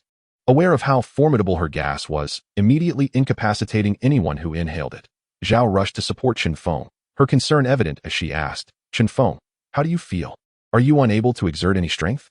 Chen Feng shook his head, stamped his foot down, and with a resounding crash, created a crater in the ground. "It seems your gas has no effect on me," he stated. "How can that be? It is undeniably powerful." Zhao lamented, disheartened. "Your gas may only affect ordinary people. It seems ineffective against superhumans or true powerhouses," Chen Feng explained. "Then all my efforts were in vain," Zhao pouted, clearly frustrated. "No, your efforts have not been in vain. Your gas can be utilized against those ordinary agents of S-H-I-E-L-D, Chen Feng reassured. "However, I must continue my research and enhance the gas," Zhao Hailuan retorted defiantly. "Hailuan, do not persist in that. Instead, lend me your assistance," Chen Feng implored. "What assistance?" Zhao Hailuan inquired cheerfully. "The swarm of flying ants created by Dr. Hank. Are you afraid of them?" Chen Feng asked. Zhao Hailuan shook her head, declaring, "Not at all. Those flying ants are quite docile." "Then assist me in outfitting those flying ants with armor," Chen Feng responded. "All right," Zhao Hailuan readily agreed. Chen Feng intended not only to armor the flying ants, but also to equip the giant lizards with protective gear, thereby augmenting the defense and offensive capabilities of both legions. While Chen Feng was engulfed in chaos on his private island, the agents of S-H-I-E-L-D finally became aware of the external circumstances. Ignorance was no longer an option, for the military had dispatched forces to assault them. The army attacking S-H-I-E-L-D was led by General Ross. Chapter 64, General Ross's Assault on S-H-I-E-L-D. General Ross wielded immense influence within the military, or he would not harbor ambitions of world domination. Especially now that he possessed the abomination. He extracted serum from the abomination, creating 10 monsters identical to it. He dared not produce more, fearing that such creatures might rebel. With 11 nearly invincible beings as his enforcers, and the most elite forces of the United States at his disposal, his ambitions swelled ever further. Thus, upon learning of S-H-I-E-L-D's separation from the United States, he proactively led his troops to assault the organization. His intentions were clear. He sought to acquire S-H-I-E-L-D's technology and the blood of those with superhuman abilities in order to forge the most formidable legion. The agents of S-H-I-E-L-D were utterly bewildered. They could not fathom why General Ross would lead an assault against them. Director Fury, in particular, was livid. The organization he led was the pinnacle of global power, dedicated to safeguarding the planet, and had never been provoked in such a manner. However, ever since Tony Stark constructed the Iron Man suit, S-H-I-E-L-D had become emboldened. Chen Feng's audacity in infiltrating to steal resources and instigate conflict was a blatant disregard for their authority. Now, even General Ross from the military sought to stir trouble for Fury was seething with anger and frustration. General Ross was poised to attack yet they could not retaliate against him, as they were compatriots under the same leadership. Resigned, he gathered his subordinates and made his way to the deck of an aircraft carrier, brandishing a megaphone as he shouted, "General Ross, what is the meaning of your encirclement of General Ross, imposing as ever, stood atop a massive tank, flanked by 5 humanoid beasts, surrounded by rows of fully armed soldiers. Helicopters and fighter jets occasionally soared overhead, and the air was thick with the scent of impending war. General Ross held a megaphone, declaring loudly, "Fury, I advise you to lay down your arms and surrender, or my soldiers will crush you." Upon hearing General Ross's words, Fury's expression darkened considerably. He furiously questioned, "General Ross, do you not fear the consequences of launching an attack on without authorization? Are you dismissing the repercussions altogether?" A slight smile graced General Ross's face as he replied, "Fury, spare me your pretense. The entire nation is aware of intentions to sever ties with the United States. You really think it's prudent to question me about my motives for attacking your organization? Have you lost your senses? What do you mean, General Ross? Is planning to break away from the United States? How could I possibly be unaware of this?" Fury asked, visibly taken aback. The other members of shared his shock. "Humph. Regardless of your acknowledgement, I demand to know, will you surrender or fight?" General Ross demanded angrily, eager to avoid any delays that might lead to unforeseen complications. Aware that is no ordinary organization, Fury raised his hands in a gesture of urgency, exclaiming, "General Ross, do not act impulsively. I assure you, this is a grave misunderstanding. We, at have no intentions of separating from the United States. You can verify this with others. Spare me your explanations. I am not interested. I demand a straightforward answer. Surrender or battle," General Ross replied impatiently, standing beside Fury. Iron Man Tony interjected, "Fury, I suspect this is the work of Chen Feng." "Yes, Director, it must be Chen Feng. Just as the last time he impersonated your voice to issue orders to others, he is undoubtedly masquerading as you now, leading the higher-ups to believe we wish to escape the country," Hill concurred. "I share your suspicions. Chen Feng is exceedingly cunning and will resort to any means to achieve his objectives," Hawkeye added. Others voiced their opinions, and a consensus emerged that Chen Feng was indeed the orchestrator of this chaos. Fury, aligning with this notion, quickly addressed General Ross, "You must be familiar with Chen Feng." Initially poised to give the command to attack, General Ross paused upon hearing Fury's words and asked, "Why do you bring him up?" He has crossed paths with Chen Feng before, and the memory of Chen Feng wielding the power of the Hulk is indelibly etched in his mind. Thus, he is reluctant to provoke Chen Feng without sufficient strength. "General Ross, you may not be aware, but Chen Feng was once associated with He misused our name for his own gain. Just yesterday, he audaciously infiltrated to steal, and upon being discovered, he was furious and vowed to wage war against us," Fury explained. "Why should that concern me?" General Ross queried, perplexed. "It concerns you greatly. Chen Feng's expertise in cyber technology is unmatched. He commands the entire digital realm. In retaliation against he sabotaged our command systems and incapacitated our communication devices, rendering us unable to connect with the outside world. Furthermore, if I am not mistaken, he likely impersonated my voice or hacked into official website to propose our separation from the nation. He is sowing discord, aiming to incite us to turn against one another. General Ross, we must not fall for this trap." Fury elucidated. "Are you suggesting that the current paralysis of the American network is also the doing of Chen Feng?" General Ross inquired, astonished. Tony stepped forward, proclaiming loudly, "General Ross, I am Tony from Stark Industries, and I can attest to the veracity of Fury's claims. If the American network is indeed inoperative, it is undoubtedly the work of Chen Feng, for only he possesses the capability to orchestrate such an event. On his private island, Chen Feng was in his laboratory. Upon receiving a notification from Optimus Prime, he delegated his work to the robots and, through 3 holographic projectors, observed the unfolding chaos. hoping for a confrontation between General Ross and S.H.I.E.L.D. However, upon hearing Tony's words, he was infuriated and felt an urge to eliminate Tony. What was meant to escalate into a brawl was quelled by Tony's mere utterances. Chen Feng stroked his chin, muttering, "It is imperative that S.H.I.E.L.D. and General Ross engage in conflict. Optimus Prime, simulate General Ross's voice, amplify it, and do not cease. Merely utter the words, 'Attack,'" Chen Feng commanded. General Ross intended to pose further inquiries, but when he attempted to speak, the loudspeaker broadcast not his original words, but the command to attack. Thundering footsteps echoed as thousands of soldiers, marching in unison, armed and undeterred, advanced toward S.H.I.E.L.D.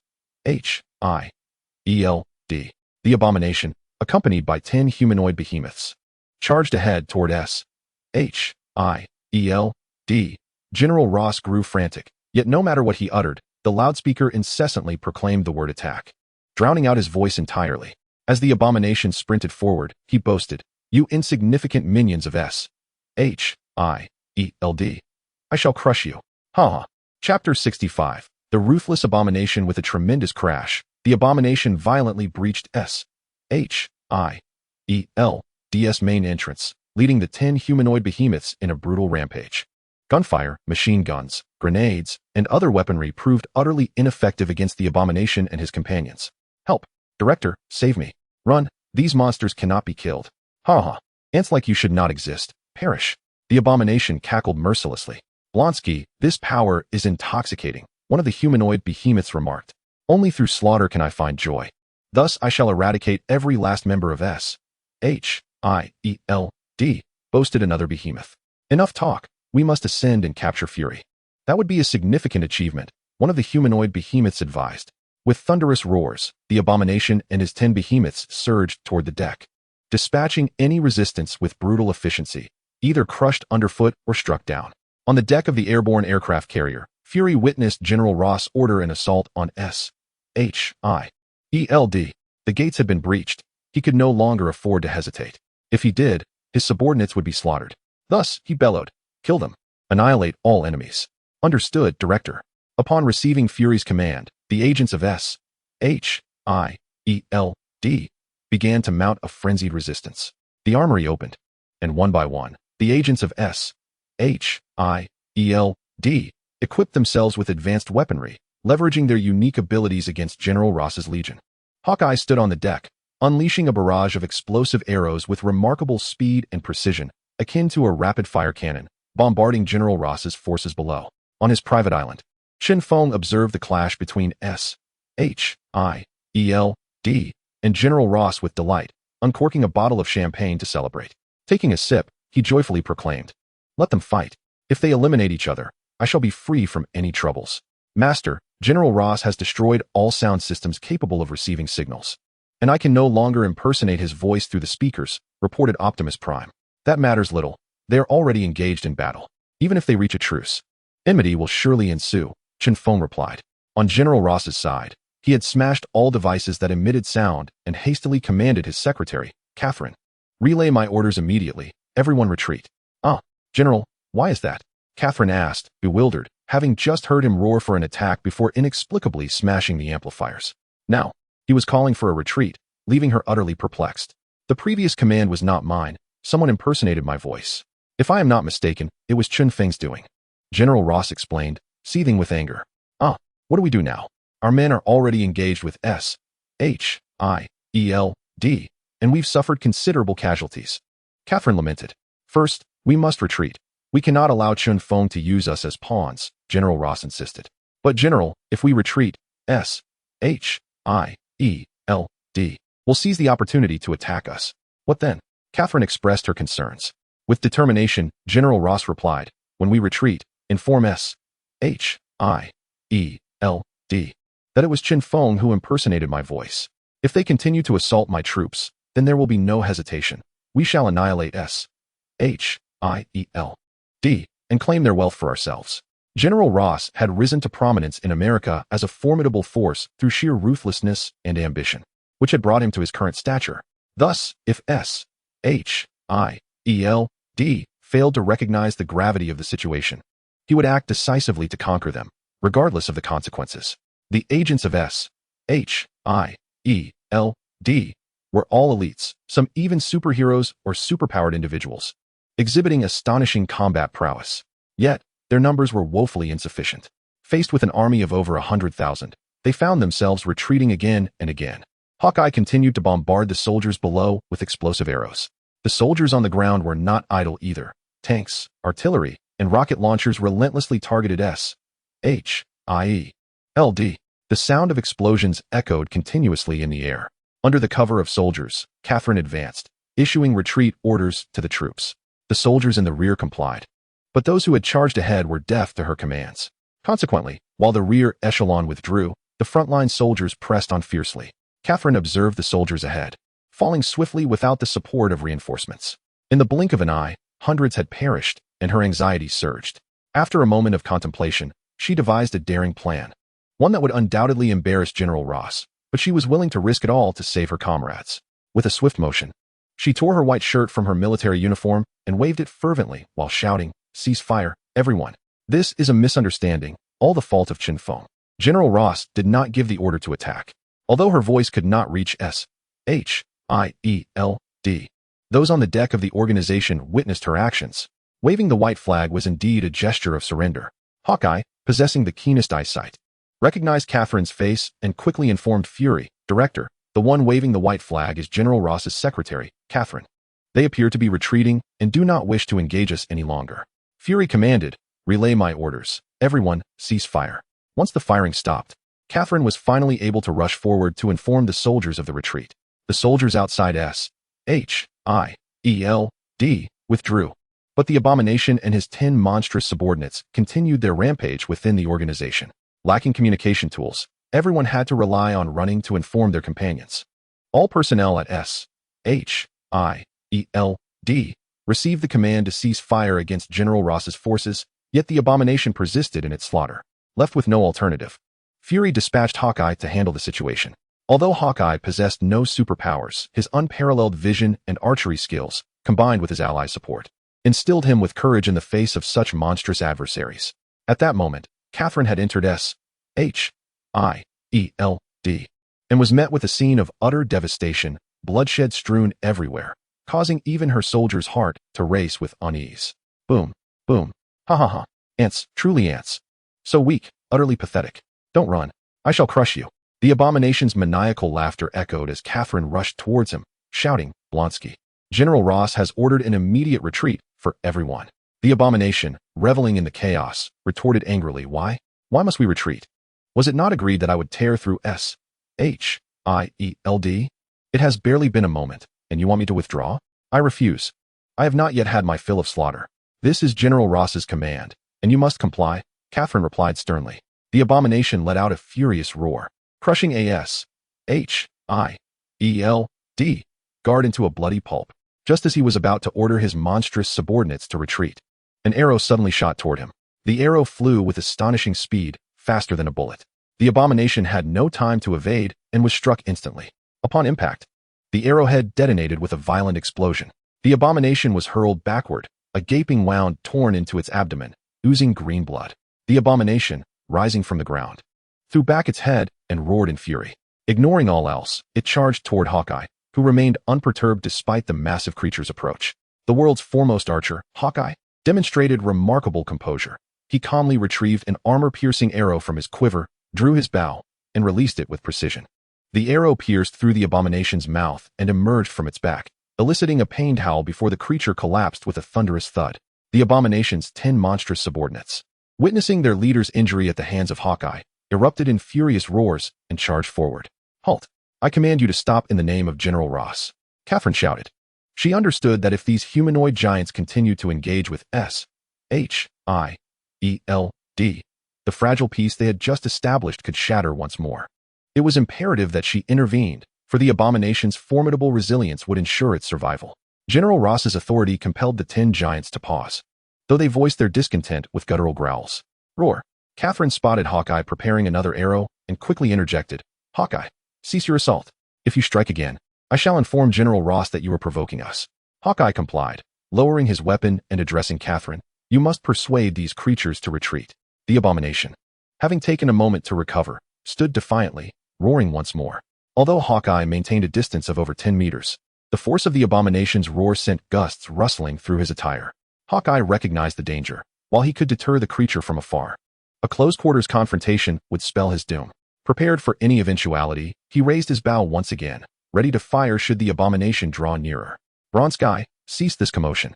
Lest you invoke General Ross's ire, Catherine implored loudly. The abomination, fuming, turned to Catherine and demanded, allow me to kill him, and I shall withdraw. Yes, Bronze-Guy. Eliminate that pest. We stand with you. Dispose of him, and we shall have one less adversary. Let us attack together. The humanoid monsters rallied angrily, eager to vanquish Hawkeye. Having been invincible since their inception, their frustration surged upon encountering a being capable of inflicting harm. Retreat. All of you retreat. I am here to deliver General Ross's orders. Disobedience will lead you to a military tribunal, and your very existence will be at stake. Have you forgotten your oath to General Ross? To serve him alone for life? Now, in defiance of his commands, is this how you express loyalty? Catherine chastised vehemently. Her words resonated deeply, compelling the monstrous figures to obey and retreat, including the abomination itself. After General Ross's troops completely withdrew from the airborne aircraft carrier, both he and Fury emerged simultaneously to engage in dialogue amidst the two opposing forces. Fury, the command to attack was not issued by me.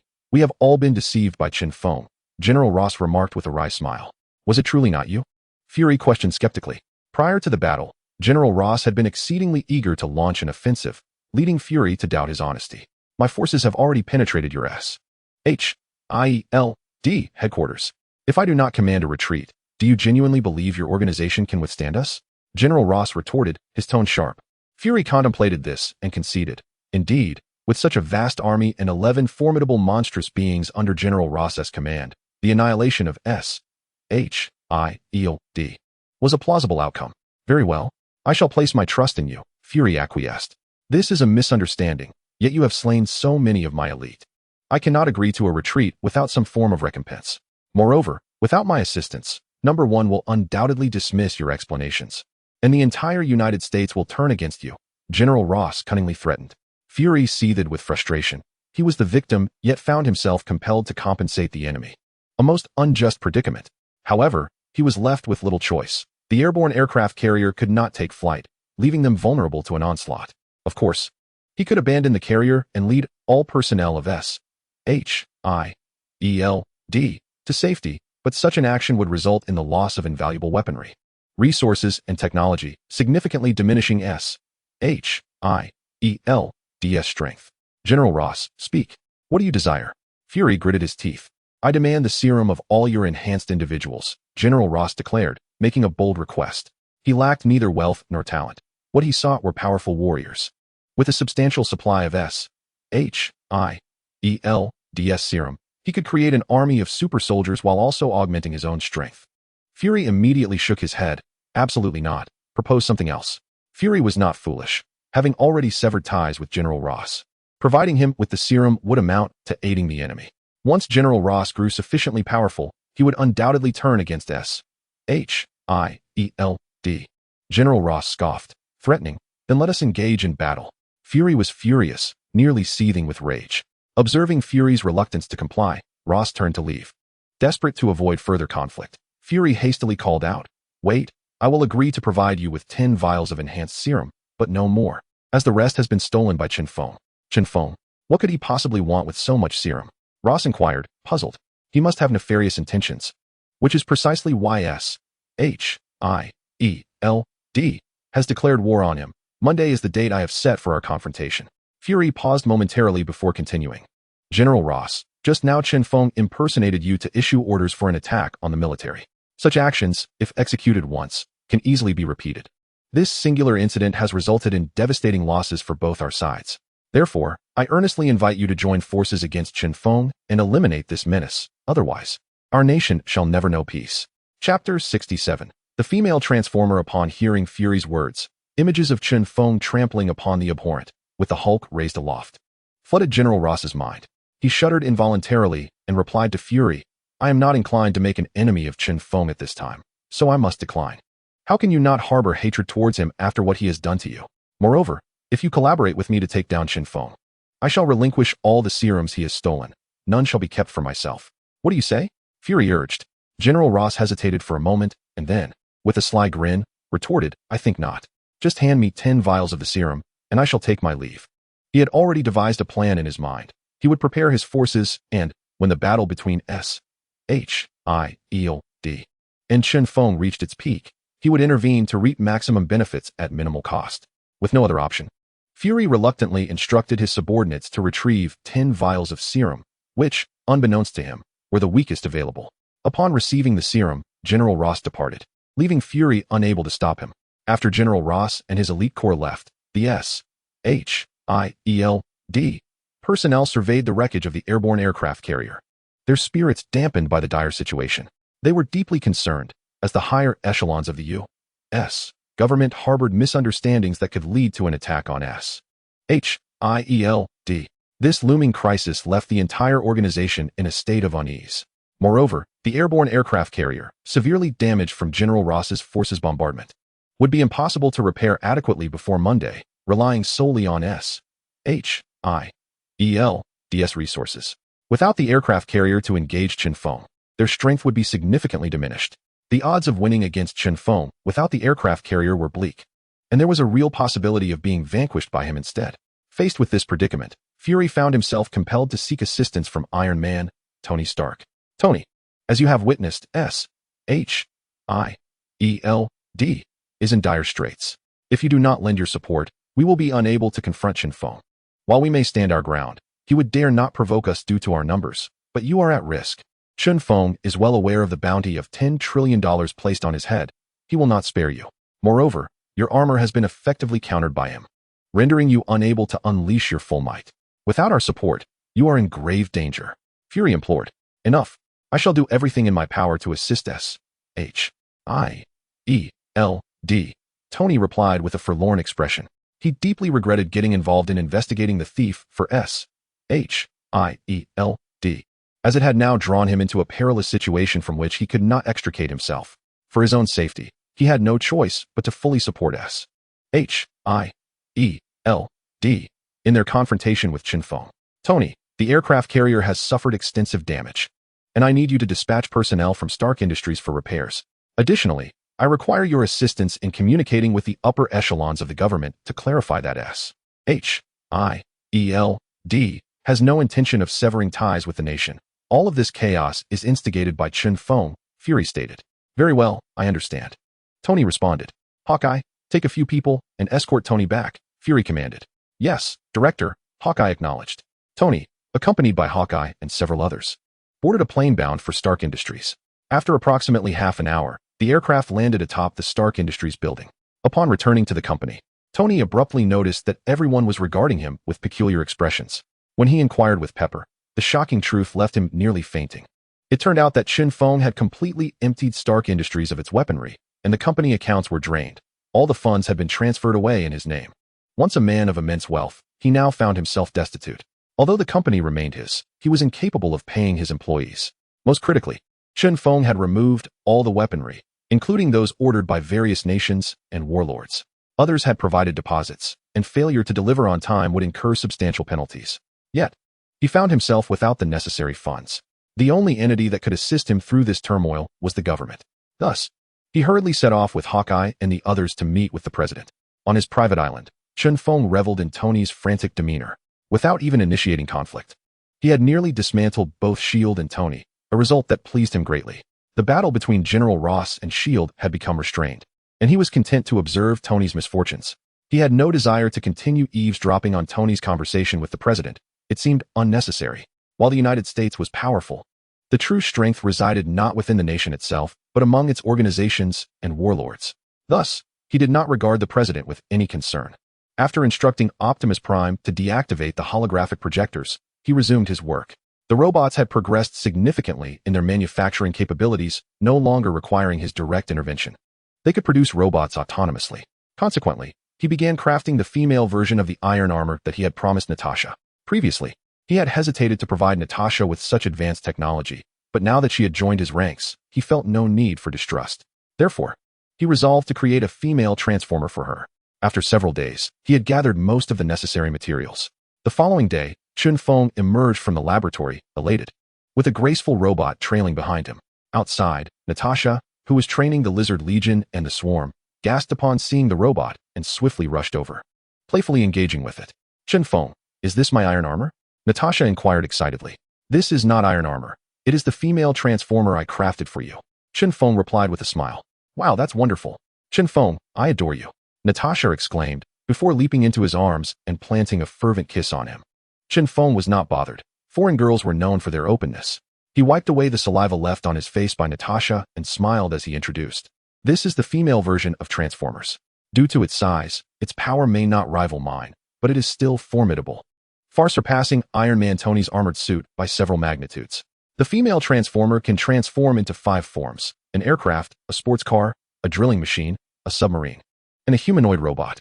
Additionally, I have equipped you with an advanced intelligence system, replicated from Optimus Prime, meaning your system is of the same caliber as his. However, I must inform you that your intelligence system is subordinate to me. My commands take precedence over yours.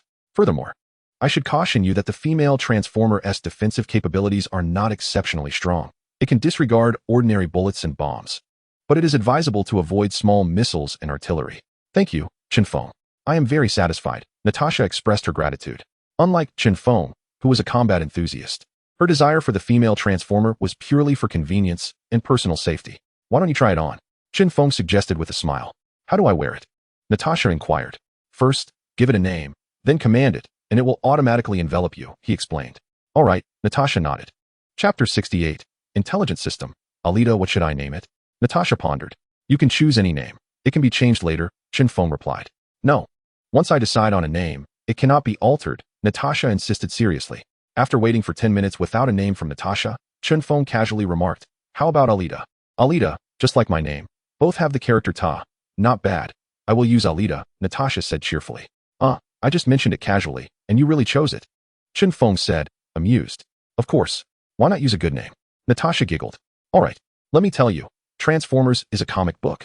Optimus Prime is the leader of the robots, and Alita is Optimus Prime's girlfriend. Chen Feng laughed. Upon hearing this, Natasha winked at Chen Feng and teased. Are you implying something? Chen Feng waved his hand, chuckling. Don't overthink it. I have no such intentions toward you. Natasha gave him a playful glare and retorted. As if I have any interest in you. Then she added, never mind, Alita it is. After all, it is a lovely name. Standing before the female Transformer, she declared. From now on, you will be called Alita. Did you hear that? The female Transformer responded with a melodious voice. Understood, Miss Natasha. Natasha spread her arms and said, now, let us unite. The female Transformer turned its back to Natasha, stepping back until its rear made contact with her, at which point it would mold itself around her entire body, a process imbued with a sense of advanced technology. After Natasha donned her female Transformer suit, she took a few steps to acclimate and remarked, Chen Feng, you are truly a genius. My Transformer is even more comfortable than yours. In truth, they were quite similar. Chen Feng replied. Natasha crouched, then leaped, soaring to a height of 10 meters without utilizing the jet system. Upon landing, she gracefully knelt on one knee, exuding an air of confidence. Do you not feel powerful? Chen Feng inquired. I must explore other functionalities to ascertain if it truly is impressive, Natasha replied. Let us venture to the depths of the ocean. Otherwise, the explosions might attract unwanted attention from other factions, Chen Feng suggested. All right, Natasha acquiesced. Optimus Prime, summon the Transformer. Chen Feng commanded. Yes, my lord, Optimus Prime acknowledged. Moments later, a resounding boom echoed as a colossal Transformer descended from the sky, landing before Chen Feng. He jumped and entered the Transformer's interior. Optimus Prime, submarine mode, Chen Feng ordered. As you wish, my lord, Optimus Prime complied. With a series of mechanical sounds, the Transformer transformed into a submarine and submerged into the ocean. Natasha imitated him, sweetly commanding, Alita, submarine mode. Yes, Miss Natasha, Alita responded. With a similar transformation, the female Transformer morphed into a miniature submarine. Alita, why is your submarine so small? It's difficult to move. Natasha lamented. Miss Natasha, the Transformer stands 85 meters tall and weighs tons, while the female version is of your height and weighs over 300 pounds. Hence you should understand, Alita explained. Can it be a bit larger?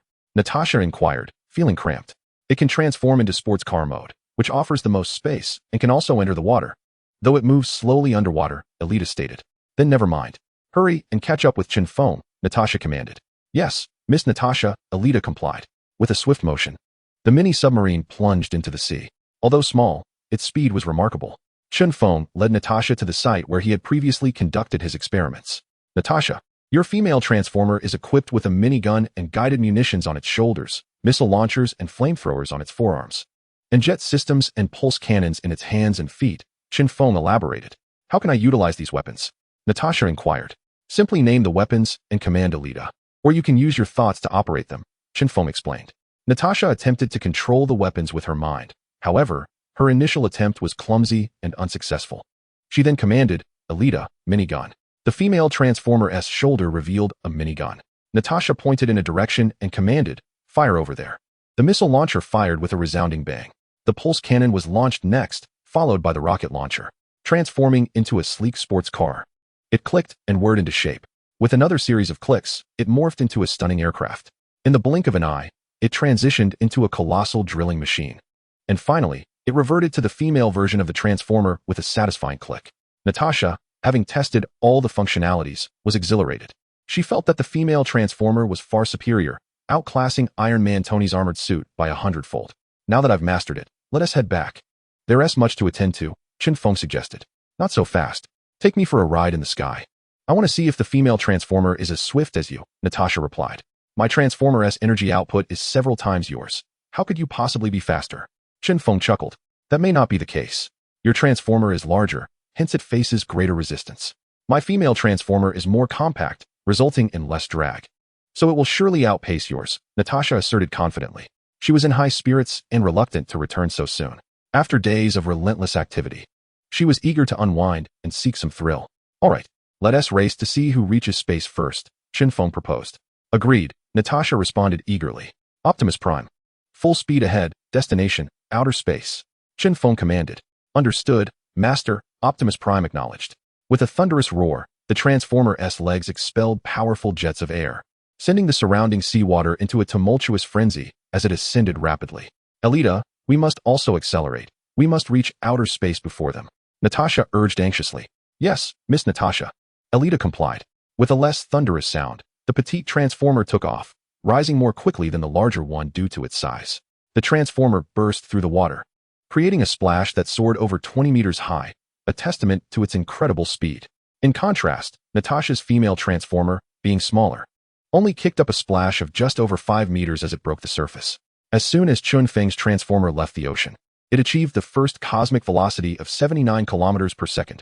Within a mere second or two, its speed doubled, reaching the second cosmic velocity of 112 kilometers per second. While swiftly flying, the transformer began to transform into aircraft mode, enhancing its speed to the fourth cosmic velocity of 110 kilometers per second. Moreover, as time progressed, its velocity continued to increase. Inside the transformer, Chen Feng experienced intense discomfort. The overwhelming sensation of weightlessness made him feel nauseous. At such a remarkable velocity, it is fortunate that he possesses an exceptionally robust physique. Otherwise, he would undoubtedly struggle to endure. 1 minute later, due to the overwhelming speed, the temperature of the transformer escalated rapidly. Thankfully, the transformer was equipped with a cooling system. Had it not been for this feature, Chen Feng would surely have been scorched. Natasha's female transformer also transformed into aircraft mode. Initially, she managed to keep pace with Chen Feng, but within a mere minute and a half, his figure vanished from sight. With a thunderous roar, Chen Feng's transformer burst through the atmosphere. Unshackled from the Earth's gravitational pull, the speed of the transformer soared to an astonishingly terrifying level. Chen Feng hastily brought it to a halt, employing the jet system to decelerate. Before long, he spotted a fiery plume breaking through the atmosphere. Natasha, you can slow down now, he communicated through the device. Chen Feng, this is exhilarating, truly, overwhelmingly fast, Natasha exclaimed, her voice brimming with excitement. Are you satisfied now? Chen Feng smiled. Natasha skillfully maneuvered her female transformer to perch upon the shoulder of his. The sheer size of the transformer was so grand that its shoulder could easily accommodate a galloping horse. Very satisfied, Natasha affirmed with a nod. With such an impressive female transformer at her disposal, she could venture anywhere her heart desired, unimpeded by anyone. All right, time is of the essence. Let us return swiftly, Chen Feng urged. Understood, Natasha replied obediently. The return journey was notably slower, taking twice as long as their outbound trip into outer space. The necessity for caution arose from the risk of colliding with the Earth. While the planet itself would remain unharmed, their transformers would undoubtedly be reduced to mere fragments. Upon returning, Chen Feng commenced the fabrication of a glider wing. which he had appropriated from the Green Goblin. He intended to create a large glider wing for piloting the Transformer and another in the same dimensions as the Green Goblin's for use when not transformed. This way, he would be untroubled by aerial adversaries. The Green Goblin's glider wing operated similarly to Dr. Octopus's mechanical tentacles, relying on neural control, thereby enabling a faster response time compared to thought-based, brainwave controls. During the construction of the glider wings, Chen Feng enlisted the assistance of Dr. Octopus. Additionally, he planned to install 4 mechanical tentacles on the back of the Transformer. This would ensure that in close combat, he would not fear being overwhelmed by multiple foes. As for the robots, there was no need for him to create them. Optimus Prime would suffice. Optimus Prime adeptly commanded dozens of armored suits and hundreds of robots, continuously replicating them. With the substantial resources and weaponry acquired through cunning from Stark Industries, concerns regarding material shortages were rendered moot. A day later, with Dr. Octopus's assistance, Chen Feng successfully crafted 2 glider wings, one large and one small, along with 4 mechanical tentacles. The glider wings and tentacles underwent minimal modifications, but the energy source employed was a cold fusion reactor, thereby amplifying their power by more than tenfold. Tony successfully persuaded Iron Man and garnered the support of the nation. The orders owed by his Stark Industries group were fulfilled by the nation. He was tasked with the restoration of the aerial aircraft carrier, also completed by the nation. However, he needed to surrender his technology to the state. Thus, the crisis with SHIELD and the United States was resolved, and the aerial aircraft carrier was restored with the nation's assistance. Monday marked the day of the decisive battle. On this day, all personnel from SHIELD around the globe returned, gathering on the aerial aircraft carrier, totaling over 10,000 elite members, many of whom possessed the prowess to take on 100 foes single-handedly, with numerous formidable fighters among them. Tony stood aboard the aerial aircraft carrier, clad in a manually operated Iron Man suit. Although its power paled in comparison to the intelligent variant, it was better than being unarmed.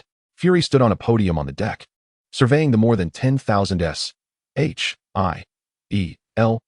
members, and proclaimed loudly, "Today is the day we confront Chen Feng. We shall not return home until Chen Feng is vanquished.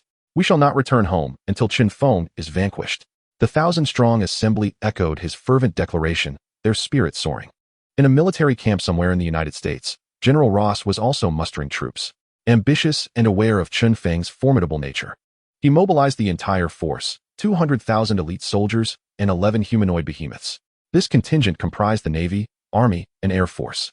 Standing on the command platform, General Ross declared, "We are the most powerful army, unyielding and fearless.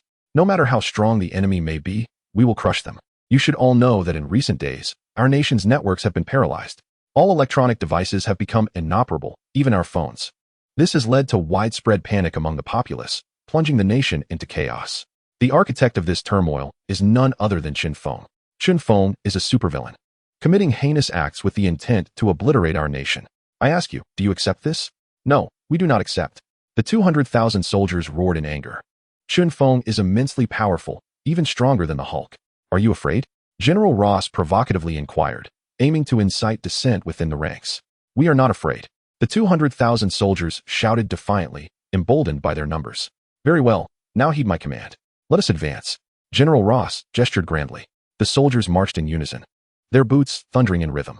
Tanks and vehicles roared to life, while a multitude of helicopters took to the skies. Naval vessels commenced their operations along the coast. On a private island, Chen Feng did not indulge in grandiloquent speeches like Fury and General Ross before the expedition. For on this island, only he and Natasha remained. Dr. Hank, Dr. Octopus, Dr. Lizard, and Dr. Zhao Hailuan had all been sent away by Chen Feng in advance. Initially, Dr. Octopus had expressed a desire to stay and assist, but Chen Feng had declined his offer. Let scientists engage in warfare. It is undeniably a foolish choice. Chen Feng piloted his transformer, his feet firmly planted on a colossal gliding wing, gazing down at the scene below, his heart swelling with exhilaration. On the ocean's surface, a legion of gargantuan lizards, numbering a staggering 100,000, assembled. Chapter 70, Assault on SHIELD, on the sandy shores of his private island. He commanded an army of 50,000 robots, 1,000 armored suits, and 500 mechanical beasts. A myriad of mobile fortresses, totaling 10,000, stood ready. A swarm of flying ants, a dark cloud of innumerable bodies, filled the skies. With this formidable force, Chen Feng felt confident in his ability to vanquish SHIELD. The private island was Chen Feng's domain. Drawing the flames of war to his territory would result in its devastation. Thus, he led his troops to confront Shield. As a precaution, he left a small contingent of giant lizards, mobile fortresses, flying ants, robots, and mechanical beasts on the private island, taking the majority with him. Turning to Natasha, who stood by his side, Chen Feng inquired, "Are you ready, Natasha?" With a nervous nod, she replied, "I am ready." Her anxiety stemmed not from fear of Shield, but rather from the weight of commanding such a vast army for the first time, worrying she might falter in her leadership. With a decisive wave of his hand, Chen Feng commanded, "Let us depart." The lizard legions surged swiftly across the sea, while the mobile fortresses roared to life, some traversing the water's surface, others submerging beneath the waves, and some soaring into the skies. The swarm of flying ants filled the air like a dark, looming shadow. The mechanical beasts, though unable to fly or attack from a distance, displayed remarkable speed as they climbed atop the backs of the giant lizards or the robots. Chen Feng had taken control of global networks and satellites, enabling him to ascertain Shield's situation clearly, while they remained oblivious to his own. However, he was taken aback to discover that General Ross had also mobilized a substantial force, advancing towards the private island. Outnumbered, Chen Feng had no choice but to strike first. He arrived at the coastal land, organizing his troops just as Shield finally approached. They flew above in a massive aerial aircraft carrier, cloaked in stealth mode. Optimus Prime detected its presence. Chen Feng entrusted his entire force to Natasha and, alone, piloted his transformer to lead the charge against Shield. Given the sheer size of his army, it was impossible for Shield to overlook him. Hawkeye spotted Chen Feng's formidable contingent and promptly reported to Fury, "Director, Chen Feng is below, accompanied by an eclectic array of troops, lizards, robots, and flying ants. This does not bode well for us. Prepare for battle," Fury commanded. "Director, Chen Feng is charging towards us in his transformer," Hill cautioned. "Engage him. Use the carrier's turrets to obliterate his forces," Fury ordered. Boom, boom, boom. Countless shells rained down upon Chen Feng, as Chen Feng deftly evaded attacks. He skillfully maneuvered the missile launcher mounted on his shoulder, unleashing a barrage of missiles in a single, forceful surge. Subsequently, he deployed anti-personnel munitions and heavy weaponry. The miniguns and Gatling guns affixed to his transformer unleashed a relentless hail of fire upon the advancing enemy, obliterating any projectiles that could not be evaded. Despite the imposing stature of Chen Feng's transformer, the enemy's accuracy was surprisingly limited, unlike the Shield aerial aircraft carrier, which could strike with certainty even with closed eyes. Shield intercepted a portion of the missiles launched by Chen Feng, yet a small fraction managed to evade their defenses. The sound of explosions resonated as missiles impacted the underside of the aerial carrier, disrupting its cloaking mode and creating several gaping holes. With a resounding crash, Chen Feng was unable to avoid a barrage of concentrated fire and was struck down, plummeting from the sky and creating a massive crater upon impact. The weight of the transformer was no mere boast. Although it had been shot down, it remained unscathed. Rising once more, Chen Feng pressed onward towards Shield, accompanied by swarms of flying ants, robotic legions, mobile fortresses, and mechanical creatures in a fierce assault. Natasha waved her hand, directing countless colossal flying ants, robots, and aerial fortresses towards Shield. Some mechanical beings clambered onto the backs of the robots, joining the fray against the agency. Natasha also took to the skies, soaring high above, surrounded by a multitude of armored sentinels for protection. As the commander, she needed only to oversee the battle rather than engage directly. The clash erupted into chaos, with an array of weaponry and ammunition exchanged without restraint. Numerous flying ants, robots, and aerial fortresses fell under the onslaught of Shield. Yet the aerial carrier itself sustained severe damage from the relentless assault. After incurring minimal casualties, Chen Feng's forces finally approached the aircraft carrier. The colossal flying ants, upon enlarging, proved impervious to conventional weaponry. Their formidable jaws could easily dispatch their foes, and their numbers were overwhelming, seemingly endless. When the swarm of flying ants descended upon the deck of the aerial carrier, Shield, personnel scrambled for cover, relying on firing ports to eliminate the intruders. As the robots arrived, they commenced a concerted effort to breach the carrier's doors, facilitating the entry of the flying ants for their assault. The agents of S.H.I.E.L.D.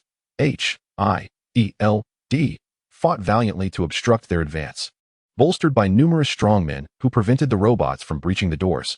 At that moment, Dr. Octopus's mechanical creatures sprang into action. Smaller mechanical beings infiltrated through firing ports, water outlets, and ventilation shafts. Agile and exceptionally proficient in close combat, these mechanical entities wreaked havoc upon entering, slaughtering S.H.I.E.L.D.'s ordinary elite with ease. Only the exceptionally strong stood a chance against the mechanical onslaught. With the ensuing chaos caused by the mechanical lifeforms within, the robots successfully breached the doors. With a resounding crash, the giant flying ants seized the opportunity to infiltrate. In the command center of S.H.I.E.L.D., everyone was astounded as they observed Chen Feng's team through the surveillance footage. "Director, what should we do? Chen Feng's creatures are overwhelming in number and strength. Having already breached our defenses," Hill exclaimed anxiously. "Let them advance. Within the airborne aircraft carrier, we have ample hiding spots, allowing us to gradually eliminate our adversaries, thereby neutralizing their numerical advantage," Fury replied astutely.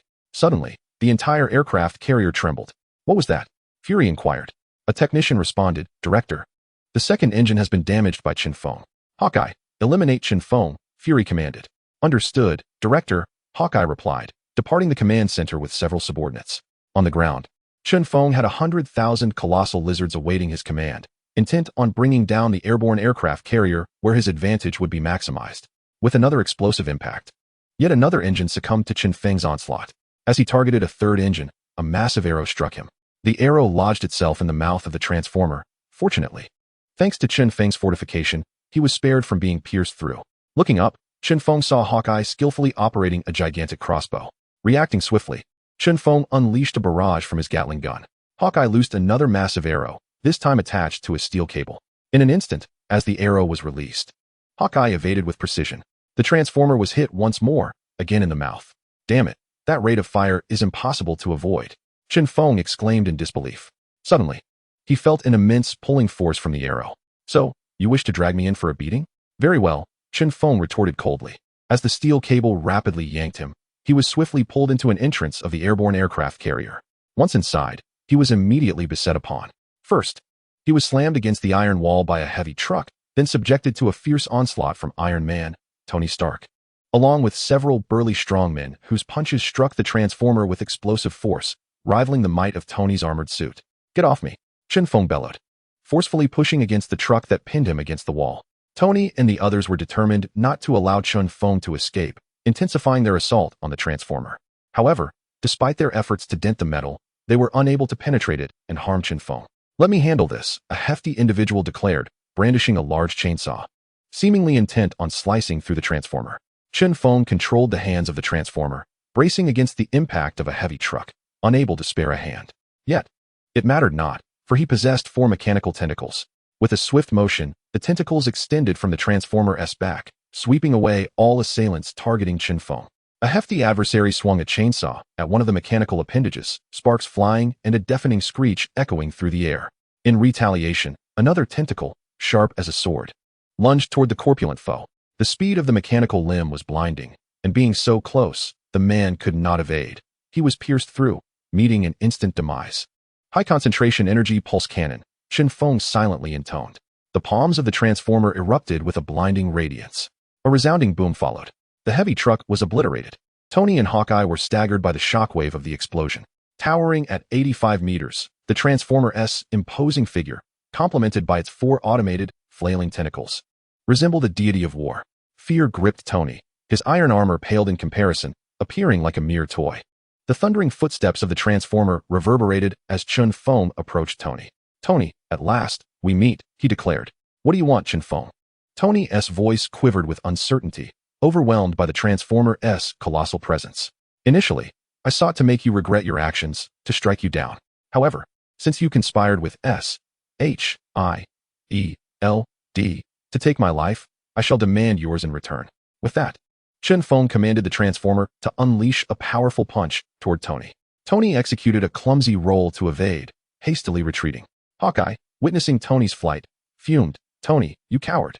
How dare you abandon me? Fear not, none shall escape," Chen Feng proclaimed dominantly. "Ah, help! No, please."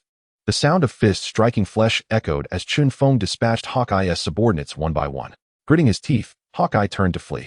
The Transformer's massive size rendered it unable to enter the airborne aircraft carrier.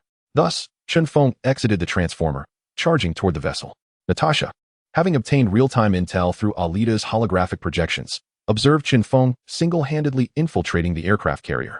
She quickly directed a portion of the robots, accompanied by mechanical creatures, to assist him.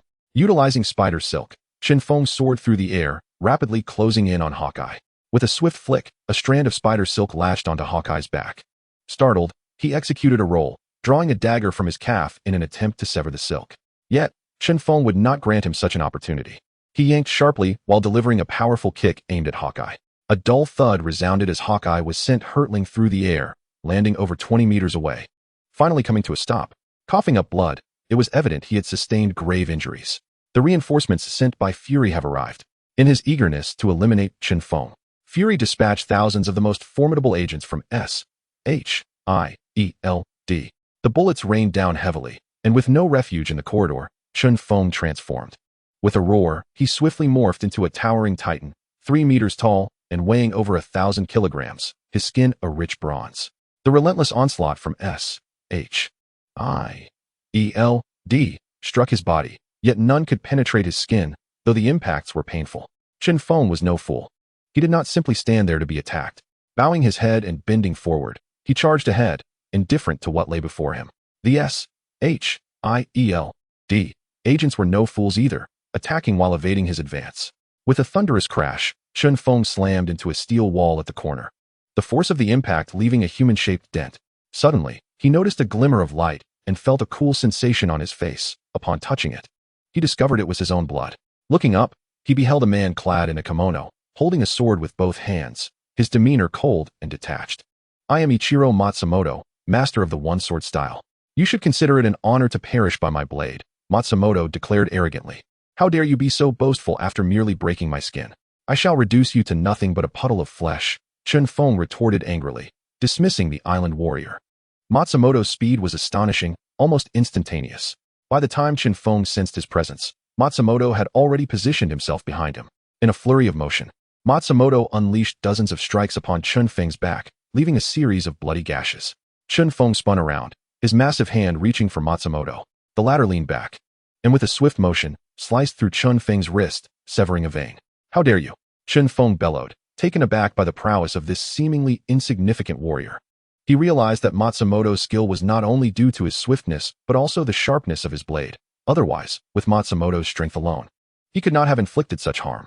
Fortunately, Matsumoto's strength was limited. Otherwise, Chen Feng might have found himself in peril. For the moment, Chen Feng disregarded Matsumoto and charged toward the S.H.I.E.L.D. agents. "All of you shall die," he roared in fury. In the midst of pursuing the S.H.I.E.L.D. personnel, Chen Feng discovered a steel chain. With a wicked grin, he swung the chain wildly around him. Though Matsumoto was formidable and quick, Chen Feng was not slow either, and his strength was inexhaustible. At last, during one of Matsumoto's missteps, Chen Feng's chain struck true. Chapter 72 The Undying Monster. The agents of S.H.I.E.L.D.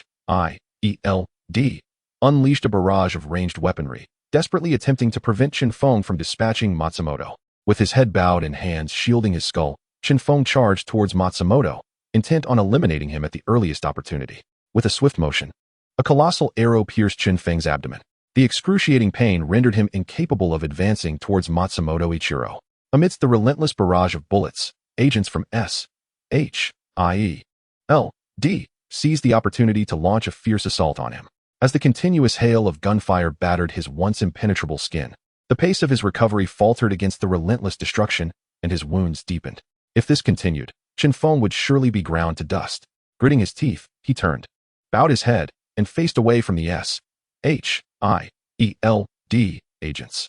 With a swift motion, he struck the base of the enormous arrow embedded in his body with his right palm. The arrow was expelled from his flesh with a rush. Suddenly, Hawkeye and his subordinates, operating several massive crossbows, aimed their fire at Chen Feng. Once again, his body was pierced by the onslaught.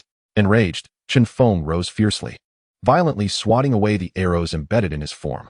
Then, he underwent a transformation. His tail thickened, his feet morphed into powerful beastly claws, and his hands became formidable talons. His head transformed into that of a fearsome lizard. He had no choice but to metamorphose. The Titan's form was too gravely injured, and his recovery was insufficient to regain his strength. Thus, he became a reptilian creature. The lizard man's regenerative abilities were extraordinary. Even if a limb were severed, it would regrow in mere seconds. Indeed, after transforming, all of Chen Feng's wounds healed instantaneously, returning him to his prime condition. The agents of S.H.I.E.L.D.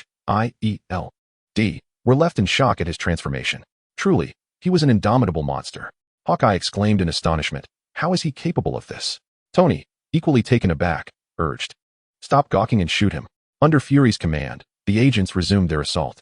Chen Feng faced a relentless attack from thousands of elite S.H.I.E.L.D. operatives.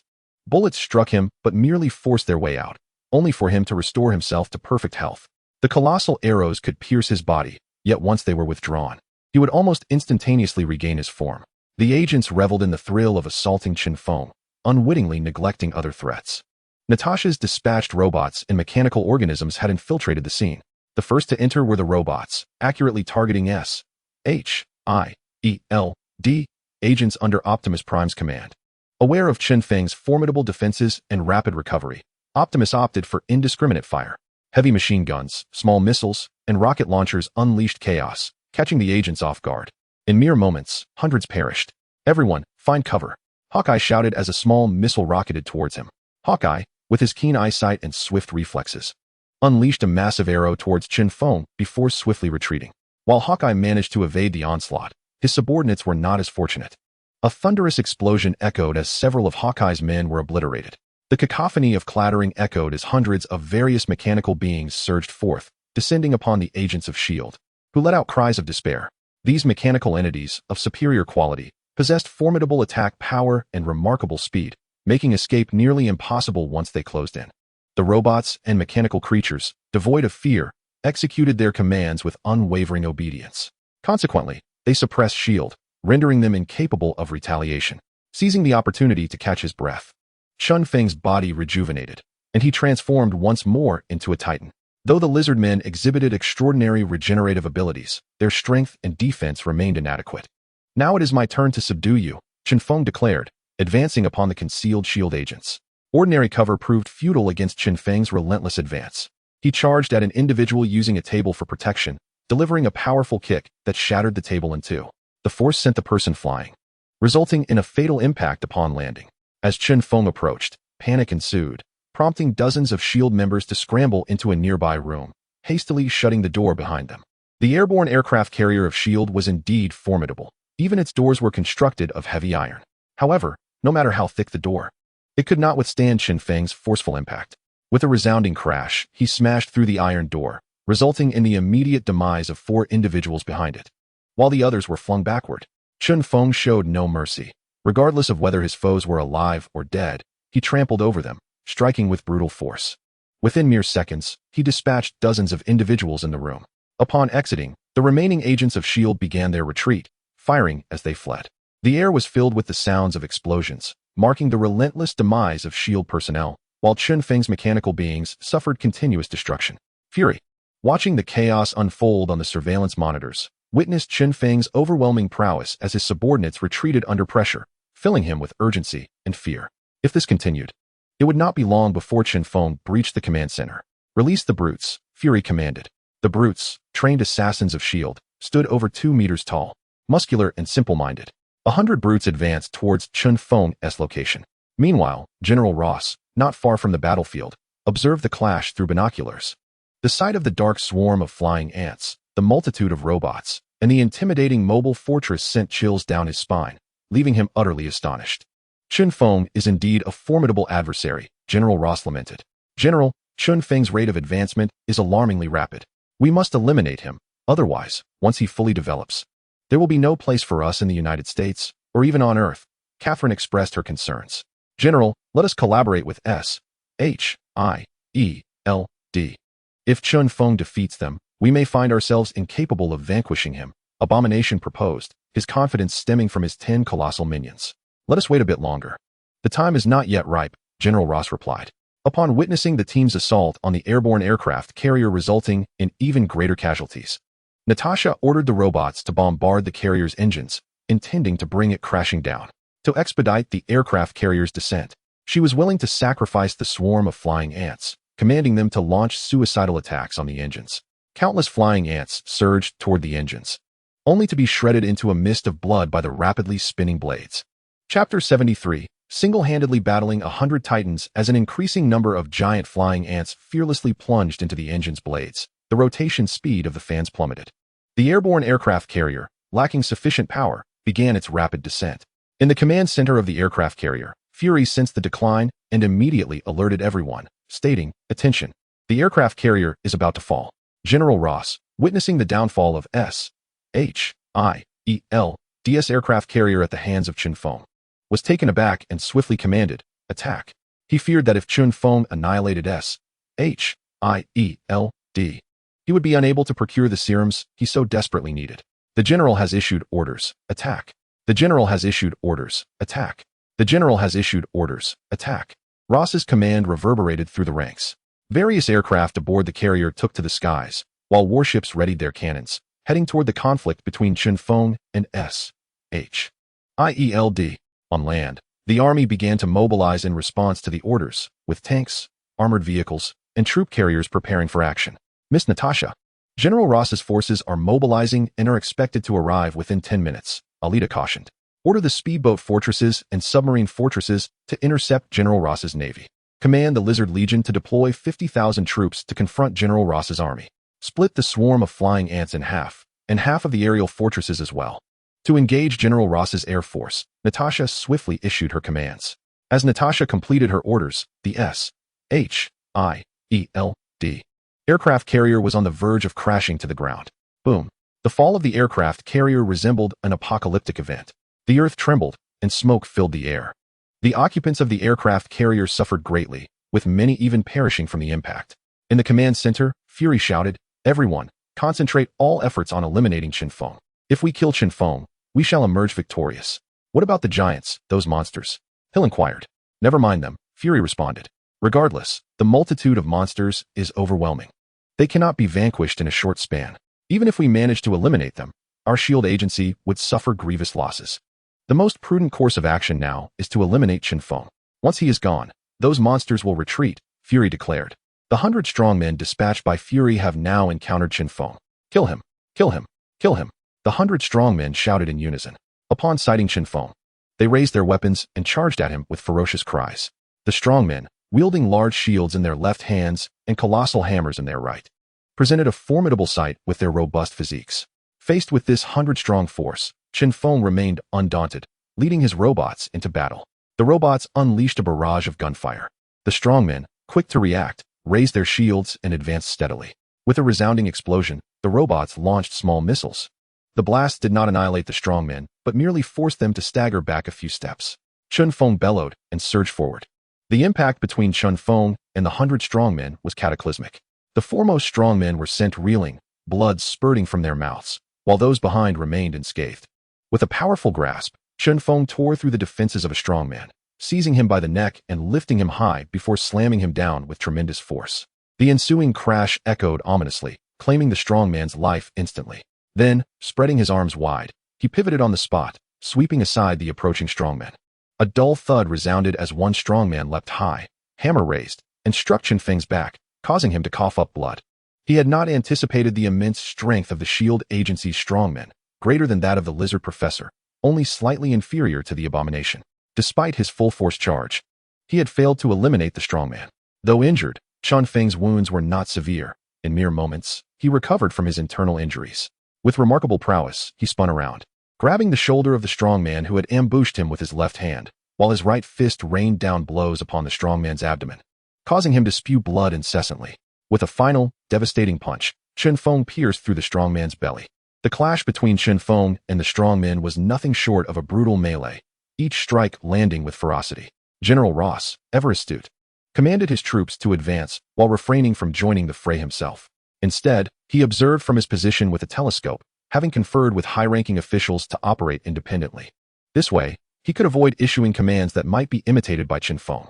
Upon witnessing the swarm of flying ants and the aerial fortress splitting to engage his air force, he realized that Chen Feng had long since discerned his presence. With no retreat possible, he was compelled to act. As long as Chen Feng lived, tranquility would remain elusive. The air force of General Ross collided with the swarm of flying ants and the aerial fortress, leading to an immediate exchange of hostilities. General Ross's air force, equipped with armed helicopters, fighter jets, and bombers, is undeniably vigorous. However, Chen Feng's flying fortress is evidently superior, brimming with long-range weaponry. Particularly striking is the formidable swarm of colossal flying ants, which can be said to utterly dominate General Ross's air force. The cacophony of gunfire and explosions reverberates as both sides unleash their arsenals. The firepower of a single flying fortress is equivalent to that of 10 armed helicopters. The air force of General Ross is relentlessly bombarded, with aircraft plummeting from the skies. Similarly, Chen Feng's flying fortress suffers damage. Yet the number of flying ants that are shot down is even greater due to their dense formation and massive size, ensuring that any aimed attack will not miss. On the surface of the sea, General Ross's navy clashes with Chen Feng's speedboat fortresses and submarine fortresses. Although the firepower of Ross's aircraft carriers and warships is formidable, their sluggish speed makes it difficult to engage the enemy effectively. In contrast, while Chen Feng's speedboat fortresses may lack the navy's sheer firepower, their rapid velocity combined with the support of submarine fortresses completely suppresses the naval forces. One by one, fortresses are obliterated and warships sink beneath the waves, resulting in a fierce and bloody battle. On land, General Ross's army encounters a legion of 50,000 lizards, an absolute harbinger of doom for the ground forces. The lizard legion moves with astonishing speed, possesses immense strength, and boasts lethal capabilities along with remarkable regenerative abilities. Conventional weaponry proves utterly ineffective against them. Unless a cannon blast can shatter the head of a giant lizard, it will swiftly recover. The army's desperate assaults yield no success in halting the advance of the lizard legion, which swiftly breaches their formation with a cacophony of chaos. The lizards, brandishing their razor-sharp claws and gaping maws, wreak havoc upon the elite forces, leaving them utterly defenseless. Chapter 74. The Abomination joins the fray. Run. These monsters cannot be killed. How are we supposed to fight such a multitude of creatures? We are not like the monstrosities of Bronsky. We cannot contend with them. Enough. Let us flee. This is hell. I want to go home. Help. Save us. General Ross's battalion crumbles under the onslaught of the Lizard Legion, with soldiers fleeing in panic. There is no option but to escape, for the prospect of slaying the giant lizards proves overwhelmingly daunting. Unless they possess exceptional marksmanship to accurately strike the lizards' heads, they stand no chance against the Lizard Legion. General Ross, his face ashen, gazes through his binoculars and witnesses the devastating suppression of his air force, which has suffered a third of its strength in mere moments. His navy was continuously sunk by the fortifications constructed by Chen Feng. His army was a pitiful sight, collapsing and fleeing at the first encounter. Now he could only hope that the Abomination would lead the humanoid behemoth squad to eliminate Chen Feng. The Abomination, accompanied by his subordinates, boarded an armed helicopter to confront Chen Feng. Unfortunately, their luck ran out as their helicopter was shot down mid-flight by a flying fortress. The helicopter was obliterated, but fortunately, being monsters, they sustained minimal injuries. However, finding themselves in the sea, it would take them at least half an hour to swim to shore. This left them quite speechless. By the time they reached land, the battle would likely be over. General Ross, observing through his binoculars, saw the Abomination and his crew fall into the sea, and his expression darkened. All his forces were suppressed, and even the Abomination was not spared, causing him great discomfort. Despite his distress, he knew he had to assist. He ordered several speedboats to rescue the Abomination and his team. Meanwhile, on the side of SHIELD, the discovery of General Ross's army brought them joy, alleviating the previous atmosphere of oppression and worry. Although it seemed that General Ross's forces were suppressed, they could still relieve some pressure on SHIELD. Moreover, with 11 humanoid behemoths under General Ross's command, the odds of defeating Chen Feng would significantly improve.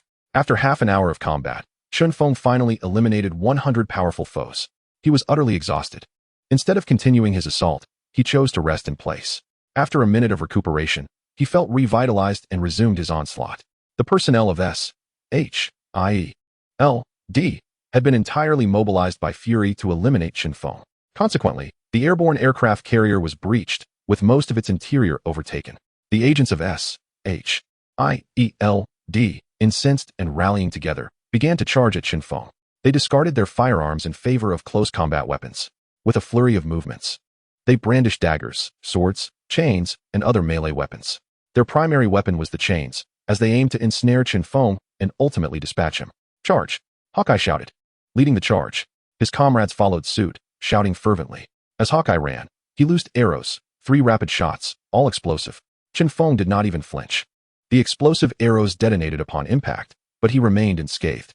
"I am fearless," Chen Feng roared, rallying himself, for he faced the entirety of S.H.I.E.L.D.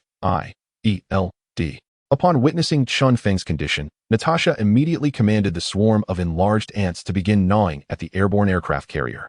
The enlarged ants possessed formidable mandibles capable of severing steel. Her intent was clear. Once the aircraft carrier was dismantled, there would be no obstacles to impede the swarm of ants, the robots, or the lizard legion. Countless swarms of flying ants began to envelop the airborne aircraft carrier. The incessant sound of gnawing echoed as they relentlessly chewed at the vessel's exterior. "Lizard Legion, advance," Natasha commanded. With a thunderous rush, 50,000 lizards surged into the carrier. The agents of S.H.I.E.L.D. were numerous. A single charge obliterated the robotic entities surrounding Chen Feng.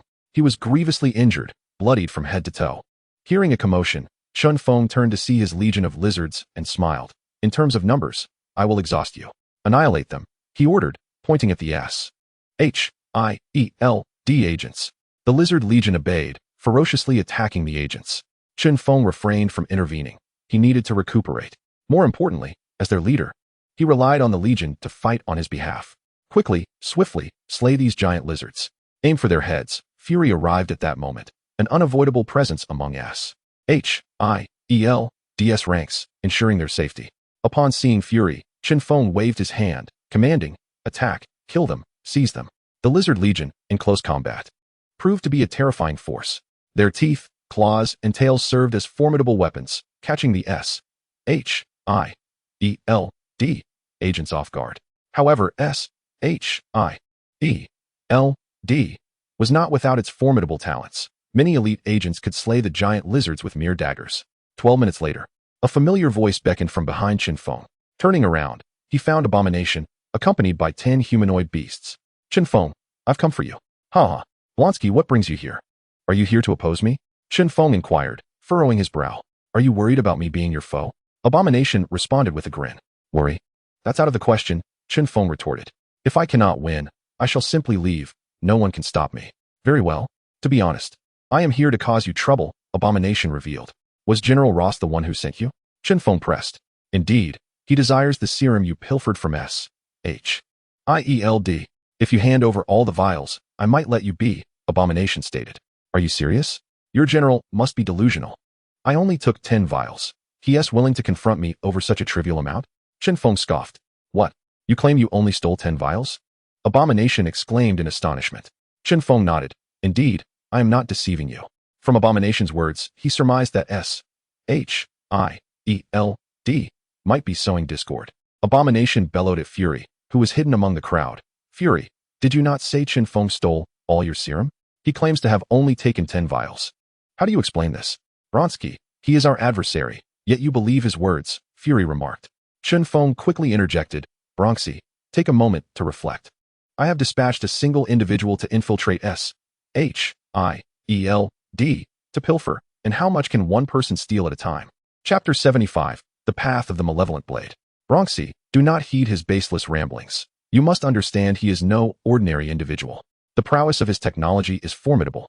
As you surely witnessed upon your arrival, Fury hastily persuaded, as it was imperative that this newly arrived band of allies not be turned into foes. As Disdain pondered this, he found Fury's assertions to be valid. Chen Feng's technological prowess was indeed terrifying.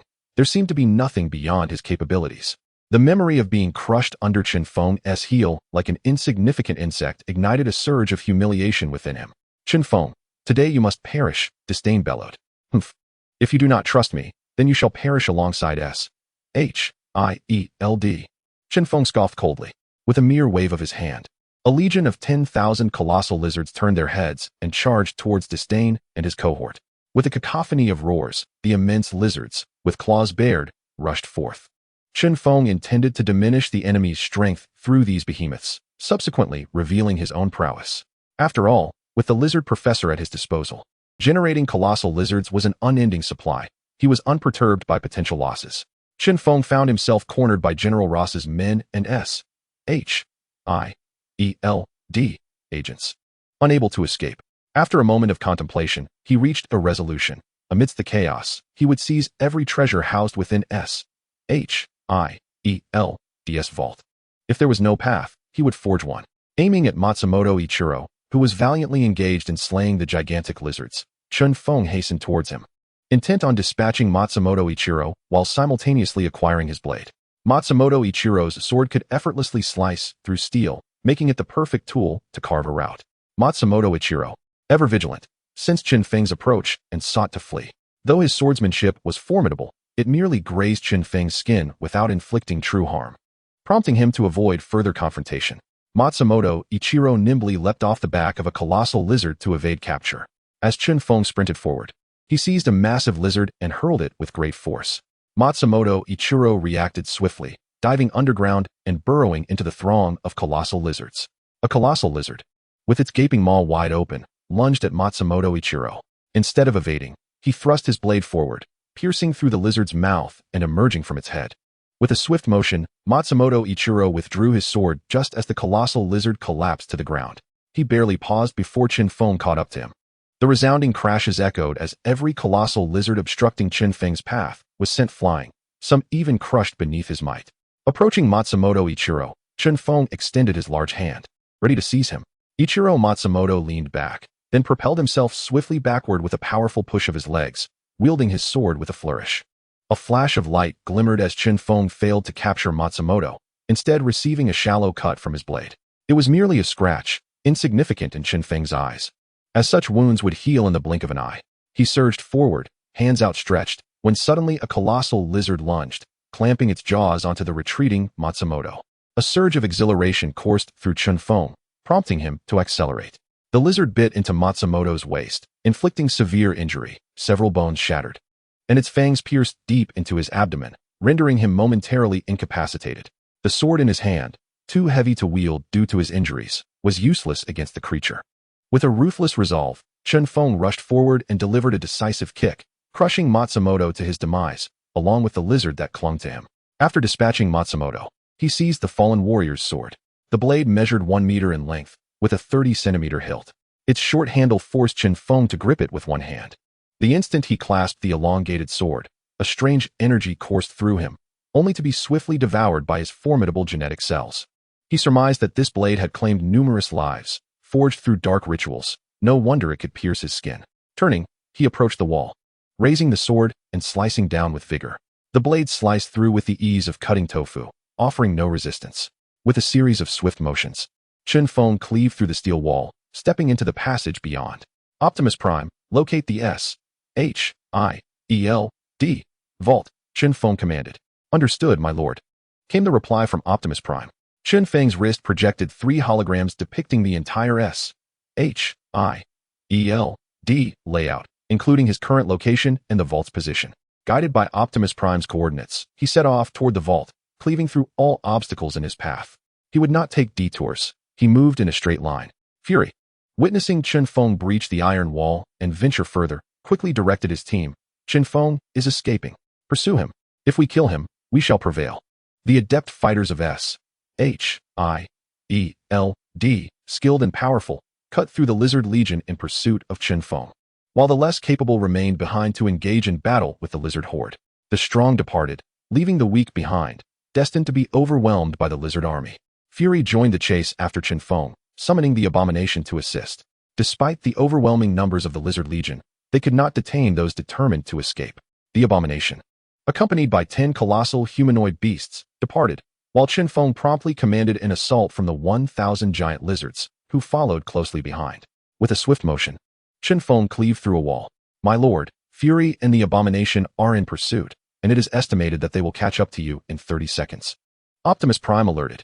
Optimus, instruct Natasha to deploy some robots and flying ants to obstruct them, Chen Feng commanded. Understood, my lord, Optimus acknowledged. Additionally, have Natasha send more flying ants to assist me in transporting items shortly, Chen Feng added. As you wish, my lord, Optimus replied. With renewed urgency, Chen Feng quickened his pace, intent on emptying the S.H.I.E.L.D. vault before Fury and his group arrived. Minutes later, he finally reached the S.H.I.E.L.D. vault. With a single stroke, he severed the massive lock on the iron door. To avoid damaging the treasures within, he skillfully cut 2 iron columns into the wall. Squatting down, he gripped the bottom of the door and gently lifted it. The 20-ton iron door was effortlessly raised by him. Once elevated, he shouldered the door and propped it up with the iron columns he had just fashioned, ensuring it would not fall. Having secured the door, Chen Feng turned his attention to the vault, only to be met with sheer disbelief and shock. "Damn, Fury. You're ruthless," he muttered in fear. In the vault, Chen Feng discovered numerous bottles, jars, and an array of impressive weapons. His exceptional memory recalled that when Spider-Man had visited, the arrangement and items within the vault were entirely different, clearly indicating that S.H.I.E.L.D. had swapped the genuine treasures for fakes. Alarmingly, he heard a faint ticking sound emanating from a large box. Given that all items within the vault were counterfeit, the source of the ticking must be a time bomb, likely activated when he opened the door. Cursing under his breath, Chen Feng swiftly turned and dashed outside. Clutching the iron columns that had supported the door, a resounding explosion erupted as, without the columns, the heavy door plummeted. However, rather than fleeing, Chen Feng pressed his body against the door, using it as a shield. The ticking grew increasingly rapid, heightening his anxiety as he realized an explosion was imminent. With a deafening blast, the explosion obliterated a 20-meter radius around the vault. The devastation was primarily due to the aircraft carrier being constructed of steel. Otherwise, such a catastrophic explosion would have spelled doom for even the sturdiest vessel. Pressed against the iron door, Chen Feng was violently propelled backward, crashing through several walls in his wake. The explosive force unleashed was so overwhelming that Chen Feng, transformed into the Titan giant, was rendered momentarily dazed. The agents of S.H.I.E.L.D. were thrown about by the terrifying blast, struggling to maintain their footing. Yet, rather than succumbing to fear, they erupted into jubilant cheers. "We have succeeded. Ha!" Amidst the chaos of combat, even Nick Fury joined in the exuberance. "Splendid. I knew Chen Feng would take the bait," he exclaimed with delight. "Such a man as Chen Feng deserves to be outsmarted," Hawkeye added with a grin. "I wonder if he can withstand this explosion." Hill voiced her concerns. Nearby, Abomination, curious, inquired, "Fury, what is it that has you all so jubilant?" Fury replied, "Chen Feng has been fixated on the items we secured in the vault. Last time, he only managed to steal a small portion, leading us to believe he would return. We preemptively placed a timed bomb in the vault. The moment he opens the iron door, it will detonate. Clearly, it appears we have succeeded." However, Abomination was not pleased. He was furious. Grabbing Fury by the collar, he growled, "Fury, did you dare deceive me?" The agents of S.H.I.E.L.D., witnessing Abomination's sudden aggression towards their director, promptly aimed their weapons at him, even the robots momentarily halting their assault. Hawkeye aimed his bow at Abomination, demanding, "Blonsky, what are you doing? Release our director." The agents echoed in unison, "Let go of our director." The 10 monstrous figures accompanying Abomination immediately formed a protective circle around him. "What have I lied to you about, Blonsky?" Fury asked, his expression darkening. "You previously claimed that all the serum in the vault had been stolen by Chen Feng. Yet now you say he only took a small amount. If you dare deceive me, I will see you dead," Abomination roared. "I would not say such a thing if I believed Chen Feng would fall for it. It was all in the effort to eliminate him. I hope you can understand." Fury reassured him. "Then where is the serum? Hand it all over to me, or I will annihilate your S.H.I.E.L.D., Abomination threatened. "It's in the vault. The recent explosion has obliterated everything." "I wouldn't deceive you," Fury insisted. "Do you truly think me a fool?" Abomination seethed, ready to crush Fury's skull. Hawkeye acted swiftly, firing an armor-piercing arrow that struck Abomination's hand, leading the agents of S.H.I.E.L.D. to charge forward. "Attack! Rush! Save the director!" they shouted as they engaged in combat with Abomination's group. Consequently, the agents of S.H.I.E.L.D. faced dire straits, mercilessly gunned down by Chen Feng's robots. Unlike Abomination and his cohort, the agents lacked the formidable resilience to withstand the majority of assaults. Although they managed to suppress Abomination's forces, the damage inflicted upon them was minimal. In a desperate effort, the agents of S.H.I.E.L.D. successfully rescued Fury. Fury witnessed numerous subordinates succumbing to the relentless assaults of the Abomination and the machines, prompting him to urgently interject. "Abomination, cease this at once. If you continue down this path, we shall all perish. Do bear in mind that Chen Feng's remnants still linger. Hand over all the serum, or I shall never relent." Abomination retorted furiously. I assure you, it has truly been obliterated. I do not deceive you, Fury attempted to persuade. The serum was a priceless commodity he was unwilling to relinquish, for it was the very foundation upon which his S.H.I.E.L.D. had grown formidable. Do you take me for a fool? Watch as I dismantle your precious S.H.I.E.L.D. Abomination raged, causing the agents of S.H.I.E.L.D. to fall one by one. In a ranged confrontation, he might not best S.H.I.E.L.D., but in close quarters, he deemed himself invincible. Natasha observed through the cameras embedded in the robot's eyes, as General Ross's forces engaged with S.H.I.E.L.D. Chuckling, a dog-eat-dog scenario, how delightfully savage. She harbored no concerns regarding Chen Feng's fate. She was acutely aware of the Titan's formidable defenses post-transformation, coupled with the remarkable regenerative abilities of his lizard form. These two superpowers combined rendered him virtually indomitable. Miss Natasha, our submarine fortress has assembled beneath General Ross's aircraft carrier. Shall we engage? Alita inquired. Engage. Ensure his forces are sent to the depths of the ocean, Natasha commanded. Understood, Miss Natasha, Alita responded dutifully. Meanwhile, General Ross received reports from his subordinates, prompting Catherine to promptly inform him. General, our radar has detected anomalies. We suspect Chen Feng is behind this, utilizing certain devices to disrupt our radar. Can we establish contact with our submarines? General Ross inquired. Negative, Catherine replied. Then dispatch the frogmen immediately. We must secure the safety of the carrier, General Ross ordered, fully aware of the necessity to protect the vessel on which he stood. With a resounding splash, hundreds of frogmen plunged into the sea. Boom, boom, boom. The sound of explosions reverberated incessantly. The hull of the aircraft carrier was relentlessly bombarded by the submarine fortress, causing it to sway precariously. General Ross struggled to maintain his footing, nearly tumbling into the ocean, only saved by the swift intervention of his secretary. Catherine, we must depart. The carrier cannot be salvaged, General Ross decisively declared. Chapter 77. The swarm of ants. General Ross, embodying the qualities of a true commander, displayed remarkable decisiveness. Recognizing the futility of preserving the aircraft carrier, he abandoned it without a moment's hesitation. Catherine promptly followed his lead. Before departing, General Ross commanded the soldiers on board the carrier to fend for themselves, while he and Catherine took flight in an aircraft. Upon witnessing General Ross's retreat, Natasha ordered 100 robots to pursue him relentlessly. After half an hour of relentless assault by countless flying ants, the exterior of S.H.I.E.L.D.'s airborne aircraft carrier had been entirely devoured. With a sweeping gesture, Natasha summoned a relentless swarm of flying ants that surged into the airborne aircraft carrier, gnawing incessantly. The harsh, crackling sounds echoed throughout the vessel, causing both S.H.I.E.L.D. agents and the abomination to halt their combat. An agent rushed in urgently, reporting to Fury, Director, we have a grave situation. Countless colossal flying ants are devouring the exterior of our aircraft carrier, and they keep flooding in, consuming everything in their path. What shall we do? Fury furrowed his brow in contemplation. Director, if we bring out Chen Feng's corpse and inform his subordinates of his demise, they will undoubtedly cease their desperate efforts for him. Perhaps we could even persuade them to join S.H.I.E.L.D., Hill suggested. Hawkeye nodded in agreement. I think that's a viable plan. Fury turned to the abomination, who was lurking nearby, and said, Blonsky, you desire the serum to enhance your power, do you not? Assist us in battling our foes, and I shall provide you with a portion of Chen Feng's serum. What say you? Agreed, the abomination replied eagerly.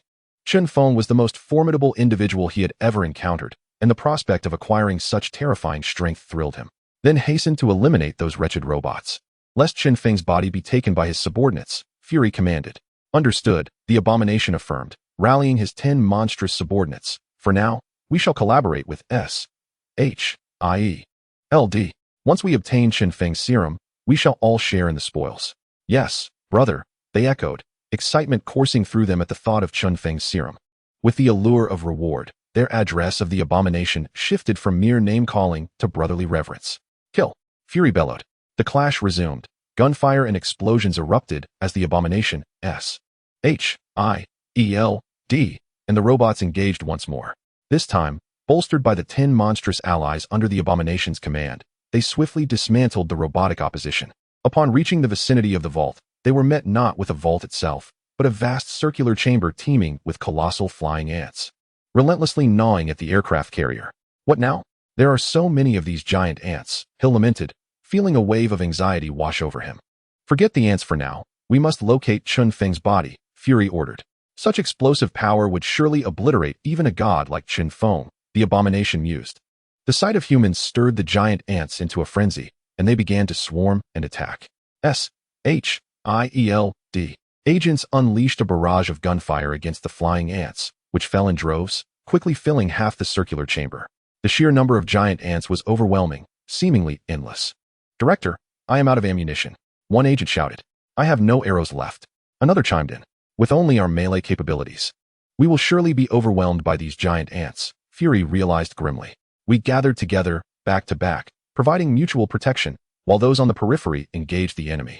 And those in the center searched for Chen Feng's corpse, commanded Fury. Disdainful, a monstrous figure smashed a giant flying ant and taunted Shield, declaring, you agents are woefully weak. Indeed, we are formidable, facing the enemy unarmed, another humanoid beast proclaimed proudly. Once we locate Chen Feng's body, our strength will surely increase. Another creature expressed with anticipation. Although the giant flying ants were numerous and formidable, the agents of Shield proved to be equally resilient. Their seamless cooperation preventing the ants from breaching their formation. However, as time wore on, the agents' stamina waned, inevitably diminishing their offensive capabilities. Consequently, several agents fell victim to the biting assault of the ants. Fury could only watch helplessly, anxiety gnawing at him. Where is Chen Feng's body? Why can't we find it? Hill fretted. Could it be that he is still alive? That is why we cannot locate his corpse, Hawkeye speculated. Do not jest. At such an explosive magnitude, even the mightiest would perish, Disdain retorted. Suddenly, a familiar voice resonated, sending a chill of fear through everyone. Are you looking for me? It was indeed Chen Feng, alive against all odds. My heavens, he survived that explosion. He truly is a monster. What do we do now? The Shield agents panicked. Even if he lives, he must be weakened at this moment. We should strike while he is vulnerable, Disdain insisted fiercely. Yes, Blonsky is right. We must take him down while he is feeble, Fury concurred. Then let it come. With a thunderous crash, a deformed iron door soared through the air, hurtling towards the formation of Shield.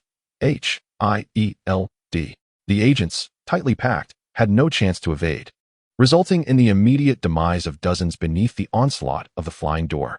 All eyes turned toward the direction of the door's trajectory, revealing Chen Feng embedded in a steel wall, looking disheveled yet unscathed. With a stretch of his arms, he extricated himself from the wall, rotating his neck to alleviate the stiffness, and remarked nonchalantly, I truly appreciate the gift you have bestowed upon me. In return, I shall refrain from retaliating. Will you keep your word? Fury inquired. I shall, Chen Feng replied. A collective sigh of relief swept through the crowd. If Chen Feng chose not to act, they retained a glimmer of hope for survival. Disdain, however, was not appeased. He still desired Chen Feng's serum. He turned to Fury, saying, Why fear him, Fury? With our numbers, we can surely overpower him. Fury hesitated. I believe Blonsky is correct. We have become sworn enemies of Chen Feng. Even if he spares us today, he will hunt us down in the future. Only by eliminating him can we find peace, Tony interjected, nonchalantly. Tony, intimidated by Chen Feng's formidable strength, chose to linger among the ranks of Shield personnel, exerting minimal effort. His intention was solely to conserve his own power. Should Shield falter against Chen Feng, he would promptly make his exit. Chapter 78, Despair of Shield. Fury gazed at the mere 2,000 remaining subordinates, his heart heavy with sorrow. If they were to retreat now, perhaps a seed of hope could be preserved for Shield. Yet, if they chose to confront Chen Feng head-on, even if they succeeded in vanquishing him, Shield would cease to exist. The inevitable losses would be catastrophic, and his own survival would be uncertain. However, with Chen Feng having already decimated a significant portion of Shield, showing any sign of weakness at this juncture would undoubtedly cost him his position as director. Driven by the desire for vengeance for his subordinates and to maintain his role as the leader of Shield, he gritted his teeth and commanded, advance towards Chen Feng. If we eliminate him, victory will be ours. Chen Feng chuckled, reverting to his normal human form. He raised his right hand and shot a strand of spider silk upward, which adhered to a colossal flying ant. With a vigorous tug, he soared into the air. Performing a somersault, Chen Feng landed atop the back of the giant flying ant, gazing down at his adversaries below and taunting, "If you wish to slay me, you must first eradicate my legion of giant flying ants." With a wave of his hand, he commanded, "Attack and devour them." A deafening hum filled the air as countless giant flying ants surged towards S.H.I.E.L.D. and their adversaries, launching a frenzied assault. The personnel of S.H.I.E.L.D. and their foes fought valiantly, but it was not long before their ranged weapons ran out of ammunition. They were left to rely solely on melee weapons and the relentless swarm of flying ants. The giant flying ants, each the size of an elephant, could only be swiftly dispatched by climbing onto their backs. Those fortunate enough to succeed in this endeavor might achieve victory, while the unfortunate ones met a grim fate, either bitten to death or trampled mercilessly. Without their firearms, the agents of S.H.I.E.L.D. could scarcely withstand the incessant onslaught of flying ants. In mere minutes, casualties soared to over half of their ranks, their formation shattered by the relentless swarm, forcing them to fight for their own survival. In the absence of teamwork, the weaker individuals were unlikely to survive even a few seconds. Even the most formidable among them found themselves scurrying about, unable to inflict significant damage upon the swarm. The abomination, accompanied by 10 colossal humanoid beasts, relentlessly attacked the giant flying ants. Their strength and defense were formidable, rendering them largely unafraid of the ants' assaults. However, as time wore on, fatigue began to set in. Unlike the Hulk, whose fury augmented his strength infinitely, they too could not escape exhaustion. Suddenly, a beam of sunlight pierced through. Chen Feng looked up to find that the swarm had gnawed through the ceiling. As the hole widened, he caught sight of the blue sky and white clouds beyond. With a mere thought, a small glider soared through the opening and landed beside him within seconds. He leaped onto the glider and ascended from the airborne aircraft carrier. He emerged from the aerial aircraft carrier, astonished to discover that its exterior had nearly been devoured by a swarm of flying ants, a sight almost beyond belief. Inside the aircraft carrier, the abomination, witnessing Chen Feng's departure, suddenly realized that he and his companions lacked the ability to fly. How could they possibly confront Chen Feng? With a grimace, Abomination turned to Fury and asked, "What shall we do?" Chen Feng has flown away. Fury, despondent, replied, "How should I know? Our equipment is in ruins. Even the guns in our hands are useless. Isn't Tony equipped with his Iron Man suit? Perhaps he could bring Chen Feng down, and we could join forces," suggested Hawkeye. The lethargic Tony quickly waved his hands in refusal, exclaiming, "No, no, no. Chen Feng has me completely outmatched. I stand no chance against him. If you send me to face him alone, it would be akin to signing my own death warrant. What then? We cannot linger here, battling these colossal flying ants indefinitely." Hill said anxiously. Sighing, Fury replied, "Let's break through. As for seeking vengeance on Chen Feng, that can wait for another day." Such a command was issued out of sheer necessity. "Very well. I concur," Abomination nodded. He had already resolved that the next time he sought trouble with Chen Feng, he would ensure he possessed a means of flight, thus eliminating the concern of Chen Feng soaring above his reach. "Blonsky, you are formidable. You lead the charge while we provide cover from behind," Fury instructed. "Understood," Abomination responded cheerfully, delighted to be acknowledged by S.H.I.E.L.D. With a thunderous roar, Abomination, accompanied by 10 monstrous beings, bulldozed through the colossal flying ants obstructing their path. Under Fury's command, S.H.I.E.L.D. agents regrouped and followed behind Abomination, charging outward. In the aerial command center, Natasha smiled at Chen Feng and said, "Chen Feng, if you do not descend soon, they will escape. I am feeling somewhat weakened. Let the swarm of ants and the lizard legion entertain them for a while. Once I have regained my strength, I shall descend to confront them," Chen Feng replied. "General Ross's forces have retreated. Should we pull back our troops to assault S.H.I.E.L.D.? Natasha inquired. "Let them retreat. Killing ordinary people holds no interest for me," Chen Feng stated. "Understood," Natasha affirmed. Once Natasha's orders were issued, countless colossal flying ants, gigantic lizards, various fortifications, robots, Iron Man suits, and mechanical creatures swiftly converged towards S.H.I.E.L.D. 5 minutes later, Abomination and his group burst forth from the aerial aircraft carrier, their faces ashen. They beheld the sky, dense with an overwhelming swarm of gigantic flying ants, blotting out the light. They also saw the ground teeming with colossal lizards, incessantly roaring, eager to devour them. Various robots and mobile fortifications mingled among the giant lizards, with all weaponry aimed squarely at them. "Oh my God, is this hell? We have toiled endlessly, suffering heavy losses, yet we have emerged to face even more formidable foes. What shall we do? Will we see the sun rise again tomorrow? I have just wed my beloved wife, and before we could consummate our union, I am thrust into battle. If I perish, what will become of my enchanting spouse? Fear not, I shall take care of your wife. Rest assured, I will accompany you into the depths of hell. The agents of S.H.I.E.L.D. were engulfed in despair. Fury turned to Abomination and said earnestly, Blonsky, whether we can escape relies on you. I'm sorry, Fury, but there are too many enemies. I must leave you behind and save myself. Abomination firmly refused. While aboard the airborne aircraft carrier, he could shield the agents from numerous obstacles. However, now, devoid of such barriers, the monsters conjured by Chen Feng would surge forth. No matter how powerful he was, he would be overwhelmed, leaving no room for the protection of S.H.I.E.L.D. agents. Take us out. And once we are free, I will hand over all the serums of S.H.I.E.L.D. to you. Fury offered an irresistible proposition. Very well, but you must stay close to me. I won't wait for those who lag behind. Abomination agreed, coveting the serum that he so desperately desired. Fear not. Those who cannot keep up simply lack skill. It is no fault of anyone, Fury replied helplessly. The weaker agents of S.H.I.E.L.D. were immediately filled with despair, realizing they were being abandoned. Abomination turned to his 10 subordinates, instructing, when we charge, we shall form a wedge formation and break through. Understood. Big brother. The 10 humanoid beasts responded in unison. Charge! Abomination bellowed, leading his formidable subordinates into the fray. Everyone, hurry and keep up.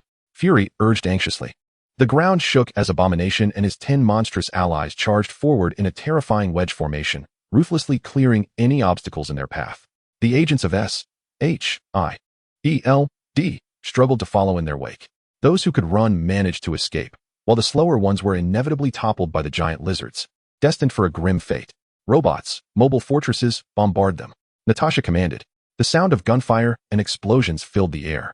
Although the bullets and missiles could not inflict fatal wounds upon Abomination and his men, they wreaked catastrophic damage upon the agents of S.H.I.E.L.D. Tony, you are the only one who can fly and possess long-range capabilities. You must find a way to eliminate those robots and mobile fortresses, Fury urged with urgency. Got it, Tony replied. With a thunderous roar, he took to the skies, piloting his armored suit. Ignoring Fury's instructions, he soared away, perceiving that S.H.I.E.L.D. was likely beyond hope. Even if there were a glimmer of hope, it would no longer be strong enough. And thus he felt no obligation to consider the plight of S.H.I.E.L.D. Fury watched in fury as Tony fled, his anger boiling over. Natasha addressed Chen Feng. Chen Feng, Tony is attempting to escape. Should we bring him down? Let him live for now, Chen Feng replied. In Marvel's Avengers, Endgame, Tony, alongside the Hulk and Ant-Man, collaborated to create a machine capable of traversing time. He desired that time-traveling device, yet feared his own inability to construct it. Hence, he refrained from eliminating Tony momentarily. After all, Tony was thoroughly subdued by him and posed no significant threat. However, while he might evade death, he would certainly seek retribution from Tony. And what about S.H.I.E.L.D. and the Abomination? Natasha inquired. Eliminate them. They serve no purpose to me. Chen Feng replied coldly. A suicidal charge ensued. Natasha let out a delicate huff. A swarm of colossal ants, giant lizards, robots, armored suits, mechanical creatures, and mobile fortresses launched a frenzied assault on S.H.I.E.L.D. and the Abomination.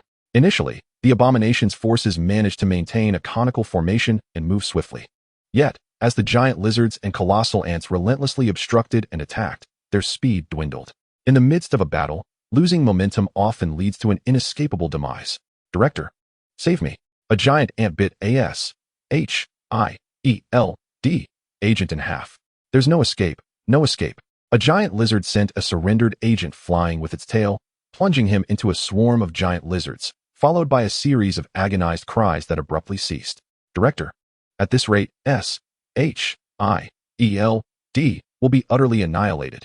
Hawkeye exclaimed anxiously. Fury gritted his teeth and said to the Abomination, Blonsky, have your 10 subordinates carry one each and get us out of here. What about the others? The Abomination questioned, aware that S.H.I.E.L.D. still had around 800 or 900 personnel.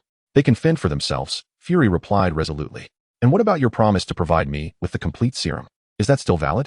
The Abomination asked. Fury nodded. It counts, as long as I am alive. Good, the Abomination responded, then turned his back to Fury and said, climb on. Without hesitation, Fury clambered onto the abomination's back, gripping tightly around his neck. The abomination addressed his 10 subordinates. Each of you carry one and jump with me. The 10 humanoid behemoths were not foolish. They chose to carry the strongest, knowing that strength could alleviate their burden, while the weak would only hinder them. Hawkeye Hill and the 10 most capable agents of S.H.I.E.L.D. were thus born by the 10 Titans. Stay close, the abomination reminded them. Don't worry, brother. We're really not that inferior to you. One of the Titans laughed. Humph. The abomination scoffed and then crouched down, pushing off forcefully from the ground. With a resounding crash, he propelled himself into the air, soaring forward. Blonsky, slow down. I almost lost my grip just now, Fury shouted. As the abomination leaped with great ferocity, it was evident that had it not been for its extraordinary strength, it would have certainly failed to seize its target. Just hold on tighter, the abomination retorted with irritation. In the face of swarming flying ants and legions of lizards, entanglement posed a significant threat, necessitating swift action. Upon descending, it crushed a colossal lizard beneath its feet, causing several others nearby to sustain injuries, before propelling itself upwards once more. The abomination's 10 subordinates followed suit, leaping with remarkable agility. Their jumping prowess allowed them to cover hundreds of meters in a single bound, moving with such speed that neither the flying ants nor the lizard legions could keep pace. Only the flying robots could match their velocity. The robots buzzed through the air, incessantly launching attacks. However, due to the rapidity of the abomination and its companions, the robots struggled to accurately target their foes. Chen Feng, you must intervene this time, Natasha urged. Surround all those who managed to escape from S.H.I.E.L.D. but refrain from attacking, Chen Feng commanded. Why? Natasha inquired, perplexed. Fury has abandoned them. They will certainly not wish to align themselves with him any longer. If possible, I aim to win them over and secure their loyalty. Chen Feng replied with a sinister grin. S.H.I.E.L.D. truly has an ill-fated adversary in you, Natasha chuckled. I merely wish for him to suffer both losses and casualties, Chen Feng asserted. Upon concluding his words, Chen Feng donned his Transformer's suit, stepping onto a massive gliding wing, adopting a striking pose as he pursued the abomination and its followers. No matter how swift the abomination and its cohorts were, they could not outpace Chen Feng's gliding apparatus. Fury remained vigilant, observing from behind. Upon noticing Chen Feng's solitary pursuit, he hurriedly alerted the abomination. Blonsky, Chen Feng is closing in. We must flee. As the abomination leaped again, it glanced back and, upon seeing only Chen Feng, proposed, let us lure him to a secluded location and then strike him down together. But he possesses flying apparatus. We cannot reach him, Fury countered. We shall head to General Ross's other military base, where anti-aircraft weaponry is stationed. If we can bring Chen Feng down, he will be finished. My 10 subordinates and I can certainly defeat him, especially with your assistance, the abomination insisted. Chapter 80. Annihilation of the colossal humanoid. The abomination and its companions had a commendable plan. However, they needed to reach General Ross's military base to realize it. Chen Feng was no fool. He would not naively follow them. Upon catching up with the abomination, he unleashed a barrage of firepower. Miniguns, Gatling guns, shoulder-mounted guided missiles, pulse cannons, machine guns from his glider, and medium-sized missiles. An overwhelming assault, all at once. These weapons were procured from Tony Stark's industrial conglomerate. Free of charge, and without concern for waste. The concentrated fire inevitably struck the unfortunate foes. Several of the leaping humanoid giants were hit by Chen Feng's onslaught. 3 sustained injuries, while 1 was obliterated by a medium missile. As for the 3 injured humanoid behemoths carrying their burdens, their fate was undoubtedly sealed. Chen Feng, aware of the rapid regeneration of these monstrous entities, hastened toward them with the intention of swiftly eliminating the trio. With a resounding crash, Chen Feng, propelled by his gliding wings, collided with one of the behemoths and then leaped from his wings, seizing hold of the wounded creature. With all his might, he delivered a powerful punch to the behemoth's head. The creature's skull snapped back, its neck breaking, yet it still clung to life. Chen Feng hurled the behemoth to the ground and raised his foot, bringing it down upon the creature's head with forceful stomps until it lay lifeless. He then swiftly approached the behemoth he had previously sent flying, repeating the same actions with resolute determination. Having dispatched 2 of the behemoths, the last one, which had previously sustained injuries, had now recovered and was leaping away towards the others, including the abomination. Chen Feng aimed at the retreating behemoth and fired his weapon, the bullets striking its feet. A relentless barrage of firepower rendered the behemoth unable to maintain its balance, causing it to crash into the earth. With a leap, Chen Feng's gliding wings automatically positioned themselves beneath him as he soared above the behemoth, unleashing a medium-sized missile before hastily pursuing the abomination and its companions. The ensuing explosion erupted with a tremendous roar, propelling Chen Feng forward at an even swifter pace.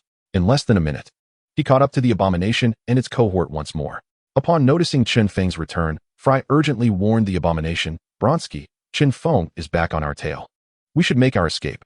The abomination retorted without glancing back, "Without me, do you think you can outrun Chen Feng?" Fry replied, "Find a concealed spot to drop me off, then divert Chen Feng. Once I've escaped, I'll return with the serum." The abomination sneered, "Huh? You think I'm foolish? If I let you go now, will you truly deliver the serum into my hands?" Fry fell silent, realizing the truth in the abomination's words. If he managed to escape, he would indeed be unlikely to honor his promise. After all, the serum was of paramount importance to him, a crucial asset for his resurgence. Handing it over to the abomination would render him powerless. As they ran, the abomination shouted, "Chen Feng, if you're a man, do not resort to such high-tech gadgets." Chen Feng continued to fire his weapon without pause. "Chen Feng, if you're a man, then face us in a duel," the abomination provocatively challenged, seeking to draw Chen Feng into close combat. "Very well, I accept," Chen Feng responded with a cold smirk. Were he facing the Hulk, he might have hesitated. But against the abomination, he felt no trepidation. "Everyone halt," the abomination commanded. With a series of thunderous explosions, the humanoid behemoths descended one by one. The abomination released Fry, instructing him, "Stay with your people and watch how we defeat Chen Feng." The remaining behemoths also set down their burdens. Chen Feng leapt from the transformers, soaring through the air before transforming into a titan giant. With a resounding crash, he landed, creating a massive crater that sent dust swirling into the atmosphere. "Today, let us engage in a fierce battle," roared the abomination, charging at Chen Feng. In response, Chen Feng surged forward to meet him. The collision was thunderous, sending the abomination hurtling away. The disparity in their sizes was stark. Chen Feng stood at 3 meters tall, weighing over 1,000 kilograms, while the abomination was merely 2 meters and weighed just under 1,000. It was inevitable that Chen Feng would send the abomination flying, and he did so, propelling him several hundred meters away. Undeterred, the abomination rose after landing, charging at Chen Feng once more, accompanied by his valiant minions who also launched an attack. With a single punch, Chen Feng sent one humanoid beast flying and executed a sweeping kick that cleared the surrounding foes. The abomination rushed in, throwing a punch at Chen Feng, who retaliated with all his might. The impact was colossal, generating shockwaves that sent dust billowing into the air. Once again, the abomination was sent flying, but this time the damage was far worse. The hand he used to strike Chen Feng was left mangled, with shattered bones and ruptured veins. With a powerful punch, Chen Feng struck through the mouth of a humanoid beast, emerging from the back of its head, resulting in instant death. The ferocity of Chen Feng's battle against the humanoid beasts was astounding. Each punch echoed like an explosion, generating an immense commotion. Nearby, Fury and his companions watched in awe. "This is true power," Fury remarked. "They are far more formidable than the strongest of our S.H.I.E.L.D. agents. If only we had their serum." Hill lamented. "I wasn't prepared. Otherwise, my giant arrows could have taken them all down," Hawkeye declared, his pride unyielding. He felt this way because he believed he was capable of piercing through both the abomination and Chen Feng. Technological advancements are important, but the serum must also be prioritized. Without formidable strength, we become vulnerable once we lose our weapons, rendering us helpless, Fury noted solemnly. "Our serum is still intact, allowing us to continuously create strong warriors. We will rise again," Hill asserted confidently. "Indeed, when S.H.I.E.L.D. rises once more, we will also emulate Chen Feng by producing a multitude of robots and monsters," Fury stated with determination. He had been profoundly influenced by Chen Feng. Previously, Fury had pursued a path of talent. Now, he envisioned a route of monster creation.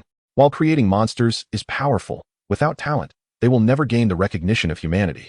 For monsters do not show mercy and, when unleashed, could spell disaster for mankind. Chen Feng had annihilated all the humanoid behemoths, leaving only the abomination. With its right arm temporarily incapacitated, its combat capability significantly diminished, the creature chose to flee. Upon witnessing the abomination's retreat, Fury and the others hastily followed suit, dispersing in different directions. Just as Chen Feng was torn between whom to pursue, the sound of a helicopter pierced the air. A heavily armed helicopter approached rapidly, and as it hovered above Chen Feng, a figure leapt from it, crashing into the earth with a thud. A green giant emerged from the ground, roaring in defiance. Chapter 81. Deceiving Betty. Upon seeing the green giant rise, Chen Feng exclaimed, "What in the world is this?" A giant challenging me? The green giant bellowed, pounding its chest, yet refrained from attacking, which struck Chen Feng as peculiar. It was astonishing that the notoriously volatile giant could suppress its fury upon encountering its adversary. At that moment, a familiar voice echoed from the sky. Chen Feng, please spare my father. If you let him go, I assure you he will no longer trouble you. With a thought, Chen Feng activated his glider and soared towards the hovering helicopter. The green giant, fearing for his girlfriend Betty's safety, let out a furious roar and leapt into the air, reaching an impressive height. Though the giant's leap was formidable, it lacked the ability to steer midair. Chen Feng, with a swift maneuver, evaded the giant's descent. The helicopter's pilot, noticing Chen Feng's approach, hastily attempted to flee. However, the speed of the helicopter was no match for Chen Feng's glider, and within moments, he closed the distance. A soldier, panicking, struggled to control a Gatling gun, intending to fire at Chen Feng. Betty, witnessing the situation, immediately intervened, imploring, "Don't shoot." Attempting to eliminate Chen Feng with a Gatling gun was nothing short of a delusion. Attacking him would only incite his wrath. This was why she had cautioned her giant boyfriend against initiating an attack. "Do you think I would spare you out of consideration?" Chen Feng scoffed. "You have already taken enough lives, Chen Feng. If you continue down this path, the entire United States will turn against you. I implore you to cease your actions." Betty pleaded sorrowfully. "It was S-H-I-E-L-D, and your father who provoked me first, bringing their forces to confront me. I triumphed. I have the right to eliminate them. Had I lost, I would have met the same fate," Chen Feng replied coldly. "Please, I beg you, spare my father," Betty implored. "Take your giant boyfriend and leave. Otherwise, I will not hesitate to take your lives," Chen Feng warned. Despite the circumstances, he recognized that Betty was a commendable woman and wished to avoid causing her harm. "Chen Feng, what must you do for you to spare my father?" Betty inquired. Although she had little conversation with her father, she understood that he genuinely cared for her. Otherwise, he would not have repeatedly spared the Hulk for her sake. With a thunderous roar, the Hulk leaped forward. Chen Feng skillfully maneuvered his glider, ascending to evade the giant. The Hulk failed to capture Chen Feng, but instead landed heavily on an armed helicopter, his immense weight and momentum nearly sending it crashing down. Fortunately, it was a large military aircraft. Grasping the helicopter's exterior, the Hulk bellowed at Chen Feng, "Do not harm Betty." Chen Feng scoffed. "You would do well to take your girlfriend and leave. Otherwise, I shall end her life." With that, he pivoted and swiftly departed on his glider. "Chen Feng, do not leave. Please do not harm my father," Betty cried out desperately.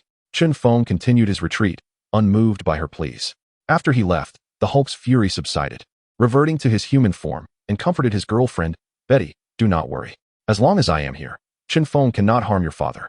Betty collapsed into the Hulk's embrace, touched, and responded, Chen Feng searched the vicinity and enlisted Optimus Prime to locate Fury and the Abomination, but neither could be found. "They may have escaped temporarily, but they cannot elude forever," Chen Feng remarked before turning to pursue the armed helicopter where Betty was located. Unable to find Fury and the Abomination, he resolved to seek General Ross. Swiftly, Chen Feng caught up with the helicopter. The Hulk, upon seeing Chen Feng in pursuit, nearly transformed once more. "Banner, do not be angry. Chen Feng just declared he does not wish to harm us," Betty consoled him. "Be cautious if he makes a move. You must immediately hide behind me," the Hulk advised with concern. Betty sweetly nodded in agreement. Upon catching up, Chen Feng called out, "Take me to General Ross. I have matters to discuss with him." "What matters?" Betty asked, intrigued. "It is a matter for men. You need not concern yourself. Just lead me to him." Chen Feng replied. "Then you must tell me," interjected the Hulk. "Do spare me. You are neither his confidant, so what good would it do to share with you?" Chen Feng derided. The Hulk was at a loss for words. "If you do not speak, I shall not inform you," Betty asserted. Wary of Chen Feng's intentions towards her father, "I wish to discuss S-H-I-E-L-D. If you are concerned, I can swear upon the heavens that I will not harm your father," Chen Feng declared earnestly. A vow was something Chen Feng had never placed faith in. "Really?" Betty questioned skeptically. Chen Feng nodded solemnly. "Indeed. Very well. I shall take you, but you must promise not to harm my father," Betty insisted sweetly. Chen Feng replied joyfully. "I shall not harm him, though it may be impossible." General Ross had dispatched a formidable force of 200,000 elite troops from the Army, Navy, and Air Force to assault him. This grudge must be avenged. After all, he could not locate Fury and the others. Thus, he must seek out General Ross to vent his frustration. Chen Feng reverted to his normal state and leapt from the glider into the armed helicopter. Taking a seat beside Betty, the glider, now devoid of Chen Feng, ascended swiftly into the sky, vanishing from sight. In truth, both the glider and the Transformers had not departed. They had merely concealed themselves within the clouds, ever ready to respond to Chen Feng's summons. Inside the armed helicopter, Chen Feng turned to Betty and inquired, "Miss Betty, did your father send you to plead for mercy on his behalf?" Betty, somewhat embarrassed, nodded and replied, "Yes. He has lost all his elite troops to you, leaving only ordinary forces. He fears your retribution, so he sent me as a negotiator, hoping for reconciliation." "Did he not promise you any benefits?" Chen Feng asked. "He did. He promised that I could be with Banner," Betty beamed. Suddenly, Chen Feng recalled an amusing scene from the film The Incredible Hulk.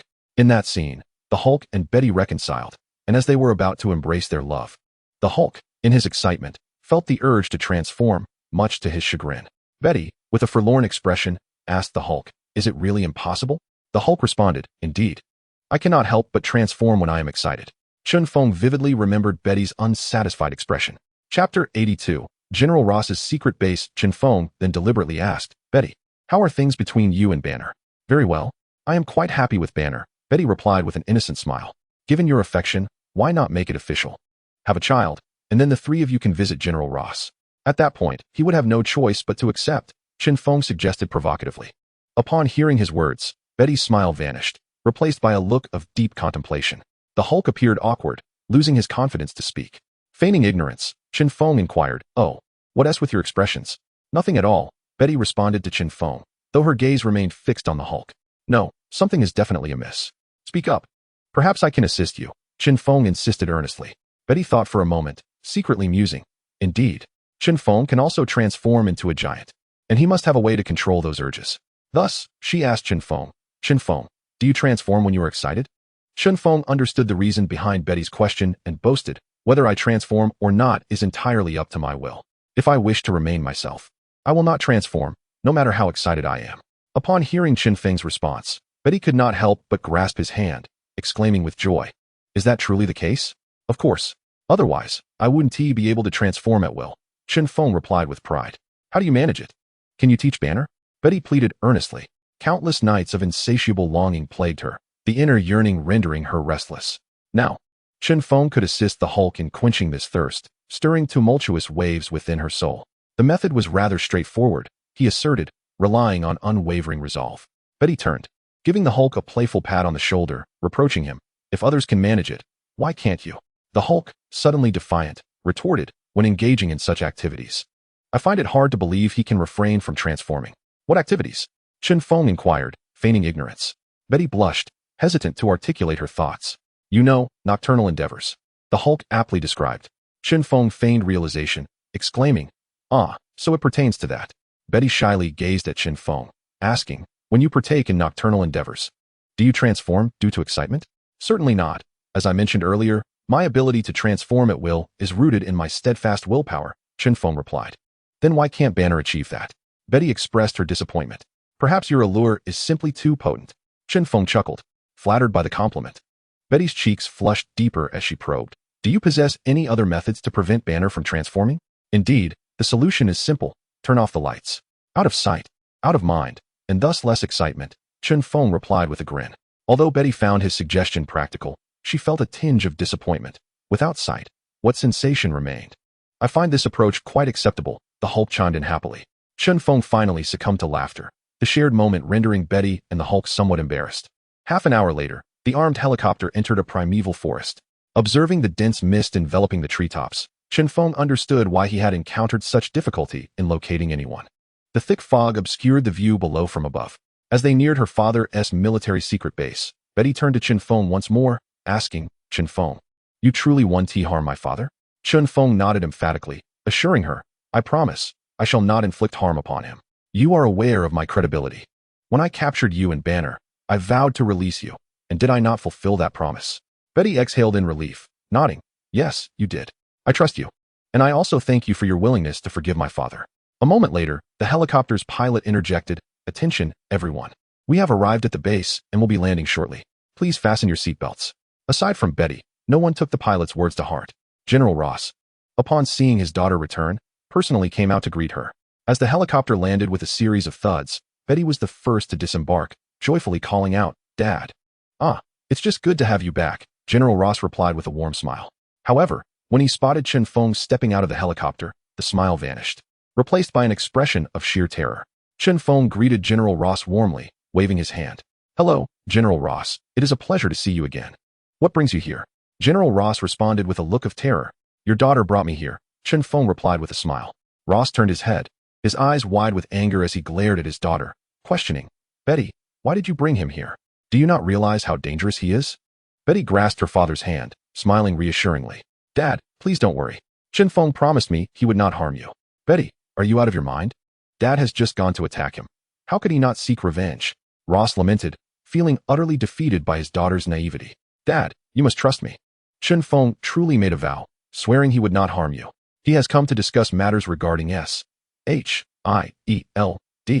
Betty explained, her face filled with concern. Are you? Ross remained skeptical, given the deep-seated animosity between him and Chen Feng. It seemed implausible that Chen Feng would let him off the hook. Bravo. Truly deserving of the title of the greatest warlord in America. Your intellect is indeed commendable. Chen Feng exclaimed, clapping his hands in admiration. Speak, what do you desire? Ross asked through clenched teeth. Chen Feng advanced step by step towards Ross. I seek your life. As he uttered the word life, he transformed into a towering titan, standing 3 meters tall. Betty instinctively positioned herself in front of her father, pleading with Chen Feng, please, do not harm my dad. In a thunderous roar, the Hulk transformed into a towering green giant over 2 meters tall, swiftly rushing to Betty's side to shield her from Chen Feng. Do not move. Halt! Shouted numerous soldiers, weapons raised, aiming at Chen Feng. With a mere glance, Chen Feng dismissed the soldiers, recognizing their weaponry as trivial. Ordinary arms posed no threat to him. He continued his advance. Banner, if you assist me in dealing with Chen Feng, I will consent to your marriage with Betty, Ross urged the Hulk. Excited by the proposition, the Hulk let out a fierce roar before fixing his gaze on Chen Feng, filled with intense determination. Banner, you could easily take Betty and leave. I will not hinder you. Remaining here to oppose me could very well lead to your demise alongside General Ross, Chen Feng warned. Banner, you must save my dad. Betty cried out. The Hulk bellowed defiantly at Chen Feng. Hulk never surrenders. I can make you yield once. I can certainly make you yield again, Chen Feng declared imperiously. With a thunderous roar, the Hulk charged. Without needing a command from General Ross, the soldiers began firing at Chen Feng.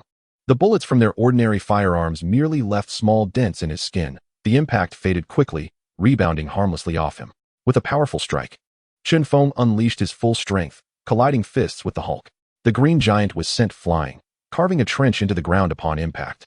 General Ross grasped his daughter's hand and urged, Betty, come quickly. Betty's presence felt like an encumbrance. Her father was determined not to allow her to hinder them. Defiantly, she wrenched her hand free and declared, Banner is here. I will not leave. He will protect me. In a fit of fury, General Ross struck his daughter's face. The sound was sharp and resonant. A handprint appeared on Betty's fair cheek. Covering her face, she looked at her father with tear-filled eyes, incredulous. You actually hit me. I must shake you awake to understand that your staying here will distract Banner.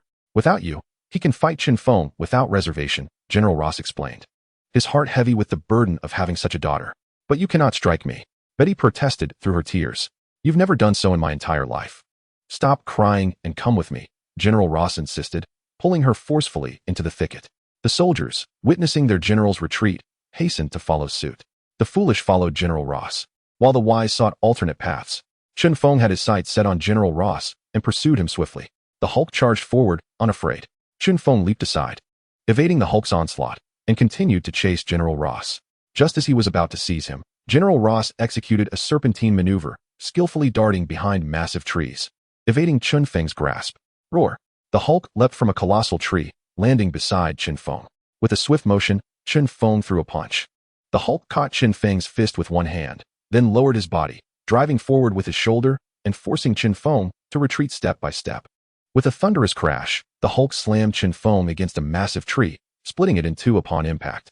Chen Feng clutched the Hulk's shoulder with one hand, while his other fist struck the Hulk's head with tremendous force. A deafening sound echoed as the Hulk's head was twisted to one side. His body propelled leftward for several meters. After halting, he supported his head with both hands, twisting it back into place with a series of cracks. Truly an indestructible monster. Chen Feng marveled. Were it anyone else, such severe injuries would require an extensive recovery, even if they survived. Yet, the Hulk nearly restored himself instantaneously. A creature that gains strength from its fury is indeed extraordinary. The Hulk's rage intensified his power, and as his anger grew, so did his recovery speed. However, the side effect was a diminishing intellect that accompanied his increasing strength. Now, The Hulk had completely forgotten about Betty. His sole focus was on Chen Feng, driven by a singular thought: to annihilate him. Roar! The Hulk bellowed in rage, his fury erupting uncontrollably. Chen Feng found himself unable to resolve the dilemma posed by the Hulk in a short span of time. With a flicker of thought, he summoned the glider and transformers hidden in the skies, commanding Optimus Prime to pursue General Ross. The Hulk, brimming with confidence, bellowed, "I shall strike you down effortlessly." Chen Feng leapt high into the air, delivering a powerful punch towards the Hulk. Ensnared by rage, the Hulk lacked the awareness to evade, meeting Chen Feng's fist head-on. The collision of their fists unleashed a shockwave that sent the surrounding grass swaying. Ultimately, Chen Feng, having undergone evolution, possessed greater strength than the Hulk. Consequently, he drove the Hulk's lower half into the earth. Unyielding, Chen Feng relentlessly struck the Hulk's head with successive blows. The Hulk instinctively shielded his head with both hands. Yet as Chen Feng continued to pound, the Hulk's body sank deeper into the ground. Chen Feng was perplexed. Despite pouring all his strength into each punch, he could not bring the Hulk to his end. "To hell with you!" Chen Feng roared, forcefully stamping down. With a thunderous boom, he completely buried the Hulk beneath the earth. Although the Hulk was encased in soil, Chen Feng could still hear his low growls. Leaning down, Chen Feng clawed into the ground with his right hand, grasping the Hulk's head and hoisting him from the dirt. "Hulk, never surrender," the Hulk proclaimed defiantly. With his left hand clenched into a fist, Chen Feng delivered an uppercut that propelled the Hulk skyward.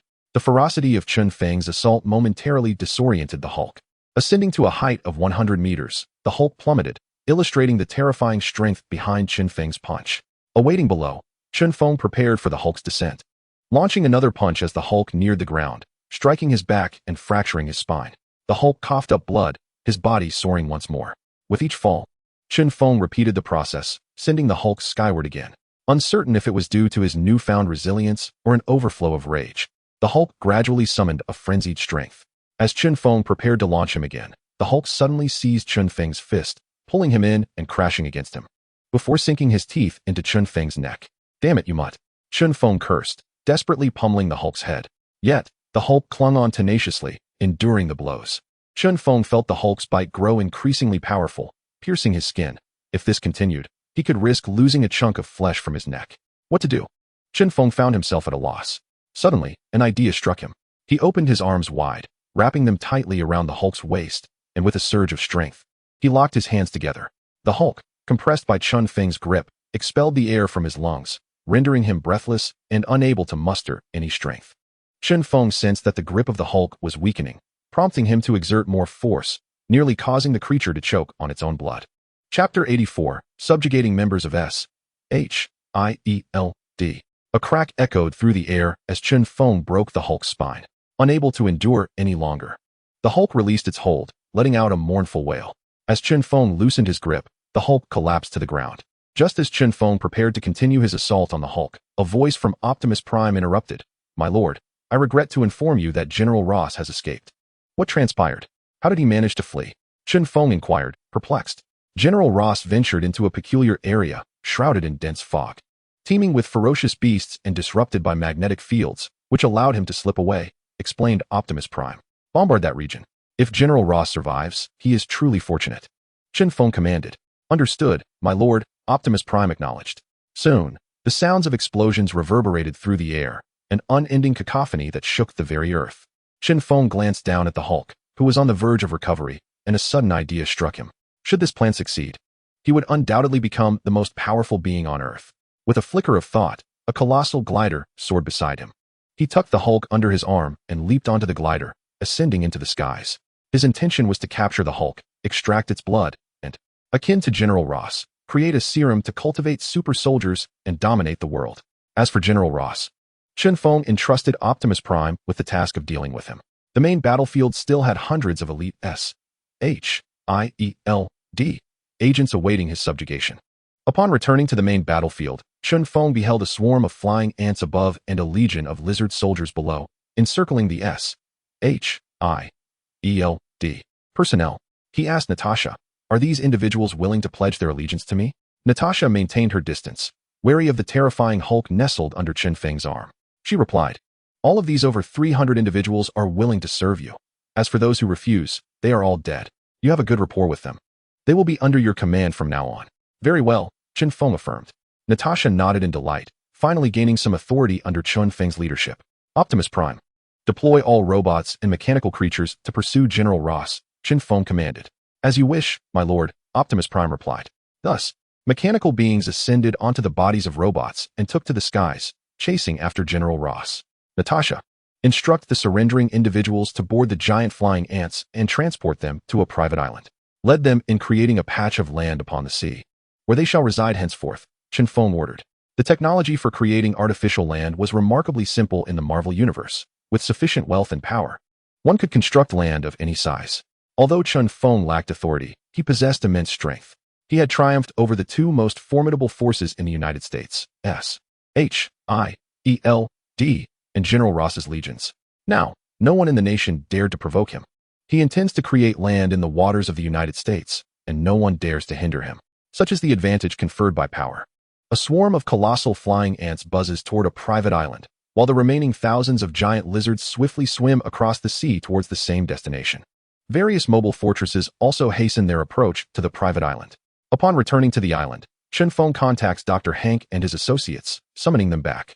Half an hour later, Dr. Hank and his team arrive on an advanced aircraft, disembarking to find Chen Feng at the villa entrance, forcefully pinning the Hulk to the ground.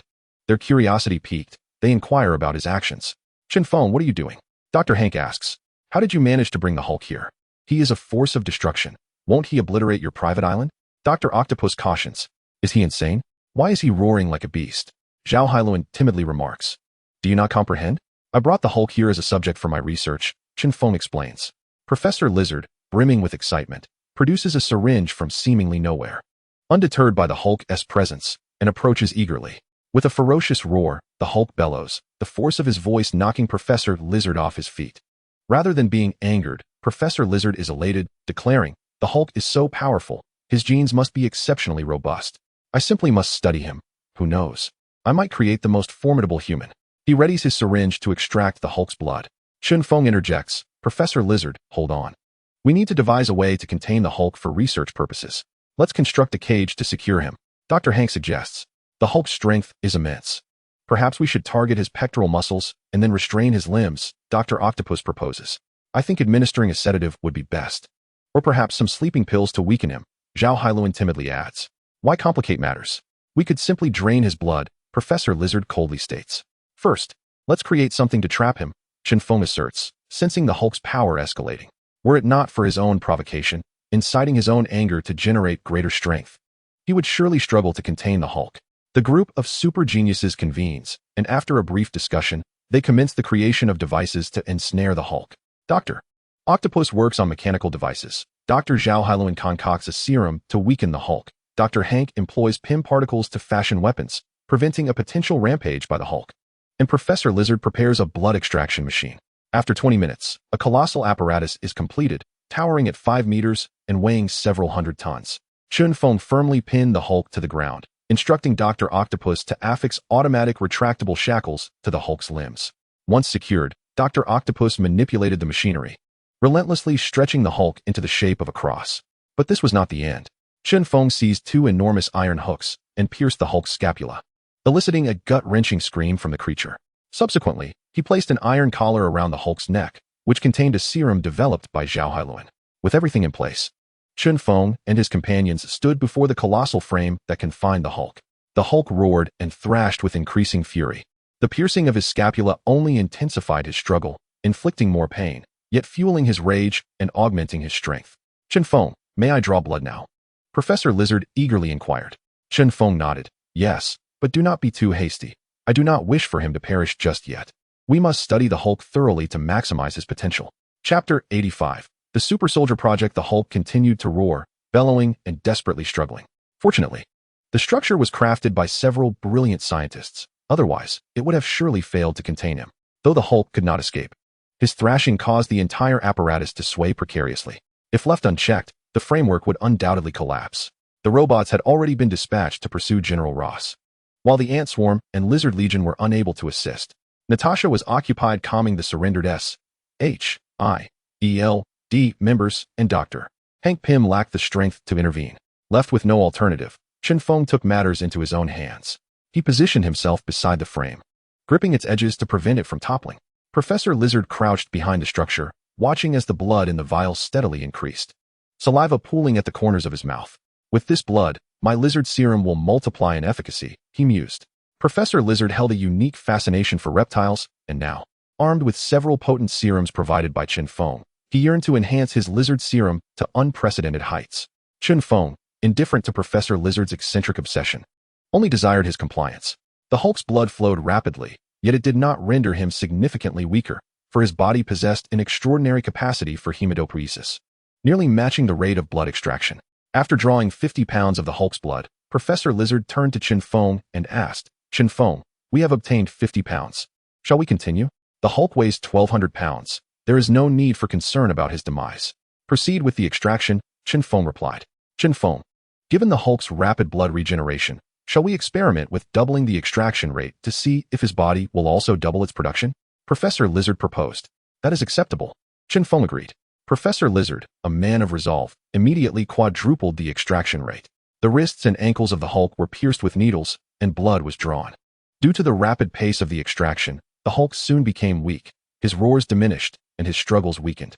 Observing this, Chen Feng released the apparatus and approached the Hulk to assess his condition. Upon seeing Chen Feng before him, the Hulk ceased his roaring and fixed his gaze on him, declaring in a furious tone, Hulk will undoubtedly kill you. You are no match for me. Chen Feng retorted with a mocking laugh. You roar at me again, and I shall silence you. The Hulk, undeterred, continued to bellow. Chen Feng entered the villa, and upon his return, he held a roll of tape in his left hand and an iron ball in his right. Approaching the Hulk, he seized the moment while the creature roared, swiftly forcing the iron ball into the Hulk's mouth and wrapping tape around his jaw for several turns. With the ball lodged in his mouth and the tape sealing it, the Hulk was rendered incapable of roaring. Yet, the Hulk was formidable, especially in his transformed state. He clenched his jaw, swallowed, and with a powerful inhalation, expelled the iron ball, causing the tape to shatter in an instant. Chen Feng and the others stood in stunned silence. The Hulk's strength was astounding. He dared to swallow the iron ball. Dr. Octopus remarked in amazement. Will he be all right after swallowing that? Zhao Hailuan expressed her concern. We must devise a way to silence him. Otherwise, we shall never find peace. Chen Feng stated with irritation. Pierce his throat. He will be unable to scream. And he won't die. Dr. Octopus suggested. Very well, let us proceed, Chen Feng agreed. Consequently, a sharp iron spike was added to the apparatus. The Hulk fell utterly silent. After 500 pounds of blood was drawn, the Hulk appeared to shrink, his body withering and his vitality waning. Enough for now, Chen Feng declared. Agreed, Professor Lizard responded eagerly, shutting off the blood extraction machine. Suddenly, the Hulk emitted a groan as his form began to diminish. Realizing that the Hulk was reverting to his human state, Chen Feng hastened to remove the iron hook and spike, perhaps due to excessive blood loss. The Hulk's recovery was sluggish, and his transformation was slow. As the Hulk shrank, his wounds also lessened. Otherwise, in his human form, he would have been gravely injured. Minutes later, the Hulk transitioned back to his human state, appearing despondent and fatigued, beads of sweat forming on his brow. Banner, Chen Feng called out. The weakened Hulk lifted his head sluggishly, gazing at Chen Feng with curiosity, asking, Chen Feng, how did I end up here? What are you going to do with me? What about Betty? How is she? Where is she? The Hulk, embodying two distinct personas, Hulk and Banner, remained oblivious to their separation. You opposed me and were captured. I require your cooperation for my experiments, Chen Feng replied with a smile. What about Betty? Where is she? You haven't harmed her, have you? The Hulk inquired with concern. Rest assured, Betty has run away with her father, Chen Feng stated candidly. The Hulk exhaled in relief and turned to Chen Feng, asking, what do you intend to experiment on me? Like General Ross, to create a super soldier, Chen Feng replied. The Hulk realized, so you, like General Ross, aspire to dominate the world. If I told you that everything I do is merely to survive, would you believe me? Chen Feng asked earnestly. That's quite amusing. To survive, one must dominate the world. It's absurd, the Hulk scoffed. In truth, this world is fraught with peril. You may not see it now, but you will in time, Chen Feng countered. To be a ruler, to rise above all beings, was not his desire. What he truly sought was simple, to exist in this world, nothing more. You are a liar. I will not believe a word you say, it only amuses me. The Hulk retorted. Today, Chen Feng had deceived him once. He would never trust him again, lest he unwittingly sell himself out. Then you might as well stay here with me, Chen Feng declared, pushing the apparatus into the basement of the villa. He confined the Hulk in Professor Lizard's laboratory, allowing the professor to conduct his experiments. Professor Lizard was exhilarated. Having acquired a substantial amount of the Hulk's blood, he walked with a buoyant step. The Hulk's serum was perilous, and to be cautious, Chen Feng left it in Professor Lizard's lab. The professor, seasoned in his craft, swiftly extracted the serum from the Hulk's blood and eagerly seized a small lizard for experimentation. Noticing Professor Lizard preparing to inject the lizard with the Hulk's serum, Chen Feng hastily intervened. Professor Lizard, the lab is too cramped. Let us conduct the experiment outside. We cannot afford to damage the precious items within. You are correct. We shall move outside for the experiment, Professor Lizard agreed. Dr. Hank and the others, upon hearing of the impending experiment with the Hulk's serum, rushed out to witness the spectacle, including Zhao Hailuan. Chen Feng transformed into the Titan Giant. Should Professor Lizard's experiment go awry, he would be ready to intervene. Holding a small lizard in one hand and a syringe in the other, Professor Lizard explained, I will now inject the lizard with the Hulk's serum and observe the effects. After administering the serum, he placed the small lizard on the sand and quickly retreated. He had not yet transformed into a lizard man and dared not take risks. The small lizard writhed on the sand, emitting pitiful cries. With a sudden explosive sound, the lizard burst apart. The first experiment with the Hulk's serum has failed, Professor Lizard announced. Then he captured another small lizard, stating, I shall conduct the second experiment of the Hulk's serum. This time, I will first inject the lizard with my own concocted lizard serum, transforming it into a giant lizard.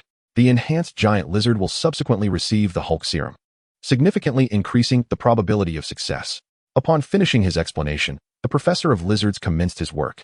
After administering the lizard serum to the small lizard, it unexpectedly evolved into a colossal lizard. Next, the professor injected the giant lizard with the Hulk serum. Following the injection, the giant lizard writhed painfully on the ground, emitting agonizing roars, reminiscent of its smaller counterpart.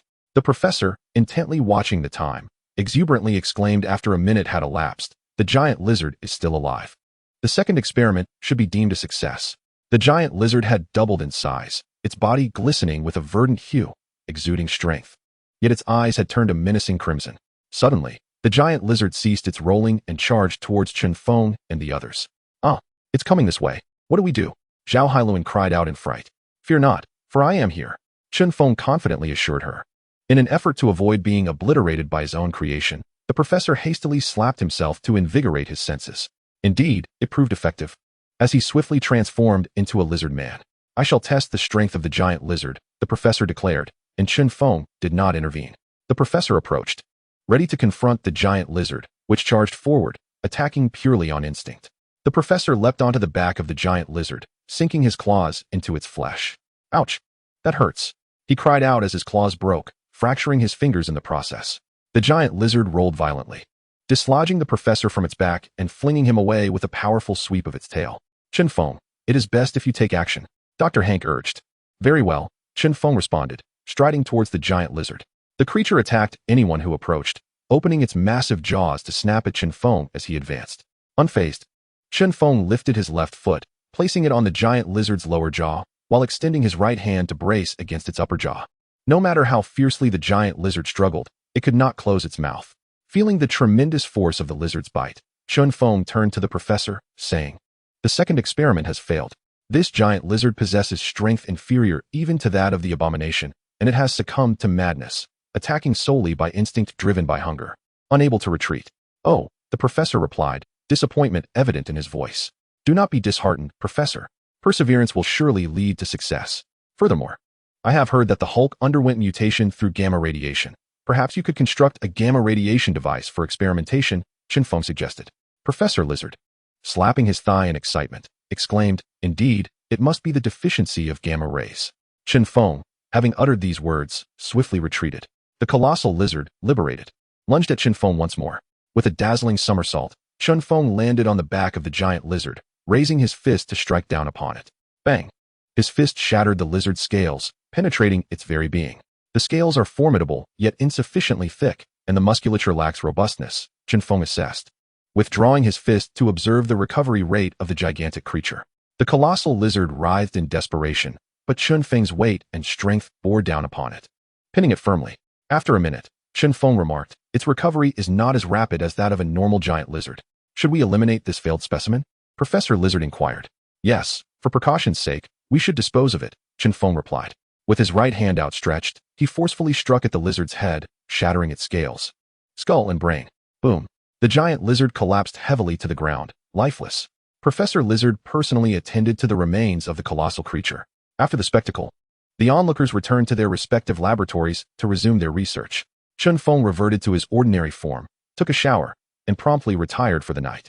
After such an extensive battle, despite his physical resilience, his mind was weary. The private island returned to tranquility. However, not far from the private island, activity thrived. Natasha, leading over 300 individuals, operated numerous machines, incessantly creating land. In pursuit of speed, she instructed her intelligence system, Elita, to attach cold nuclear reverse reactors to the machinery on the artificial land. Consequently, the vessels extracting seabed silt operated at unprecedented speeds. Within merely a day, a sand mound emerged from the ocean. To prevent the sea from eroding the sand, Natasha dispatched dozens of individuals worldwide to procure cement for fortifying the coastline. A week later, a vast sand island appeared near the private island, covering an area of 41 square kilometers, capable of housing tens of thousands without issue. Within the villa on the private island, Chen Feng engaged in a discussion with Dr. Hank regarding the quantum realm when he suddenly heard Optimus Prime's alert. Master, a speedboat flying a white flag is swiftly approaching. Should we intercept? Could it be that the Americans have sent a negotiator? Chen Feng pondered. Master, I see Betty. She is aboard the speedboat, Optimus Prime reported. Allow her to come in, Chen Feng commanded. Aboard the swiftly moving speedboat, Betty's heart was heavy.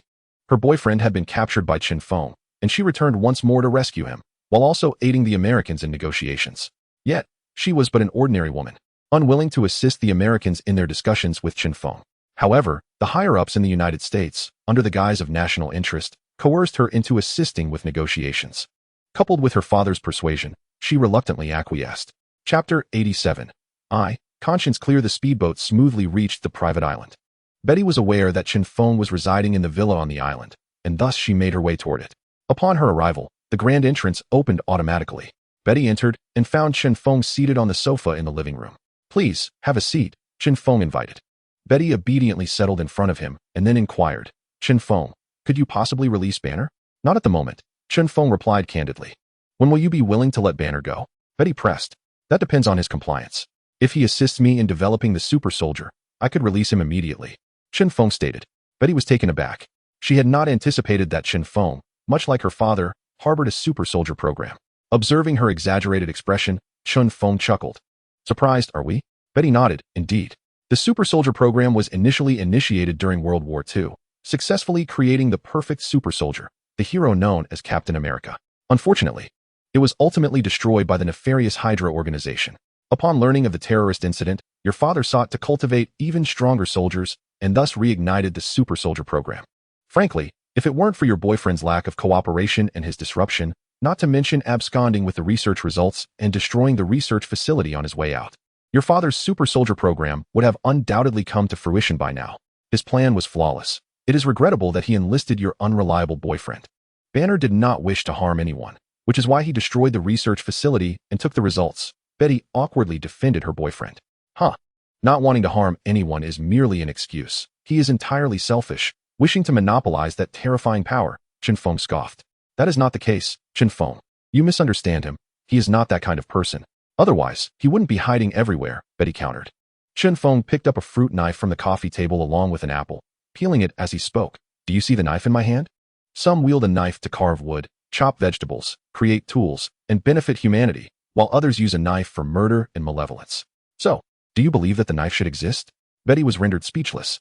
Or do you think your father is a bad person? Chen Feng smiled. Betty shook her head earnestly. My dad is a good person, though he may not be a competent father. Exactly. There are only evil individuals, not inherently evil tools. As long as we utilize them wisely, they will not only pose no threat to humanity, but can actually benefit humanity, protect it, safeguard the earth, and even the universe, Chen Feng proclaimed. Chen Feng aimed to persuade Betty to convince the Hulk to cooperate with him in his research, ideally assisting him directly. You are correct. But don't you think you are a bad person yourself? Betty timidly asked. Chen Feng took a bite of the apple and casually tossed the fruit knife aside. With a clang, the knife embedded itself into the wall. What misdeeds have I committed? Chen Feng smiled as he spoke. Initially, Betty perceived Chen Feng as a villain. However, when prompted to articulate her thoughts, she realized he hadn't truly committed any grave offenses. The only instances she could recall were when Chen Feng coerced her boyfriend into cooperating for genetic extraction, yet he ultimately released them. His theft from S.H.I.E.L.D. was driven by greed, but it hardly reached the level of unforgivable wrongdoing. Chen Feng had clashed with S.H. and her father. But it was S-H-I-E-L-D and her father who had initiated the attack, forcing Chen Feng to retaliate. He had taken her boyfriend. But that was due to her boyfriend's involvement in a matter that had adversely affected Chen Feng. These incidents indicated that while Chen Feng was not a paragon of virtue, he could hardly be classified as a villain. Noticing Betty struggle to articulate her thoughts, Chen Feng chuckled and said, "What is the matter? Can't find the words? I know you think I'm not a good person." Betty retorted angrily, "I still believe you are not a good person." Leaning back, Chen Feng remarked, "Allow me to recount my deeds since arriving in America. When I first came, I assisted your father in dealing with Blonsky. Afterward, I threatened your boyfriend Banner to obtain his Hulk genes. Then, at Natasha's invitation, I joined S-H-I-E-L-D. Under the guise of S-H-I-E-L-D, I approached Iron Man, Tony, for a collaboration, only to be humiliated in the process. Subsequently, I deceived Dr. Helen Zhao to a private island, where she now enjoys a happy life dedicated to her research. I also persuaded Dr. Hank, on the condition of aiding him in rescuing his wife. During the clash between Dr. Octopus and Spider-Man in New York, I intervened to save a train full of people. When Professor Lizard unleashed his legion of lizards, it was I who vanquished them and guided him back to the right path. Later, I aimed to create the most powerful robot, which required a rare metal called vibranium, abundantly available at S-H-I-E-L-D. Yet, they wouldn't spare even a grain. Yes, not even a speck of powder. S-H-I-E-L-D presented me with exorbitant demands, seeking my technology, and given their stinginess, I, of course, declined. As a result, I dispatched someone to steal it. Upon realizing this, S-H-I-E-L-D declared war on me, and your father, ever eager for excitement, joined the fray. I was compelled to defend myself. The actions I undertook may cast me in a dubious light, yet I have never committed any heinous acts, and in fact, I have saved countless lives. I stand with a clear conscience. Chen Feng's assertions left Betty feeling remorseful. "Chen Feng, I'm sorry. I misjudged you," she confessed, filled with regret. "Betty, you are simply too naive. Many matters cannot be judged solely by their surface," Chen Feng replied. Betty gazed at him with her large, blinking eyes, puzzled by his meaning. "For instance, take Iron Man, Tony Stark. Americans regard him as a hero, yet what is he truly doing? He is manufacturing an abundance of weaponry, selling it to various warlords and terrorists, leading to chaos and countless casualties across nations. Moreover, he tends to toy with the affections of women. So, would you deem him a virtuous individual, or a true hero?" Chen Feng inquired. Betty shook her head, declaring no. "Consider S-H-I-E-L-D. It serves as America's protective umbrella, dedicated to safeguarding the earth. But do you know who established S-H-I-E-L-D? Chen Feng questioned. "Isn't it the American government?" Betty replied. "No, it is the nefarious organization Hydra. If you doubt me, I can present evidence shortly," Chen Feng asserted earnestly. "Surely not." Betty exclaimed in disbelief. "Do you know Harry, the president of Oscorp?" Chen Feng asked. "Could he also be a villain?" Betty queried skeptically. "His reputation in America is stellar. He frequently engages in philanthropy, and his company has developed numerous beneficial medications for humanity. Yet, he harbors another identity, Green Goblin," Chen Feng revealed. Chapter 88. Negotiating with General Ross. Betty found this hard to fathom. Thus, one must not judge solely by appearances. Take your father, for instance. Is he truly malevolent? Why do you and Banner perceive him as such? What wrongs has he committed? Chen Feng challenged. As Betty began to respond, Chen Feng swiftly interrupted. "And what of your boyfriend? When he transforms into the Hulk, how many innocent citizens have perished due to his actions?" Chen Feng continued. "I have taken many lives. I concede, but I have never slain an innocent. At worst, I have merely stood by and done nothing." After a moment, Betty, feeling dejected, asked, "Please, no more. I will assist you in persuading Banner to aid you in completing the Super Soldier program, but you must promise me that once it is finished, you will allow him to go free." "Miss Betty, rest assured, I, Chen Feng, will certainly let him depart. After all, I harbor no animosity towards him," Chen Feng replied. "That is a relief," Betty sighed. "You did not come here solely for your boyfriend, did you?" Chen Feng inquired. Betty sighed, resignedly stating, "The president asked me to negotiate with you, hoping you would reactivate America's network and cease hostilities against the nation. That is agreeable, but I have a stipulation." Chen Feng stated. "Speak, and I shall relay it to the president," Betty replied. "My sole request is this. Anything I undertake in America, as long as it does not harm its citizens, must remain beyond your interference," Chen Feng articulated. "I can assure you that the president would accept such a condition." Betty responded readily. Upon her arrival, the president and her father informed her that as long as American safety was preserved, the nation might even offer Chen Feng substantial compensation. Very well, it is settled then, Chen Feng declared with satisfaction. He could have extorted more benefits from America, but at present, they possessed nothing he desired. Thus, he proposed only a modest request. When will America's network be reactivated? Betty inquired. It can be done right now, Chen Feng replied. After Chen Feng finished speaking, he commanded Optimus Prime, Optimus, restore the network in the United States to normal. Yes, my lord, replied Optimus Prime, acknowledging the order. Within a second or two, Optimus reported. My lord, the network in the United States has been restored. Chen Feng responded. Betty quickly took out her phone and dialed her father's number. The call was swiftly connected, and she joyfully reported, Dad, Chen Feng has agreed to reconcile with the United States. He has restored the network. But he demands that we do not interfere with his actions, except in instances that harm the citizens. That is good, very good, General Ross expressed his delight. Chen Feng took out his phone, held it to his mouth, and quietly commanded, track General Ross's location and send the transformers, robots, and mechanical beings to eliminate him.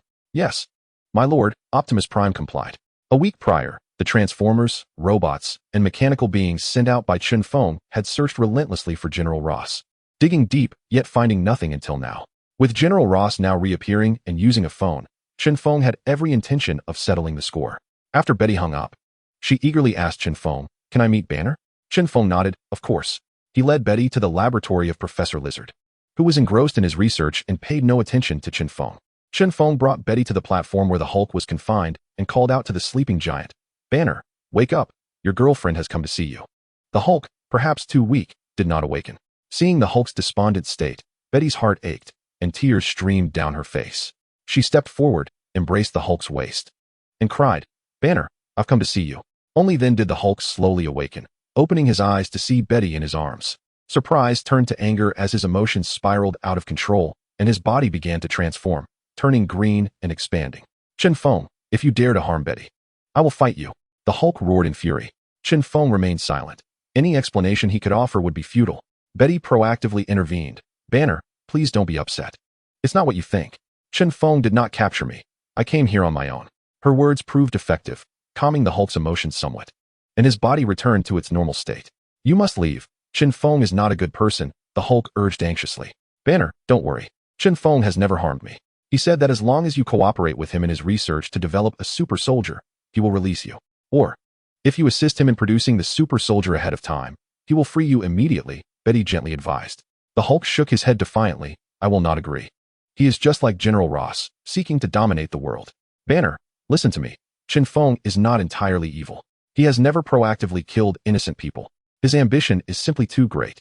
Please help him. Once we have developed the super soldiers, we shall take our leave and never return, Betty urged.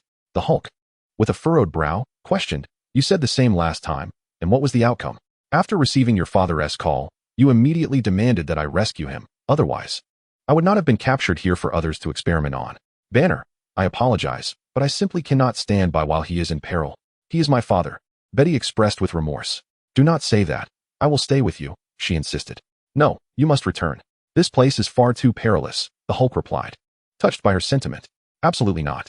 If you do not leave, then neither shall I. I wish to be with you forever, Betty declared earnestly. Betty, Banner began. But then Chen Feng, noticing the affectionate exchange between the Hulk and Betty, discreetly sought out Professor Lizard for conversation. As for whether Betty would seize the opportunity to rescue the Hulk, he had no qualms, for without his command, Optimus Prime would not release the Hulk. Suddenly, Chen Feng's phone rang, and upon checking, he discovered it was Spider-Man. Pressing the answer button, he inquired, Peter, what is it that you need? Chen Feng, you must come to New York at once. Mary has gone mad. She is killing indiscriminately, not even sparing her family, and she is relentlessly pursuing me. No matter where I hide, she finds me with alarming speed, Spider-Man pleaded. Are you unable to defeat her? Chen Feng asked, curiosity piqued. Do not mock me. I truly cannot. She has become a monster and wields advanced weaponry. In her presence, my only option is to flee, Spider-Man lamented. Was it your friend Harry who caused her transformation? Chen Feng queried with suspicion. Mary's metamorphosis into a monster undoubtedly involves Harry, yet it is not entirely his doing. As he is not that formidable, Spider-Man speculated. Do you wish for me to rescue you, or to eliminate Mary? Chen Feng inquired. A silence ensued from Spider-Man's end. If you remain silent, I shall hang up, Chen Feng urged. Chen Feng, you cannot ignore this matter. Once she has killed me, she will surely come for you next. Spider-Man warned. Honestly, I have had my fill of Mary and wish to sever all ties with her. Therefore, I am sorry, but I cannot assist you. However, you are welcome to seek refuge with me, as it is entirely secure here, Chen Feng replied. Mary has gone mad because of you. How can you turn a blind eye? Spider-Man reproached. I am not a savior. Why should I intervene? You claim she is mad because of me. Yet I could argue it is your failure to watch over your girlfriend that led to her madness. Chen Feng retorted. Fine, if you refuse to help. Then I shall not involve myself either. I am coming to you now, so send someone to fetch me, Spider-Man huffed. Very well, Chen Feng responded. He was currently preoccupied and had no time to concern himself with Mary's antics. Regardless of how tumultuous she became, she would not reach his private island. The mobile fortress of the private island, along with the Lizard Legion, the Ant Army, the robots, and the recently recruited 300 members, were not to be trifled with. As long as Mary dares to seek trouble with him, he would ensure that she never returns. After Chen Feng ended the call, he addressed Optimus Prime, saying, Optimus, send a suit of iron armor to fetch Spider-Man. Understood, my lord, Optimus Prime replied dutifully. Betty continued to persuade the Hulk, but he remained obstinate, unwilling to cooperate with Chen Feng, much less assist him in creating super soldiers. Chen Feng approached the Hulk and remarked, Banner, you are truly selfish. Betty came alone to plead for your release, yet you, keep everything to yourself as if the world owes you something. Do not forget, if it weren't for Betty and her father's support, would you possess the formidable abilities you have now? With that, Chen Feng turned and departed. Betty stayed in the laboratory, conversing with the Hulk. Half an hour later, Optimus Prime announced, My lord, Spider-Man has arrived. Chen Feng stepped outside to greet him. Upon seeing Chen Feng, Spider-Man grumbled. Chen Feng, you are utterly inconsiderate. You clearly have the strength to deal with Mary, yet you do nothing. Peter, a week ago, I fought a fierce battle against S.H.I.E.L.D. and General Ross's forces, single-handedly taking on 2 opponents. Who came to my aid? Chen Feng retorted. Spider-Man gasped, You can't be serious? Absolutely. If you don't believe me, step outside and observe the artificial land nearby. All those individuals are defectors I recruited from S.H.I.E.L.D. Chen Feng declared with pride. What is the status of S.H.I.E.L.D. now? Spider-Man inquired. Aside from Fury and a few high-ranking officials, the rest have been eliminated, and I have decimated General Ross's elite forces of 200,000, Chen Feng boasted. You killed hundreds of thousands? Spider-Man was astounded. Even if I did slay hundreds of thousands, I give it no thought, for I was born for battle. As long as I succeed, I would never hesitate to pay any price, Chen Feng asserted imperiously. You are indeed ruthless, Spider-Man remarked. Enough of that. Since you are here, make yourself at home. There are plenty of vacant rooms in the villa. Choose one for yourself.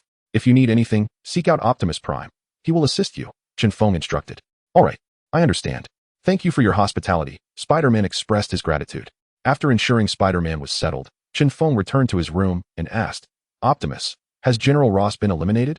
My lord, I regret to inform you that he is not, as General Ross's forces are fiercely resisting, and the abomination is desperately obstructing our advance. We have already sustained considerable losses of robots and mechanical beings, Optimus Prime reported. Then employ heavy weaponry. I am certain you will find it within General Ross's camp. Chen Feng directed. Understood. I shall seek it out immediately, Optimus Prime responded. Once you locate it, return at once and have the robots set off an explosion to eliminate General Ross, Chen Feng commanded. Yes, my lord, Optimus Prime acknowledged. Moments later, a tremendous explosion echoed, reverberating even to the private island where Chen Feng resided, the shockwave palpable. Chen Feng hastened to the window and beheld a colossal mushroom cloud. Goodness! Optimus Prime, have you detonated a mushroom cloud? How impressive! Chen Feng exclaimed in astonishment. Indeed, my lord, Optimus Prime replied. Are the Transformers unharmed? Chen Feng inquired. Although he held a certain dissatisfaction with the first generation of Transformers, he had no choice but to utilize them until the second generation was released. Rest assured, the Transformers are fine. However, the other robots and mechanical beings have been obliterated, Optimus Prime responded. Suddenly, Natasha's voice, relayed through Alita, reached Chen Feng's room. Chen Feng, can't you exercise some restraint? Do you not realize the immense radiation from a mushroom cloud? What is there to fear? If they dare to create it, I shall not hesitate to detonate it, Chen Feng replied candidly. Once his strength had increased to the point of surviving in space, he would dare to achieve even greater feats. Natasha, at a loss for words, chose silence and instructed Alita to sever the connection with Chen Feng through satellite imagery. Chen Feng marveled at the splendid mushroom cloud. However, his admiration was short-lived as Betty stormed into his room, fuming. Chen Feng, You scoundrel. You have deceived me once more. How have I deceived you? Chen Feng asked. Wiping away her tears, Betty retorted angrily. You promised to reconcile, yet in the blink of an eye, you want to kill my father. To accomplish this, you even detonated a mushroom cloud. You have gone too far. I agreed to reconcile with the United States, but I never promised to reconcile with your father. Since he dared to lead 200,000 elite troops against me, he must be prepared to face my retribution. His current plight is of his own making, and he has no one to blame but himself, Chen Feng countered. Wah, you have killed my father. I will avenge him. Betty cried, tears streaming down her face. Chen Feng's expression darkened as he coldly replied, Do you truly wish to seek vengeance upon me? Betty nodded. Her voice choked with emotion. Yes, I will avenge my father. Chen Feng shot a strand of web from his right hand, ensnaring Betty's neck and yanking her towards him. As Betty was pulled uncontrollably closer, Chen Feng's hand morphed into a claw, gripping her throat as he coldly stated, If you wish to seek vengeance, then I shall eliminate you first. In a fit of uncontrolled rage, Betty shouted at Chen Feng, Go ahead. Kill me. You murderer. If you do not kill me, I will surely kill you. Chapter 90, Spider-Man 3. Venom. Ever since encountering Mary, Chen Feng had developed a profound disdain for women who overestimate their capabilities. At present, Betty epitomized this, knowing full well she was no match for him, yet still daring to provoke him. Did she truly believe he would refrain from striking a woman? He raised his left hand and, with a resounding slap, struck Betty across the face. Betty ceased her tears and glared at Chen Feng with fury. Chen Feng, trouble is afoot. That madwoman Mary has captured Gwen. A panicked voice from outside declared. Soon, Spider-Man appeared in Chen Feng's room. Chen Feng cast Betty aside and, through Optimus Prime, contacted Natasha. Natasha, send 2 people over to confine Betty. Understood, Natasha replied. Spider-Man, feeling anxious, approached Chen Feng, tugging at his hand, and implored, Chen Feng, you must help me. Chen Feng shrugged off Spider-Man's hand, responding irritably, Who is Gwen? Spider-Man, feeling embarrassed, stammered, She's my new girlfriend. Your new girlfriend? Suddenly, Chen Feng recalled something. Indeed, she is the beautiful girl Spider-Man saved during a rescue mission, named Gwen, who is destined to be the future female lead in the Spider-Man movies. In Spider-Man 3, there are 4 formidable characters, Sandman, Eddie, Harry, and Spider-Man, alongside a remarkable extraterrestrial entity known as Venom. Venom is a parasitic organism that amplifies a person's desires and abilities. Reflecting on these details, Chen Feng felt a surge of excitement. He desired the genes of Sandman, but even more so, he craved Venom. The thought of adorning himself with such a miraculous symbiote was irresistible, especially for someone capable of transformation like him. He had no concerns about Venom's propensity to induce malevolence. His formidable willpower would not be swayed by external influences, nor would Venom usurp control of his body. Most importantly, possessing Venom would magnify his abilities, allowing him to easily overpower adversaries akin to the Hulk. Chen Feng, I genuinely have no choice. I can't defeat Mary, so I must seek your assistance. Considering I helped you steal from S.H.I.E.L.D., please help me just this once. I can repay you with another heist in the future. Spider-Man pleaded desperately. Peter, didn't you previously claim that your love for Mary was genuine? It seems you've moved on rather quickly after your breakup with her. Such is the absurdity of love among Americans, Chen Feng jested. Chen Feng, matters of the heart are complex, Spider-Man replied awkwardly. At that moment, Natasha entered Chen Feng's room with 2 individuals in tow. With a wave of her hand, she commanded, Take Betty to our residence and ensure she is closely guarded. Yes. The 2 responded as they approached and escorted Betty away. As they departed, Betty exclaimed angrily, Chen Feng, if you do not kill me, you will inevitably die at my hands in the future. Chen Feng chose to ignore her. He had merely threatened Betty, who still held some value for him. As long as she remained, the Hulk would not dare cause trouble. Natasha, I need to leave the private island for a while. During my absence, ensure the island's security. Chen Feng instructed. Where are you going? Aren't you working on your research? Natasha inquired curiously. Peter has encountered an issue that requires my assistance, Chen Feng explained. Natasha turned to Spider-Man and asked, Peter, what kind of trouble have you found yourself in that necessitates the involvement of someone as capable as Chen Feng? Spider-Man recounted the matter concerning Mary to Natasha. Upon hearing this, Natasha, with a hint of indignation, remarked, Humph, what do you expect when men indulge in such flirtations? Now you are aware of the consequences. Chen Feng shot Natasha a disapproving glance and retorted, If it weren't for the greed of women, would men be so easily tempted? Humph, regardless, not a single one of you men is worthy of trust, Natasha scolded before turning on her heel and departing. Chen Feng sighed, shaking his head, and lamented, Women are the most perplexing beings in the world. Chen Feng, enough with the lamentations. We must hurry. Who knows what that madwoman Mary will do to Gwen if we delay? Spider-Man urged anxiously. Very well. Let us proceed, Chen Feng replied. Standing by the window, Chen Feng commanded, Optimus Prime, summon 2 gliders and allocate the smaller one to Spider-Man. Understood, my lord, Optimus Prime acknowledged. In mere moments, 2 gliders, a large one and a smaller counterpart, hovered before Chen Feng's window. Chen Feng leaped onto the larger glider while Spider-Man hopped onto the smaller one. Optimus, head to New York, Chen Feng ordered. As you wish, my lord, Optimus Prime responded. The 2 gliders whisked Chen Feng and Spider-Man swiftly toward New York. Upon their arrival, night had fallen. Spider-Man retrieved his mobile phone and dialed Mary's number. As the call connected, Mary's triumphant voice rang out.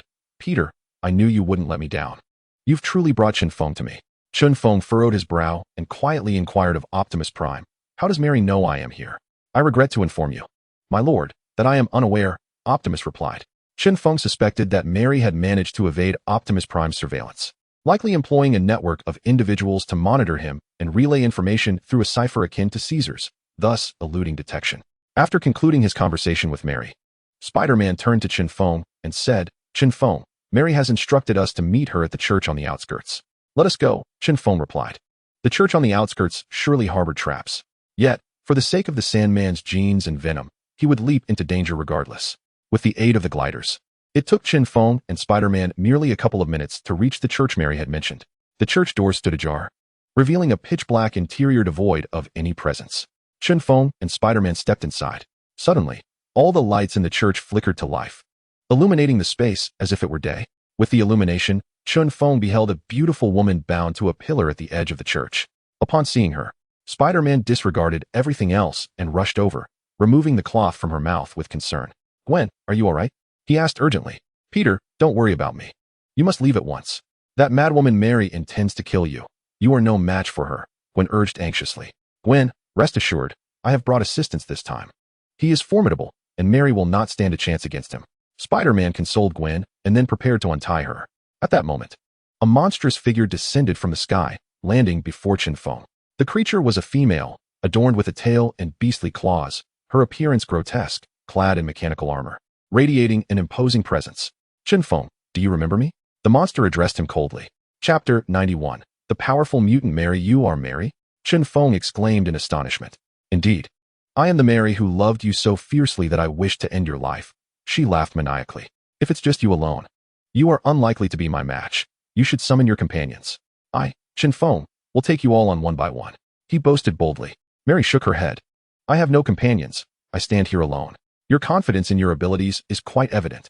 Chen Feng remarked. Yes, my confidence stems from my strength. I am formidable, and I will kill you, then die for you, Mary declared passionately. Chen Feng was rendered speechless. He had not anticipated that the once sane Mary could still harbor such feelings for him, albeit in a terrifying manner. Mary produced a syringe and plunged it into her thigh, injecting the serum within. Soon, she transformed. Though she retained her human size, an overwhelming aura emanated from her, instilling a sense of dread. Mary, this time I will not allow you to go unchecked. Since you wish to kill me, you must perish, Chen Feng stated coldly. His ruthlessness was born of necessity. He could accept death, but not in a manner that brought shame. I must die, and so must you. Let us embrace death together. At least in hell, we would have company, Mary sneered. Chen Feng dared not underestimate her. After all, Mary's current strength could easily overpower Spider-Man. With a roar, he transformed into the lizard. The advantage of the lizard form was its resilience.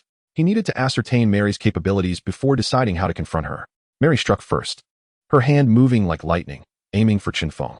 With a swift motion, she left a bloody mark on his chest. Chen Feng was taken aback. Mary's speed was astonishing, so rapid that he could barely perceive her before he was struck. After landing a blow, Mary ceased her assault, smugly taunting Chen Feng. What do you think? My strength is quite impressive, isn't it?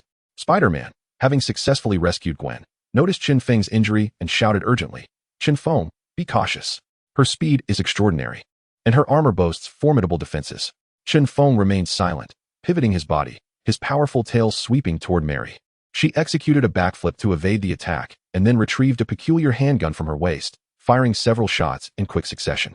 Chen Feng was hit multiple times, and his body began to tingle, rendering him immobile. Mary holstered the handgun, and then drew a massive spear from behind her. As she loaded the bullets, she said to Chen Feng with a faint tone, Do not rush. I shall soon send you to hell. Chen Feng cursed inwardly. Damn it, You lunatic woman. You truly wish for my demise. He found himself immobilized, his body entirely incapacitated by the anesthetic. Roar, roar. Chen Feng's growls grew increasingly thunderous as his body underwent a transformation, his tail and claws retracting, while his physique expanded. With a mighty roar, he morphed into a Titan giant. The genes of the Titan were overwhelmingly potent, swiftly devouring the anesthetic. Faced with a towering figure of 3 meters and weighing over 1,000 kilograms, Mary remained entirely unfazed. She finished loading her gun and slowly raised its barrel. Undaunted, Chen Feng lunged at Mary. She was remarkably agile, firing a shot before swiftly evading. With a resounding bang, the gunshot echoed. Though not deafening, its power was considerable. The spiraled bullet pierced through Chen Feng's form. As he turned to attack Mary, he heard a gunshot followed by a sharp pain in his head. A quick examination revealed a gash in his skull, narrowly missing his brain. Chen Feng became serious. If he continued this way, he would indeed perish. Mary, blowing away the smoke from her gun's muzzle, grinned and said, "What do you think? My marksmanship is quite impressive, isn't it?" Though the Titan giant possessed immense strength and formidable defense, it could not match the agility of a human in peak condition. Thus, Chen Feng reverted to his human form and employed a special method to stimulate his latent potential, instantly amplifying his strength several-fold. "Ah, I see now. You intend to utilize Spider-Man's abilities against me. Let me assure you, it is futile. To me, Spider-Man is as insignificant as an ant, easily exterminated," Mary mocked. In the corner, Spider-Man, overhearing Mary's words, felt his face darken. Yet, what could he do in his frustration? He truly could not contend with Mary. "Peter, take your girlfriend and leave. I can handle this," Chen Feng urged. "All right, but be cautious," Spider-Man replied, supporting Gwen as they prepared to depart. Mary paid no heed to their exit. Her focus remained solely on Chen Feng. Once Spider-Man and Gwen had departed, battle commenced between Chen Feng and Mary. With her swift movements and impeccable shooting, Mary rarely missed her mark. After stimulating his potential, Chen Feng found his abilities significantly enhanced, allowing him to hold his ground against her. When Chen Feng ensnared Mary with his web, she would swiftly sever it with her dagger or utilize her armor to discharge a surge of electricity, shattering the webbing. Chen Feng knew that should he sustain severe injuries from Mary, he would transform into either a lizard man or a Titan giant, reverting to his human form once his body recovered. The fierce combat between Chen Feng and Mary raged on for over an hour within the church. Spider-Man, bearing the weight of Gwen, appeared quite disheveled as he hurried back to the church, calling out to Chen Feng. "Chen Feng, this is bad. Harry has arrived. He is outside, and his equipment has been upgraded. He is formidable, and I find myself no match for him." Chen Feng, momentarily at a loss for words, could only respond with a chuckle. "Fear not, for I must divulge that this is a trap set by Harry and myself. My intent is to eliminate you." "While he aims to take down Peter," laughed Mary. "Who will meet their demise remains to be seen," Chen Feng replied coldly. Although Mary posed a significant threat, the Green Goblin did not, as he, much like Iron Man, operated through an advanced intelligence system. Chen Feng's Titan, an adversary to such systems, could command the Green Goblin's armor to self-destruct with a mere word. The Green Goblin, gliding in on his glider, gracefully entered the church, greeting Chen Feng with a wave. "Hey, Chen Feng, long time no see." Chen Feng, dismissive of the Green Goblin, swiftly unleashed a torrent of webbing towards Mary. She evaded with remarkable agility, momentarily sprinting along the walls. Chen Feng pursued her relentlessly. Suddenly, Mary halted, pivoting sharply to unleash a half-meter blade from her wrist, aimed at the advancing Chen Feng. With his momentum too great to halt, he shot a web upward, yanking himself into the air, and then, with a swift kick, aimed for Mary's head. With a resounding thud, Chen Feng's foot found its mark, sending Mary sprawling. Seizing the moment, he unleashed his signature move, shooting a web to reel her back in before unleashing a flurry of rapid punches. The impact of his strikes left Mary's face bruised, yet her armored body remained largely unscathed due to the exceptional quality of her armor, which resisted his Spider-Man abilities. In a decisive moment, Chen Feng transformed into a Titan, gripping Mary's neck firmly to prevent her escape, while his other hand seized her armor, tearing it apart with force. Within the armor, a myriad of wires sparked with blinding energy, suggesting that these electrical surges had awakened Mary's latent potential, granting her formidable strength. Much like his own current state, where he too drew upon his potential to amplify his power. As he stripped away Mary's armor, she was left vulnerable, without her protective gear. She was no longer a match for Chen Feng, her strength now akin to that of the lizard professor. Realizing her impending defeat, Mary ceased her struggle, closing her eyes in resignation. Chen Feng raised the sword once wielded by her, uttering, "To love someone is not a fault. The error lies in encountering the wrong person at the wrong time. I hope in the next life you find the right one." Farewell. Tears streamed from Mary's eyes. With a swift flash, the glint of a sword appeared, and Mary's life extinguished. Her form reverted to that of an ordinary person. Chen Feng gazed sorrowfully at Mary. Lying in a pool of blood, his heart heavy with sorrow. Yet, he found himself with no alternative, for Mary had succumbed to madness. If Mary lived, he would perish. Her demise was entirely of her own making. While Chen Feng mourned Mary, a piercing scream, reminiscent of a dolphin's call, echoed in the air. He looked up to see the Green Goblin clutching Gwen, soaring high above. Spider-Man clung to the surrounding walls with his webbing, ascending rapidly. Come on, Peter. Let us engage in a delightful game. The Green Goblin cackled wickedly. Let me go? Release me. Gwen struggled desperately. Once Spider-Man reached the same altitude as the Green Goblin, he dangled in the air, addressing him.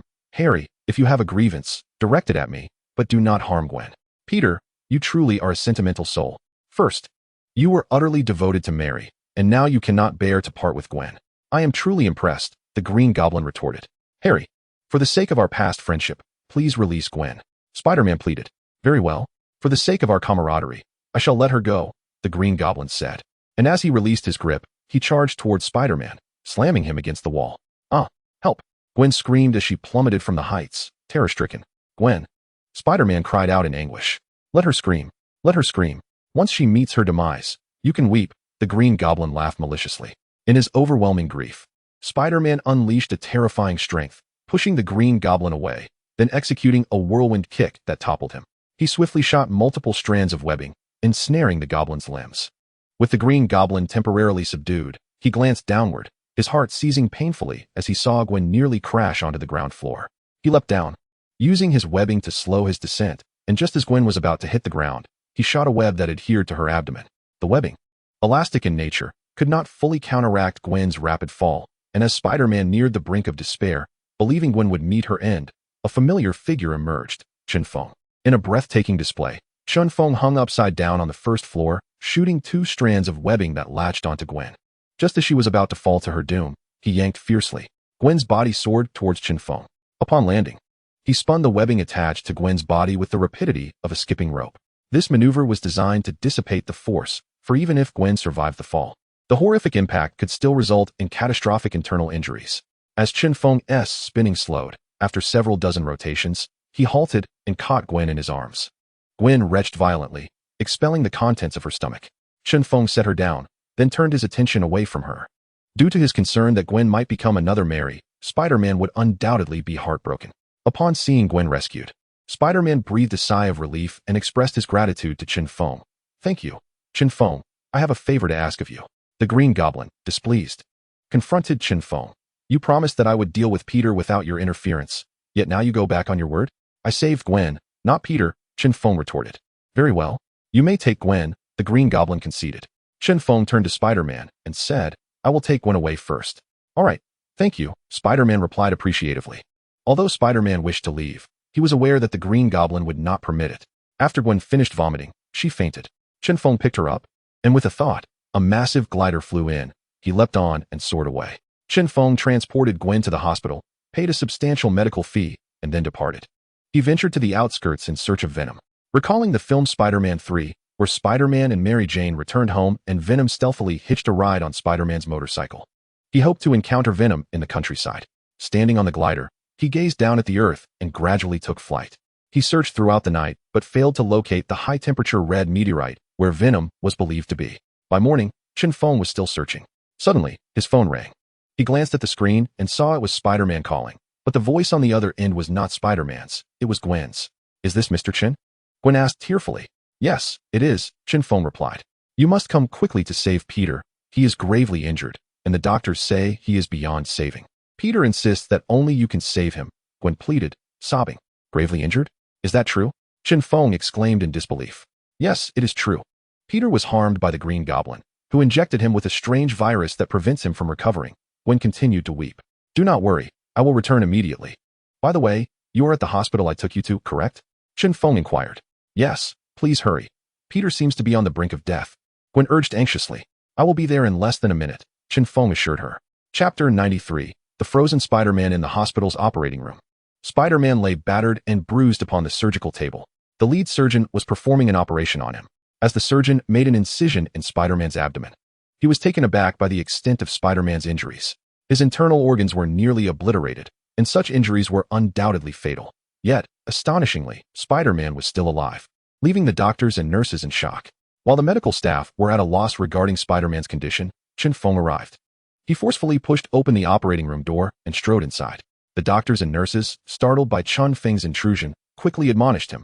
"Who are you? This is the operating room. You cannot enter. Leave at once, for any mishap would be your responsibility." Upon hearing the commotion from within, Gwen rushed into the operating room and explained to the doctor, "Doctor, this is Chen Feng. He is remarkable. I called him to save Spider-Man." "Is he a doctor?" the physician inquired. After a moment's thought, Gwen grimaced and replied, "It seems not." "Nonsense. How can someone who is not a doctor save lives? Expel him at once. We cannot afford any delays in our efforts to save him," the doctor admonished. "Stop your nonsensical chatter, and all of you leave." Chen Feng retorted coldly, "The one who needs to leave is you." The doctor shot back. Several nurses advanced, attempting to push Chen Feng out. With Spider-Man's life hanging in the balance, Chen Feng could not afford to waste precious time, so he swiftly shot several strands of webbing, affixing them to the doctor and nurses, and yanked them backward, sending them hurtling out of the operating room. "Gwen, close the door. Do not let anyone else in," Chen Feng commanded.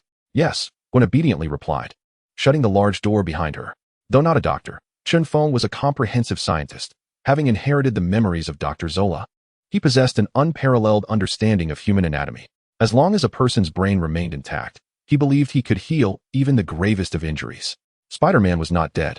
His brain was functioning normally, albeit he was in a state of unconsciousness. Chen Feng gently patted Spider-Man's face and called out a few times, prompting the hero to slowly awaken. Upon seeing Chen Feng, Spider-Man's face lit up with relief as he weakly uttered, "Chen Feng, thank you for coming to my aid once more. Peter, you are gravely injured and harbor an unidentified virus that cannot be eliminated swiftly. The best course of action is to inject you with lizard serum to facilitate the regeneration of your damaged body," Chen Feng explained. "I am Spider-Man. I refuse to become a lizard." Spider-Man protested. "There is another option. We could transform you into a machine," Chen Feng suggested. "Is there truly no other way?" Spider-Man asked in despair. "There is, but it would require several days, as well as transporting you to a private island, and I must personally oversee the procedure." Chen Feng replied, "I do not fear waiting. I can endure," Spider-Man said weakly. "The issue is that I have no time." Chen Feng sighed. His primary concern was Venom. He feared that the storyline of Spider-Man 3 might change, causing Venom to vanish due to unforeseen circumstances. Venom was the symbiote he coveted, and he was determined to obtain it. If forced to choose between saving Spider-Man's life and acquiring Venom, he would not hesitate to choose Venom. A wave of embarrassment washed over Spider-Man as he realized Chen Feng's true indifference towards his fate. Gwen then implored, "Mr. Chen, you must save Peter. I beg you. Whatever you ask of me, I will comply if you save him." When a woman expresses such sentiments, it often suggests the possibility of a trade of favors. Chen Feng, however, was not swayed by such propositions. He turned to Spider-Man and remarked, "How about this? I will encase you in ice for now, and when I have the time, I shall tend to your treatment." "Very well. I appreciate your assistance," Spider-Man expressed gratefully. The technology for cryogenically freezing individuals is highly advanced within the Marvel Universe. However, it comes with a substantial cost that is beyond the means of the average person. Chen Feng, undeterred by financial constraints, leveraged his wealth to ensure that the hospital ceased its inquiries into his unauthorized entry into the operating room and utilized the finest equipment to encapsulate Spider-Man in ice. Should Spider-Man's adversary, the Green Goblin, become aware that he had survived, he would undoubtedly seek to trouble him once more. Thus, once Spider-Man was securely frozen, Chen Feng instructed Optimus Prime to dispatch a robot to transport the ice-encased Spider-Man to a private island. As for Gwen, Chen Feng chose not to intervene. Having resolved matters concerning Spider-Man, Chen Feng ventured into the outskirts, fervently searching for Venom's whereabouts. He particularly scoured the areas in close proximity to Spider-Man's residence, turning over every stone, yet to no avail. Chen Feng was not one to yield easily. He continued to wander through various rural locales in pursuit of Venom. Although he failed to locate Venom, he did stumble upon several instances of wild occupation. After a week of relentless searching, he still had not unearthed any trace of Venom. Consequently, he decided to visit Spider-Man's newspaper office in search of an individual named Eddie. Eddie was not only a colleague of Spider-Man, but also one of his foes, having lost his girlfriend, Gwen, to Spider-Man. In the film Spider-Man 3, it was due to the influence of Venom that Spider-Man had taken Gwen from Eddie. Currently, devoid of Venom's influence, Spider-Man had nonetheless won Gwen's affection. Chen Feng speculated that this was likely due to Spider-Man's connection to the newspaper's owner. Upon arriving at the office, He learned that Eddie had resigned in a fit of rage after losing his girlfriend to Spider-Man. After acquiring Eddie's address, Chen Feng made his way there, only to find Eddie absent. He then requested Optimus Prime to locate Eddie's mobile phone. Following Optimus Prime's directions, Chen Feng successfully found Eddie. Underneath a bridge, Eddie was drinking, appearing disheveled and despondent. Chen Feng approached him and spoke. Eddie, do you know why you lost to Peter? Eddie slowly lifted his head, squinting with blurred awareness, drunkenly responding. Who are you? My name is Chen Feng, a wealthy and formidable individual. Spider-Man's current fortune is due to my generosity, Chen Feng replied. The once lethargic and inebriated Eddie, upon hearing Chen Feng's words, shattered his bottle in anger and retorted, Are you here to humiliate me? Let me tell you, I'm not afraid of you. Bring everything you've got. I am here to offer you money, Chen Feng said with a pleasant smile. Huh, how much can you truly give me? Is it more than what Peter can offer? Eddie snapped. I purchased the newspaper for $500 million and gifted it to Peter for his assistance. If you can also assist me in acquiring what I desire, I will reward you with $1 billion. With money, you can attain anything, Chen Feng asserted. Is what you say true? If I help you, will you genuinely give me $1 billion? Eddie asked, astonished. Chen Feng nodded affirmatively, stating, Indeed. I can provide you with a deposit of $100 million. Chapter 94.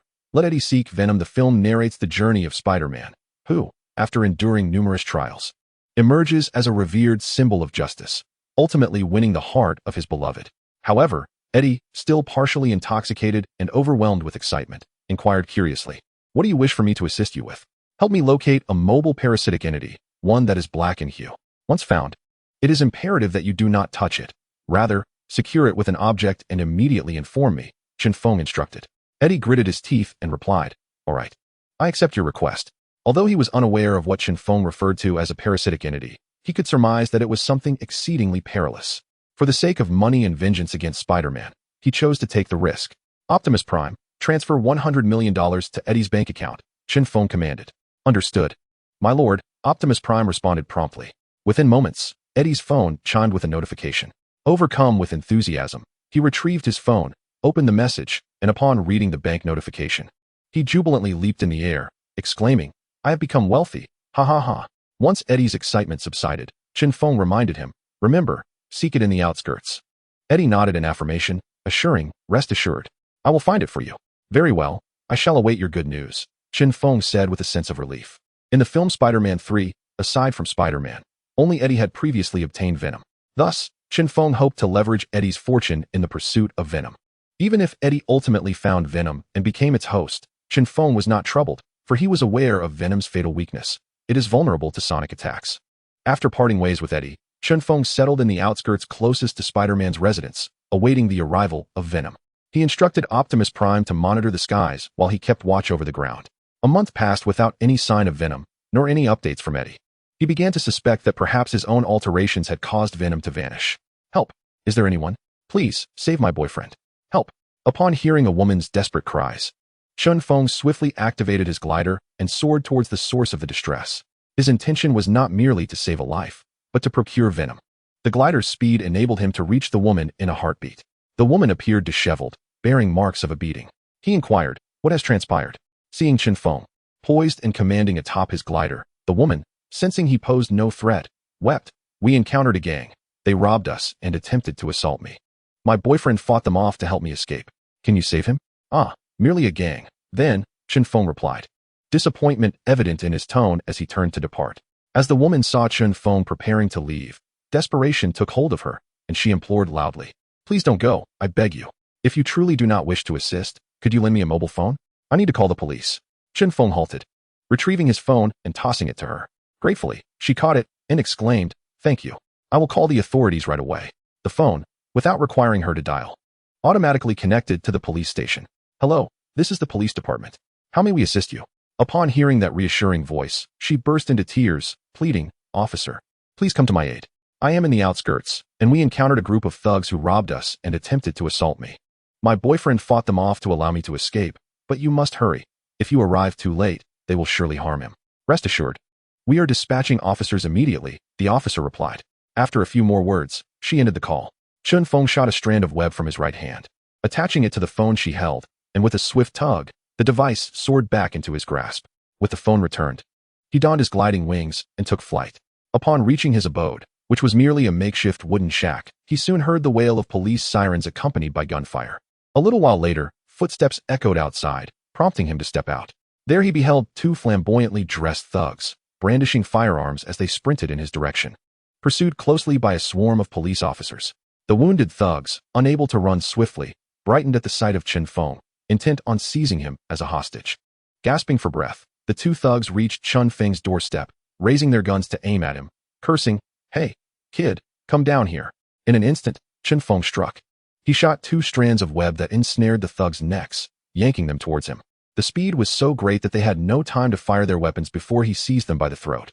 "Two insignificant pests dare to act brazenly before me," Chen Feng proclaimed with an air of dominance. With a fierce twist of his hands, there came the sickening sound of snapping bones. In a heartbeat, the thugs' necks were broken. He forcefully hurled their lifeless bodies in front of the approaching police, declaring, "I have dealt with these criminals. You may carry them away. Sir, we greatly appreciate your assistance, but you will need to accompany us to the station to provide a statement," one officer politely remarked. "I am Chen Feng," he asserted with an authoritative tone. Chen Feng. The name reverberated in shock among the officers. While he held no notoriety among the public, he was infamous in official circles, regarded as an individual to be avoided at all costs. They were astounded to have encountered him, and even more so that he had eliminated two criminals for them. "Mr. Chen, I apologize, we must leave at once." The police hurriedly carried away the lifeless bodies of two thugs, fearful that Chen Feng's wrath might be unleashed upon them. Suddenly, Chen Feng's phone chimed. Upon checking, he realized it was a call from Eddie. A surge of hope washed over him. Had Eddie found the venom? He quickly pressed the answer button and inquired, "Eddie, have you located the venom?" "Mr. Chen, I have found it. But it was just snatched away by some thugs who also assaulted me, and they intend to harm my girlfriend. You must help me avenge this," Eddie exclaimed, his voice laced with indignation. "What? You were just robbed?" Chen Feng was taken aback. "Mr. Chen, are you nearby?" Eddie queried, perplexed. "I must be. I encountered a woman seeking assistance moments ago, gave her my phone to call for help, and to my astonishment, the victim of the robbery was you," Chen Feng replied. Astonished. "Yes, that woman is my girlfriend," Eddie clarified. "Wait there, I will come to find you immediately," Chen Feng assured him.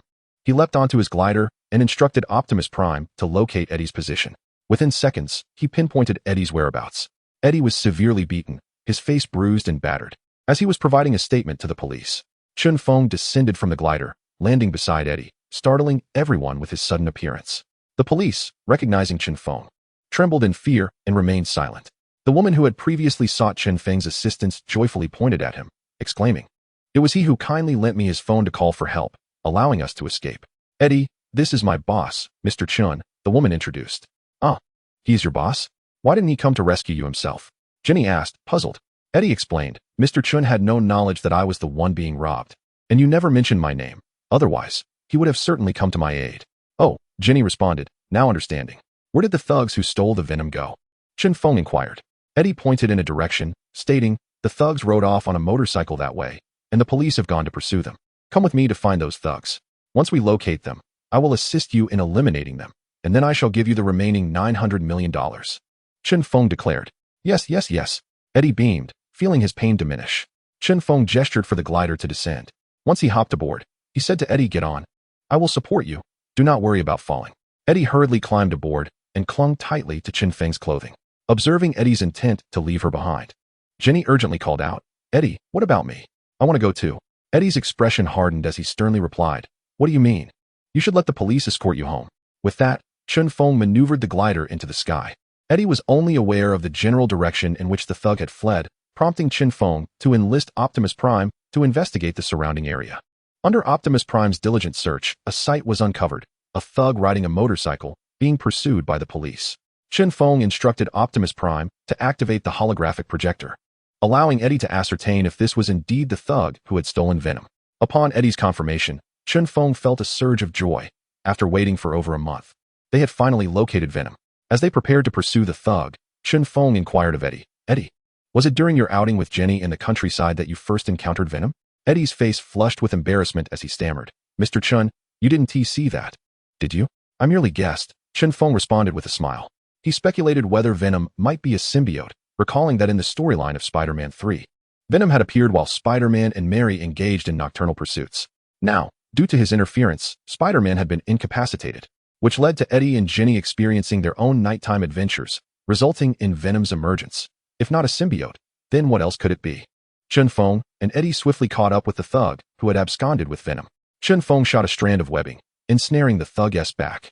The thug, now tethered by the web, found himself detached from his motorcycle, suspended in the air by Chen Feng. As Chen Feng controlled his glider to descend, he approached the thug, looking down upon him with a cold demeanor, and demanded, "Produce the item you stole." Just as the thug was about to respond, a pool of dark substance erupted from his back, quickly enveloping his entire body. The thug transformed into a monstrous black creature, roaring at Chen Feng, revealing a terrifyingly gaping maw. Eddie, taken aback, exclaimed, "Is this truly venom?" Chen Feng turned to Eddie and said, "You may leave now. I will transfer $900 million to you immediately." Thank you, Mr. Chen," Eddie replied excitedly before hastily departing. Aware that Chen Feng was about to engage in a confrontation with the transformed thug, Optimus Prime, transfer $900 million to Eddie, Chen Feng commanded. "Understood, Master." Optimus Prime acknowledged. The thug, now inhabited by venom, threatened Chen Feng. "Who are you? Why do you seek to impede me?" Had this thug been his former self, he would have never dared to speak so defiantly in the face of Chen Feng's advanced technology. His audacity was fueled by an inflated sense of power and desire, convincing him of his own invincibility. "Hand over venom, and I shall spare your life," Chen Feng insisted. "Are you referring to the entity that currently coexists with me? It has granted me immense strength. Dreaming of me relinquishing it is futile." The thug mocked. "Do not move." Several police officers shouted, brandishing their firearms. Chen Feng turned to the officers and stated, "I am Chen Feng. This matter does not concern you. Leave at once." Chen Feng. "Very well, we will depart immediately." The officers stammered, frightened into retreat. Suddenly, the thug launched an exaggerated attack on Chen Feng. A mouth opened wide enough to engulf half of Chen Feng's body. Chen Feng swiftly kicked the thug, retreating rapidly. The thug, akin to a famished wolf, lunged at Chen Feng, utilizing his webbing. Chen Feng adeptly evaded the thug's assault and ascended the nearby high-rise. With the aid of the venom, the thug astonishingly navigated the walls with ease, hastily pursuing Chen Feng. Rather than fleeing, Chen Feng sought the appropriate objects to generate sound waves. With a thunderous roar, he transformed into a titan, grasping an iron pipe from the wall. He exerted force, snapping it with a resounding clang. He repeated the action, breaking another section of pipe. Armed with 2 pipes, Chen Feng leapt from the building, landing on the street below. The thug followed suit. As the thug approached, Chen Feng struck the pipes together with vigor. The collision produced a wave of sound that inflicted excruciating pain upon the thug, causing the venom on his body to exhibit signs of detachment. Chen Feng struck again. The thug fell to his knees, pleading, "Please, no more. It hurts so much." Indifferent to the thug's pleas, Chen Feng knew the venom would not perish. He quickened his rhythmic strikes. The thug writhed on the ground, emitting heart-wrenching cries. As the sound waves intensified, the venom could no longer endure, yearning to escape the thug's body. Observing this, Chen Feng hastened over, reaching out to the venom.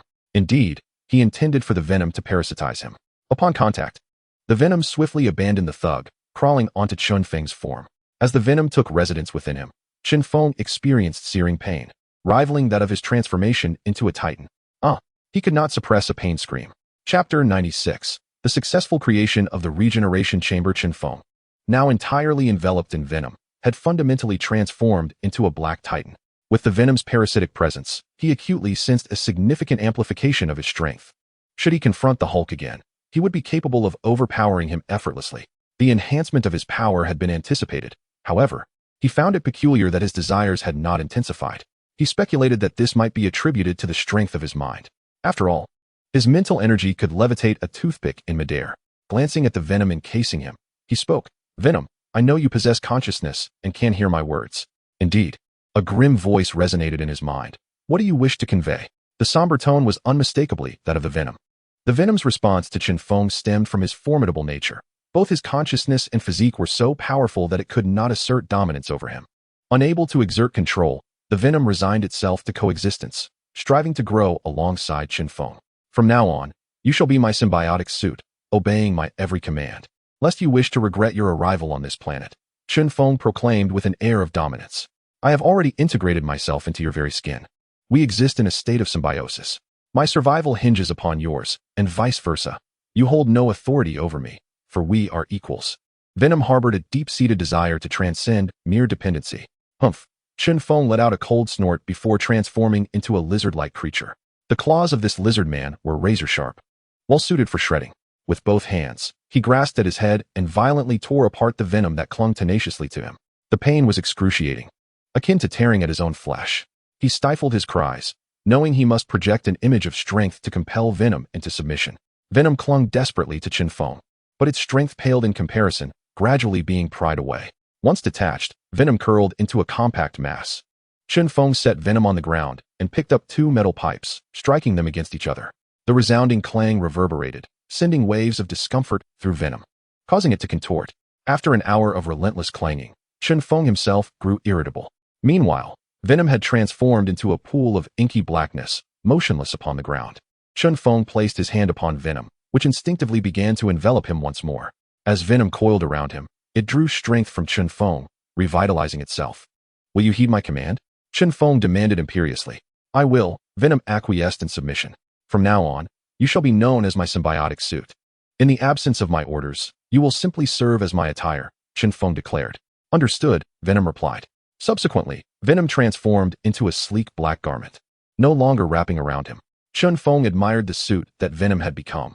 With it, he could transform at will without the fear of damaging his attire, freeing him from the embarrassment of being caught unprepared. "Help me, help me," a feeble voice echoed. Chen Feng turned to find the thug who had stolen Venom. The thug, now emaciated, crawled upon the ground. Chen Feng realized that the thug's body had withered due to the nutrient absorption by Venom, rendering him in this wretched state. Chen Feng had previously promised Eddie to eliminate this thug, so he raised the metal pipe and delivered a fatal strike. The thug perished instantly, descending to meet the king of the underworld. With the thug dispatched and Venom reclaimed, Chen Feng felt a profound sense of satisfaction from this venture. He leapt onto his glider and commanded, "Optimus Prime, return swiftly to my private island." "As you wish, my lord," Optimus Prime acknowledged. Upon returning to his private island, Chen Feng rested for the night, and the following morning, he set out to find Zhao Hailuan. Spider-Man's body had sustained too much damage from the Green Goblin. Surgical intervention would be futile. The most effective remedy would be to inject the serum developed by Professor Lizard, which could restore him instantaneously. Spider-Man, however, firmly declined, unwilling to transform into a lizard or a hybrid of man and machine. Thus, the sole salvation for Spider-Man lay in Zhao Hailuan's regeneration cradle technology. Zhao Hailuan rose particularly early each day, and today was no exception. Upon seeing Chen Feng in her laboratory, she greeted him with delight. "Good morning, Chen Feng. When did you return? Do you plan to go out again?" "I came back last night and have no intention of venturing out for the time being," Chen Feng replied. "Oh, are you here to seek my assistance?" Zhao Hailuan inquired. Chen Feng nodded. "Indeed, Peter is gravely injured, with his organs completely damaged. I initially intended to administer the lizard serum to him, but he refused. That led me to consider your regeneration cradle technology. But my regeneration cradle technology is not yet perfected." Zhao Hailuan expressed her concern. Continuing to ponder in this manner would yield no solutions, so to expedite progress, we could utilize Spider-Man as a test subject. He is a superhero, thus unlikely to perish, making him the ideal candidate for our experiment, Chen Feng suggested. "That seems rather unwise. What if something goes wrong and he dies?" Zhao Hailuan expressed her worry. Chen Feng waved his hand dismissively. "It's all right, after all. It wouldn't be our loss." Zhao Hailuan was left speechless. "Well, let's proceed. I will first consult Professor Lizard and request his assistance in detoxifying Spider-Man." With that, Chen Feng exited. Upon arriving at Professor Lizard's laboratory, Chen Feng's request for assistance in detoxifying Spider-Man was met with immediate agreement. As a biologist, Professor Lizard was most interested in studying human genes, blood, viruses, and so forth. However, Chen Feng did not immediately enlist Professor Lizard's help in detoxifying Spider-Man, for the regeneration cradle apparatus had yet to be constructed. After discussing the matter with Professor Lizard, Chen Feng returned to Zhao Hailuan's laboratory, where they resumed their work on the regeneration cradle technology. Thanks to his inheritance of Dr. Zola's memories and his vast knowledge, coupled with the extraction of genetic material from numerous brilliant scientists, Chen Feng had become the most intelligent individual on Earth. With his assistance, Zhao Hailuan resolved many perplexing challenges. A week later, a machine resembling a coffin materialized in Zhao Hailuan's laboratory. Dr. Octopus, Hank, Professor Lizard, and even Natasha came to witness the spectacle. "Chen Feng, can this machine truly enable regeneration?" Natasha inquired. Chen Feng shot Natasha a glance, stating, "Of course. Otherwise, why would Hailuan and I be engaged in this endeavor? The regeneration chamber, if successful, would constitute a genuine boon for humanity." Hank exclaimed with excitement. "I hope the regeneration chamber succeeds. If it does, I could bring my wife back to life." Dr. Octopus expressed with hopeful anticipation. Ever since his wife's death due to a mishap during the artificial sun experiment, he had been plagued by feelings of inadequacy. Over time, his thoughts had twisted, and now, with the opportunity to revive his beloved, he felt an overwhelming sense of joy. Chapter 97. The resurrection of Dr. Octopus's wife. If the regeneration pod proves successful, we shall be able to clone organisms. I am eager to create a replica of myself for amusement, Professor Lizard remarked with a sinister smile. The regeneration pod has been constructed. Let us proceed to thaw Peter. Chen Feng suggested. Certainly, I shall assist, Dr. Octopus responded eagerly. As the freezing apparatus opened, a rush of frigid air enveloped the room, causing the laboratory temperature to plummet several degrees. The thawing process must be gradual. A rapid approach could cause Spider-Man's body to rupture. The thawing duration extended from morning until evening before completion. However, upon thawing, Spider-Man remained unresponsive. Professor Lizard cradled Spider-Man and gently placed him in the pre-prepared detoxification pool. True to his expertise, Professor Lizard had concocted an antidote that swiftly eradicated the virus afflicting Spider-Man.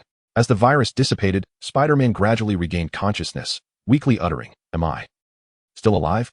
"Peter, do not worry. As long as we are here, you will not perish," Chen Feng reassured him. "Am I well?" Spider-Man inquired. "Not yet. However, we have eliminated the virus from your system. Next, we shall place you in the regeneration pod. If all goes well, you will return to your former self," Chen Feng explained. "Oh, I appreciate your assistance," Spider-Man replied feebly. Chen Feng carefully lifted Spider-Man from the pool and placed him into the regeneration pod. "Chen Feng, may we commence?" Zhao Hailuan asked anxiously. Chen Feng nodded affirmatively. "It is time." Zhao Hailuan pressed the activation button of the regeneration pod. Beep, beep, beep. The regeneration pod engaged. Everyone watched with bated breath. Half an hour later, the regeneration pod automatically opened. Spider-Man sat up, and the room erupted in cheers. "Wonderful. It has truly succeeded," Zhao Hailuan exclaimed joyfully, leaping in celebration. "Humanity is blessed," Dr. Hank expressed with satisfaction. "May I borrow this regeneration pod for my own experiments?" Professor Lizard asked with a mischievous grin, envisioning the prospect of cloning several versions of himself to facilitate mutual research, discussion, and enhancement, thus accelerating the pace of their studies. "Remarkable," Natasha marveled, relieved to have joined Chen Feng's cause during his most challenging times. She believed that with Chen Feng's capabilities, domination over the Earth was certain, and conquering the universe was not beyond reach. Among all, Dr. Octopus was the most exhilarated. He approached Chen Feng, grasping his hand with fervor, and implored, "Chen Feng, can you assist me in resurrecting Rose?" "Of course, but how well has your wife's body been preserved?" "If it has decayed, success is not guaranteed," Chen Feng cautioned. "The regeneration cradle technology is not infallible. Not every individual can be restored. Rose has been sealed in a crystal coffin. The crystal palace is filled with preservatives, ensuring her body is well preserved. She can surely be revived," Dr. Octopus exclaimed with excitement. "Then what are we waiting for? Let us go retrieve your wife," Chen Feng declared readily. "Very well," Dr. Octopus responded with delight. Dr. Octopus was a subordinate of Chen Feng. To demonstrate his dedication to his underling, Chen Feng personally accompanied Dr. Octopus on a trip to New York. Upon returning with Rose's crystal palace, they immediately began her rescue. Rose's body was saturated with preservatives, which acted as a poison. Without their removal, she could not be revived. Thus, Chen Feng placed Rose into the detoxification pool previously used for Spider-Man. After extracting the preservatives from her system, she was placed into the regeneration chamber. This time, Zhao Hailuan was no longer anxious. She pressed the activation button. Beep, beep, beep. The regeneration chamber activated. "Is this how I was saved?" Spider-Man exclaimed in astonishment. "This is the power of technology," Dr. Hank declared. "Oh God, please let Rose successfully revive." Dr. Octopus prayed. "Dr. Octopus, if God were truly useful, there would be no death in this world. Therefore, it is better to have faith in me than in God." Chen Feng replied with a smile. "I merely seek some comfort. I don't truly believe in God," Dr. Octopus chuckled. Beep, beep. The alert from the regeneration chamber sounded again. Instantly, everyone fell silent, their eyes fixed on the chamber. With a click, the chamber lid opened. Dr. Octopus swiftly approached, leaning in to see his wife's rosy complexion. Realizing she had returned to life, he was overwhelmed with joy and cried out, "Rose, Rose, wake up."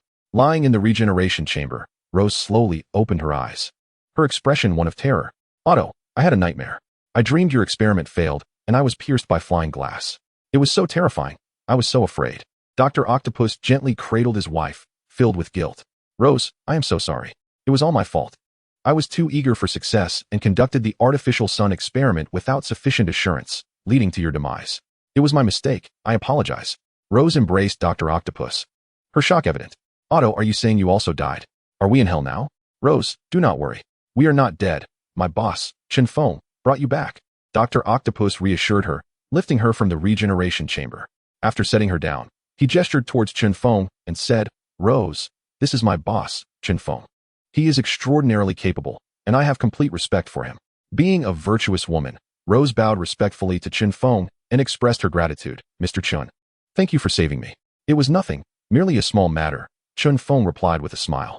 Dr. Octopus then clapped his hands together and declared loudly, Chen Feng, from now on, my life belongs to you. If anyone dares to oppose you, they need not trouble you. I will handle them myself. At that moment, Dr. Octopus genuinely pledged his allegiance to Chen Feng, contrasting sharply with his previous transactional attitude. You are a scientist, one who uses intellect. Physical confrontations are not your concern. Focusing on your research is the best assistance you can offer me, Chen Feng smiled. I swear to the heavens that this year I shall certainly succeed in creating a stable artificial sun, declared Dr. Octopus with unwavering confidence. Do not rush when conducting research.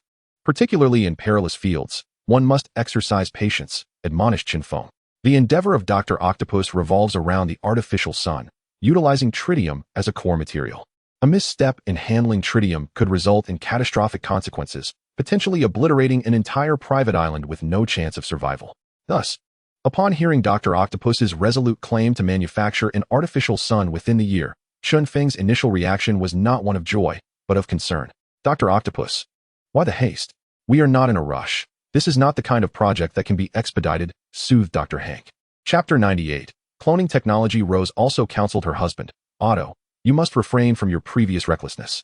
Dr. Octopus, undeterred by their warnings, chuckled amiably, very well. Since you all insist, I shall proceed with my research at a leisurely pace, without haste. That is reassuring, Chen Feng sighed in relief. After a prolonged silence, Spider-Man suddenly addressed Chen Feng. Could I ask you for a favor? Chen Feng turned to Spider-Man and inquired, what kind of favor? Help me save 2 individuals, Spider-Man replied. Which 2? Chen Feng asked, intrigued. One is my uncle, and the other is Harry's father, Spider-Man explained. Your uncle has been deceased for quite some time. He has long since turned to dust, and all viable cells are gone. There is no way to revive him. However, I can assist in rejuvenating Aunt May, allowing her the chance to remarry. As for Harry's father, Norman, I presume Harry has preserved his body well, but if I were to resurrect him, it would result in 2 green goblins. Are you planning to hide here for eternity? Chen Feng remarked. That won't happen. If I help Harry revive Uncle Norman, he will be grateful, not resentful. We can address Uncle Norman's situation later, Spider-Man asserted. And what about Aunt May? Would you like her to be rejuvenated? Chen Feng inquired. That would be splendid, Spider-Man responded eagerly. Very well, I shall agree to help rejuvenate your Aunt May, but I will personally discuss the resurrection of Norman with Harry. Chen Feng stated. This presented a prime opportunity to leverage Harry, one he could not afford to miss. The Osborn Group's technology is indeed impressive, rivaling even that of Iron Man's Stark Industries. Can I not be the one to speak with Harry? I wish to reconcile with him, Spider-Man expressed earnestly. He and Harry shared a deep bond, one that he had yet to forget. Peter, it seems you have forgotten your position. You are the one in need of my assistance. I have saved you, and you already owe me a great deal. Now, you wish to use my technology to win Harry's favor. Do you not think you are overstepping? Chen Feng frowned. I apologize, that was not my intention. I merely wished to reconcile with Harry. Nothing more, Spider-Man replied, feeling awkward. Can you give me what I want from Harry? Chen Feng inquired. Spider-Man, feeling increasingly awkward, shook his head and replied, I cannot. Chen Feng retorted without hesitation. If you cannot, then you are unqualified to represent me in discussions with Harry. I apologize. I was mistaken, Spider-Man conceded. Peter, I have assisted you considerably out of respect for you, but you must not impose excessive demands for me to continue aiding you. With that, Chen Feng exited Zhao Hailuan's laboratory. Once Chen Feng departed, Professor Lizard grew restless, eagerly addressing Zhao Hailuan. Dr. Hailuan, let us clone me. Is that wise? I have never conducted a cloning experiment before. Perhaps we should first try with a white mouse? Zhao Hailuan expressed her concerns. No need. My regenerative abilities will mitigate any risks, Professor Lizard boldly asserted. Dr. Octopus utilized mechanical appendages to extricate Professor Lizard from the regeneration chamber, stating, let us first test on other organisms. With everyone voicing apprehensions, Professor Lizard reluctantly acquiesced. White mice are a staple in every laboratory. Zhao Hailuan used tongs to place a white mouse into the regeneration chamber, then brought forth another regeneration unit. After connecting the 2 machines, She input a plethora of codes at her computer. Approximately 10 minutes later, she pressed the activation key. Beep, beep, beep. The cloning function of the regeneration chamber was initiated. Half an hour later, the chamber opened. Upon observing the situation within, Professor Lizard erupted in joyous laughter. Haha, it worked. It truly succeeded. This regenerative cradle technology is astounding. It can not only resurrect beings, but also clone them.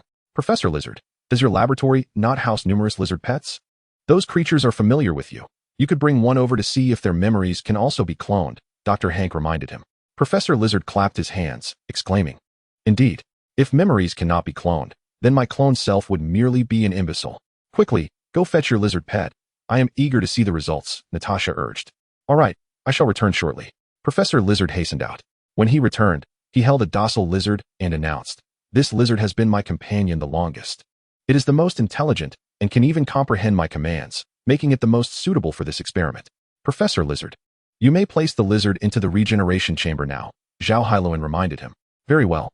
Professor Lizard deposited the lizard pet into the chamber. Zhao Hailuan pressed the activation button. Beep, beep, beep. The cloning function of the regeneration chamber was activated. Half an hour later, the chamber opened. Professor Lizard retrieved both lizard pets and set them on the ground. Stepping back a few paces, he crouched and called out to the two lizards, Come here, my children.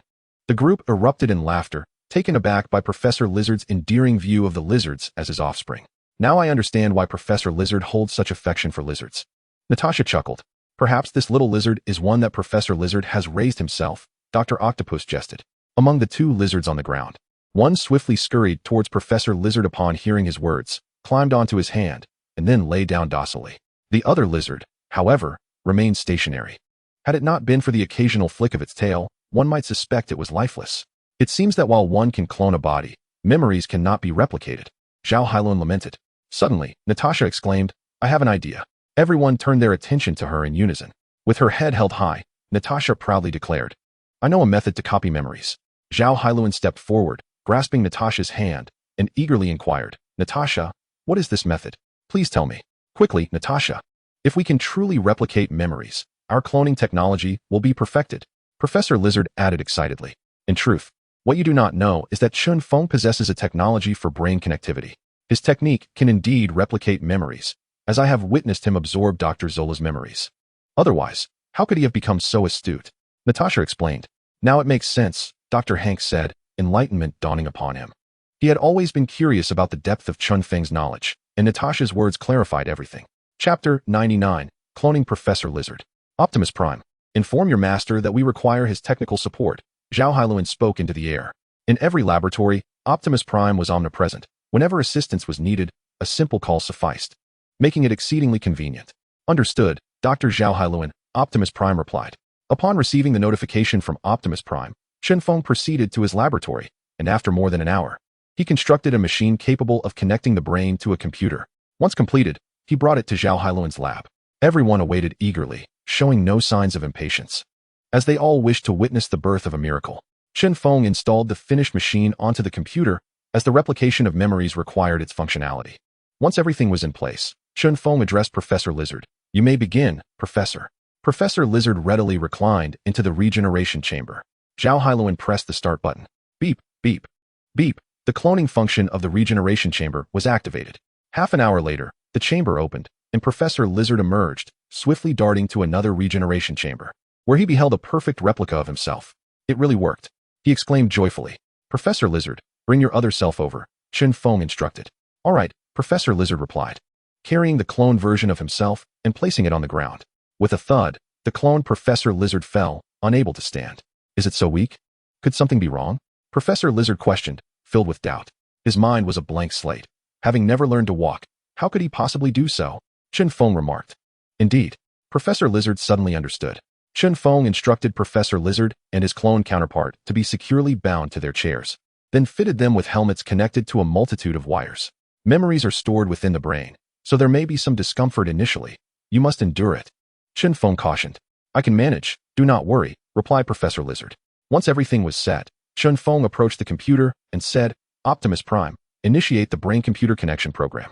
As you command, my lord, Optimus Prime responded. The brain-computer connection program began to upload. 100, 95, 50, 20, upload successful, Optimus Prime announced. Chen Feng placed his hands on the keyboard and entered a series of codes, stating, "I will now commence the process of copying Professor Lizard's memories into the computer, and subsequently into the brain of the cloned Professor Lizard. Let us begin." With that, he pressed the confirmation key. Instantly, Professor Lizard felt a surge of electricity from the helmet, stimulating his brain and causing him considerable pain, yet he persevered. The memories within Professor Lizard's mind were few, and within an hour, the copying was complete. Chen Feng helped Professor Lizard remove the helmet and inquired with concern, "Are you all right?" Rubbing his aching head, Professor Lizard sighed. "It truly hurts. I do not wish to undergo this again." With effort comes reward, Chen Feng smiled. Returning to the computer, Chen Feng pressed the confirmation key once more. The cloned Professor Lizard instinctively screamed and struggled.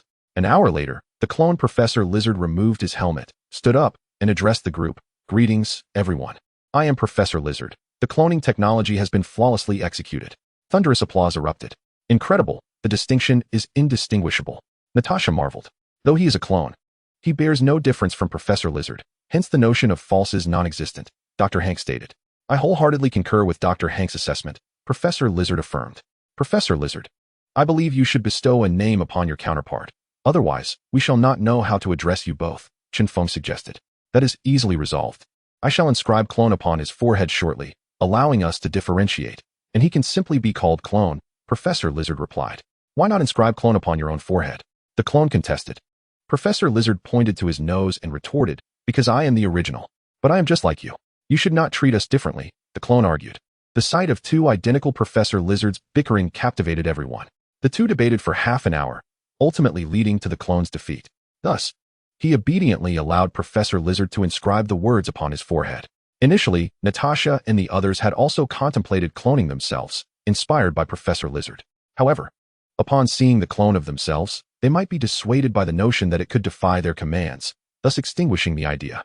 The primary concern lies in the fear that the clone might eliminate the original, usurping their place. Professor Lizard, driven by curiosity and the desire to expedite his research, created another version of himself to accelerate his studies. He returned to his laboratory with the clone in tow, followed curiously by Chen Feng and others. They witnessed the clone adeptly manipulating various machines and engaging in research with remarkable proficiency. Everyone was convinced that the clone was indeed a true second incarnation of Professor Lizard. Thus, the day passed unremarkably. On the following day, Spider-Man borrowed an airplane to fetch his Aunt May to a private island for rejuvenation. Chen Feng, having also traveled to New York, did so independently of Spider-Man, intending to meet Harry at Oscorp. Upon entering Harry's office, Chen Feng directly inquired, "Harry, would you like to resurrect your father?" Harry sprang to his feet, excitement palpable. "What? Are you saying my father can come back?"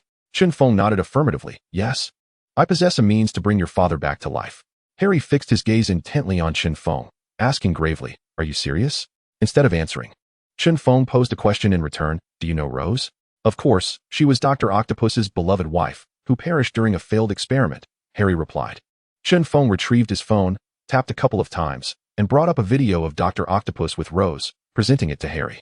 After viewing, Harry expressed skepticism. "This can't be a computer-generated video, can it?" Taking back his phone and placing it in his pocket, Chen Feng asserted, "The video is genuine.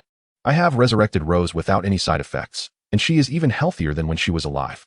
If you doubt it, I can take you to the private island to see her." Though it seemed outrageous, Harry, being a scientist himself and part of Oscorp, which had accomplished many improbable feats, pondered for a moment before asking, "What do you want?" "I desire all of Oscorp's technology, whether developed or still in the conceptual stage," Chen Feng boldly declared. Chapter 100. The Resurrection of the First Green Goblin, Norman. "You're being exceedingly greedy," the Green Goblin remarked, speechless. Understanding the Green Goblin's concerns, Chen Feng smiled reassuringly. "Harry, rest assured, I am not a mercenary. I will not exploit the technology one acquire from you for profit or to undermine your business." "Then what is your intention?" the Green Goblin inquired, bewildered. "Naturally, it is to enhance my own strength," Chen Feng replied. The Green Goblin frowned, lamenting, "Are you not strong enough already? Even I stand defenseless before you. How much stronger do you wish to be?" Indeed, we find ourselves within a realm known as the Marvel Universe, a domain populated by formidable beings, deities, extraterrestrials, mythical creatures, mutants, and wizards. Many among them possess the power to obliterate the earth with but a mere thought. Therefore, to survive in the Marvel Universe, one must attain great strength, sufficient to navigate its vastness with ease and freedom, Chen Feng declared solemnly. Extraterrestrials, mutants, wizards, I understand those. But deities and mythical beasts? Surely you jest. Green Goblin retorted skeptically. Trust me, it won't be long before you encounter these so-called deities, Chen Feng replied earnestly. Very well. Since you do not wish to profit from the Osborne Group's technology, I have little to offer you. However, you must first resurrect my father before I can give you anything, Green Goblin stated. Not a problem. Simply hand me Norman's remains, and I assure you, I will return him to you, full of life, Chen Feng responded with a smile. I wish to accompany you, Green Goblin insisted. Wary that Chen Feng might employ a ruse, substituting someone else for his father. Agreed. Chen Feng acquiesced. Upon hearing Chen Feng's agreement, Green Goblin struck the desk with his palm, and with a crack, a hidden wall behind him slid open, revealing a small chamber housing his armor. After donning the Green Goblin suit, he turned to Chen Feng and said, Let us proceed to my family's castle. Lead the way. Chen Feng nodded. Green Goblin then activated the office's glass windows, soaring out on a glider. Optimus Prime, the glider is coming, Chen Feng exclaimed, swiftly leaping through the window to land on the approaching glider.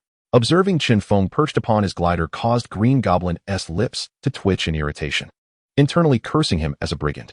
The Osborne family, indeed of venerable lineage, resided in an ancient fortress, guiding Chen Feng into the castle's basement. They entered a vast laboratory brimming with an array of Green Goblin armors and peculiar artifacts, leaving Chen Feng utterly dazzled and intrigued. Unable to restrain himself, he exclaimed, Harry, could I possibly have everything here, or at least copies of them? These are treasures accumulated by the Osborne family over the past century.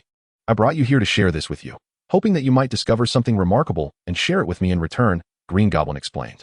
Since hearing Chen Feng speak of the Marvel Universe, he had increasingly felt the truth in his words, prompting him to forge an alliance with Chen Feng. By befriending Chen Feng, he would naturally gain a steadfast ally. Whatever benefits Chen Feng might accrue in the future, he would surely not forget him. And in times of trouble, he could seek Chen Feng's assistance. Absolutely, no problem at all, Chen Feng readily agreed. However, while he had consented, the act of sharing would depend on the significance of the findings. If the research yielded trivial results, sharing with Green Goblin would pose no issue. But should it yield something of great importance, he would undoubtedly refrain from sharing, for an empowered rival would spell danger for him. With a decisive snap, the conversation continued. The Green Goblin activated the power switch in the laboratory, then proceeded to start the computer.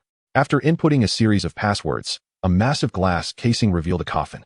The Green Goblin pointed at the coffin and said to Chen Feng, That is my father's coffin. He is preserved remarkably well inside. Chen Feng approached, lifted the coffin lid, and beheld the aged Norman. Indeed, he is well preserved and can be resurrected. This is splendid news, Chen Feng remarked. Without delay, let us take your father to a private island. Chen Feng proposed. Very well, the Green Goblin acquiesced, shouldering his father's coffin. Thanks to the power of the Green Goblin armor, he effortlessly hoisted the coffin onto his shoulder.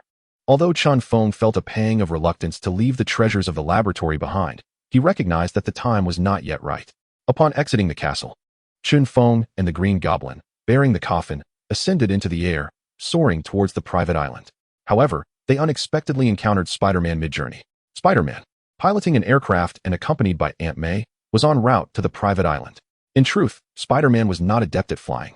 The aircraft was entirely controlled by Optimus Prime, and he merely pretended to be in command. Upon seeing each other, enmity flared. The Green Goblin immediately targeted Spider-Man, aiming the machine guns of his glider at the aircraft. Stop! Chen Feng urgently called out. The Green Goblin, his expression darkening, turned to Chen Feng and inquired, Why do you wish to hinder me? Peter implored me to resurrect your father, which is why I considered this transaction, Chen Feng explained. That is merely a reflection of his guilt. No matter how he compensates, it cannot erase the fact that he killed my father, retorted the Green Goblin in anger. From now on, I shall not intervene, but for the moment, you must not act against him, as he is my guest now. Do you understand? Chen Feng asserted with authority. The Green Goblin clenched his teeth, swallowing his indignation. Very well, I shall grant you this favor. With that, the Green Goblin accelerated towards the private island. Through a communication device, Chen Feng addressed Spider-Man. Peter, did you see? Harry does not appreciate your goodwill at all. As long as my conscience is clear, Spider-Man replied. Aunt May, seated in the co-pilot's seat, chimed in. You must be Mr. Chen, whom Peter mentioned. Indeed, that is I. Chen Feng responded. Mr. Chen, I am immensely grateful for your rescue of Peter, and I must ask you to help me regain my youth. I am truly thankful. Aunt May expressed with heartfelt gratitude. It is nothing. After all, Peter has been a great help to me as well, Chen Feng replied courteously. Chen Feng held Aunt May in high regard. She placed profound importance on her relationships. Despite Spider-Man's shortcomings, she never wavered in her support for him. After Uncle Ben's passing, she remained devoted to his memory, embodying the principle of loving one person for a lifetime. Although Aunt May is an ordinary woman, Chen Feng perceived her as extraordinary for accomplishing what many could not. Together, Chen Feng and Spider-Man arrived at the private island. The Green Goblin soared swiftly to a private island, carrying a coffin and standing on the beach, awaiting Chen Feng. He observed Spider-Man assisting the elderly Aunt May as she descended from the aircraft, and curiously inquired, "Chen Feng, what is Peter bringing Aunt May here for?" "Peter has requested my assistance in restoring Aunt May's youth," Chen Feng replied. Chapter 101. The Resurrection of Norman. Upon hearing this, the Green Goblin's eyes sparkled with excitement as he addressed Chen Feng. "Chen Feng, when you resurrect my father, will it also grant him youth?" "Absolutely. Not only will I rejuvenate your father, but I will also aid in treating your family's hereditary illness," Chen Feng assured him. "That would be truly magnificent." The Green Goblin exclaimed with fervor, relieved to finally have a remedy for the hereditary affliction that plagued his family for centuries. Spider-Man also shared in the joy, remarking, "Harry, this is wonderful. Your father can be revived, and you both can be cured of your hereditary illness." The Green Goblin, however, showed no regard for Spider-Man, scoffing, "Umph. What business is it of yours?" Spider-Man felt a tinge of embarrassment. Aunt May, ever considerate, gently comforted him, saying, "Peter, it's all right. One day, he will come to understand you." Chen Feng addressed the group. "Shall we proceed? Follow me inside." Upon entering the villa, Chen Feng instructed Spider-Man, "Peter, you may take Aunt May directly to Dr. Helen." After Peter and Aunt May departed, the Green Goblin expressed his displeasure. "Chen Feng, why can't my father utilize the regeneration cradle technology first? Your father harbors a severe hereditary illness, which must first be treated by Professor Lizard," Chen Feng explained. "Oh, that is splendid," the Green Goblin replied with renewed enthusiasm. Chen Feng escorted the Green Goblin to Professor Lizard's laboratory. The professor first administered a special antidote to the Green Goblin, after which he submerged Norman from the coffin into the medicinal pool. Moments later, the Green Goblin exclaimed, "I feel much better, my mind is clear, and the evil fantasies have dissipated. I believe I am cured." The professor is an expert in treating your family's hereditary illness. "It is a trivial matter," Chen Feng smiled. Professor Lizard chuckled proudly. "I regret not having sought Professor Lizard's help for my family's hereditary ailment sooner," the Green Goblin lamented. From a young age, he had known the professor. Yet neither he nor his father had valued his expertise. Had he recognized the professor's capabilities earlier, perhaps his father would not have perished. After examining Norman, who had been soaking in the medicinal pool, the clone announced, "The hereditary illness within Norman has vanished. Revival can commence." The Green Goblin looked at Chen Feng with elation, eagerly awaiting his command. With a gentle smile, Chen Feng instructed, "Embrace your father and follow me." Upon arriving at Dr. Zhao Helen's laboratory, Chen Feng spotted a beautiful woman dressed in elderly attire, engrossed in lively conversation with Spider-Man. As Spider-Man noticed Chen Feng's entrance, he quickly rose, pulling the woman he had been conversing with to bow before Chen Feng, expressing gratitude. "Chen Feng, thank you. Thank you for restoring Aunt May's youth." "Mr. Chen, thank you," said Aunt May, transformed into a beautiful woman. "Aunt May, I never imagined you were so stunning in your youth," Chen Feng teased. "Hee hee, it's just average," Aunt May chuckled. Chen Feng turned to the Green Goblin and said, "Harry, please place your father into the regeneration pod," gesturing towards it. "All right," the Green Goblin promptly complied, placing his father inside the pod. "To revive your father and restore his youth will take about an hour, so please be patient," Chen Feng informed. The Green Goblin nodded, acknowledging, "I understand." Chen Feng pressed the start button. Beep, beep, beep. The regeneration pod activated. Everyone waited with anticipation. Meanwhile, Aunt May grasped Zhao Hailuan's hand, whispering, "Miss Hailuan, how old are you? Do you have a boyfriend? What do you think of our Peter? He is a fine young man with a kind heart." Zhao Hailuan's cheeks flushed crimson under Aunt May's inquiries, shyly replying, "Aunt May, I'm not looking for a boyfriend right now." "Why not?" "Let me tell you, having a boyfriend at your age makes life feel exceptionally romantic, unlike your current life, which, though joyful, can be rather dull," Aunt May encouraged. Chen Feng's expression darkened. It seemed Aunt May was attempting to undermine him. Spider-Man felt particularly awkward and interjected, "Aunt May, I already have a girlfriend named Gwen, and she is truly wonderful. I care for her deeply." Aunt May shot Spider-Man a disapproving glance and retorted, "What is so wonderful about her? Miss Hailuan is beautiful, a PhD, a genuine genius. Does your girlfriend compare to that?" Spider-Man was left speechless. Aunt May's words rang true. Gwen paled in comparison to Zhao Hailuan. While Gwen was indeed attractive, she lacked the remarkable credentials of Zhao Hailuan, a distinguished scientist highly regarded even by Chen Feng. Spider-Man felt unworthy of Zhao Hailuan, emphasizing her exceptional qualities. Aunt May turned back to Zhao Hailuan, asking, "What do you think of Peter?" "Yes, all right," Zhao Hailuan managed, unsure how to respond without offending Spider-Man. "Consider being with Peter," Aunt May urged joyfully. "Ah," Zhao Hailuan was taken aback. Spider-Man could no longer bear it and exclaimed, "Aunt May, please stop. Miss Hailuan and I are not meant to be, and I don't deserve her." "Deserving is for Miss Hailuan to decide," Aunt May asserted. Chen Feng, unable to endure the awkwardness, interjected, "Aunt May, actually, Miss Hailuan is my girlfriend." "Ah," Zhao Hailuan gasped. "What?" Spider-Man exclaimed in surprise. "Why didn't you say so earlier?" "You've made me look foolish," Aunt May said, feeling particularly awkward. "It's not worth discussing," Chen Feng replied curtly. Zhao Hailuan's cheeks flushed crimson as she stood up and softly murmured, "I have something to attend to. Please carry on without me," before hastily exiting the laboratory. Shyness enveloped her, for she believed Chen Feng was confessing his feelings to her. Over time, she had gradually come to realize her attraction to him. Chen Feng exuded masculinity, strength, and an undeniable dominance. Just moments ago, he had publicly declared her to be his girlfriend, leaving her heart simultaneously astonished and elated. However, her modest nature compelled her to withdraw. Once Zhao Hailuan departed, the others refrained from mentioning her name to avoid any awkwardness. An hour later, with a sharp sound, the regeneration chamber opened. The Green Goblin eagerly approached, peering inside to behold his father, now transformed into a middle-aged man. Overcome with joy, he exclaimed, "Dad, Dad, wake up." Lying within the chamber, Norman faintly heard someone calling his name. Struggling to open his eyes, he was greeted by the sight of his son and broke into a gentle smile, calling out, "Harry, Dad, you're finally awake. This is wonderful," Harry exclaimed with delight. Chapter 102, My Command Prevails Above All. Norman smiled reassuringly. "Harry, do not worry. I am not so easily vanquished." Suddenly, he realized that the sound of his own voice was not as he remembered. Previously frail and aged, it now resonated with vigor. He raised his hand before his eyes and was astonished to see it transformed. Seeing his father's expression, the Green Goblin joyfully declared, "Dad, there's no need for doubt. I must tell you, you were once dead. I asked Chen Feng to revive you and restore your youth. Is that true?" Norman inquired. Sitting up and glancing at his body, he noted the newfound youthfulness and even muscle tone. "Additionally, I have more good news. Our family's hereditary illness has been cured," Harry added excitedly. Norman grasped his son's hand, overwhelmed with emotion. "Is what you say true? You are not deceiving me?" Harry understood the depth of his father's excitement, for curing the hereditary disease had been their family's aspiration for centuries.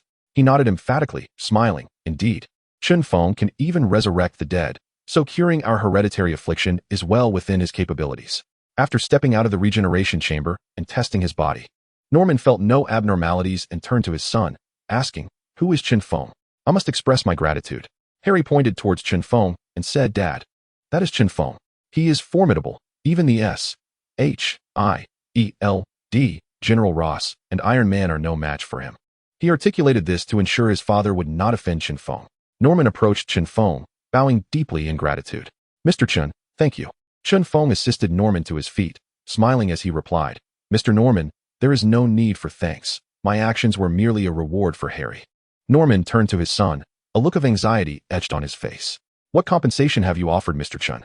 The Green Goblin felt a surge of tension at his father's scrutiny, fearing his wrath, yet he gritted his teeth and replied, "I promised Chen Feng that I would share all the technology of the Osborn Group with him, as well as the treasures our family has amassed over the centuries." "What?" Norman gasped, clutching his forehead, his body swaying as if he might collapse. The Green Goblin quickly steadied his father and reassured him, "Dad, Chen Feng assured me that any results derived from our resources would be shared with us, so it's a mutually beneficial arrangement. Moreover, he stated that he has no intention of engaging in business, which means our standing within the Osborn Group remains unaffected." Upon hearing his son's words, Norman's agitation began to subside. Aunt May, holding a cup of coffee, gently offered it to Norman, saying, "Mr. Norman, please have some coffee to rejuvenate yourself." Norman accepted the coffee, expressing his gratitude with a polite, "Thank you." Suddenly, he spotted Spider-Man sitting in the corner, and his emotions spiraled out of control. He tossed aside the coffee and pointed at Spider-Man, demanding of his son, "How did he get here?" "He is a close friend of Chen Feng," the Green Goblin explained. Norman turned, his expression grave as he addressed Chen Feng. "Mr. Chen, if you wish to engage in deeper cooperation with the Osborn Group, you must sever ties with Peter." His hatred for Spider-Man ran deep. As long as Spider-Man lived, he could find no peace. "Severing ties is impossible, but if Peter retreats to a private island, I shall not concern myself with his fate," Chen Feng stated with clarity. Norman allowed a satisfied smile to grace his features. Aunt May, realizing the implications, urgently sought Chen Feng's assistance. Mr. Chen, please, you must help. My Peter cannot be harmed. Though she was aware that her nephew was Spider-Man, the formidable presence of the Osborn group instilled fear within her. I have long informed Peter and Harry that no action is permitted on my territory. As for matters beyond my domain, I will not intervene, Chen Feng replied coldly. There's no need to worry about that, the Green Goblin sneered. He regretted not having eliminated Spider-Man during their last encounter, which had allowed him to be resurrected by Chen Feng. He silently vowed that next time, he would show no mercy and must ensure Spider-Man's demise. Spider-Man stepped forward, grasping Aunt May's hand in a gesture of comfort. Aunt May, do not fret. I will be fine. He had already devised a plan. Since the Green Goblin and his father had no intention of sparing him, he would ally himself with Chen Feng and serve him. This way, the Green Goblin duo would dare not trouble him further. However, he needed to keep this strategy to himself for the time being, as he still valued his dignity. He intended to speak privately with Chen Feng and request that he issue a warning to the Green Goblin and his father. Peter, you are doomed. The Green Goblin cackled wickedly. Mr. Chen, if possible, I would appreciate it if you could inform me when Peter leaves your territory, as I intend to pick him up. Norman courteously remarked. I am afraid I cannot assist with that, Chen Feng replied resolutely. Very well. Harry and I shall take our leave for now. But we will seek out Mr. Chen again for coffee at a later date, Norman said, turning to call out to his son. Harry, let us depart. Yes, Dad. Harry responded as they exited. Once the Green Goblin and his son had departed, Aunt May grasped Chen Feng's hand, pleading earnestly. Mr. Chen, you must help Peter. If you do not, he will be crushed to pulp by the Osborn group. Aunt May, it is not that I wish to refuse assistance, but rather that I am unable to do so, for Spider-Man has thwarted many of Norman's endeavors, ultimately leading to his demise. A vendetta that cannot be resolved, Chen Feng declined. What if I were to join your team? Spider-Man interjected. Joining my team means adhering to my commands. Are you capable of that? Chen Feng inquired solemnly. Spider-Man nodded. I can, but you must assist me in mending relations with Harry and the others. That is no issue, but I must ask you. If you were to witness someone in peril, could you truly stand idly by? Chen Feng questioned. This is crucial, as he would assign tasks to Spider-Man, whose inherent kindness might easily lead to failure. Thus, if Spider-Man is unable to fulfill this condition, Chen Feng would prefer not to have him as a subordinate. A subordinate is not merely one of great strength. Obedience to orders is paramount. Much like General Ross, whose considerable power stems not from his own prowess, but from a legion of obedient soldiers. Spider-Man shook his head. To stand by while someone perishes? I cannot do that. If Peter were to refuse aid, could he still be considered a superhero? Aunt May furrowed her brow. What I seek is not a benevolent soul, but a subordinate who will heed my commands. My orders take precedence above all else, and in executing my directives, no actions beyond those commands may be taken, Chen Feng stated coldly. In that case, we shall not join your team. Such coldness is intolerable, Aunt May responded. Spider-Man fell silent, his heart in turmoil. By joining Chen Feng's team, he could secure Chen Feng's protection, allowing Aunt May to live a contented life. Conversely, if he chose not to join, he would face the relentless pursuit of the Green Goblin.